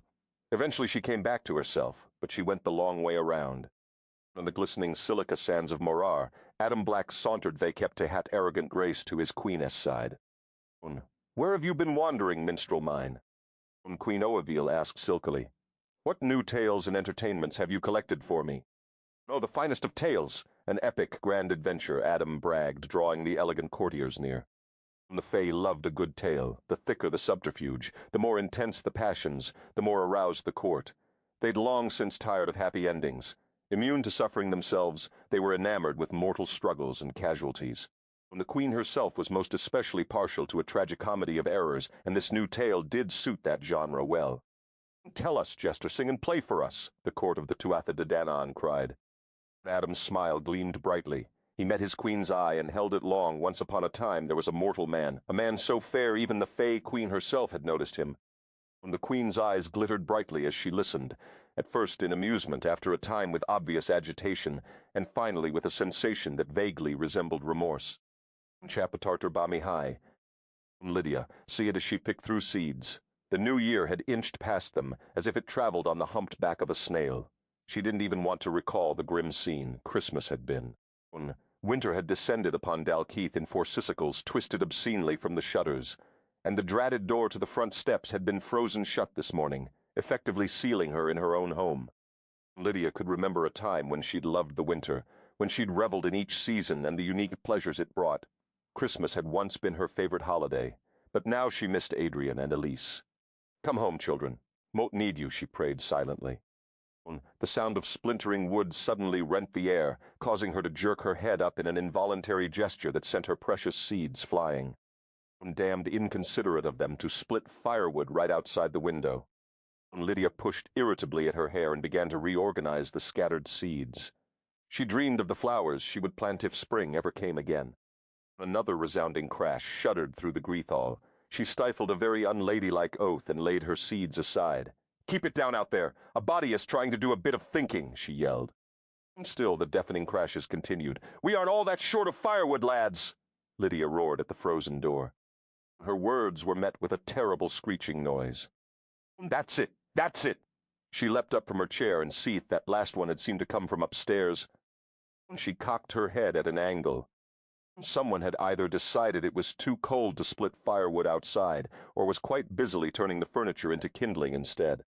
The crash was followed by the shattering of glass. "Holy shit!" Lydia muttered as her lovely daughter-in-law would have offered quite perkily. She spun on her heel, grabbed up her skirts, and raced the stairs like a lass of 20. Hand on her heart, she flew down the corridor, skidding past gawking maids and tense soldiers. How many people had stood about listening to this insane destruction while she'd been sitting downstairs? Not the nursery, she prayed, anything but that. Her son would never destroy that room of dreams. Granted, he'd have been a bit out of sorts, but still no, he definitely would not do something so terrible, not her son. By all that's holy, oh yes he would, and he was. Her breath came in burning gasps as she stared dumbfounded. Her son stood in the nursery, surrounded by a twisted heap of horrid broken wooden limbs. He'd been literally ripping apart the lovingly crafted furnishings. He was clad in only a kilt, his upper body glistening with sweat. The veins in his arms were swollen, and his hands were raw and bloody. His raven hair was loose, but for the 2 war braids at either temple. By the sweet saints, just paint his face blue and Moat wouldn't even know him for my son, Lydia thought. And the hawk stood silently wild-eyed. There was a smudge of blood on his face where he'd wiped its sweat. Lydia watched, frozen in horror as he tilted an oil bowl, drizzling its contents over the splinters of furniture, the toys and books, the magnificent dollhouse that had been squashed flat in his gargantuan rage. When he dropped the candle, a soft scream wrenched her mouth wide. The flames leapt up, greedily devouring the pile of Hawk's and Lydia's shattered dreams. Shaking vengeful hurt and fury, Lydia pressed a hand to her mouth and swallowed a sob. She turned away before the animal that used to be her son could see her tears. "We have to do something," Lydia murmured woodenly, staring blankly at the kitchen hearth. Tavis stepped close behind her, his hands suspended in the air just above her waist. He dropped his head forward and inhaled deeply of her scent. "Moat Luglung, speak with him, Lydia." "We want to listen," she choked as she spun around. "Muff tried. Dear God, we've all tried. He's like some rabid dog, snarling and foaming, and oh, Tavis, my nursery, my grandbabies!" "Moat haven't tried yet," Tavis said calmly, dropping his hands to grip her waist. Lydia cocked her head, marveling at the implicit authority in his words. He'd managed to surprise her once again, this gentle man who'd stood patiently by her side for so long. "You'll speak with him," she echoed hopefully, her eyes glimmering with unshed tears. "Aye," he assured her. Strength and ability laced his reply. How could it have taken her so long to begin to see this man clearly? Some of her astonishment must have been evident in her gaze, because he gave her that patient smile and said tenderly, "Moat knew one day you'd finally open your eyes, Lydia. Moat also knew it would be worth every minute of the wait," he added quietly.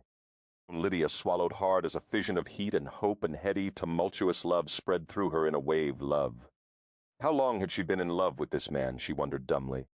Tavis brushed her lips with his, a light friction that promised so much more. "Do no worry, Moat care for him like my own, Lydia. And as if he were my own, 'tis time we had a good thorough father-son kind of talk." "But what if he refuses to listen?" she fretted. Tavis smiled. "He listen, you can take Tavis McTarvitus' word on that, I'll say." The hawk brooded into the fire, watching ghosts dance whitely in the spaces between the flames. They were memory-born and hell-bound as he surely was, but purgatory if not heaven was within his reach, tidily captured in a bottle, and so he toasted the ghosts as he raced them to oblivion. He picked up another bottle of whiskey and turned it in his hand, studying its rich amber color with drunken appreciation. He raised the bottle to his lips, his hand fisted about the neck, and bit out the stopper. Briefly he remembered biting out the stopper of a gypsy potion, remembered covering his wife's body with his own, and tasting, touching, kissing. He'd been fool enough then to believe in love.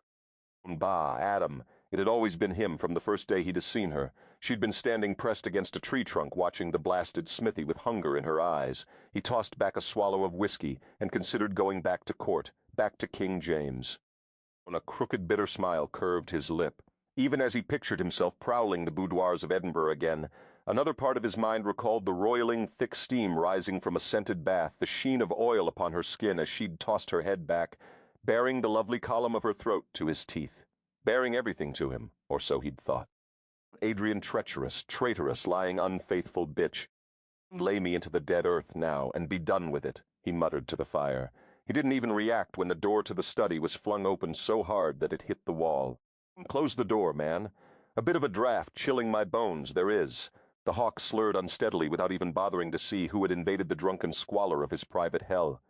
He again tilted the bottle to his mouth and took a long swallow. Tavis crossed the room in 3 purposeful strides and smashed the bottle out of Hawk's hand with such force that it shattered in a splash of glass and whiskey on the smooth stones of the hearth.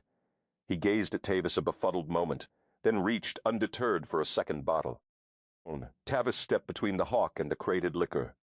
"Get out of my way, old man," Hawk growled, tensing to rise. He had barely gained his feet when Tavis's fist connected solidly with his jaw, spilling him back into the chair. Hawk wiped the back of his hand across his mouth and glared up at Tavis. "Why'd you go and do that for, Tavis McTarvit?" he grumbled, making no move to defend himself. "Mordaunt give a bloody hell what you do to yourself," Laird Tavis sneered. "Just get the hell out of this castle and don't do it in front of your mother." "Who the hell do you think you are?" "Moat know who Moat am. Moat met the man who watched you grow from wee lad to braw laird. Moat met the man who burst with pride while he watched you make some hard choices." Tavis' voice dropped a harsh notch. "I Moat met just the man who has loved you since the day you drew your first hungry breath in this world, and now Moat met the man who is going to thrash you within an inch of your worthless life if you don't get a grip on yourself." Hawk gaped, then swiped irritably at Tavis. "Go away." He closed his eyes wearily. "Oh, Moat met not done yet, my boy," Tavis said through gritted teeth. "You are not fit to be laird of a dunghill. 'Tis obvious you have no intention of pulling yourself together, so until you do, you can just get the bleeding hell out of Lydia's castle now. Mutluglunk send word to Adrian and bring him home. He Luglunk make a fine laird—" When the Hawk's eyes flew open over my dead body, he snarled. "Fine, so be it," Tavis spit back. "You re no use to anyone as you are now anyway. You may as well fall on your own claymore for all the good you're redoing your people. Modem Laird here." Hawk slurred, his eyes flashing furiously. "And you, old man, oh hell, you re-fired." Although he had intended when he'd still had his whiff to relinquish his place to Adrian, it was currently damned cold outside, and he was to going anywhere just yet. Maybe in the spring if he hadn't drowned himself in whiskey yet. Tavis yanked Hawk to his feet in a swift motion, surprising the drunken Laird. "Pretty strong for an old man," Hawk muttered. Tavis pulled the stumbling Hawk to the doors of the study. "Get off me," the Hawk bellowed. "Moat expected more from you, lad. A fool Moat must be, but Moat thought you were the kind of man who fought for what he wanted. But no, you just fell apart in the face of a wee bit of adversity." "Hawk, and my wife leaving me for another man is only a wee bit of adversity, that's what you call it," Hawk slurred thickly, his burr deepening. Vikep, ite hot his anger. "Regardless of how you perceive what happened, you still have a family here, and a clan who needs its laird. If you can do the job, then step aside for someone who can." "Who the hell put you in charge of me?" Hawk roared.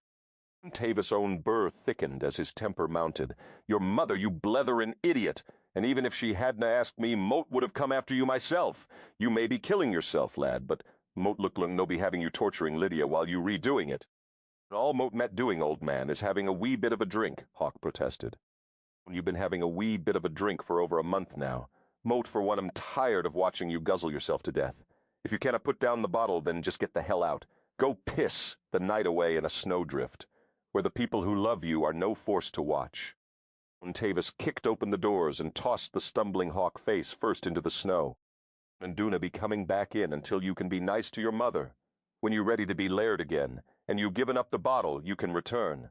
But not until then," Tavis roared as the Hawk struggled to pull his head out of a drift.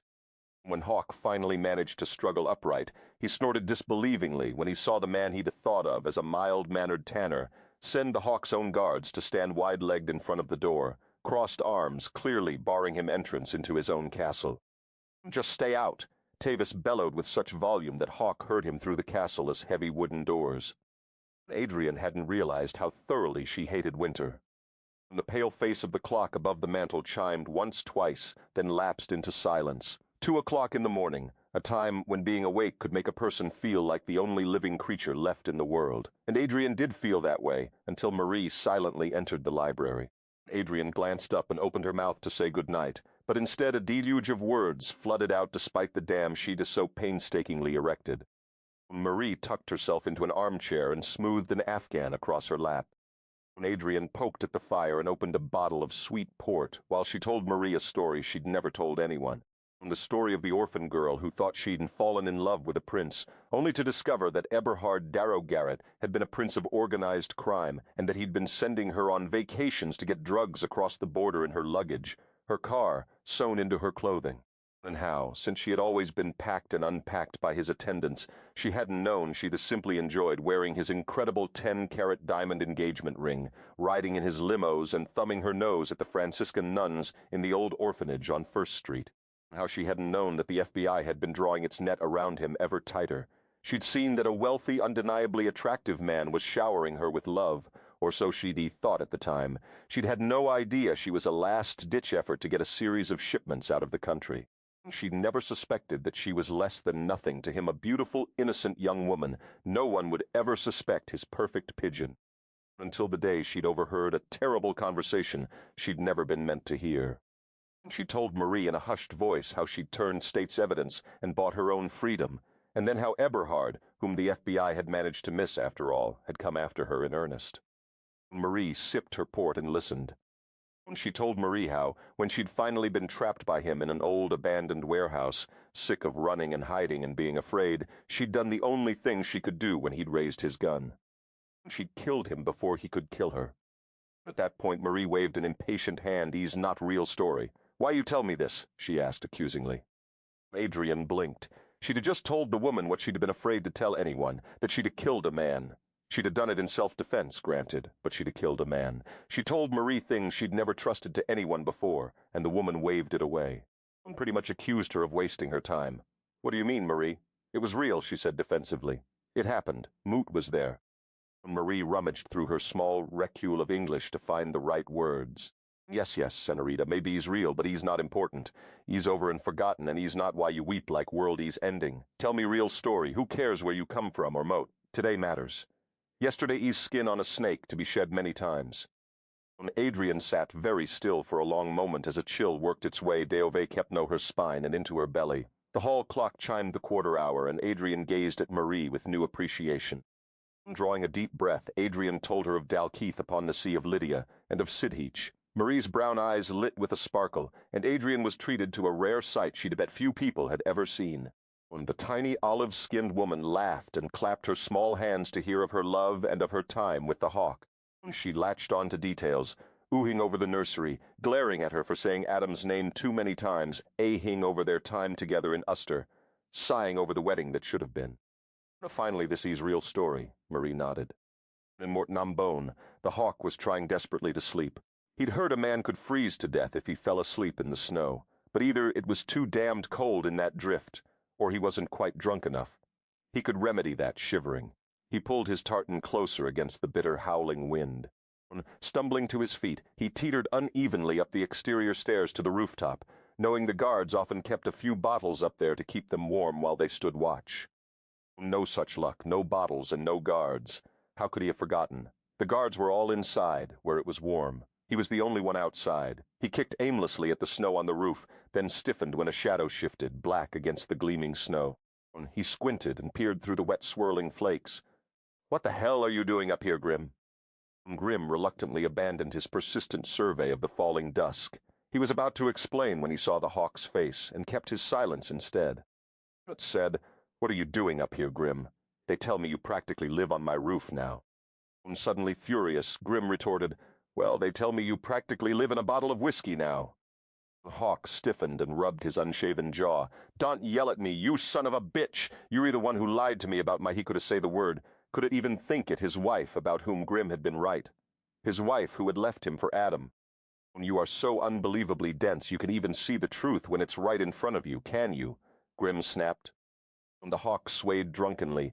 God, where had he heard those words before? Why did they make his heart lurch inside his chest? "What are you doing up here, Grim?" he repeated stubbornly, clutching at the parapet to steady himself. "Waiting for a blasted falling star so Mut can wish her back, you drunken fool." "I don't want her back," Hawk snarled. Grim snorted. Mort may have mucked it up once, but Mort met not the only one who let his emotions interfere. If you would just get past your foolish pride and anger, you'd realize that the lass would never have left you willingly for that blasted Smithy. Hawk flinched and rubbed his face. "What say you, man?" Grim shrugged and turned away, his dark eyes searching the sky intently. "When I thought she was breaking your heart, Mort tried to keep the two of you apart. 'Twas a damn fool thing for me to do. Mort can't kept that now. But me did what Mort thought was best at the time. How the hell was Mort supposed to know you two were falling in love? Mort had no such experience. It seemed like a bloody battle to me. But now, thinking back on it, Mort met fair certain she loved you from the very beginning. Would that we all could see forward with such clarity. If you'd pull your head out of that bottle and your own stubborn ass long enough, you might develop keen vision as well. When she said she loved the smithy, Hawk spit each word out carefully. When she said, if you'll recall, that she loved him like Everhard, tell me, Hawk, how did she love her Everhard? Mort don't know, Hawk snarled. Try to imagine. You told me yourself that he broke her heart, that she talked of him while you held her. Shut up, Grim, the Hawk roared as he stalked away. Hawk wandered the snow-covered gardens with his hands pressed over his ears to stem the flood of voices. He removed his hands from his ears only long enough to take another swig from the bottle he'd pilfered from the stable boy. But oblivion never came, and the voices didn't stop, they just grew louder and clearer. But love you, Sidheach. Trust you with all my heart, and further then. None of my falcons have ever flown my hand without returning. He had warned her at the beginning of that magic summer. You were right about your falcons, Sidheach, she'd have said when she left with Adam. He'd wondered many a night why she'd have said those words. They'd made no sense to him at all, but now a hint of understanding penetrated his stupor. Right about his falcons. Had his own jealousy and insecurity about the smithy so muddled his vision. None of my falcons have flown my hand. Hawk lurched to his feet as a terrible thought occurred to him. The day of their wedding, she'd been gone from his side for more than 2 hours. He hadn't been able to find her. Then she'd walked hurriedly out of the brooch. He'd wanted to take her back into the sweet coolness to make love to her, and she'd carefully and determinedly steered him away. They'd gone to the stable instead. What had she been doing in the brooch on their wedding day?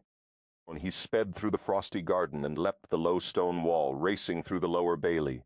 He threw open the door of the brooch and stood, gasping great breaths into his lungs. It was too dark with night falling. He went back outside and drew open the shutters. Not much light, but maybe it would be enough. Hawk stood in the center of the round tower, memories tumbling around him. Eventually his eyes adjusted to the gloom. What were you trying to tell me, lass?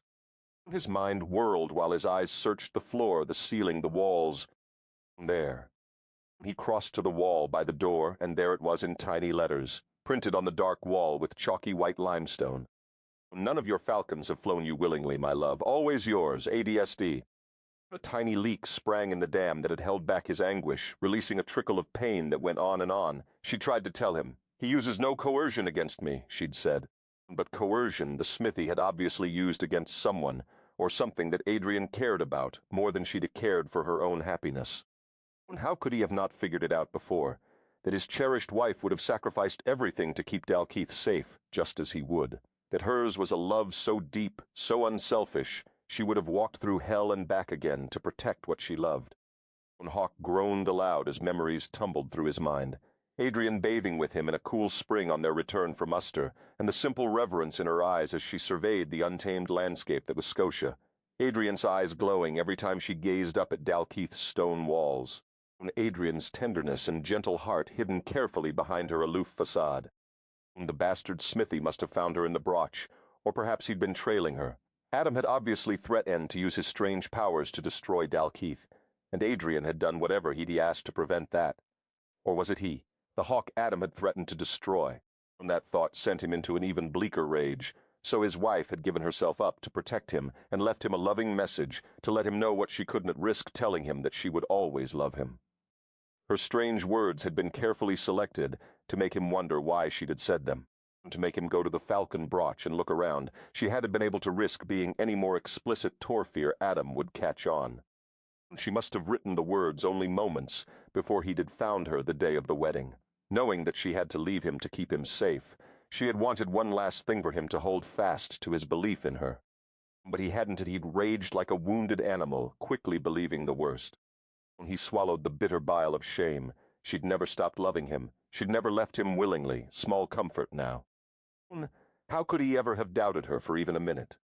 The bottle dropped from his hands with a thump. Sidheach James Lyon Douglas, most beautiful man and renowned lover of 3 continents, man the very Fae might have envied, sank to the ground and sat very still. So still that the tears almost froze on his cheeks before slipping to the ground. Hours later, Hawk made the slow, sober journey back up to the rooftop and sat heavily beside Grim, As if their earlier conversation had never been interrupted, he said, "Ever hard, she said he used her for a fool, and she cried." Grim looked at Moat for his best friend, and almost shouted with relief. The wild black eyes were mostly sane again. The jagged, brittle pieces of his heart no longer dangled from his sleeve. There was just a glimmer of the old Hawk's determination and strength in his face, but a glimmer was a good start. "Hawk, my friend, there is not a man, woman, or child at Dalkeith who believes she left you willingly. Either Mort can stay up here and freeze my ladycrackers of trying to find a falling star, and you can do something about it yourself, and my freezing nether regions would thank you most assuredly, as would all of Dalkeith. Do something, man." Hawk closed his eyes and took a deep, shuddering breath. Like what, you saw them vanish into thin air. Mort not even know where to look. Grim pointed to the smoky crest of Brahir Mount in silence, and the Hawk nodded slowly. "Aye, the Rom." Grim and the Hawk passed a moment, staring silently into the swirling gray mists. "Hawk?" "We'll get her back," Grim promised. Chapter Bamaba. It took more than a mood of frustrated searching to find the Rom. They'd have moved on to warmer climes for the winter. It was Grim who finally tracked them down and brought Rushka back to Dalkeith. Unknown to the Hawk, recovering Adrian had become Grimm's personal penance, and finding the Rom had been but a minor step along the way. "Who is Adam Black, really?" Hawk asked. Everyone gathered in the great hall had wondered that same question at some point during the strange smithy stay, and they all leaned closer to hear the answer. "You Highlanders call his people the Doin Sith. Adam is the fairy fool, the jester at the Fairy Queen's court." Rushka sighed and ran worried hands through his silver hair. "Fairies," Grim echoed carefully. "No, don't go getting spooked on me, Grim Roderick." Rushka snapped. "You heard the banshee yourself the night your people were killed. You saw the Bean-Nye, the washerwoman, scrubbing the bloody gown of your mother before she died. Just makes me wonder what else you've witnessed, of which you speak not." Rushka broke off abruptly and shook his head. "But that's neither here nor there. The simple fact is that the Fairy inhabit these islands. They have since long before we came, and they probably will continue to do so long after we re-gone." "What always believed," Lydia said softly. Hawk shifted uneasily by the fire. He had been raised on legends of the Fairy, and the Fairy fool the Sin Sirishdu was the most dangerous of the lot. "Tell me how to beat him, Rushka. Tell me everything there is to know." Keeping track of the past was an astonishing feat of memory, and not all of the Rom could maintain such exhaustive records in their heads.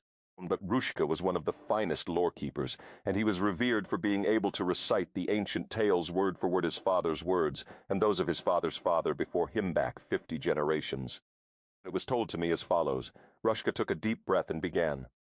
"There are two ways to be certain. One is safe from the Fae. One is to exact the Queen's oath upon the pact of the Tuatha De Danann. That is nearly impossible to obtain, for she rarely bothers herself with the doings of mortals. The other is to secure the true name of the fairy with whom one is dealing. One must then pronounce the name correctly, in the being's own tongue, while looking directly into the fairy's eyes and issue one command. This command must be explicit and complete, for it will be obeyed precisely and only to the letter. There is no limit on the length of the command, but that it must be spoken unbroken, conjoined, never-ending. One may pause, but one may never finish a sentence until the entire command is complete. If the command is broken to resume conversation with anyone, the extent of obedience summarily ends." Rushka paused a moment, studying the fire. "So you see, our histories say that if you look directly into his eyes while calling his true name, he is yours to command." Rushka paced uneasily before the fire in the Greethall. "What is his true name?" Rushka smiled faintly and sketched several symbols in the ash of the hearth. "We do not speak it aloud, but he is the Black One, the bringer of oblivion. He has many other names, but 'tis only this one that concerns you." Hawk was incredulous. If he had only spoken Adam's name in Gaelic, he would have had it that simple, Rushka. "You mean to tell me he was so smug and sure of himself that he called himself Adam Black?" Amadandub Hawk echoed the name in the privacy of his mind. Literally translated, it meant Adam Black. "Aye, but there's still a catch, Hawk. You have to find him first. He can only be compelled if he is present, and you utter his name while looking directly into his eyes. And they say his eyes can send a man swiftly into madness." "Been there already," Hawk murmured absently. "Why didn't you tell me this when he was still here, before he took Adrian back?" Rushka shook his head. "Would you have believed me if Mort had told you that Adam was of a mythical race? That we believed he had brought the lass here for some strange revenge? Lydia tells me you would even believe she was from the future. until you finally saw her disappear yourself. Hawk's eyes clouded, and he rubbed his jaw impatiently. There is that, he allowed finally, grudgingly, but you could have warned. Mort did, Hawk, remember, inasmuch as Mort could the day of Zeldy's burial. The Hawk nodded soberly. True, and his mind had been so filled with thoughts of his wife that he had put his own desires before the warnings. And besides, even if Mort had thought you would have believed, Mort still probably wouldn't have told you. Compelling the fairy is a last resort. 'Tis a dangerous thing. With the fool as true name you may compel him only once, and precisely to the letter of your law. The fool obeys only exactly what you say were you to say. Mote command you to bring Adrian back, he would have to bring her. But she might be dead, because you didn't specify in what condition. And the Hawk threw his head back and let out a wail of frustration. And Rushka continued, or, if you were to say, take me to her, he would have to, but you might be dead. Or turned into a lizard if the thought appealed to him. 'Tis a very dangerous thing to try to compel the fairy fool. The Hawk rubbed his clean-shaven face and brooded into the flames, listening intently as Rushka went on. He sorted through the flood of information, picking and choosing carefully. It could be done. Aye, it could.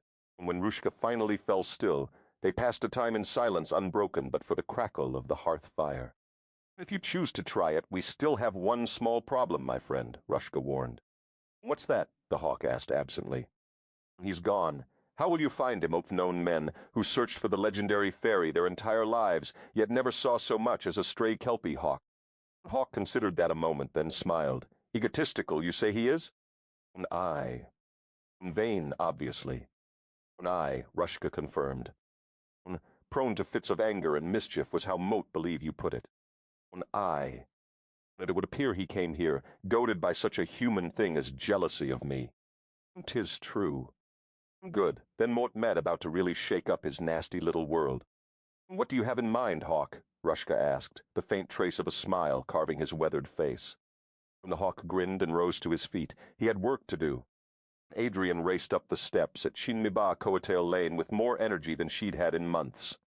Marie! Marie! She cried as she plunged through the door, searching for the diminutive Cuban woman who'd become more than her housekeeper in the past month. She was now more like a mother and a dear friend. Adrian had flatly ordered Marie to move into the house with her, and cautiously the two of them had settled into the lovely rituals of friendship, the nightly teas, the morning chats, the shared laughter and tears. Marie, she called again. Then spying Mooney, she scooped her up and twirled the bewildered kitten around the foyer.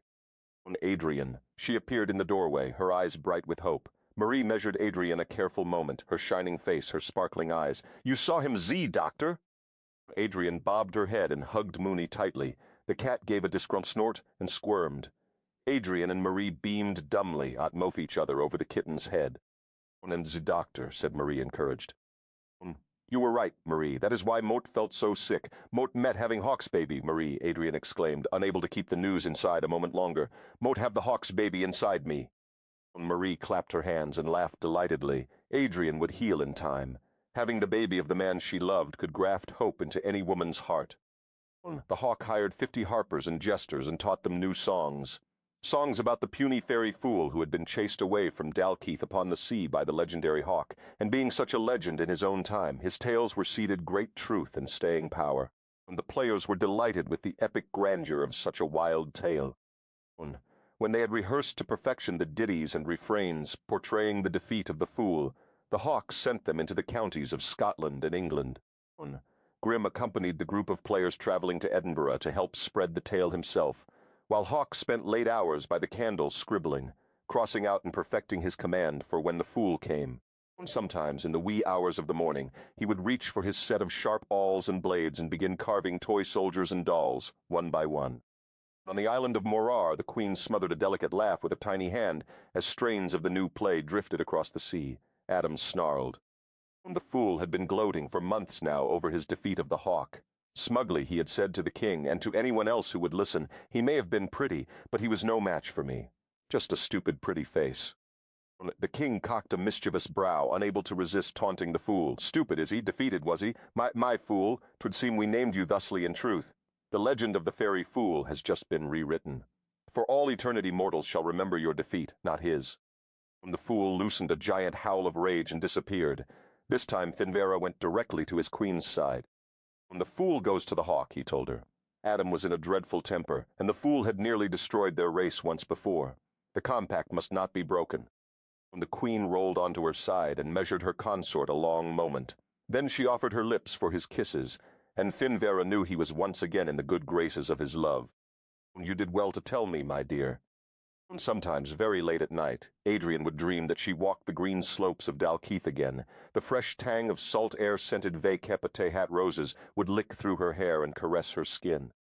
In her dreams, the hawk would be waiting for her by the sea's edge. Her kilt-clad, magnificent Scottish laird, he would smile and his eyes would crinkle, then turn dark with smoldering passion. She would take his hand and lay it gently on her swelling abdomen, and his face would blaze with happiness and pride. Then he would take her gently there on the cliff's edge in tempo with the pounding of the ocean. He would make fierce and possessive love to her, and she would hold on to him as tightly as she could. But before dawn, he would melt right through her fingers. And she would wake up her cheeks, Vegeful with tears, and her hands clutching nothing but a bit of quilt or pillow. Chapader ba me too. Mort april mort numwe bone. He was near, the hawk could feel him, as he sat in Histy, polishing a toy soldier to a smooth, sealed grain, while he watched the dawn move over the sea. A tingling awareness started at the base of his spine and worked its way up, heightening all his senses. The hawk smiled darkly and laid the toy carefully aside. Something wicked this way comes. Aye, and modem ready this time, you bastard! The hawk crossed his study to his desk and rolled the thick sheaf of parchment, tucking it into the leather girth of his sporran. He was ready to use it, but only after he had the satisfaction of fighting the smithy on mortal terms. He stepped into the morning feeling more alive than he felt in months. "Hold fast and believe in me, love," he whispered across the centuries. Because love and belief were serious magic in and of themselves. "Come out, coward," he called, his breath frosting in the chill morning air. The snowfall had stopped a few weeks ago, only sparse patches remained, and soon spring would grace Dalkeith upon the sea once more. "As will my wife," he vowed fiercely. For days now he'd been tense, knowing something was about to happen, feeling it in his heart, as the Roms sometimes suffered their premonitions. Then this morning he'd woken in the wee hours knowing the time was at hand. The battle would be waged this day, and it was a battle he would win. "Come on, 'tis easy to fight anonymously. It only tells me you re too much a coward to declare yourself and face me," he taunted the misty air.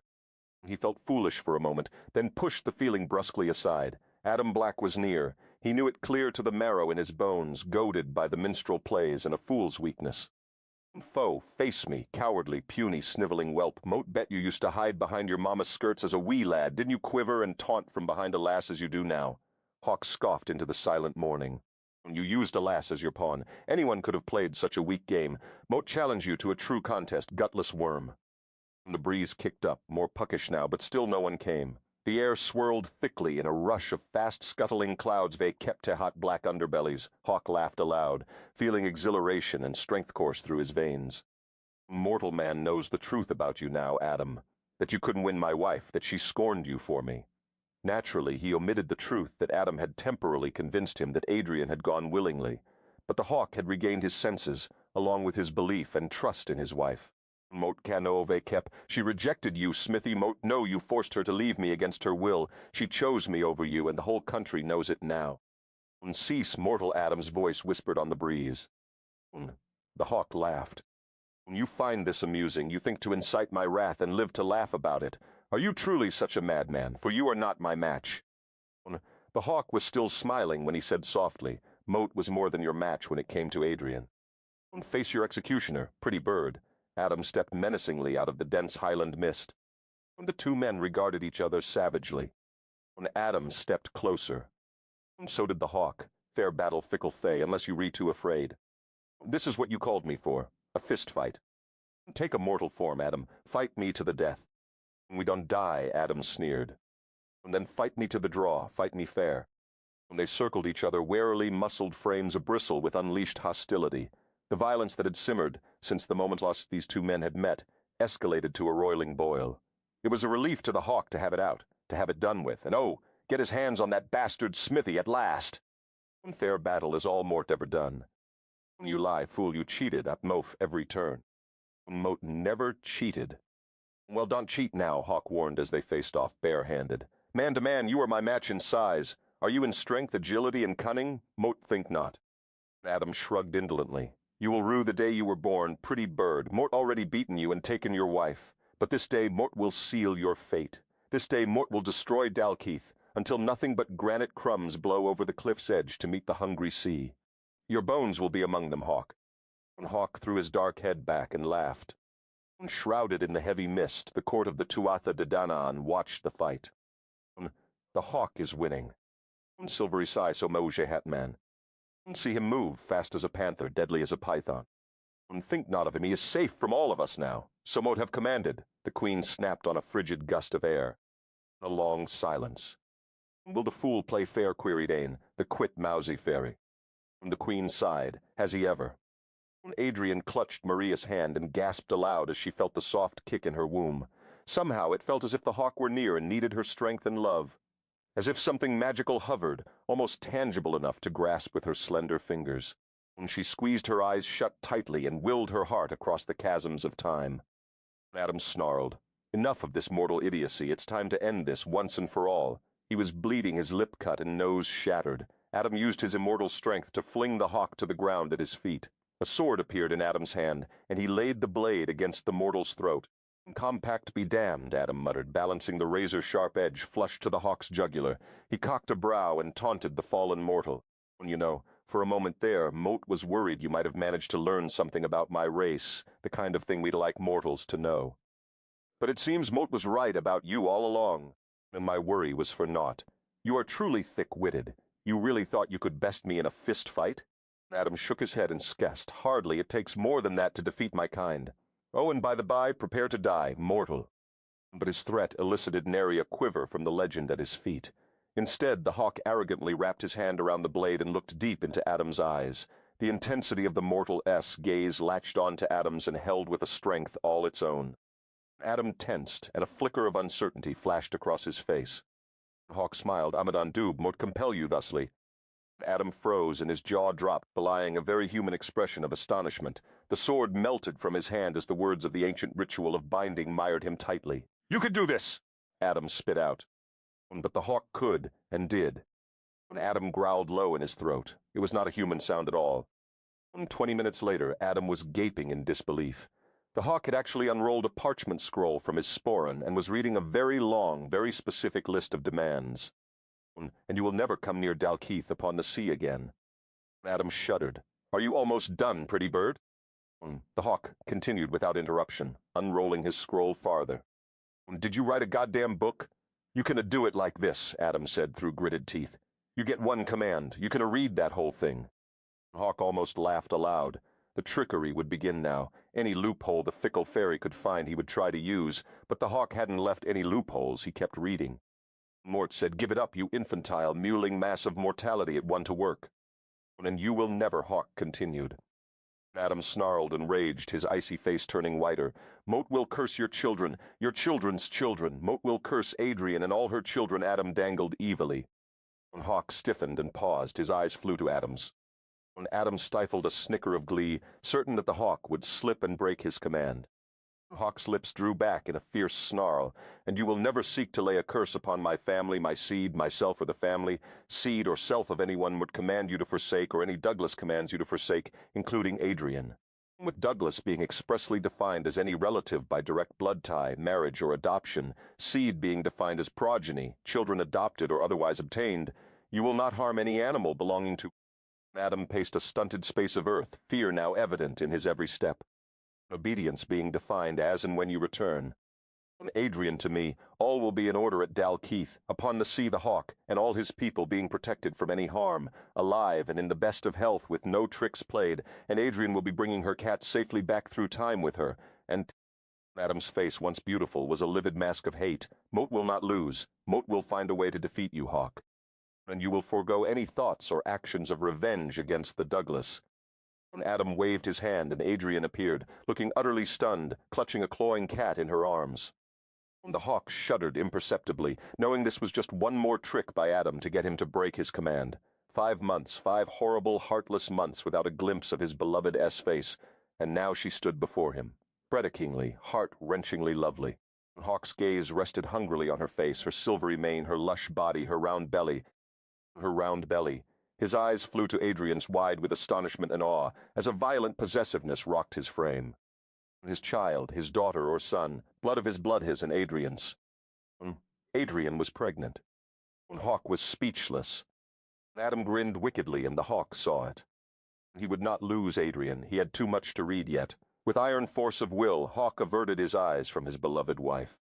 It was the hardest thing he'd ever done in his entire life. Adrian's eyes devoured him. She was afraid to interrupt, afraid to move. Somehow she'd had been miraculously yanked right out of her library, and Mooney, who had been across the room by the fire, was curled snugly in her arms. She could still see Marie's startled face fading before her eyes. And there was the hawk, beloved husband and life itself. How could you resist me, beauty? Adam was suddenly the smithy again, kilt-clad and glistening, Motem every bit as beautiful as the hawk, and can please you in ways you can even dream. Moat could turn you inside out and make you weep with ecstasy. How could you forsake me? But love, my husband. She'd spent many months clinging to the hope of the hawk's child growing inside her, and studying everything about Celtic lore she could get her hands on in hopes of finding a way back.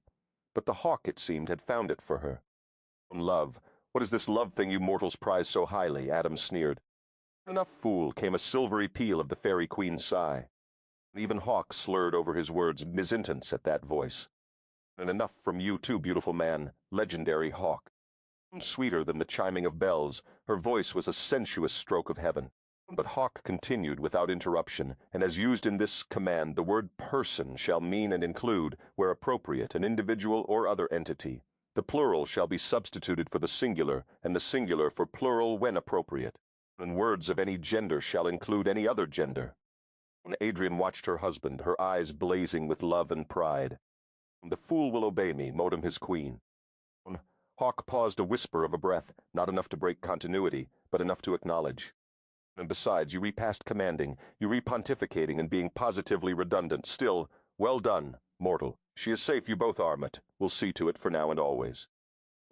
Hawk continued, all elements conjoined by ifs, ands, or buts or other conjoining verbiage shall not, when seemingly in conflict, operate in exclusion or limit in any fashion, but shall function conjunctive, overlapping and allowing the broadest possible definition of the terms as used herein. On the fairy queen sighed. Ah, Motsi, you will not cease this drivel until Mut offer you assurance. Clever man, you seek my troth? Mut grant it. You have the sworn oath of the fairy queen upon the pact of the Tuatha De Danann. Tea will never be broken, lest our race vanish. Hawk released the scroll, and it rolled shut with an audible snap. Only then did Adrian see the tremor in his hands as he met her gaze, eyes triumphant. She has given us protection and fealty. His smile could have lit the Samhain bonfires. His eyes swept her from head to toe, lovingly lingering on every inch in between. Were you safe? Adrian whispered, tears springing to her eyes. I shall see to it myself, the silvery voice lilted. Now and for always. Fool? Adam growled. Since Mokant seemed to keep you out of trouble, you have a new companion. Ain will spend the next 500 years with you. She will endeavor to keep you in line. Not Ain. Adam's plea was a shade away from a whine. That snoopy little fairy has a crush on me. Mort could spend my time pleasing you, my queen. Let me. You will please Ain, fool, or you will spend the next 1,000 years in the foot of a mountain by yourself. You think you're rebored now? And with one last searing look at the hawk, Adam vanished. Now where were we? The queen asked. Adrian squinted hard in the direction of the voice. She could barely discern the shimmering outline of a woman hovering in the misty air behind the hawk. Ah, yes, the two of you were about to have a wedding on the ridge by the sea. The fool has a beastly sense of timing. Moat shall pick up where it was left off. Moat, Awibil, queen of the Tuatha De Danann, name you man and wife. Neither mortal nor immortal shall ever tear you asunder lest they incur my eternal wrath. There you've been wed by the fairy queen. None can lay claim to such a legend. Adrian and the hawk were still staring at Moat each other across a space of garden, both afraid to move even an inch. Well, kiss the woman, you big, beautiful man. Go on. And the hawk sucked in a harsh breath. He'd changed, Adrian realized. Time had rendered him even more beautiful than before. She didn't know he was thinking the same thing about her. His eyes slid over her, from her silvery blonde hair to her bare toes, peeping from under a pair of strange trousers. And then she was in his arms, folded in that strong embrace she'd had dreamed about every night for the past 5 months, as she lay in bed, her hand resting on her rounded belly, begging the heavens for just one more day with her husband. He brushed her lips with his, my heart. Your heart is oh, she lost her breath beneath his ravishing lips. Ah, the queen marveled, for even the Tuatha De Danann were in awe of true love. You are worthy of what Mort now give you, she whispered just before she vanished. Consider it a wedding gift, Epilogue. Adrian breathed deeply. Nothing would ever compare to the scent of roses and spring rain, the unceasing roar of the waves against the west cliffs, and the splash of salt in the unspoiled air. She had ducked outside to watch twilight move in over the sea. And then she would return to Lydia and continue making baby plans. She smothered a laugh with her hand.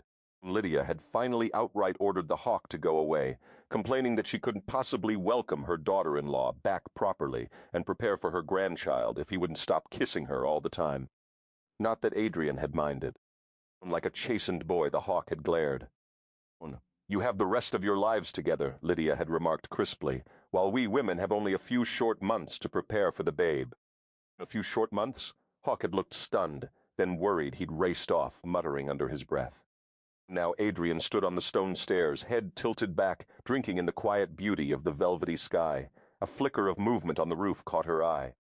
Grim peered over the parapet at her, and his handsome face lit with a smile. She and the hawk had talked that afternoon, and he had filled her in on what had transpired, including Grim's part in helping to bring her back. Only hours before, Grim had clasped his hand to his heart, and on bended knee begged forgiveness for lying. She'd granted it readily. "Hope you not looking for a star, Grim," she called up to him. "Never again," he vowed fervently. Adrian gasped as at precisely that moment a tiny white speck sparked and sputtered, then traced a downward spiral across the sky. "Oh my God! Grim, look! A shooting star!" She squeezed her eyes shut and wished fiercely. "What did you just wish?" he growled down at her, rigid with tension. When she opened her eyes again, she said saucily, "Mort can tell it's against the rules." "What did you just wish?" he roared. "My, aren't we superstitious?" she teased with a smile. He glowered down at her as she made her way back into the castle. Glancing over her shoulder, she flashed him an impish grin. "Brace yourself, Grim. Moat will tell you this much I spent my wish on you." "Don't you know how dangerous it is to be throwing idle wishes about, lass?" he thundered. "No, this one wasn't idle at all," she called cheerfully, before the door swung closed. On the rooftop of Dalkeith, Grim sank to his knees and stared up into the sky, desperately seeking another wishing star just in case. Adrian's gown rustled as she slipped down the corridor. Lydia had told her where she might find the hawk, and over tangy mint tea had filled her in on a few things her husband hadn't bothered to mention to her, such as the fact that he'd destroyed her beloved nursery, the one she'd lain awake fantasizing about when she'd been stranded in the 20th century. So that was where he'd rushed off to, looking so worried about the scant few months left. She entered the nursery so silently, Hawk did not hear her approach. When she traced her fingers lightly and lovingly over an exquisitely carved doll and paused. He was kneeling beside a cradle, rubbing oil into the wood with a soft cloth. Clad only in the blues and silvers of his kilt, his dark hair fell forward in a silky wave. The nursery was aglow with dozens of oil globes, casting his powerful torso a gleaming bronze. His eyes were narrowed in concentration, and the muscles in his arms flexed and bunched as he rubbed. Adrian leaned against the jamb and watched him in silence, tallying the room's meager furnishings. Many of the toys were back, but all the cradles and beds were all gone. What phenomenal passion must have raged through him? "Mort, suppose I should feel flattered," she said softly. His head jerked up guiltily. Adrian stepped into the room, conscious that her breasts, made fuller by pregnancy, swayed beneath her gown, and that the hawk seemed fascinated by the ripeness of her lusher curves. They'd made love that afternoon, desperately, quickly, and fiercely, scarcely making it from the gardens to the privacy of their bedroom. Lydia had patiently waited all of 1 hour before she'd knocked on the door and demanded to see her daughter-in-law. When Adrian had been trapped back in the 20th century, fearing she would never be intimate with her husband again, memories of their incredible passion had cascaded through her mind with bittersweet fury, heightening her awareness of all the sensual things she'd longed to do with the hawk, but had been denied. From those long, torturous months of desire, coupled with the demanding hormones of pregnancy, enhanced her daring now. She hungered for the slow, delicious loving she'd been afraid she might never experience again. "Hawk." He gazed up at her, still crouched on the floor, ready to pounce if she so much as moved an in. Adrian moved deliberately and erotically. She stooped to pick up a toy soldier, bending so that her breasts threatened to spill from her bodice. She caught her lower lip between her teeth and sent the hawk a smoldering look from beneath lowered lashes. He was on his feet in an instant. Stop! Adrian raised a hand to hold him back. Hawk froze mid-stride. What do you wish of me, Adrian? He whispered huskily. I don't need you, she said breathlessly. He lunged forward and she raised her hand again. No, let me look at you, she said as she circled slowly around him. She smiled when his eyes widened. When Moat was back in my time, one of the things that Moat really wanted to clear up was a question about Scotsmen and their kilts. And that question was, Moat saw you mounting your horse one day.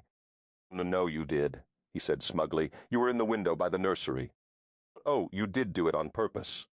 Hawk laughed, mischief crinkling his eyes, and it fueled her bold resolve. If he could tease her well, two could play that game. She'd see how well he handled such toying with his desires. Stepping closer, Adrian placed her hand on his muscled thigh and stared into his eyes provocatively. His nostrils flared, and his eyes darkened beneath hooded lids. With her other hand she tugged the bodice of her gown, freeing her breasts to spill over the top. She felt deliciously wicked, knowing her nipples were rosy, puckered, and begging to be kissed. When he leaned forward to do just that, she pushed him back playfully, slid her hand up his thigh, and wrapped it around his shaft, delighted by his husky groan. Nothing beneath this plaid, just as I suspected, she observed pertly. Adrian, you re-killing me. Morph only just begun, my love. She wrapped her fingers around his magnificent arousal and slipped her hand up and down his shaft with a velvety friction. Hawk grabbed her hips and lowered his head to kiss her, but she moved her head and laughed when he buried his face in her breasts instead. Stop, she commanded. What? He asked, disbelieving. Step back, she encouraged. Don't touch me until I'd ask you to. Let me touch you. Hawk groaned loudly, but let his hands fall from her body. His eyes were fierce and wild, and Adrian suspected he would permit her subtle torture much longer. She leisurely unfastened his kilt and dropped it to the floor. Her husband stood nude before her, his bronze body glistening in the candlelight, his hard shaft bucking insistently. Adrian traced a fascinated and admiring path over his shoulders and across his broad, muscled chest. When she lightly brushed his lips with hers, kissed his jaw, his nipples, teased his rippled abdomen with her tongue, then sank to her knees, her mouth inches from his shaft, her hands splayed on his thighs. Adrian! She kissed the sweetness of him, stroking her tongue up and down his hard length. Hawk buried his hands in her hair and made a raw sound deep in his throat. Enough! He pulled her to her feet and backed her against the ledge beneath the windows. He swept her off her feet, deposited her upon the ledge, and tossed her gown up, spreading her legs to accommodate him. Now, Adrian, would want you now. He kissed her deeply as he gently but insistently thrust into her beckoning wetness. Adrian gasped. Vengeful hat pleasure as he filled her completely. Hawk stared into her face, taking careful note of each shudder, each moan that escaped her lips, and just when she reached convulsively for the exquisite apex, just when she felt the sweet tremor begin, he stopped moving completely. Hawk, will you be teasing me again like this, my love? He murmured. Absolutely, Adrian replied saucily. You will? Of course, because what Canove kept my husband would never leave me wanting, just as Moat would never tease him without completely satisfying his desires. So satisfy me, my sweet Highland laird. Take me to Valhalla, husband. He laughed softly, then thrust into her carefully and gently until they came in perfect tempo. The intensity of their union, so perfect in body and soul, made Adrian cry aloud with the wonder of it. Later, the Hawk shut the nursery door and carried his sleepy, satisfied wife to the peacock room, where he held her in his arms through the night, marveling at the completeness of his life with her in it. Lydia smiled when she heard the nursery door close soundly above her.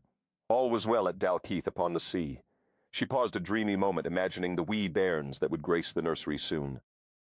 Life had never been sweeter. But it could be even sweeter still, Lydia. Lydia's eyes narrowed thoughtfully on Tavis McTarvet's back as he stood pensively before the fire.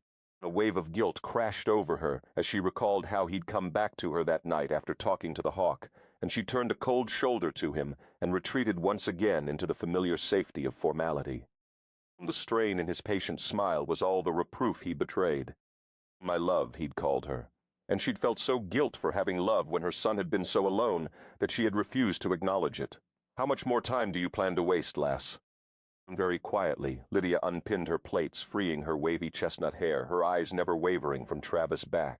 And with a smile of anticipation, she tossed her head upside down, finger-combed her hair into tousled curls, then flipped it back over her head, allowing it to fall in a wild tumble down her back. So many years. She tugged nervously at her gown, studied his back another moment, then shrugged and unbuttoned a few pearl buttons at her collar. She took a deep, trembling breath as the butterflies took silken wing inside her belly. "Tavis," she called softly. Once decided, she fully committed to not wasting one more precious moment. Tavis' back straightened, and he peered briefly over his shoulder at her. She almost laughed aloud when his eyes flew wide and he jerked completely around to face her, his gaze roving over her wild mane, her loosened collar, her parted lips. "Lydia."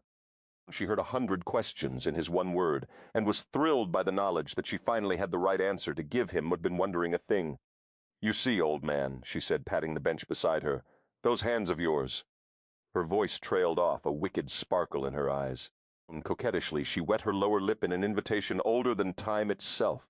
Aye, there was a hoarse catch in his voice. Being that they were so talented and strong. I? His brows rose. His breath snagged in his throat as Lydia made a suggestion for those hands that shocked and delighted Tavis McTarvett to the very seat of his soul. When Grim finally left the rooftop that night and entered the great hall, he stifled an oath and scrambled in full retreat right back out the door. In the hall of all places, Lydia and Tavis. "Och, love," he grumbled to the stars that twinkled above him with dispassionate splendor. 3 months later, the healthy cry of a baby boy resounded through the halls of Dalkeith upon the sea. Hawk Douglas, bursting with pride, sat at Adrian's side on the bed. "Look at him, Hawk. He's perfect," Adrian exclaimed. "He's not the only one," Hawk said huskily, smoothing her hair back from her forehead. Adrian smiled at him. He'd held her hand through her labor, alternating between cursing himself and cursing her for letting him get her pregnant in the first place. But there would be many more such times, Adrian thought, because she fully intended to have 6 babies. Hawk was just going to have to get used to the process of bringing them into the world.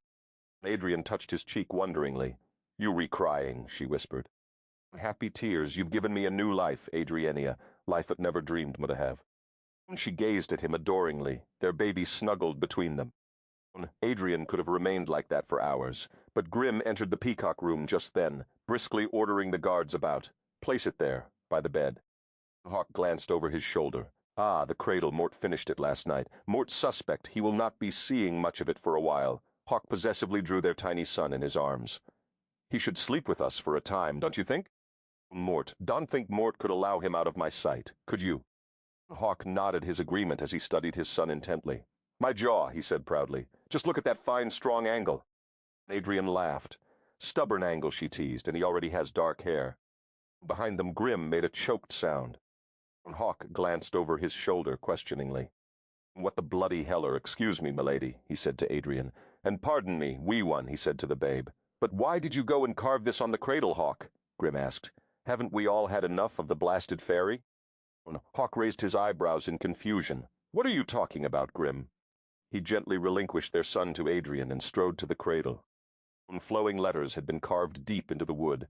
The entire cradle gleamed as if it had been brushed with a sprinkling of gold dust. Hawk gazed a long moment at words he knew he hadn't put there. A smile curved his lip as he read aloud to Adrian. "Remember this, mortal, you have your own kind of forever, the immortality of love. Blessed be the Douglas, Awabil, Queen of the Fae. The end."